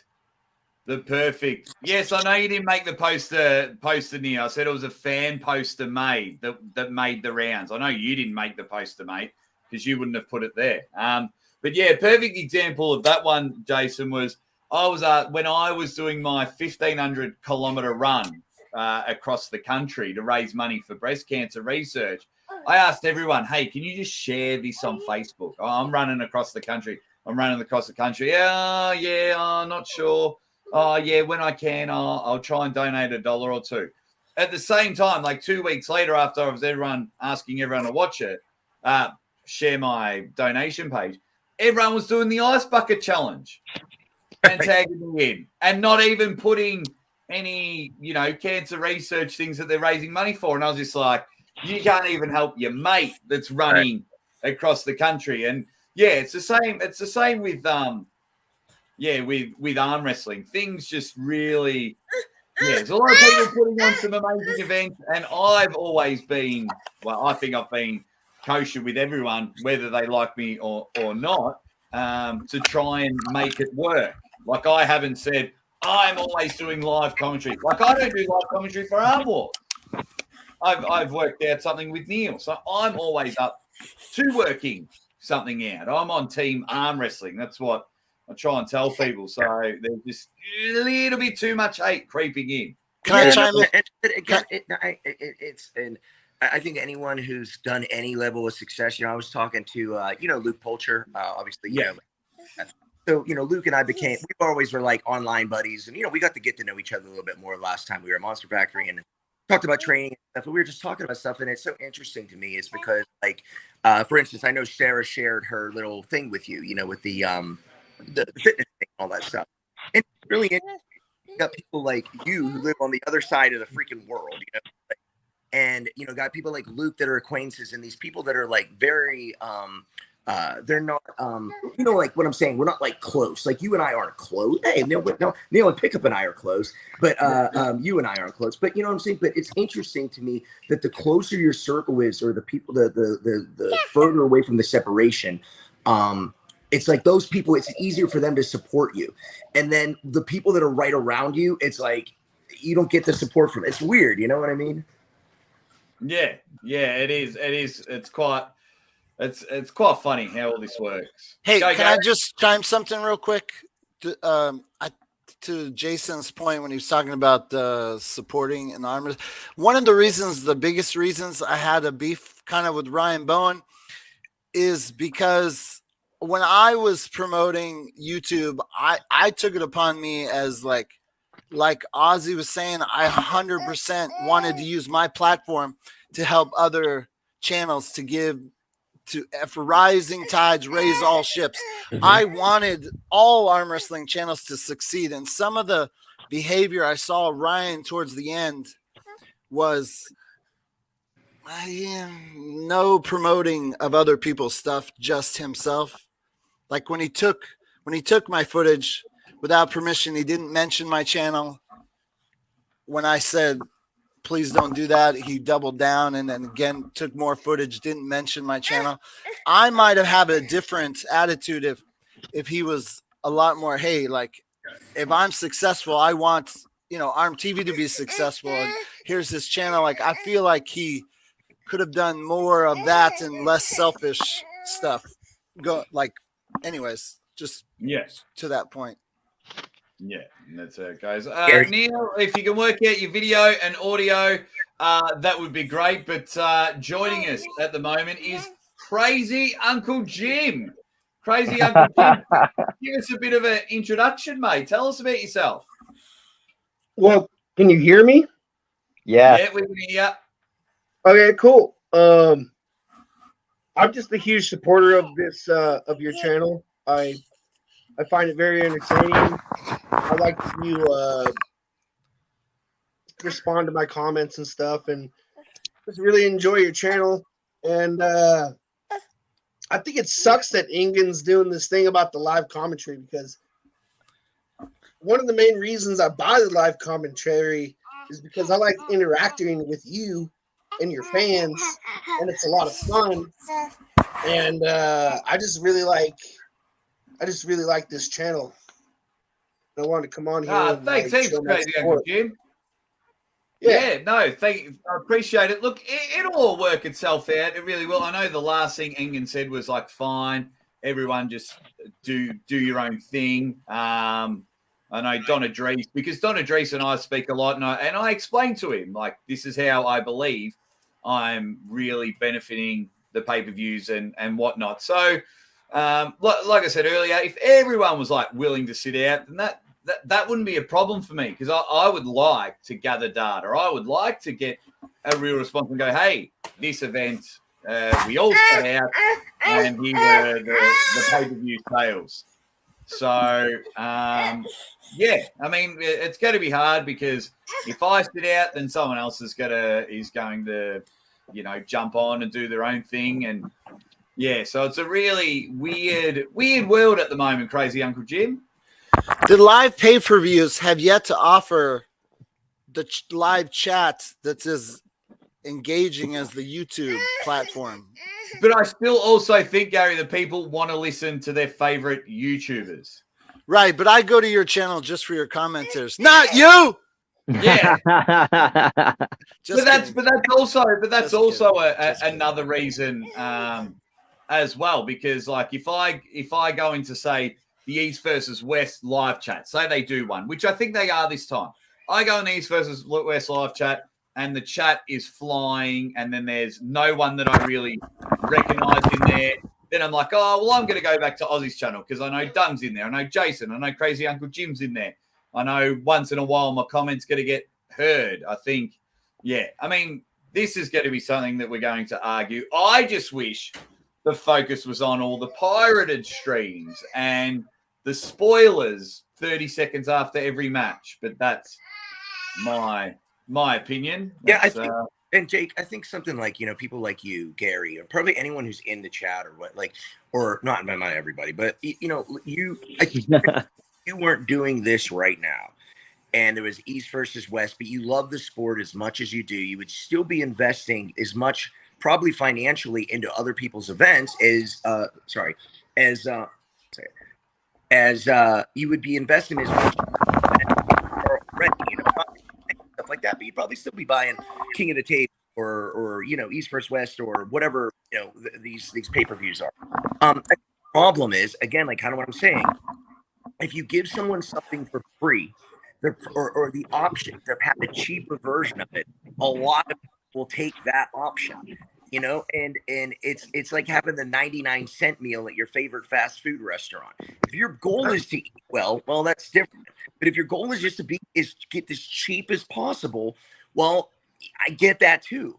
And I think that's what happens. People will like for me, I've been plenty of times. I always, if anyone puts up an event, like we're subscribed to Neil's channel, and we buy multiple things. Like I've been at work and buy the East versus West, and Sarah's been at work. She buys East versus West because we can't watch together. And I'm like, hey, cool, and I can afford to do that. I can't afford to do that with UFC, but I can afford to do that with East versus West. And but what's interesting is like I said, I will be watching the East versus West. I'll put up in the morning or King of the Table, and I'll still jump on your commentary to say what's up and do these nuts, whatever. But watching that, probably a crap ton of people out there that wait a second, I can just hear who's winning and I don't have to watch it. Screw that, I'll do that. And unfortunately, if you're doing the live commentary and you're seeing it from Engin's perspective or a promoter's perspective, then you by default become the enemy. Do you know what I'm saying? Oh, absolutely. Like I was saying earlier, for me, there's three types of people. There's those that are going to buy it, those who don't, and those sitting on the fence. And they're the ones that I try my hardest to get over to the winning team. But before I introduce Neil, don't move at all, Neil, because if you look closely, he looks like he's given a thumbs up. He's got a straight face, but because of my pictures underneath Neil, he looks like an angry guy giving a thumbs up. He's just like... You can screenshot that, Jake, and use it later for blackmail. You're like, dude, the next Arm Wars ever was when I interviewed Sarah Backman on the channel, and her arms were underneath me, and that was huge. But although this man doesn't need an introduction, hold on, hey, before you introduce Neil, I just have one comment because I know it's going to be the Neil show, and I want to do Neil. No. The focus on the live commentary is the wrong issue. Even though I haven't been in the sport, every time there's a live broadcast, within 2 to 3 hours, I go on YouTube and I search the matches. And because there's so many thirsty content creators looking for clicks, stealing the content and posting it, I think the bigger issue is people not subscribing because of the downtime. I don't have 7 hours to watch a live event. And the people who are stealing the content, they're posting quicker clips. I think that's the biggest money sucker away from the pirate the streams sport. and people reposting it. But Neil! But yes, the leader of the Arm Wars clan and the greatest commentator that has ever stepped foot in the arm wrestling game, and probably strongman as well, if you follow that. He's even dabbled in UFC. The man is a triple threat. And he's been fired up a bit lately. But, of course, we love him. He's jumped on the show. And it's the great man himself, the mother fluffer, Biggity Bong, Neil Pickup. As always, Neil, good to see you, buddy. How you doing, mate? You okay? I'm always okay. Family's healthy. I'm happy. I've hit past the quarter way of this 25-hour podcast. We're almost at 7 hours. So, going all right. Hope you and the little and are good. Nice to see Gary back in the game. That's one of the originals right there, Carl from the original cloth, that kid. Nice to see you little and doing well there, Gary. It's great to see you and your family posting on social media, mate. That's what it's all about right there. Good to see you, mate. Hope you're good. You look younger than the last time I saw you. No, mate. Let me just say hello to Dung. We haven't met yet, mate. Hope you're well. Jason, hello, brother. How are you doing? Big fan of you, Neil. Big fan of you. And Uncle Jim, we haven't met yet, mate. Neil, nice to meet you. Huge fan. I just wanted to jump on here really quick, Jake, for the benefit of some of the people in the comments. And I've only got a very limited time, but I promise I literally just rung Devon Larratt a moment ago. Myself and Devon are going to come on in about 3 hours. Yeah. We're going to coordinate. He's going to come on. He's going to be in the car, and he said he's going to dial in, and I'll come on as well. So we'll do a little bit with you later on, give you some decent announcements and stuff. Hey, maybe I have to go to work. I might bring something up at that time as well to try and earn Jake and his family a little bit of money. Maybe we'll auction something off for Super Chat bidders, and we'll get something really special from the next Arm Wars Dark card for one of your viewers as well. But I just wanted to take a moment to address a few of the comments that were in that I see on a lot of things, and I'm sure a lot of people in the comments. I know I'm. To be honest, sick of it. I've always been someone that tries to focus my endeavor on trying to build the sport of arm wrestling. I'm close to 40 years in that endeavor now, and I really have worked hard, the best I can, to try and do that. I know that a lot of people are angry at me for a mistake, and it is my mistake. No doubt about that I made in trying to deliver the content of the Dark card. And for that, I apologize. I got it wrong. I tried to do something different and unique. I'm still committed to trying to do that again. We just did the Iron House 3, and it was on point. We thought that was, it was a far lower level to what the Dark card film was. But I just wanted to address some of the comments. There were people in there, and they've been on other shows saying that all of the interviews and so on that were released, the highly produced interviews were that were released on the Arm Wars channel that were free to view, were all hype and fake and made after the match. Just to be absolutely clear, that is not the case. It is simply not true. End of.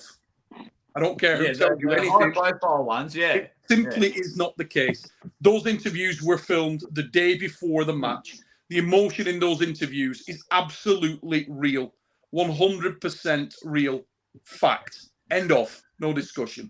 The only element that was not real and that was our arm was forced in terms of having to do it was the fixed show on the Sunday night prior. That was it. And the reason why that happened is because of a mistake, which wasn't actually my error. Credit where it's due. That one wasn't my error. There was a mistake made, and we had to move the match forward. If you originally remember, Jake, I came on your show and we announced that the match would be the 11th. Yes, which was the same We then day. had to move it forward 1 week to the 4th. That nearly flatlined my ass, and even worse for James Statham. Because the man had to do the impossible in a week. The amount of work involved in that, people, look, there's no bleeding heart stories here, but let me tell you now, you needed to be there. That's all I'm going to say. That was a bad, bad, bad week. Really bad. Deaths in the families, not good stuff. Bad week, mate. Really bad. The thing got brought forward. We did not want that to happen. We tried to react to the best of our ability. We were both running on empty, and I mean on empty, like red line. James did everything perfectly. I fucked it up. I can't apologise enough to James Statham for that. I actually won't forgive myself for that. It was something that we threw our heart and soul into. James worked night and day to deliver a wonderful product, and he did.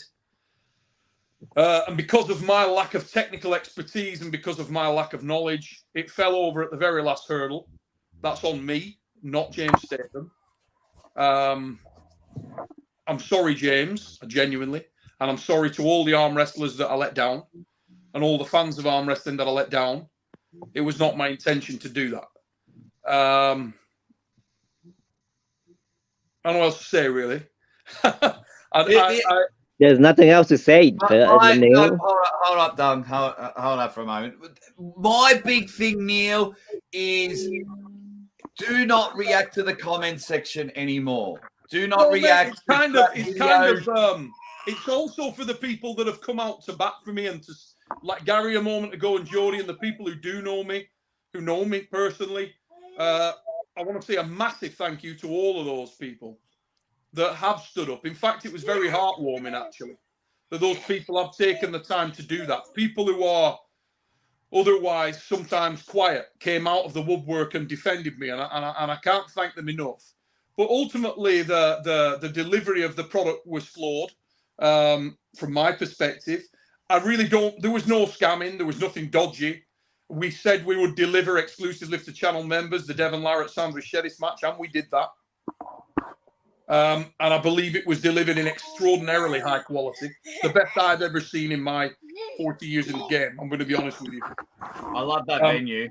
I love that new venue. The production was first class, mate. It really was. And anybody It's that watched great. the left-hand film also, which we tried to over-deliver, we never promised a left-hand match. That wasn't supposed to go out to the members. We tried to pay back a little bit there. And what's lovely to see is the guys that have stayed members, the absolute flood of messages we've had saying, holy shit, thanks for the content, it's ace. And the people that have stayed with us, and we're only warming up, yeah, I can promise you that. We got a lot more coming. But I just wanted to get on here and just dispel some of the myths. As for me and Ryan Bowen, there's going to come a time when it's got to come out. So, there it is. Myself and Ryan have gone backwards and forwards for a long period of time. What disappointed me about the manner in which Ryan handled the whole situation relating to that was that he didn't actually watch the show at all. This is a fact. This is simple facts now we're dealing with. He didn't watch the show. He immediately went online and made a targeted specific post to rubbish the event before it finished actually airing. That is what happened. Let's not make any bones about it. Let's be real. If we're being real, and Ryan's said a lot of nasty things about me, derogatory, defamatory stuff about me recently, that is what he has done.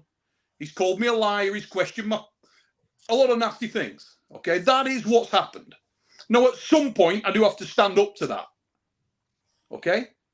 This is what actually happened. Ryan did not watch the show.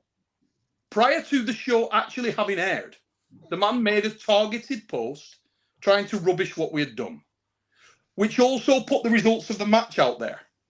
He then immediately came onto your live show, James, and at certain time, Jake, and at certain times within there, rubbished you when you were trying to just calm the situation down and keep it a little bit more positive. If anybody watches that show back, which is there, everybody can go and see it, you'll see you trying to de-escalate it a bit and Ryan revving it back up. That is what happened, all right?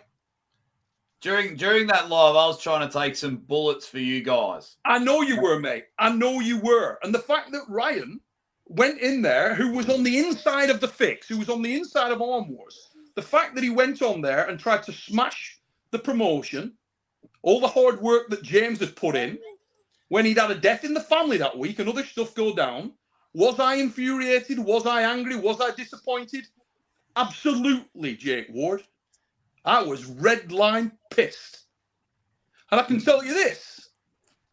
When we were in Manchester that night, Ryan said that if he'd have been standing within 5 feet of me, he'd have punched me in the face. And he had his opportunity to do that. I know. Yeah, I stood with you guys then. I mean, we won't go too much into it, but I thought you two were just like having a laugh. And then I you both wasn't walked angry away. you were there. I thought we were having a laugh too. I didn't have all this venom and animosity.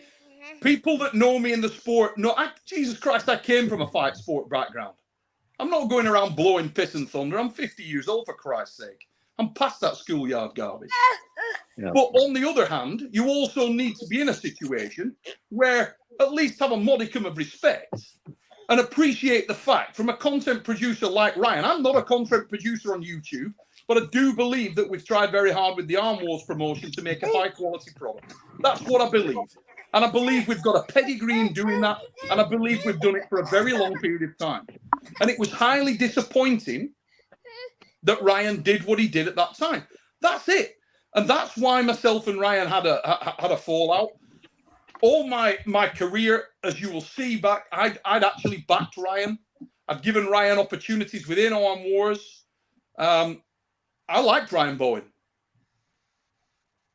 There it is. I was highly hurt, highly disappointed. And people on the inside of arm wrestling know what I'm telling you is the truth. So I don't give a shit about the people that don't know me. Because the people that do know me know what I said about Ryan. They know that I supported Ryan. They know that I backed Ryan. They know that I went onto the fix and supported Ryan when other people attacked him. And yet he still felt the necessity to put the boot in unnecessarily at a very, very strange time. Did that hurt? Yes. Was I disappointed? Yes. I'm gonna have to go back and watch that live stream. I'm gonna have to Simple go. as that, Jake. That's what happened, mate. And it When was when one of I the things that was I've got to just get onto before I forget, because and I'm sorry if I'm talking too much, and I'm going to shut up and piss off in a minute. No, you're all right, mate. When I the other thing that I just wanted to dispel on there, the whole thing about the conspiracy theorists. Okay, when I came on to that live show that night, I'm not kidding now. You're about to pull a 24-hour, 25-hour live. I'd done that. All right? That's what I'd done. It was actually about 38 hours. I hadn't had any sleep at all. You can probably imagine there was a lot going on at that time, both personally. I've explained some of the situations. It was a very, very traumatic, very bad time. In hindsight, should I have done that? Absolutely not. I should not have gone on there live. I should not have done that. I was in no condition to do that. I shouldn't have done it. But I made a mistake. 100%. Not my first that week. I made a mistake. I went on there. I wear my heart on my sleeve, and I went on there, and I wanted to address people. Within the period of time after what had gone on with some of the comments on social media, following on from what Ryan had said, there were unbelievable conspiracy theories being thrown at me and messaged to me, personally and privately. I'll give you an example of the kind of things. The Devon and Sandris match, everybody knows it was fixed. Yeah. Everybody knows that the match isn't real. You paid Devon Larratt to win. You paid Sandris to lie down. That is garbage. Yeah, that's the match silly. was 100% real. Both men came to win. I felt that was disrespectful to both athletes. They're both exceptional arm wrestlers. Just on that day, Devon was too much. No more, no less. There was no fixing. There was no twisting. There was nothing of that nature. The match took place. The outcome was the outcome, and that was that. Both men gave it everything they could. Those of you who've seen the left-hand match, the members there will have seen the left-hand match. It's an exceptional match, and there it is. There was other theories just like that, ridiculous things that were being told, that I was trying to destroy East versus West and take focus from East versus West. Nonsense. Things that really, really annoyed me, really angered me.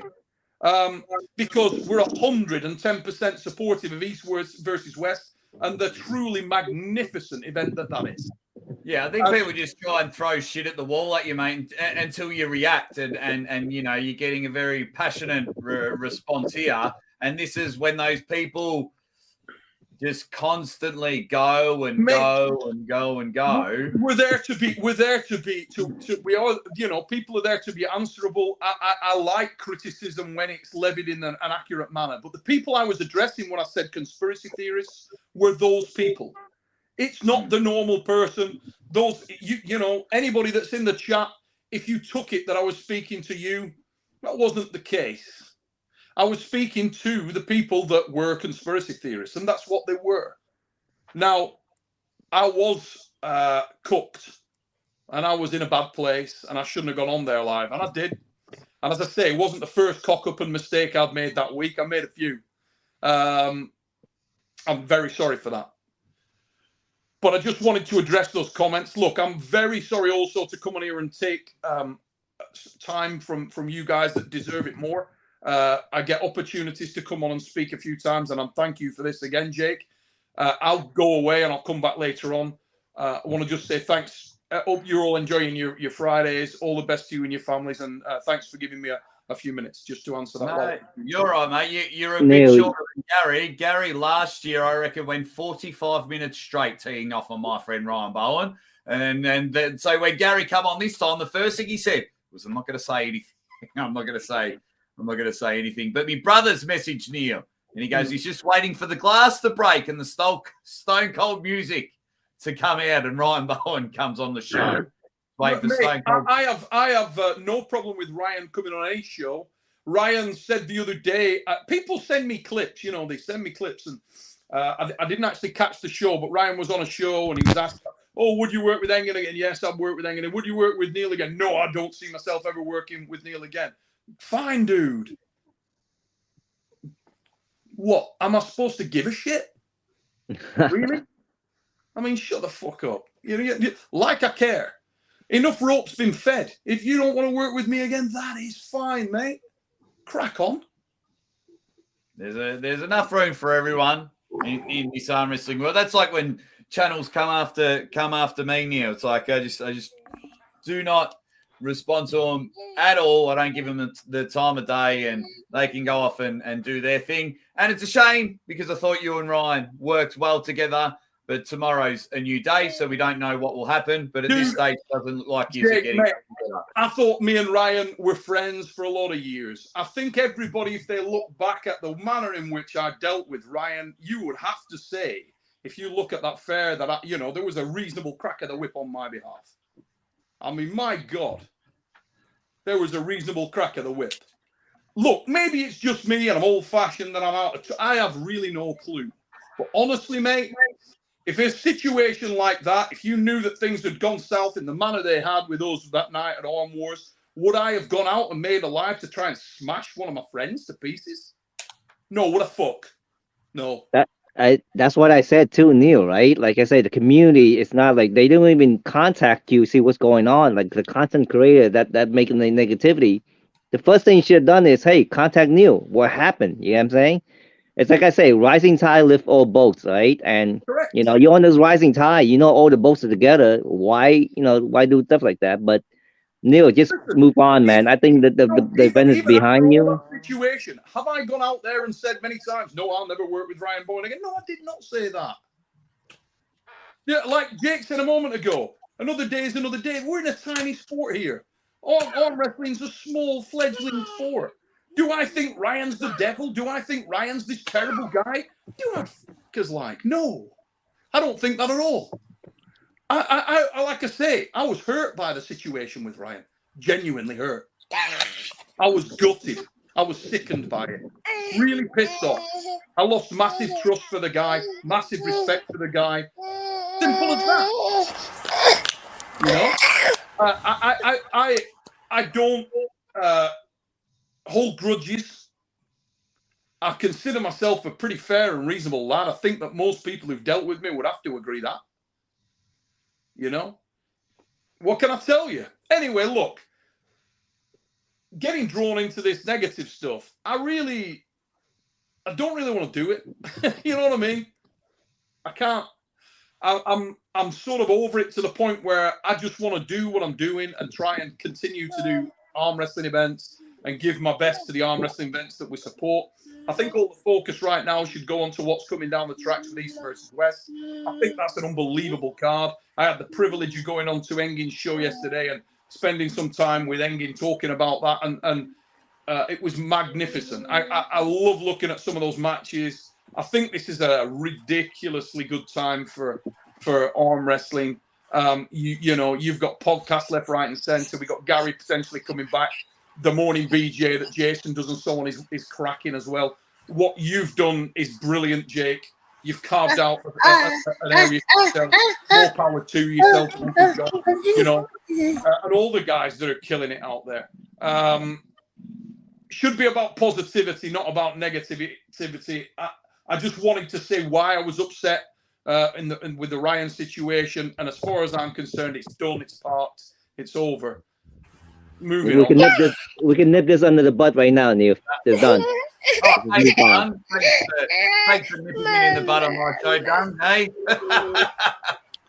Everyone knows that's what I'm all about. That's why I don't respond to any of the negativity. Neil, more important question. Are you training Paul Lynn for Sasho? I'm always curious about this. I'm not, mate. Paul is an incredibly diligent professional. He's got a typical Paul Lynn fashion. He's got an incredibly difficult opponent at East versus West. But if you were going to throw someone into that kind of scenario, Paul would be the kind of guy you would. Nobody will put the hard yards in more than that lad. So, Sasho, I've got incredible respect for. He's arguably the very best at that weight in the world. He's awkward. His timing's weird. Incredibly difficult opponent. Paul Lynn's a much bigger man.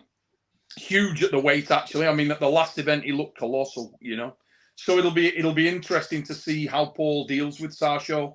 I don't think he's faced an opponent like that before. I think there are very few people that do emulate Sasho in the way that he arm wrestles, just getting on the table with him and doing a little bit. He's got a very, very unique style and a very unique set of physical characteristics. He's a remarkably unusual arm wrestler. Super gifted. Look, guys, I'm going to jump off here. I'm sorry for taking the time. I just wanted to address some of the people, because the guys in the chat, a lot of you guys are passionate about the sport, and I feel you. I really do. And I'm sorry if I let you guys down. Genuinely sorry. It's never been my intention to let fans of arm wrestling down. It's actually been my intention to try and bring you to the sport and make you enjoy it more. Yeah, there it is. Guys, Jake, thank you. And have a great all right, mate. I'll speak to you a little later on, mate. Yes. Enjoy your weekend. Enjoy your weekend, Manu. Great having you on. Thank you. Hey Neil, I love you, man. You're you're a legend, man. You could never do anything wrong, in my opinion. He's Never. gone. He's Retro Roster. My brother says this is the greatest promo for the greatest grudge match. Neil versus Ryan. Make it happen. Hey, There we go. Aussie, I apologize that I've missed the boat on what is all I ever heard 2 years ago. Every time Ryan did something a little shady, I mean, I saw Neil try to explain away his craziness like a friend would. I don't understand what happened and why Ryan Bone would go hard on Neil. I missed that boat. Like why he would do that. It was just a whole weird situation. It was just weird. We don't need to keep picking at this scab. It was I think we should move on with this subject here, because it's gonna poke Neil again. Doug, 2 hours I ago, will you said message you only had someone- half an hour. I will message somebody privately because I have no idea. Yeah. Why I just lost. Neil Pickup, I just can't imagine. Yep. Oh, anyway, man, Jake is right. I gotta go. I gotta take care of my business. I've been texting my business while I'm doing this, so that's why I could get on. But yeah, thanks for having me on. You guys know. Thanks for Jake, everything. Come back near the end, Doug. Come back near the end and message me on Instagram. We need to work some stuff there. Yes, sir. Listen, I'm the cameraman. All right. Oh, man. Done. Take it easy, guys. Bye-bye. Or anything done? Take care. No, he's gone. Hey, Neil Pickup has an official. I mean, Devin Laird has an official cameraman now. No. No, he's just going to East versus West. He bought one of the VIP tickets. So you pay like $1,000 and you get to stay at the hotel. You get access to all the athletes and things like that. So he's just going to go around. He's just a huge fan. He's a great guy, full of energy. I like Dung, and I'm really glad he came on for three or so hours. Dung came on for, so I was pretty. He's a cool guy. Wow, awesome! Nice to meet you, So Dung. We hadn't officially met. So crazy, Uncle Jim. How'd you find all that, mate? You've come on to say good day, and you've just been in the middle of it all. Crazy, man. I love it. That's pretty awesome. I felt for Neil, everything you're saying about, it's like, if you're a friend of a man, you should lift him up. And I wasn't aware of all that stuff that Ryan did, but either way, I'm still a huge fan of Neil, still a fan of Ryan. Ryan's cool. But yeah, I've been taking the last week of work off because of my ankle, and I'll probably be returning to work soon. But for the next week, I have nothing going on, so I thought I'd come on here and support you. And so it's shit like this, Jim. Why I love it, because some people, whether they're going through really good times or they're really going through bad times, or someone like Gary, who I used to speak to weekly, who now we both have family. I'm doing my arm wrestling thing. Gary's doing his other thing. So it's good, with your injury, crazy Uncle Jim. You could be having the shittest day with pain. You're not getting you know, you might not be getting paid. You could be fighting with the missus or whatever. But if you can come on here or at least watch the live and for 5 seconds, 5 minutes, 5 hours, you know, take your time off it. You got to have a chat with Neil. You've got to have a chat with an OG Gary Roberts. That's why I love doing these things. Yeah, and my heart is still beating out of my chest right now because I'm talking to Gary Roberts. What's up, bro? How's it going? And Neil Pickup said what up to me, and I'm just like, holy shit. That's crazy.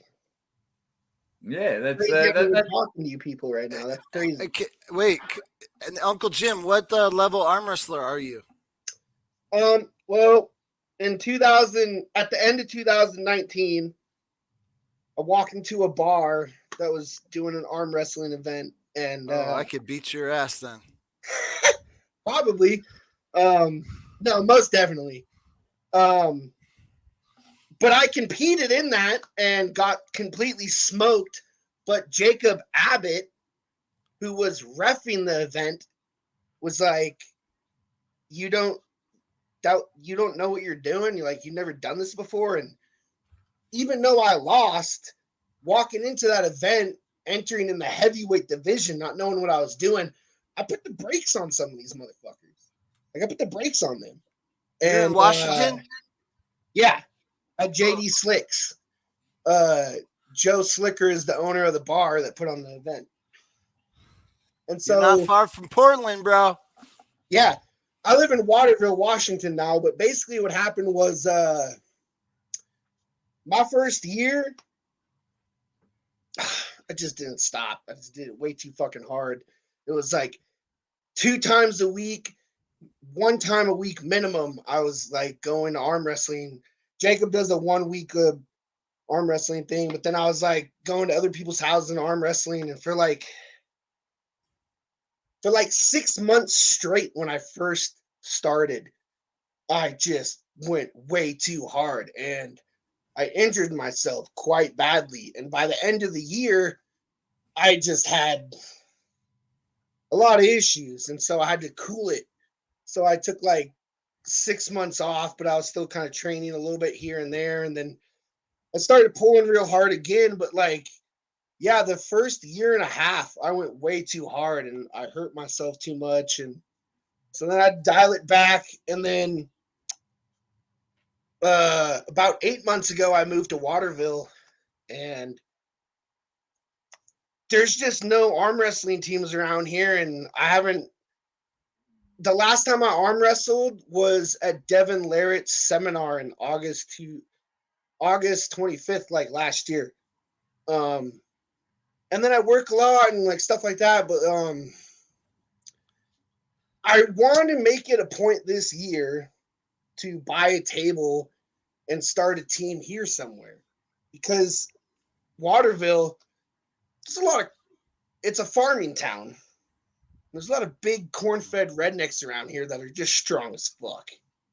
So I'd like to get a table and start a team around here because there's just a lot of strong people in this area. You're 5 hours from Portland. I just looked it up. I am 5 hours from Portland, yeah. And that's not very long when you have a motorcycle, because I ride my motorcycle 5 hours straight just for fun. And next time you make a road trip, come on down. I will definitely come see you, man, for sure. I moved into my house and I haven't cleaned out my garage. All I'm waiting for is to get my garage arm wrestling practice ready, and then that's when I was gonna start doing something Aussie. So that's another reason I've delayed. Packed garage. Oh, what a nightmare. Yeah. Hey, I gotta go.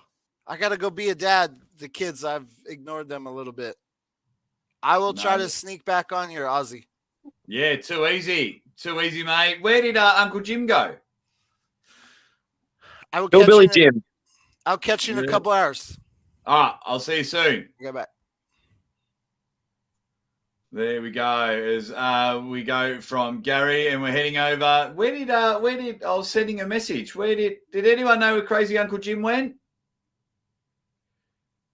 Crazy Uncle Jim, where did you go? Anyway, here we go. Hey, morning, mate. What's going on? Thanks for having me on. I've been off scream too loud. Everyone's still in bed. It's like fucking, what is it, 4 o'clock in the morning here? 4:30, 4:33? 4:23 a.m. We're 7 hours and 23 minutes into the podcast. I woke up this morning and I turned the show straight on, and it was as soon as Neil came on, as soon as I clicked on the video that said Neil pickups on the show, and it was all kicking off. It's like a drama, this arm wrestling world. It's like a Netflix special. I reckon my wife would enjoy it. Well, yeah, Neil. I think like once Neil got going, it just went and went. Look, I understand you guys want to bury that, so I don't want to bring that up. I just thought it was it's quite funny. Hillbilly Jim, what's going on? What's going on? Now, I've got to ask you, did you make your own nickname up? Did you? No. Did people? Don't lie. I can always tell when someone self-nicknames themselves. So when people say, hey, Jim, you say, no, it ain't Jim. It's Crazy Uncle Jim. Well, my family calls me Jamie, and my friends call me James. Yeah. But is that because that's your name? Well, James is my name, and James is what I go by.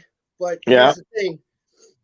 My family calls me Jamie, and then my friends, and especially the ladies, call me James. Really? I was hoping they were the ones that were calling you Crazy Uncle. It's like, Jesus, man, what? I'd love to check your internet history. Hey? No, do not. Please. For the love of God, right? Get that man's internet history up. No way. I'll get banned. You will. 100%. But, so my brother has like 2 kids, and then my very best friend, Ray, he has a daughter, and my very best friend Nick, who I consider a brother, he has a daughter, and I just love those kids, and I don't have any kids of my own, and they all just love me, and they're always calling me Uncle Jim, but they're always, I'm a little crazy too, so. But anyways, you need yourself nickname yourself. My best friend Ray gave me the nickname. He's like, you're Uncle Jim. You're Crazy Uncle Jim. Crazy Uncle Jim. I like it. Yeah. Lucky Crazy Uncle Jim. You don't give yourself a nickname. You can't. You can't. Yeah. That's it. Well, my original nickname in high school was. Well, what's that say? What is that, Twitch? What's with the numbers? It's fucking embarrassing, but I don't know. Here we go. The numbers is. You're the one that showed it on screen. Look at it. It's embarrassing. JCN, which is your juvenile identification number. Like I went to I spent a lot of time in juvie, and like after a while it's like home away from home, and they gave me the same number every single time. And so I remember being in juvie, and they're like, hey, you want a tattoo? And I'm bored, and I'm 15 years old, and I'm like, yeah. And so I had them like tattoo my nickname and then my JCN number under it. And you know what? The nickname is cool. I don't mind the Twitch, but the numbers, I'm like, I regret doing the numbers. I'm like, I wish I would have not done the numbers. Were you a bit of a troublemaker back in the day? Yeah, I was. I was always too scared. I was always too scared to like get into trouble. Yeah, I'd get up to like mischief and stuff as a team, but I was when it crossed that line into doing shit illegal, like stealing cars, I was never up for it, man. I didn't have the balls to do it. My very first criminal charge was an auto theft when I was 13. 13? I was only 13. finding out what me Willie was doing at 13, Jim. You're out there bloody playing Grand Theft Auto in real life. Don't lie, Jake, you haven't got a willy. But no, my problem when I was younger is too much energy. I was that little red-nosed pit bull puppy. It was just or a wild wolf, like just uncontrollable. Wild wolf, Jesus. And well, I'll put it in perspective for you. So, Are there no girls down your end or something? Huh? Are there no girls down in your town? Oh, there are plenty of girls, but I was pretty shy. I lost my virginity quite young, but like I didn't truly start. I'm trying to keep this PG, but I didn't truly start smashing till I was like 20. By the time I was 20, all that shyness went away, and I was just like, That's when you became crazy. That's when the crazy came out. I was crazy from day one. But to put it in perspective for you, my mother is like 100% fucking German. My mother's like 5'2", and she's 100 pounds. And we grew up all German. Yeah, we grew up with Dobermans. And my mom, who was 5'2" and 100 pounds, if one of our dogs acted up, I saw her take one of our big male studs, grab it by the neck, throw it to the ground, and start strangling it. Like, you will obey me, or I will end you. Like, that's what my mom is, right? So, like, my mom was very strict on a lot of stuff, too. So she was like, every little thing I did wrong, I would get an ass whooping, but I would do it the fuck anyways. Jesus. Yeah. It's the interesting. I'm glad that intervention's over on this arm wrestling podcast. I'm glad you two have shared your feelings and got your D&Ms out the way. Yeah. Bloody hell. Retro Ricer, when are you going to get back on the table? People saw your arm wrestle an arcade machine the other day. There's nothing beautiful. It's too easy. There's no one that can beat me in the arm wrestling world. There's no one. There's not a fucking person out there that could hold a candle to me on the table. You name it, I'll take it.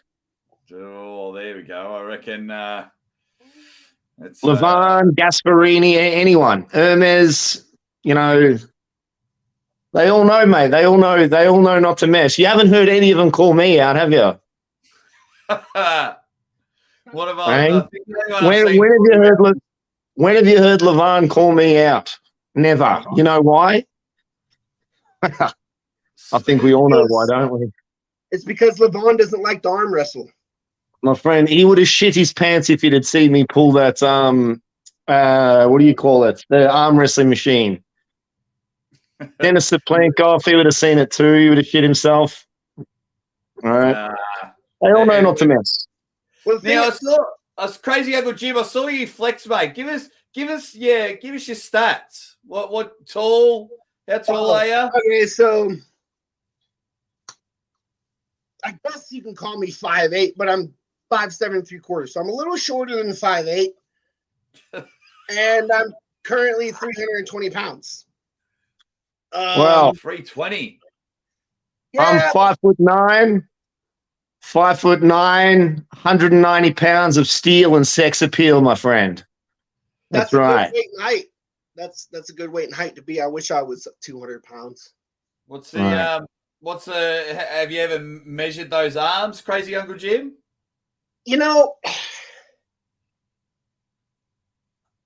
Before arm wrestling, I used to do bicep curls. Never really been a real big gym guy, but I have noticed that my biceps respond well to like exercise and stuff like that. But at my biggest, before I started arm wrestling, I was doing bicep curls, and I was 19 and a half on my right, and then I was 19 on my left, and I was like that close to getting to 20. But then I started doing arm wrestling, and then arm wrestling, bicep curls aren't that important when it comes to arm wrestling, and so I haven't really done any bicep curls or anything to build my biceps since I started doing the arm wrestling thing. But You don't do curls for arm wrestling, man. You do because curls get the girls, my friend. But there's a lot of fat on there, though. You know, it's like it's not like sexy or nothing. And then this is my right arm. Curls get the girls, though. My right arm is thick, but it's it's not like sexy or nothing. But dude, tell me that's not like almost as big as my fucking head. It's a big arm. But there's a lot of fat there though, you know. That's all right. More cushion for the pushing. Give us a double bicep pose. Give me a double bicep. Give me a double bicep. Spotting ladies out there like fat rednecks. Look at that. Armwrestling channel, mate. We have one lady in the chat, and that's Sarah Latona, and she's happily married. So get all the flexing, get all the flexing you want on the. Hey, is anyone beating Jim stats? Let me know in the comments. Is anyone beating Jim? I'm 5'10", 98.7 kilos. What would that be in pounds? 218? That's 200 something. 5'10" and a half. When you're- Brian, what are when you you're- weighing in? When you're converting kilos to pounds, you times the pounds by 2.5. It's 2.2, isn't it? 2.2? 2.5 is 2 point. Oh yeah, you're right. Yeah. It's basically take. I know both. I know, but I'm more comfortable with pounds because I grew up watching wrestling, like WWE. So we're growing up. It was called the WWF back in the day, and I used to always hear the pounds. So every time I hear, okay, he's 250 pounds. How I measure it is I think of a wrestler that weighed that, and it's like, oh, that's how big you are. Like I always, that's how I get a metric of it. Yeah, and 2.2. The thumb is probably thicker than Devin's. And is Sarah Latona in the chat? Is Sarah still in the chat? My daughter's going to smash her one day. Yeah, Sarah, you'll have to check out the video.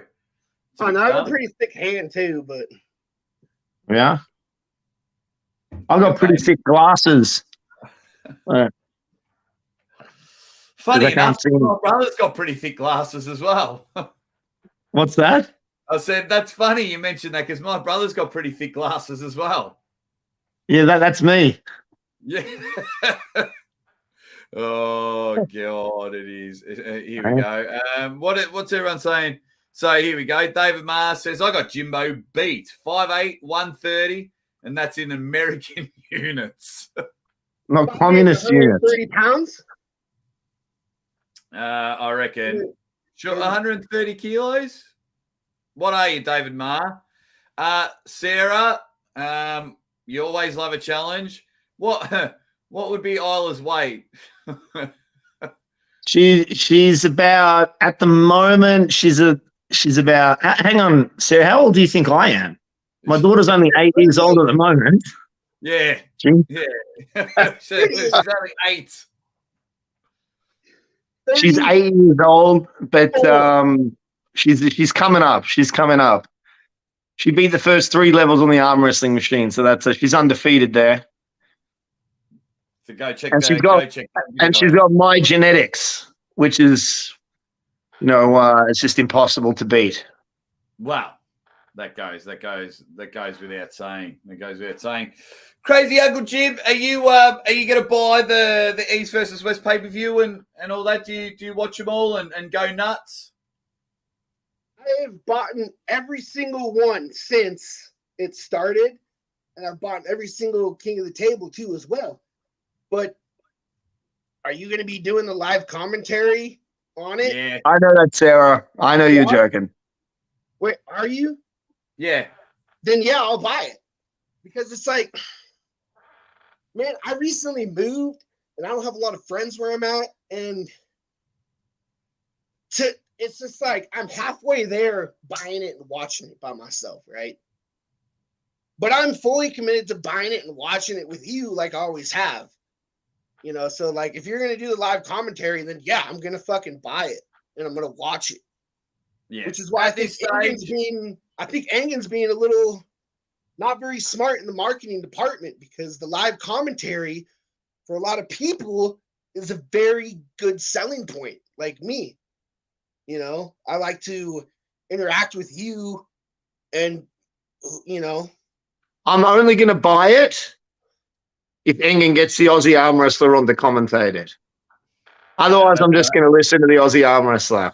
So, Engen, if you're watching this, I ain't going to buy your pay-per-view. I'm just going to listen to the live stream. So get the Aussie Armwrestler on, and you got this fella here. You got a customer. Maybe. No promises. No promises. This is my job, Brian. You buddy. Stitch up. No, I'm joking. I'm on shit stirring because I know that's been like a big thing in the arm wrestle. I'm just trolling. I'm trolling, as they say. No, there's Right. what Yes, what I is will, Brian. going on. We've got 115 people in the chat at the moment, and I've just done a poll. Who wins? Retro Roster or Crazy Uncle Jim? Oh, So- no. Who's going? Who they got? So get the votes. We've only Get the 34 votes votes in. in.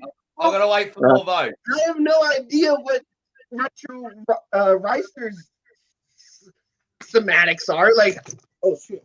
What are you? How long have you been doing it? Hey, too long, baby. Too long. But I'll tell you what, though, I'll still fucking I pull would you. bury you on the table, right? You'd fucking fall over. I'd break the table, just a whoosh, and you'd be gone. You can use two hands. You can use two hands if you like. And the beard. You want to throw the beard in there? I'll do the one What's that? hand because I'm not afraid of an ass whooping. Listen, This is irrelevant. I'm telling you right now, listen, Hillbilly Jim, you can use both hands, right? And you can bring a friend, and he can use both hands. And then when I beat both of yous, right, you can go get some other friends, and I'll beat them too, right? And I'll be texting. I'll be texting on the other hand. I'll be texting. I'll be checking. I'll be texting on the other hand. I'll be checking Instagram on the other hand on the left while I'm beating. Boom, like that. You've never felt someone so strong. I'm telling you. I'm telling you. You think it's funny? Well, I will say this. Even though I went to Devin's seminar, I never actually gripped up with Devin other than like a handshake, because I showed up to the seminar and there was like no real line and everybody was just like, and I was like, fuck that. I showed up to arm wrestle. So I actually never did get to grip up or arm wrestle Devin Larrett, but Well, the last time I pinned Devin, when was it? It was a while ago. Last time I pinned Devin, well, we don't like to talk about it that much, but he didn't feel that strong to me. I mean, when I pinned him.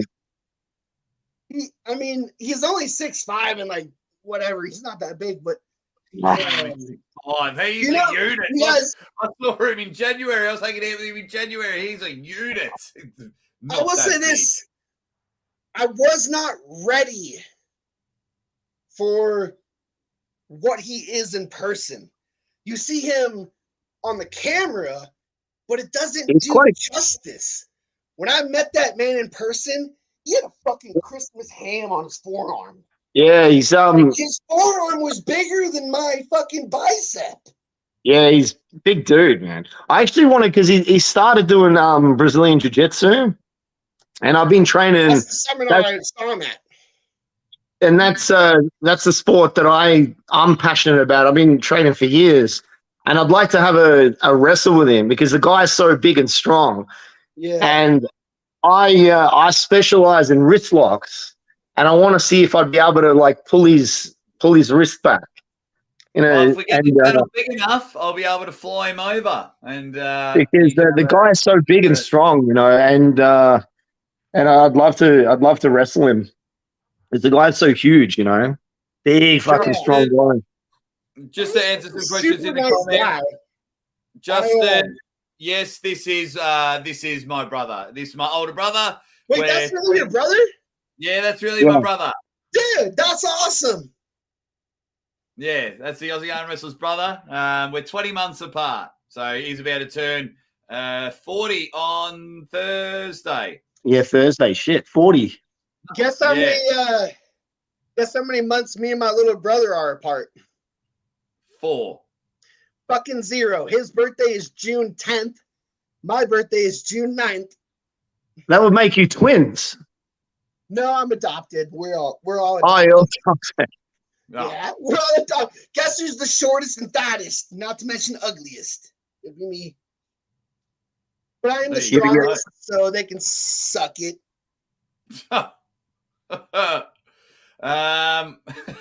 Jeremiah, Jake, is it hard growing up with a brother tougher and more handsome than you? Nah, it's all right. The glasses do work well. Well, I can't really see without them, right? I think my eyesight's gotten worse since I was prescribed glasses. I only needed them for reading, and now I just wear them all the time. I think I got scammed into buying glasses off the optometrist, and now I can't see properly. I think you really did, because if you're on the level of needing glasses just for reading, that means your eyes they're just a little bit weak, but you can do eye exercises with a tennis ball where you hang it from I do bicep curls with my eyes. I call them bicep curls. There were I call them bicep curls. exercises that you can do with your eyeballs that can actually strengthen your eyes to correct. No shit. That's why my eyes laser focus on people. I stare down people on the table. They shit their pants. It's all the bicep curls. Take Seriously. those glasses and get rid of them. Yeah.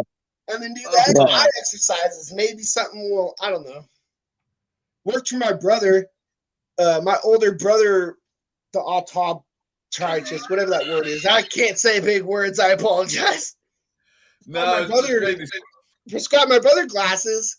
My mom never let him wear them. My mom did that tennis ball thing and did the eye exercises. And my brother still to this day, he's 34 years old. My brother still to this day doesn't wear glasses. No, I wear them. It's like So Superman. I was laughing at Fox 8 Paul's comment. He says, "My mum's so bald that ducks throw bread at her." Oh, no, that was a ripper. That was a ripper from Fox. Marco wants to know. Let's have a chat to all these legends in the chat as we get close to the 8-hour mark. Who has the better hairline? Geez, we're all struggling. I don't know. I'm going bald. On top. I've got the old little. And I reckon I'm about 20 months behind you. I'm like, yeah, I'm going bald. I'll be bald soon. Don't worry about that. I'm just gonna. You know why? Because I've got so much testosterone pumping through my blood that my testosterone levels are just fucking sky high. That's why I'm going bald. So you notice when they take the gear, one of the side effects is the baldness, right? But I'm natural and I'm still going bald. So I've got the testosterone levels of someone that's on sustenance fucking 500 every week, sustenance 250. Just too much T levels. Oh god. It is what it is, but I can't help it. I can't help it. I'm just gonna keep my hat off. All right. Keep your hat off. You are indoors. They call me the T1000. The T1000. The only reason I was wearing the hat today is because, like I said, I'm not working at this exact moment, so I didn't bother getting up or showering, and so my hair is kind of just greasy looking, which is why I was. Well, at least you've still got your hair. Look at my fucking bald head. Look at the fucking state of that. It's out of control. I mean, this fucking hairline was here a year ago. Can I ask the chat, Jake? Because I've had. Remember we were talking the other day. I've had. I want to ask the chat. I've had is it tennis elbow or golf elbow that's on the inside? Golf. It's tennis elbow. It's tennis elbow on the inside, isn't it? Can we ask the chat? Vice versa, but I'm not sure. Right. I've had it on both arms for 2 months now. So for anyone because I'm assuming everyone like trains arm wrestling and they get it too. What do you guys do to help help alleviate it? Because I've had it like for 2 months now. Yeah, So I can only curl like 100 kilos at the moment, and it's pissing me off. I want to. Is it 100? Is it 100 kilos? Like elbow. 220 pounds.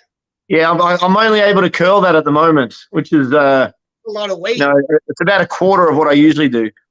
But so how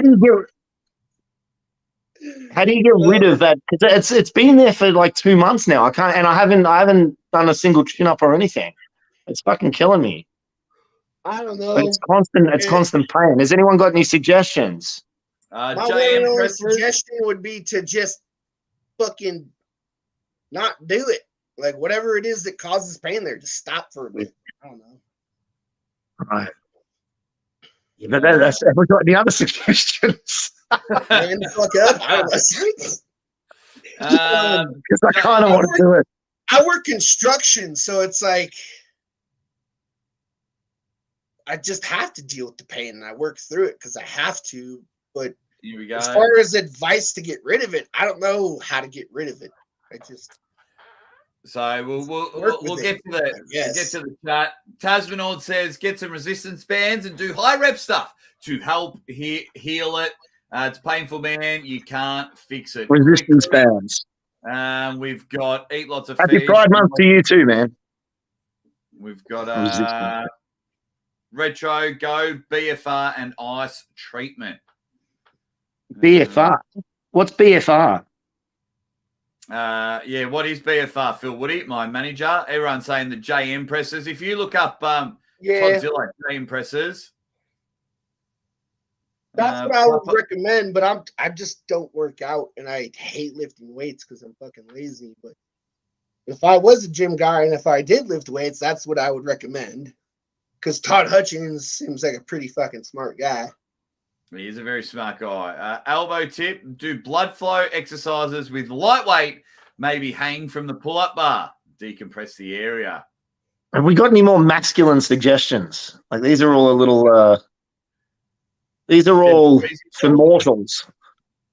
You might get a squeezy ball. I'm not a puppy dog, man. Squeezy ball. Squeezy's nuts.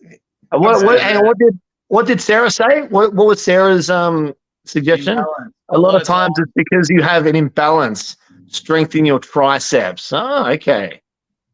Right. Interesting. BFR, blood flow restriction.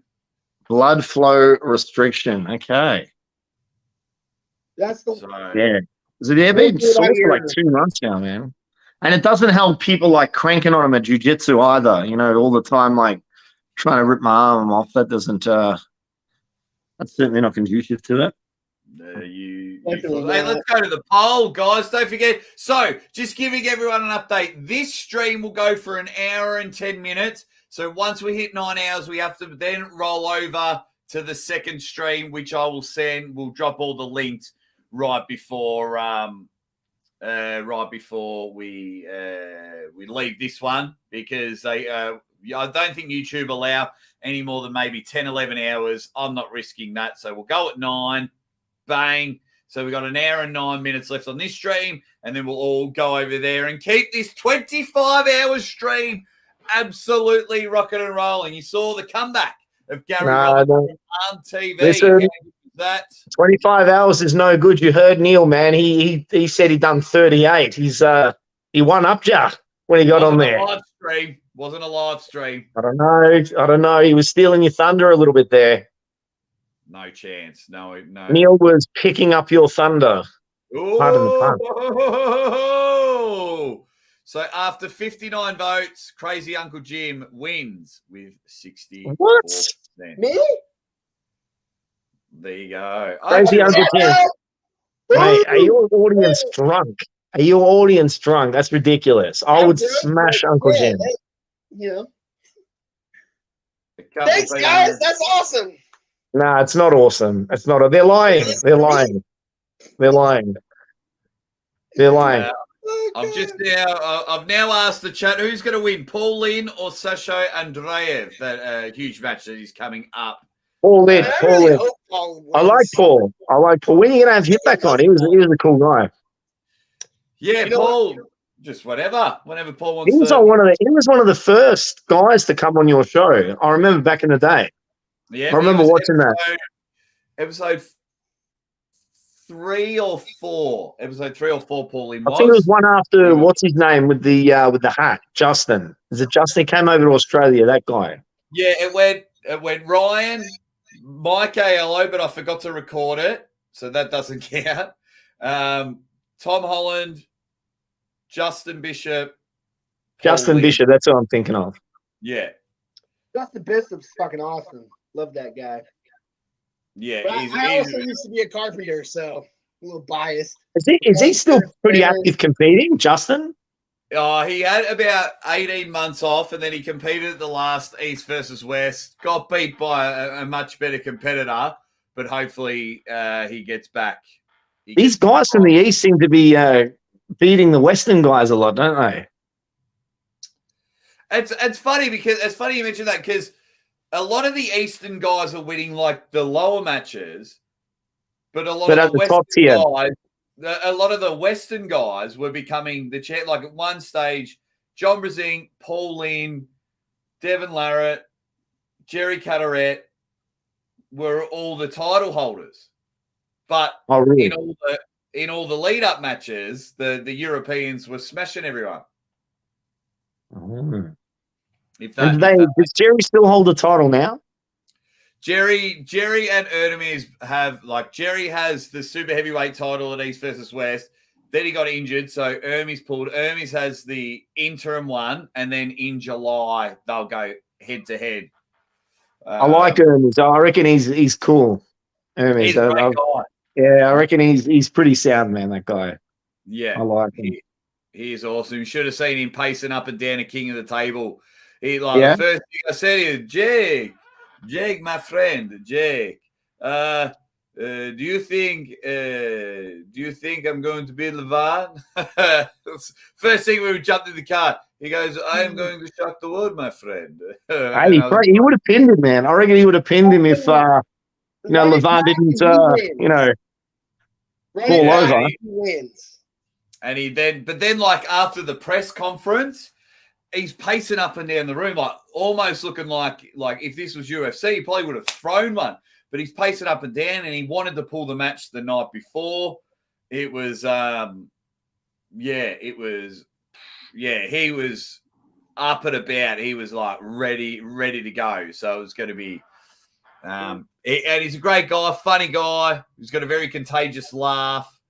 Yeah. How do the rules from East versus West and King of the Table? Are they a lot different, or? Pretty close. I'm trying to think of there's no, so East versus West don't have a running foul system. Theirs is more of as soon as you foul, it's a restart. That's it, restart, yeah. Where King of the Table have both. It's 6 rounds in King of the Table. It's best of 5 in East versus West. No King's move, is there? There's no King's move in East versus West. Well, they want to eliminate it, but if your humerus goes either below the table or below your shoulder, Your sense of humorous. your sense of And you just said that you don't like the fact that it's a restart on the foul, Crazy Uncle Jim. Why is that? I like the running foul because Why is that? Because it doesn't stop anything and they keep going. So it's like if I foul, I've already. Is that because you're getting a better sort of feel for your opponent, or? No, I'm talking as someone who's watching Someone who's watching. Yeah. Okay. Yeah. Fair enough. Yeah. I'm not talking as a competitor, because as a competitor, I don't know. I might want it vice versa. But as someone, Yeah, that's what I was thinking, right? That's why I wanted to ask you, because as much as I look like an arm wrestling champion, I don't pull that much. So I just want to, from a competitor's point of view, I would think that you would want the restart. As a competitor. If I have now fouled, it's because you got the better of me and I'm in a bad position. Now Yeah. I'm fighting and I'm fighting and I'm fighting, and you're draining me and draining me. And my only option is to give up, which is a smart move. But it's like, as a competitor, yeah, probably wouldn't be a huge fan of it. But as someone Yeah. watching, I love it because it's like the match doesn't stop; it keeps going. Yeah, exactly. Because that is one issue with the with arm wrestling becoming a spectator sport is the stopping, the gripping up in the start. How long that takes? That could be fucking boring for somebody who doesn't, who's not into arm wrestling. Yeah. And also the fouls.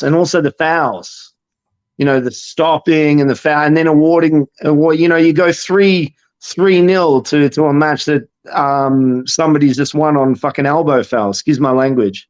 I don't want to get you. And some people love it because they're just like, hey, that's the rules and the way it goes. But yeah, when you see people like on the death of losing and then they just move their elbow off and then get a restart. Arm wrestling, I was saying it earlier, arm wrestling's a highlight sport.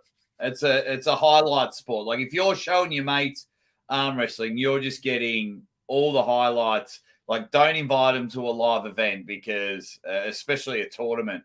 Well, this is if you're wanting it to become like a spectator sport, there has to be something done about that because it's only arm wrestlers that watch arm wrestling. It's the same as jiu-jitsu. Like jiu-jitsu is a sport for people who love jiu-jitsu. It's not like a spectator sport. Like no one who doesn't watch it is just going to turn it on and watch it. It's and it's the same in arm wrestling. And I think definitely the gripping up.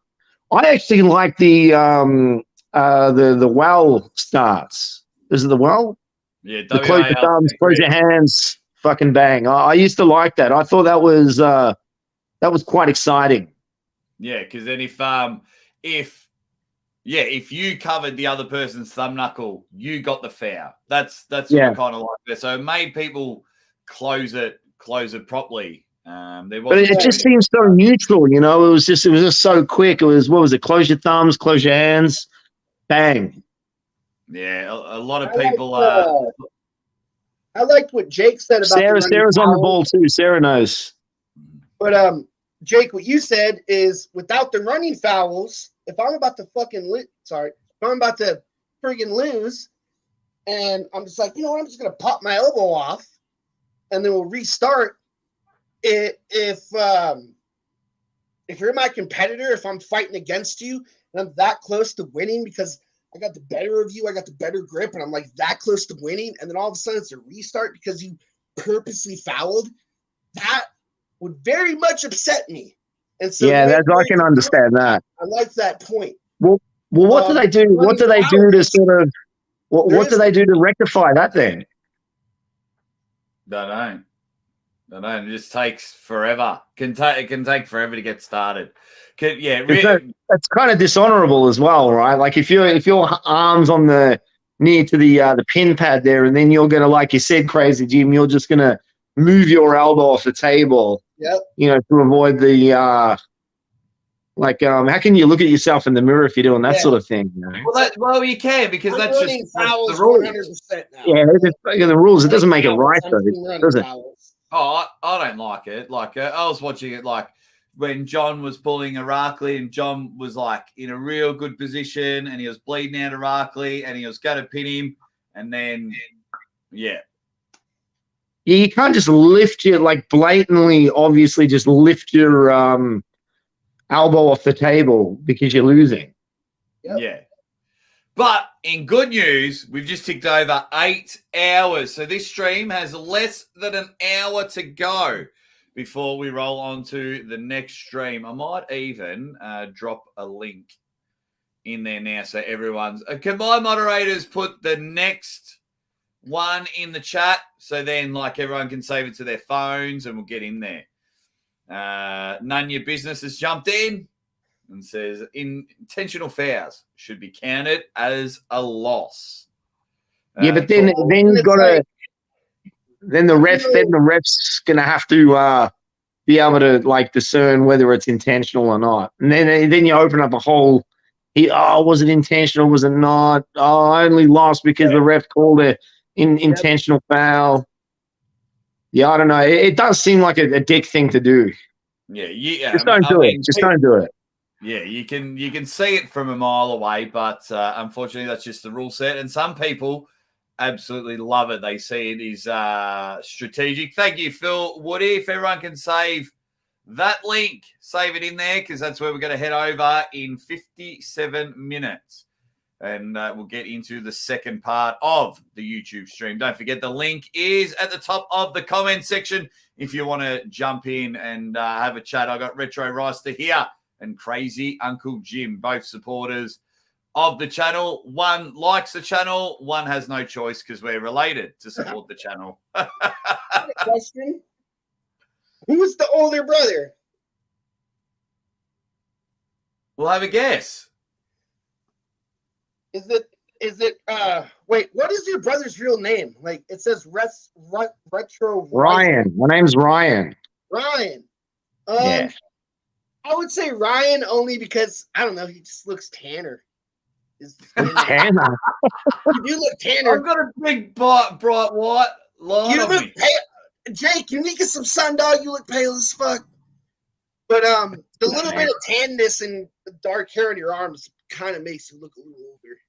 Jim, I look well, I am a bit pale, but I've got that shining on me. So okay. I will say I think Ryan's a little older.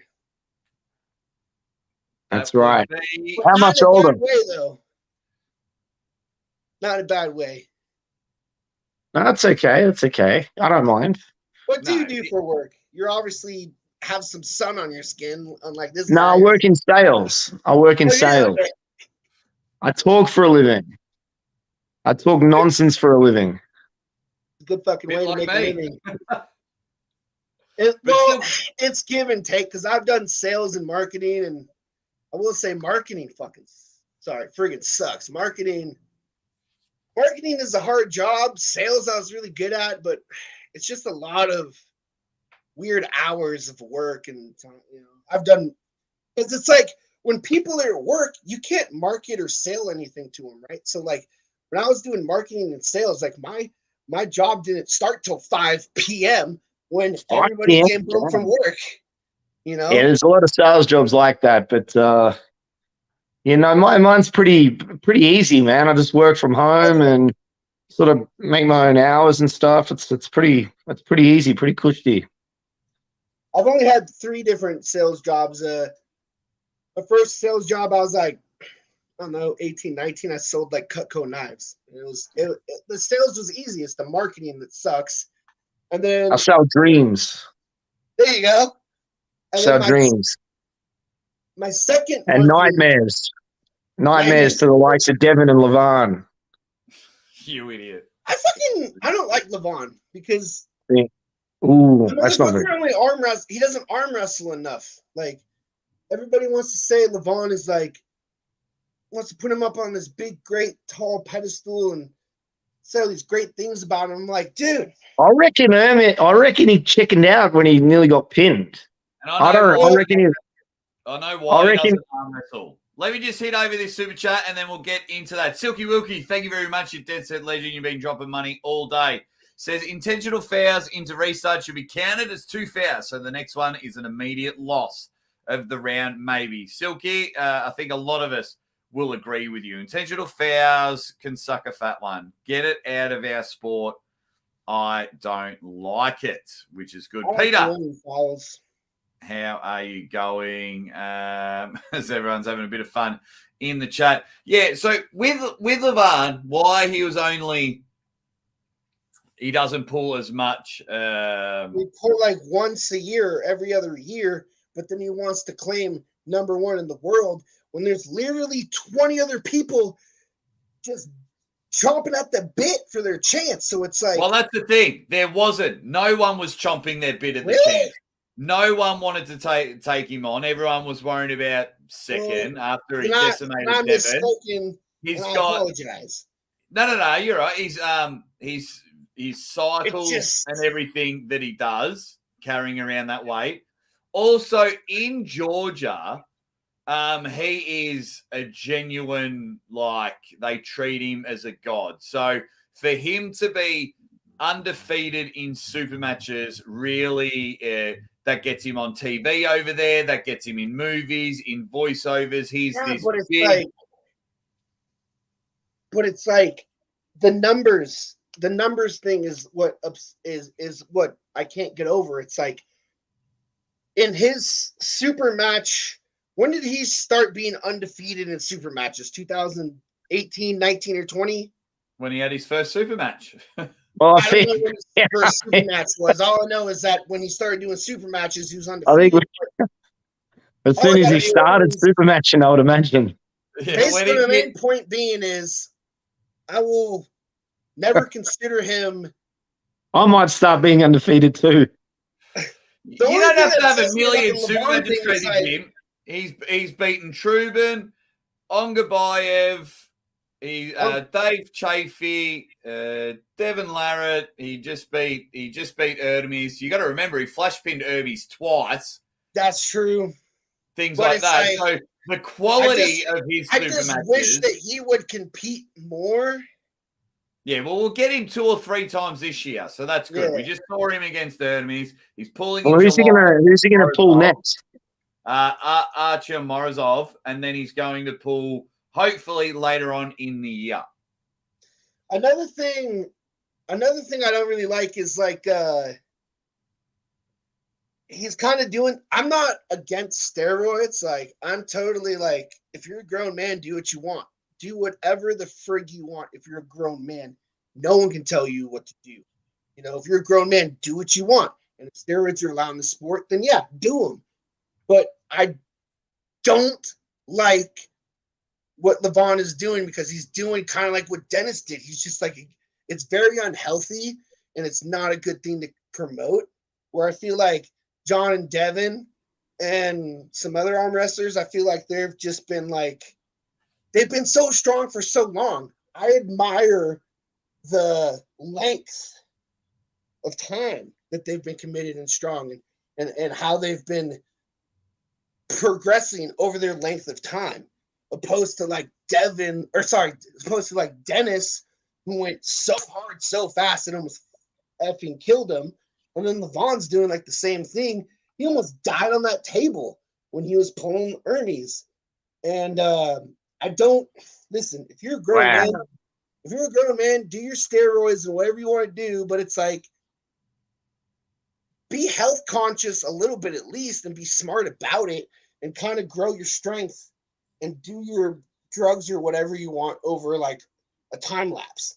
I don't promote people like Dennis and Levon just blasting themselves to the point where they're that close to death. You know? I don't know, man. I'm pretty liberal with that. With people getting on the gear, you know, I just think just let them do it. I don't see what the big deal is. No, I agree. I agree. Let them get on the gear and let them do their. If you're a grown man, do whatever you want. Go for it, man. But it's like, take as much of it as you can. I want to see the end result. I want to see the biggest, baddest, strongest monsters on the table. Me too. Like, I want to see the end result. My only one point is this: if you're like Dennis or Levon and you're the biggest, strongest beast on the table for a 5-year span, that means nothing to me compared to someone like Dennis someone like Devin or John, who's been doing it for like 15, 20 year plus. You got to understand as well, like Levon's only in his 30s. Yeah, and the dude's like huffing and puffing, almost having a heart attack. I'm just like, I think Levon's won like 7 world titles as well. This isn't just a new thing with Levon. Levon's been a beast. All I'm saying is I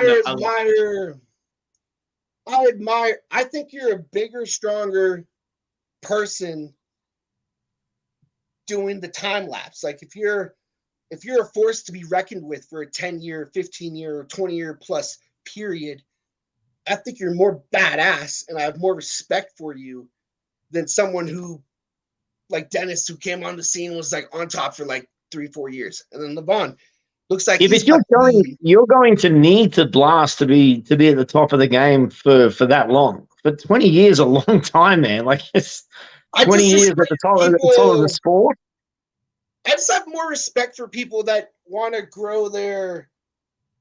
I'm just saying, like, it's not even respecting. It's just like, if you're the biggest, baddest, strongest man on the planet, but you're only the biggest, baddest, strongest man on the planet for like 2, 3, 4, 5 years max, whatever. I have more respect for the people that are like reigning hell for a decade plus, you know? But the same thing is they'll. Well, yeah, I mean, you don't think John Brzenk like blasts gear? Of course he does, man. The guy's how old's John? Like fucking 60? I'll tell you right now. Of course he does. I'm just saying it's like he doesn't take it to a level where he's dying at the table in 5 years. It's not. I believe in steroids and I think people should take them and I think they make the sport a lot better. I don't personally take them because I'm fat, out of shape. If I took steroids, my heart would probably explode in my chest. But I think everybody should take steroids that are, and I think it makes everything a lot funner and better. But it's like, I don't promote it in the fact that like, take it till you're the biggest and strongest for like a year or two, and then like you're like, but Jim, if someone's offering you $50,000 a match and then $10,000 to $15,000 for winning, you are blasting that. And then if you win that, 100%. you kind of want to get those paydays. You don't want to lose. So The money's not good enough. The money's not good enough in arm wrestling to not do it. And Aussie Armwrestler brings up a good point. The money's not good enough. Right, it's like if you and not everyone can be like the top two guys, right? There's only two of them, and so if you blasting a bunch of gear is the difference between you like making $100,000 that year and you like working at the post office for fucking $25 an hour or whatever, like you're gonna do it, and so you should. Like just the money isn't there. The money's not there to be able to, not take the extra special sauce for an extra, extra little help. And especially because everyone's doing it anyway, right? Like, are you going to be the only guy that's going, hey, yes, well, I don't take that stuff. It's like, yeah, well, you might want to think about it because the other guys are. I'm not saying. I'm saying you should take it, but be more responsible about it. Like, I think like it's like you've seen the Fast and the Furious where like fucking, Paul Walker's racing Vin Diesel or whatever. Yeah. And motherfucking Paul Walker hits that juice too fast, right? But like Vin Diesel is, hitting the juice too fast. So my whole thing is like this. My personal opinion, and I'm not an arm wrestler. I'm like, I'm kind of competitive, but I'm not an elite arm wrestler, and I don't have all these opportunities to make all this money. But in my personal opinion, I would rather gradually build my natural strength, then hit the juice and build that naturally. And it's like, I think that's why Devin is so big and strong right now, because back when he lost to Michael Todd, he was probably way more natural. I'm not going to say he was natural, but he wasn't hitting and then John Brzenk too.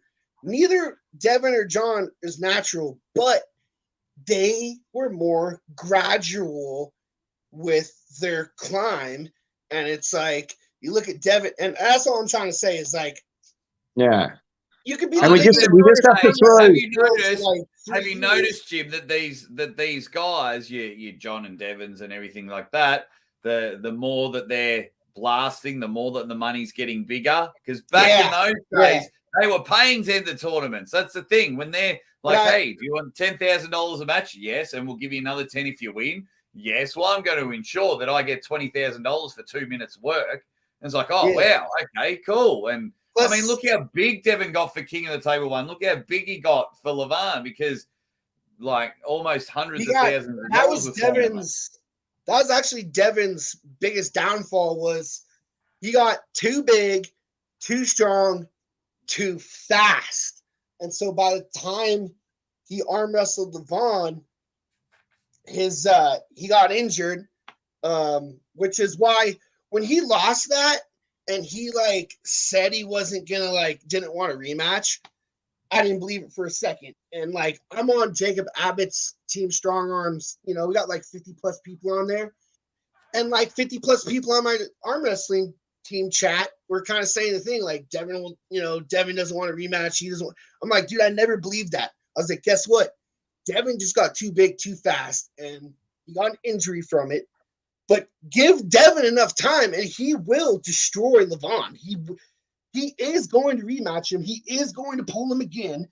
And Devin Devin puts Levon on this pedestal. But dude, I just think it's a tactical strategy. This man is a soldier. And Jake, just so you don't get kicked off of Facebook, none of us are doctors. None of us know anything about anything about the gear.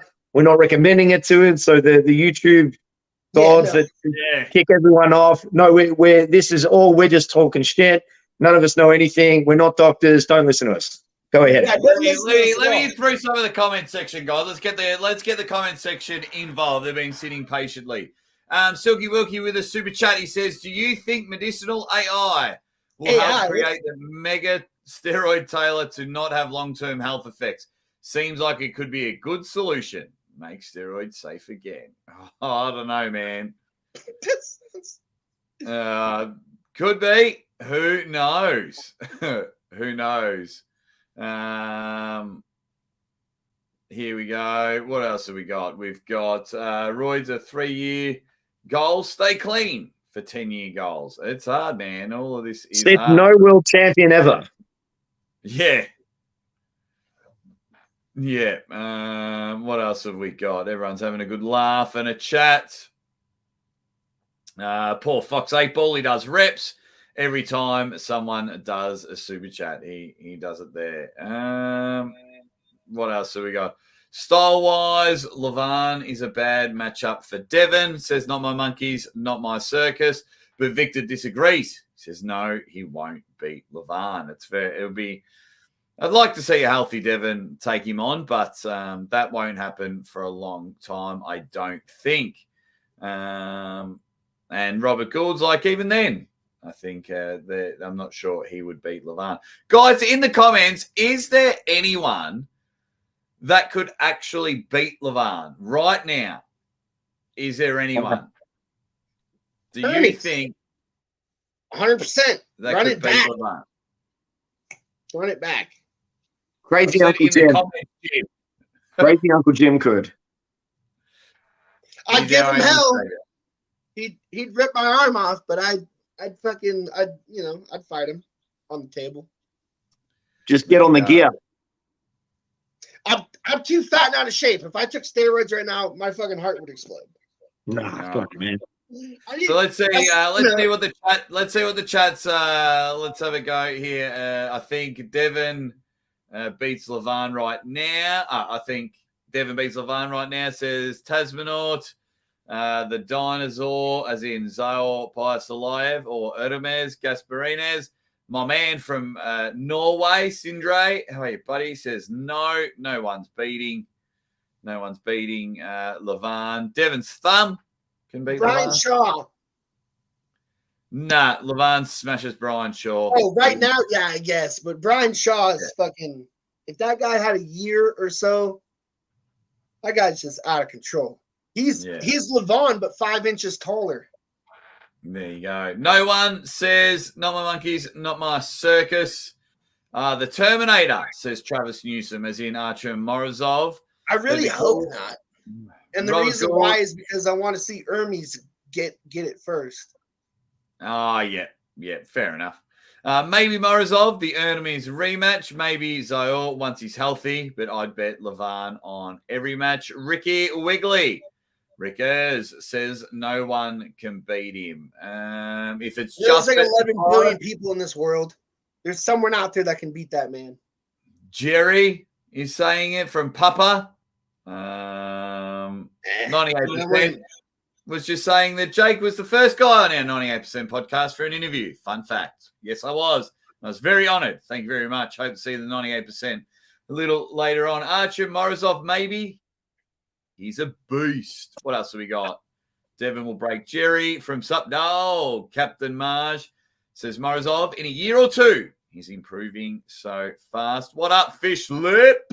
Says ready bang. Aussie the arm. And then we've got if Ernemes managed to fail out Levine in round 4, he may as well have gone on to win the match, says Pete.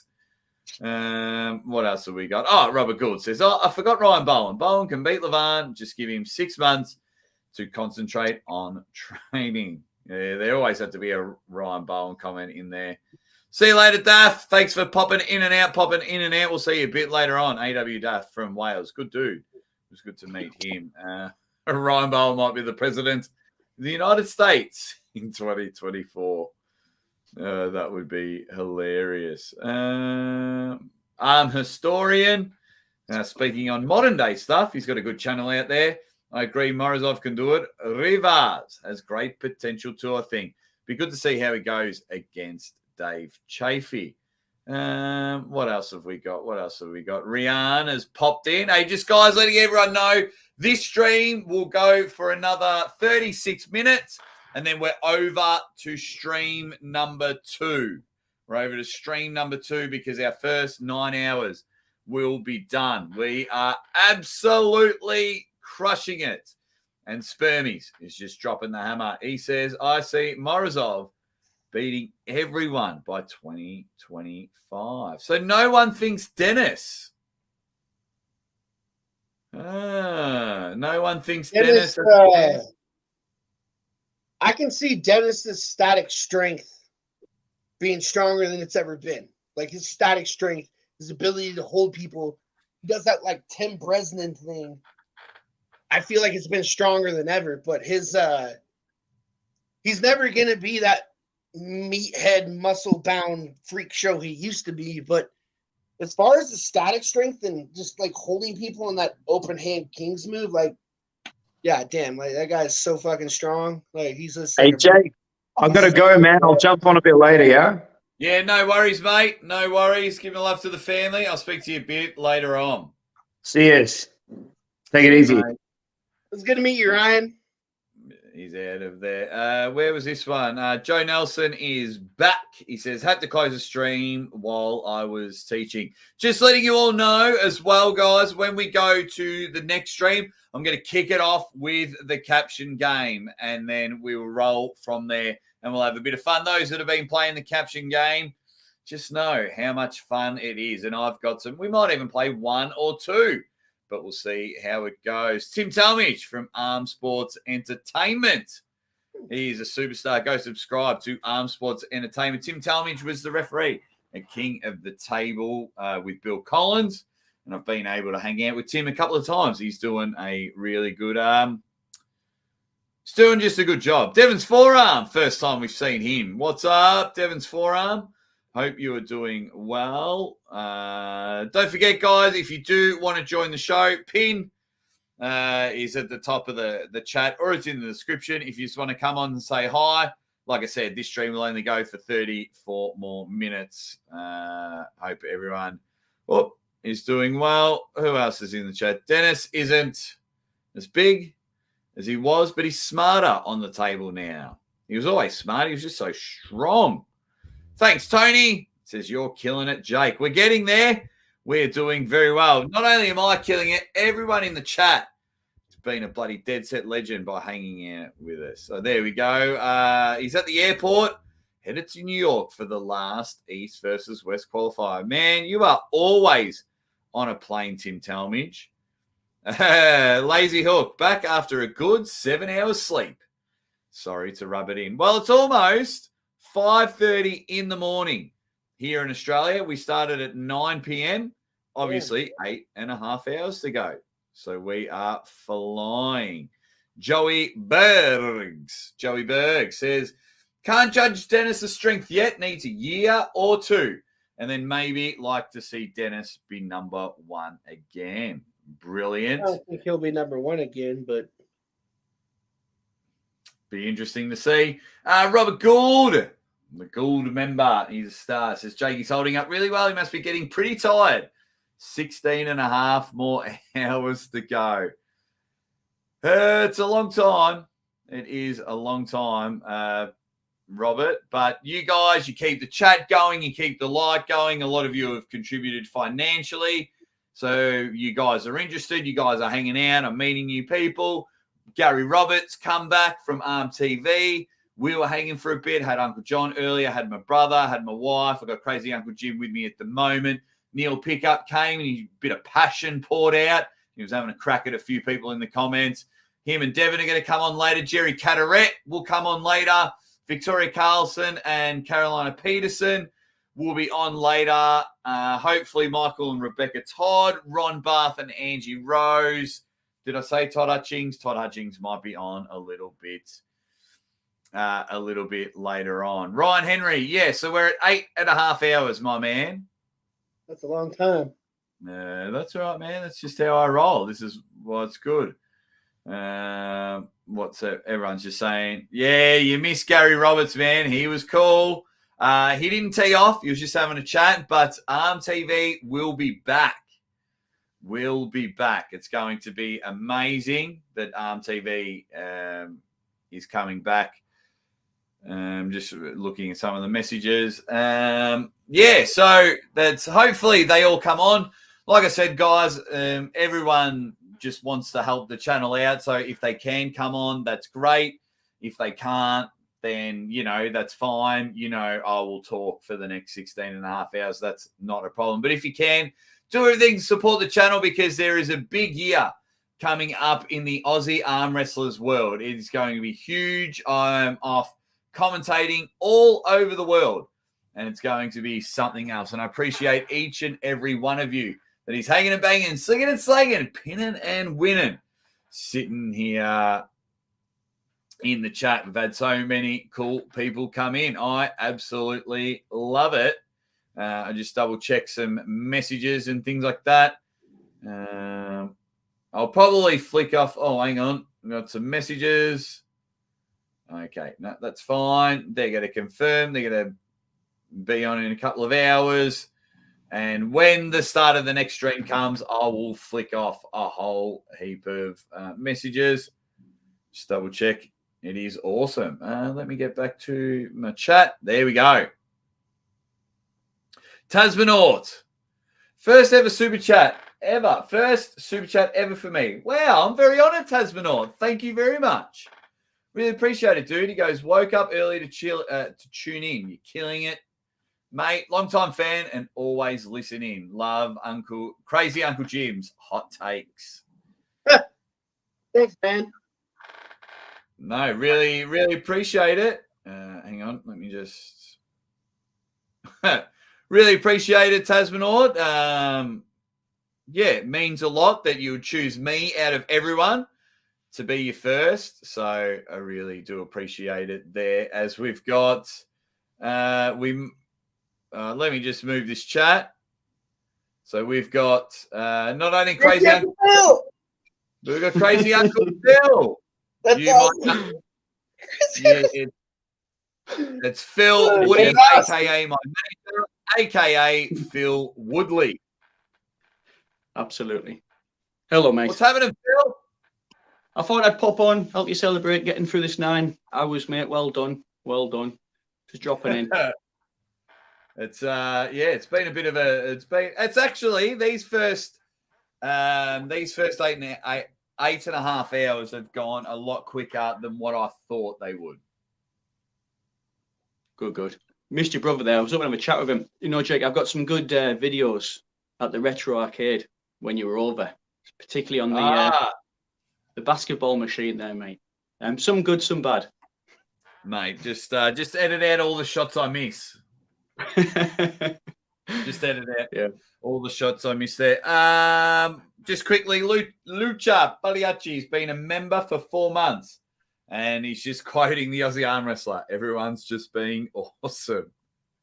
We can't make that a catchphrase. I know I say that way too much. because I read, and whenever everyone's like talking to each other, and I try and scroll down for the chat, I'm like, yep, and everyone's being awesome. So it is cool. The Whitby Grandmaster,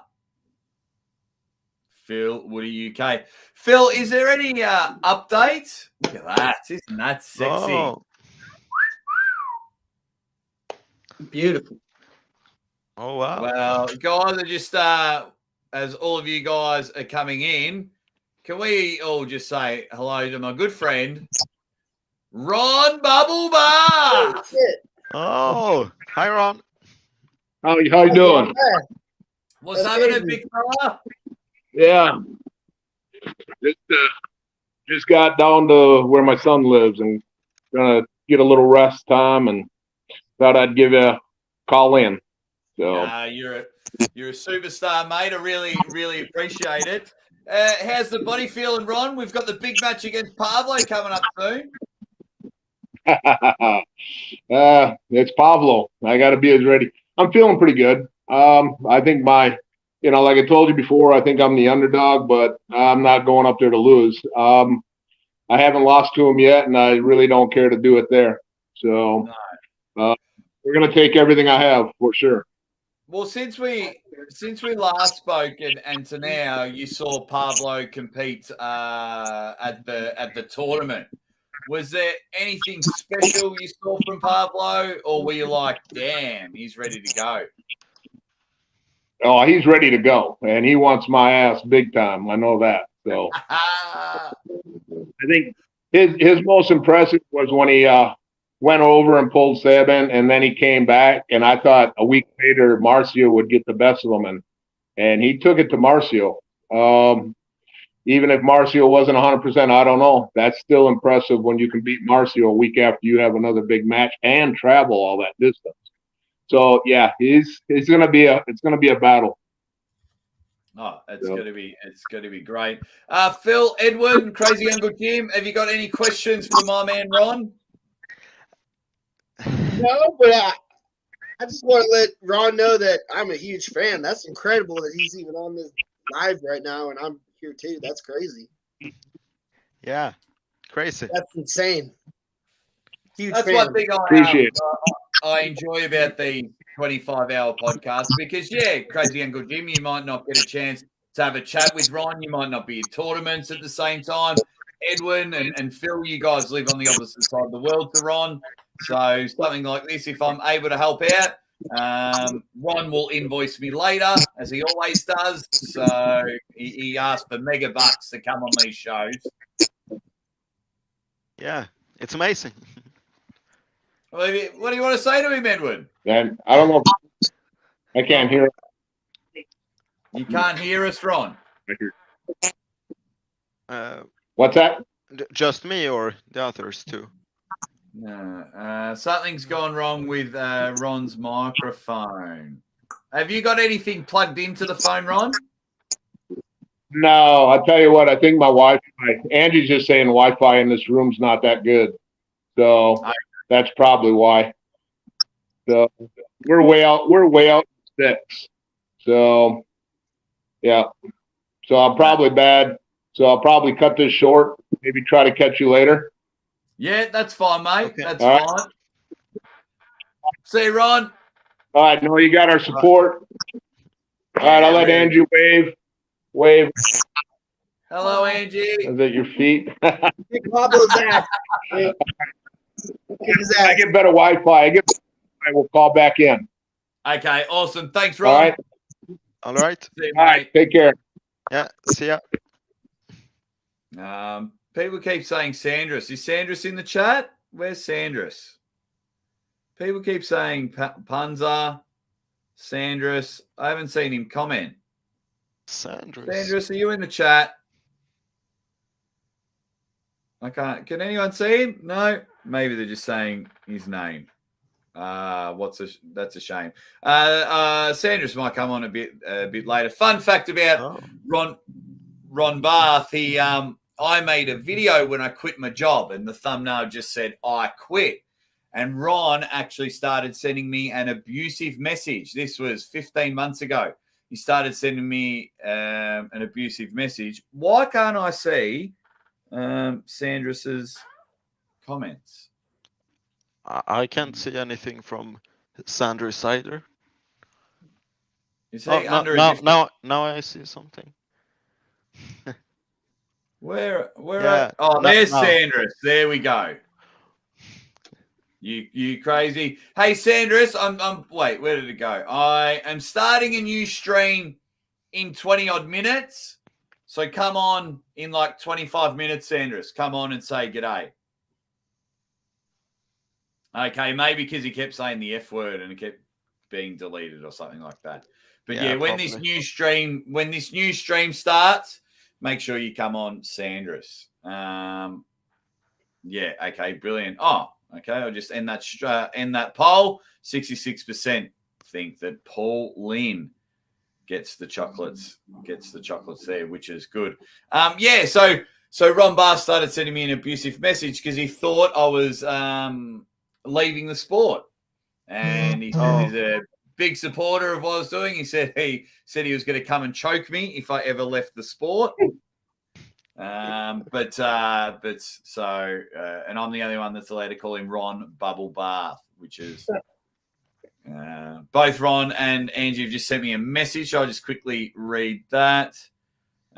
Jake, okay, there we go. I missed that one from Ron. Should have left my Facebook. No stress at all. Speak you soon. I like Ron and Angie. They're awesome. Okay, now we are rolling. So, Phil, any updates on the Whitby Open? It's definitely happening end of August, Jake. I was due to have a catch up with our good friend there, Marcus. He, when you came over, any problems with the weather? It was good. That was nice and It was sunny. beautiful. Yeah.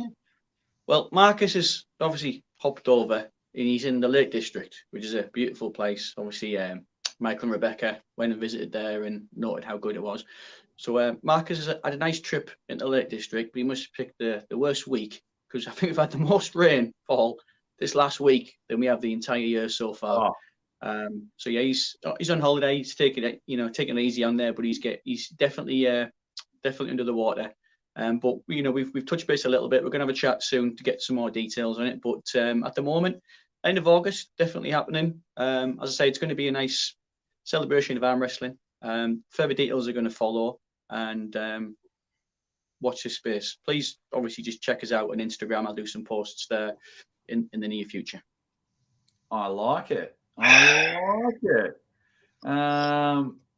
that is pretty cool. Obviously,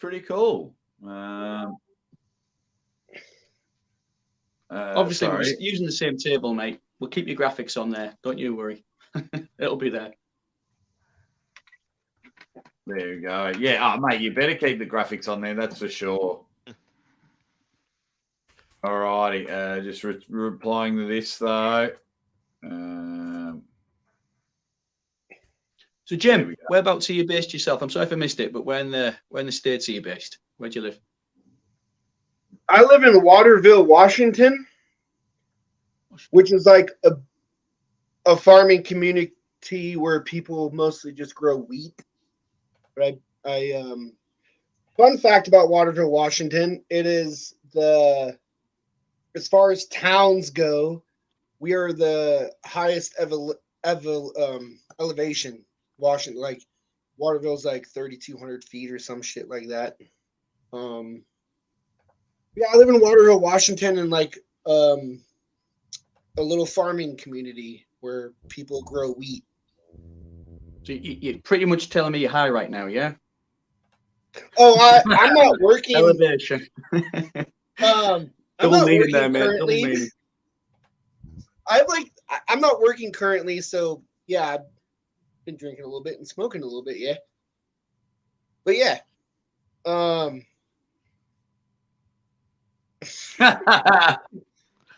Oh, bloody hell. And then, of course, you've got Edwin over here, Phil. I don't know if you saw it. Bloody Edwin's like 13 years old. 13. No, that's so crazy. Are you really 13 years old? Like, what the fuck? Yeah. 13, deeper voice than 14 me, in. mustache, and smashed out, like he's like 92 kilos and smashed out 94. You know how much I weighed when I was 15? When I was 15 years of age, I weighed 118 pounds. I had 16 and a half inch biceps, though.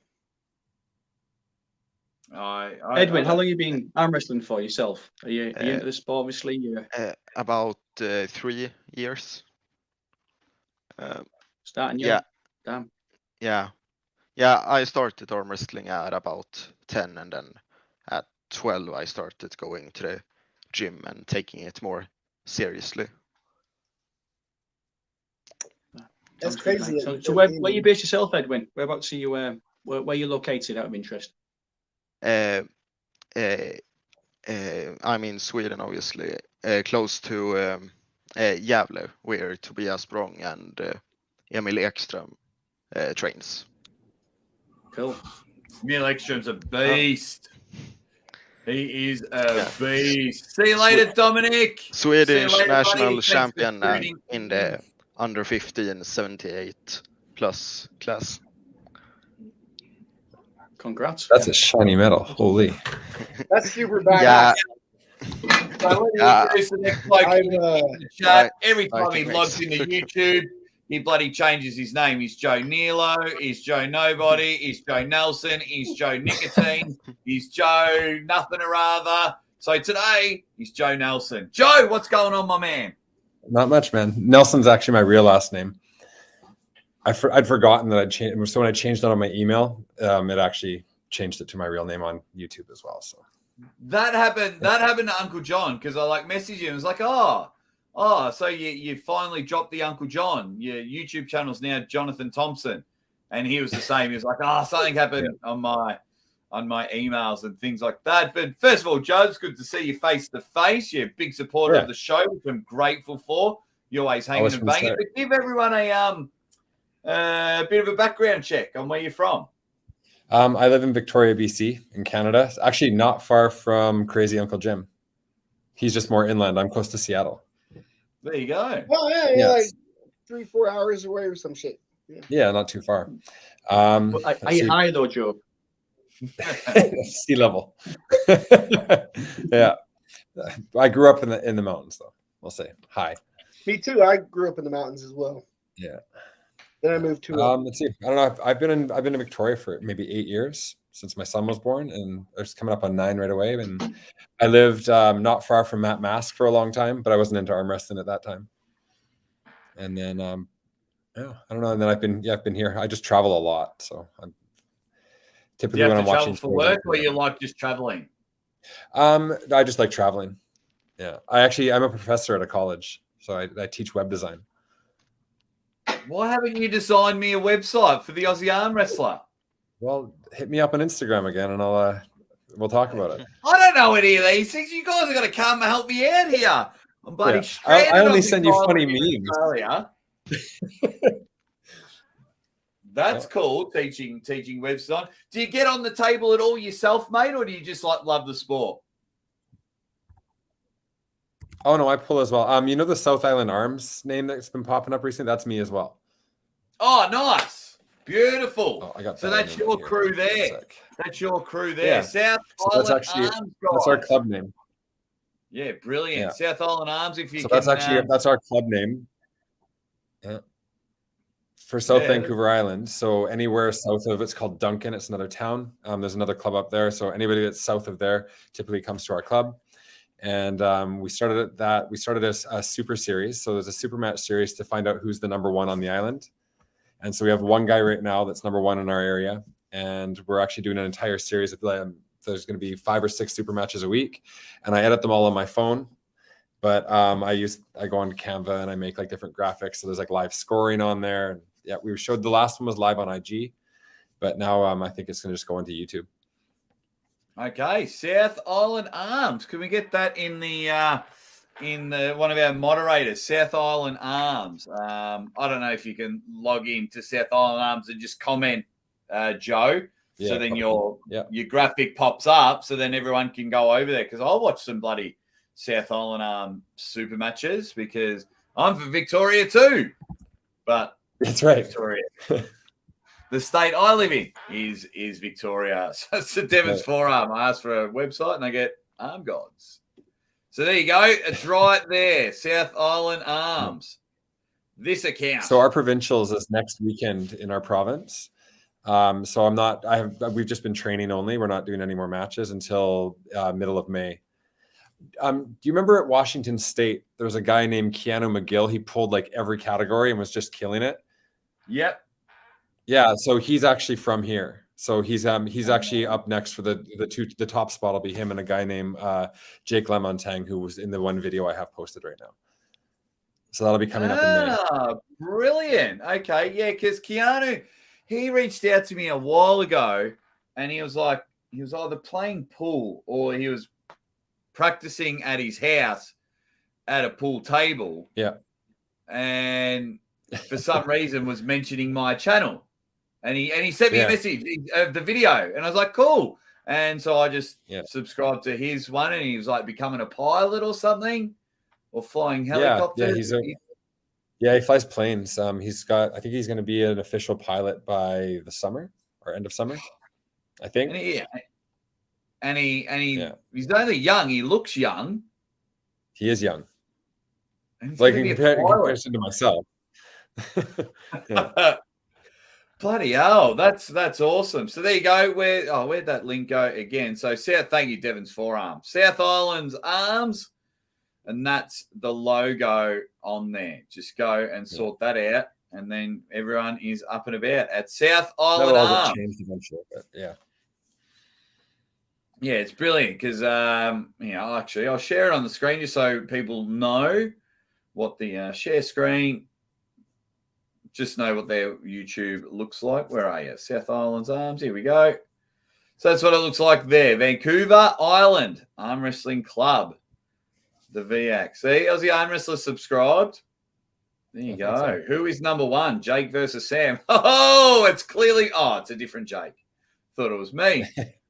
Thought I could have been number one in Victoria. But yeah, guys, we can go help out South Island Arms. And as you can see, Joe's a pretty cool dude. Hanging and banging in the chat. Guys, just so you know, we got 10 minutes left on this stream, and I'll have to hang up the call, and then we'll move over to the other stream. Can't believe we're about to hit 9 hours. Bloody hell. That's crazy. It's just gone. I woke up at 4 in the morning and just turned the stream on because I set an alarm. Oh, well, yeah, we're hitting up. I also woke up at 4 in the morning, but I just woke up at 4 in the morning to take a piss, and then for some reason I just decided I'll stay awake. And then I opened my laptop and I saw that the stream was going, and I've been on since. Nice. But on my YouTube channel thing, it said that you're going to be on at like 1 p.m. And I was just like, I wasn't really sure if that meant 1 p.m. my time or your time, but no. So there's 3 different ones because YouTube don't allow you to stream for 24 hours. Okay, yeah, okay, that makes sense. So this one's the first 9 hours. Then we're going to move over from 9 to 18 hours, and then it'll be 18 to 25 hours. So that's probably why you probably saw one of the other streams pop up. That's probably it. But yeah, with me not working right now for the week, I had plans to like sleep in, but at 4 a.m. I had to take a piss, and that's usually the time I wake up to go to work. And so I just decided to stay awake and opened up my laptop, and you're freaking live, and been on since. Yeah, that's there we roll. We got 8.5 minutes to go. What else has been happening, Joe? Well, I'm just coming back from injury, so I wasn't able to train at all for the last little bit. So that was kind of fun. I had a bicep injury and I did something to my elbow. So that's good. The bicep injury is gone. The elbow's still there. So we'll see how that goes next weekend at provincials. Injuries, mate. They'll be the bloody death of us. That's for sure. Yeah. How long have you been pulling for? Officially I've been pulling for a year, like maybe this month. Okay. Yeah, cool. Yeah. But I That's think real cool. like I was watching for years, and then actually the guy Jake who's playing against Keanu, he actually messaged me out of the blue when I got onto ArmBet, and that's what kind of got me pulling. That's what we want.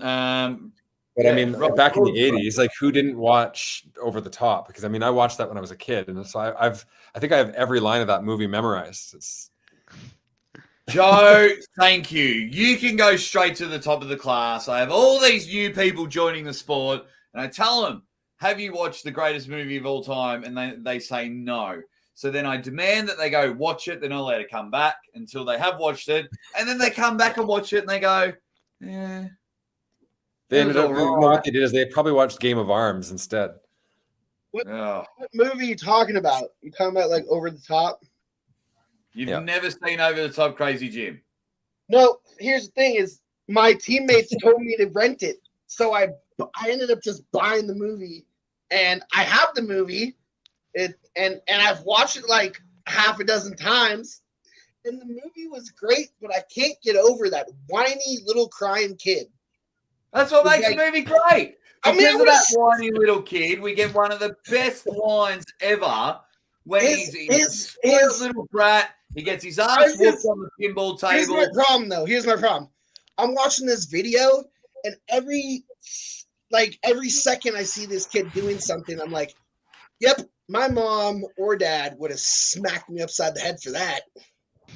He was just a whiny, cryy little kid. It just kind of ruined it for me. But the end of the movie where they actually start arm wrestling, that was pretty cool. I like that. That was pretty cool. I still love the movie, and I'll watch it from time to time. I just didn't like his whiny ass little kid. He was always crying. I'm like, dude, he was like 11 or 12 years old. Like, that's too old to be crying. I'm sorry. Like, why? Edward cries, I think, and he's 13. Of course, I don't. I think the cry actor. too when it's necessary. But that little crying kid ruined. I was like, dude, I just want to smack the frig out of this little kid. Right? Just want to stop crying. Anyways. Josh Berger is in the chat. Josh Berger, and he says, "Over the Top is over the rated." Josh, I thought. How dare you? Yeah, thank you, Joe. That one where he drives the semi truck through that dude's mansion, I was like, that was pretty savage. When that dude, Sylvester Stallone? Yeah, Sylvester Stallone, he drove that semi truck through the fucking fence and then like into that. I thought that was awesome. I like that part. Bloody hell. You know, I was a rock climber for years. No, what were you going to say, Joe? I was a rock climber for years, and anytime I would be climbing, I'd have a hat on, and when the climbs get hard, you put the hat on backwards because you turn into a truck. There you go. Every time. Right. Yeah. I mean, it's the only good arm wrestling movie, Josh Berger. He's never seen Game of Arms. Or Golden Arm. Golden Arm sucks big time. It's not even a movie. It's one of the most terrible movies I've ever seen. Just, I might actually do a live stream like watch along, and so we can all bash that movie. It doesn't help the sport. Golden Arms. What you said? Golden Arms? Golden Arm. It's about a woman baker who bumps into she needs money to fix her family's oven in a dying bakery.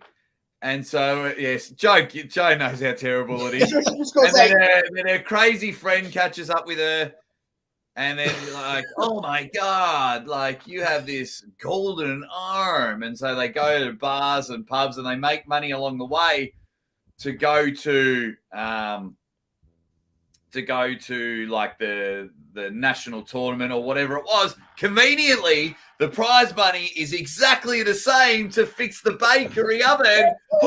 Shock horror. And we'll see you in an hour and a half. We'll see you soon, Neil. We'll see you soon, buddy. And then I'm spoiling it for you guys because I've got to tell you. I'm never going to watch this. Like, just tell me. Yeah. So like the women all have to dress up. It's like a dress up competition and arm wrestling competition. What the fuck? And so the ladies, in the semi-finals, the bad girls, Lucky injures the right hand of Golden Arm. And they're wearing like bikinis or something? So just squeeze too hard in the straps and she's injured. So instead of the comeback story being her fixing her hand and she goes on to win it, the bright idea is they pull left arm, which goes against the whole movie. The right arm's the Golden Arm, but she pulls the final in her left arm, and yeah, it just sucks. That movie sounds terrible. Yeah, because it is, and the friends, like if you ordered Melissa McCarthy off Wish, it was just really bad. It was really Jake's really love bad. for this movie is apparent. I had another question. Did you just say like it was an arm wrestling match plus something else? No. Oh, I thought you said it was also like a fashion show. Oh no, they made him dress up. It was weird. It was dress him up. Really, really weird. It was really weird. Guys, if you could drop the link for the next 9-hour show, because in 90 seconds I'm going to have to end this call and we're going to go live on the next one. So on the next 9-hour one, which will mean new links and everything for when I open the line for everyone to come back on. So we've got 70 seconds. So if one of my I wonder if I can live redirect. Let's see if I can do that. Redirect. Oh, I can. Oh, yes. 50 So seconds, when this Jake. closes, it'll move over to that one. I think. We'll see how it goes. I did it. I pressed live redirect. We'll see how it goes. There we go. Oh, thank you, Devons, for the link to the next show. So you guys that have joined me, when I open up the lines, if you're free later on, feel free to come back on because I'm going to end this stream in about 15 seconds. So hit the like on your way out. But please, everyone, come over to the new stream, and we're going on from 9 to 18 hours. We are rocking and rolling, hanging and banging, slinging and slanging. We are out of here, guys. So thank you so much. I'm going to end the stream in 5, 4, 3, 2, 1. I'm out of here, guys. I will see you over on the next stream.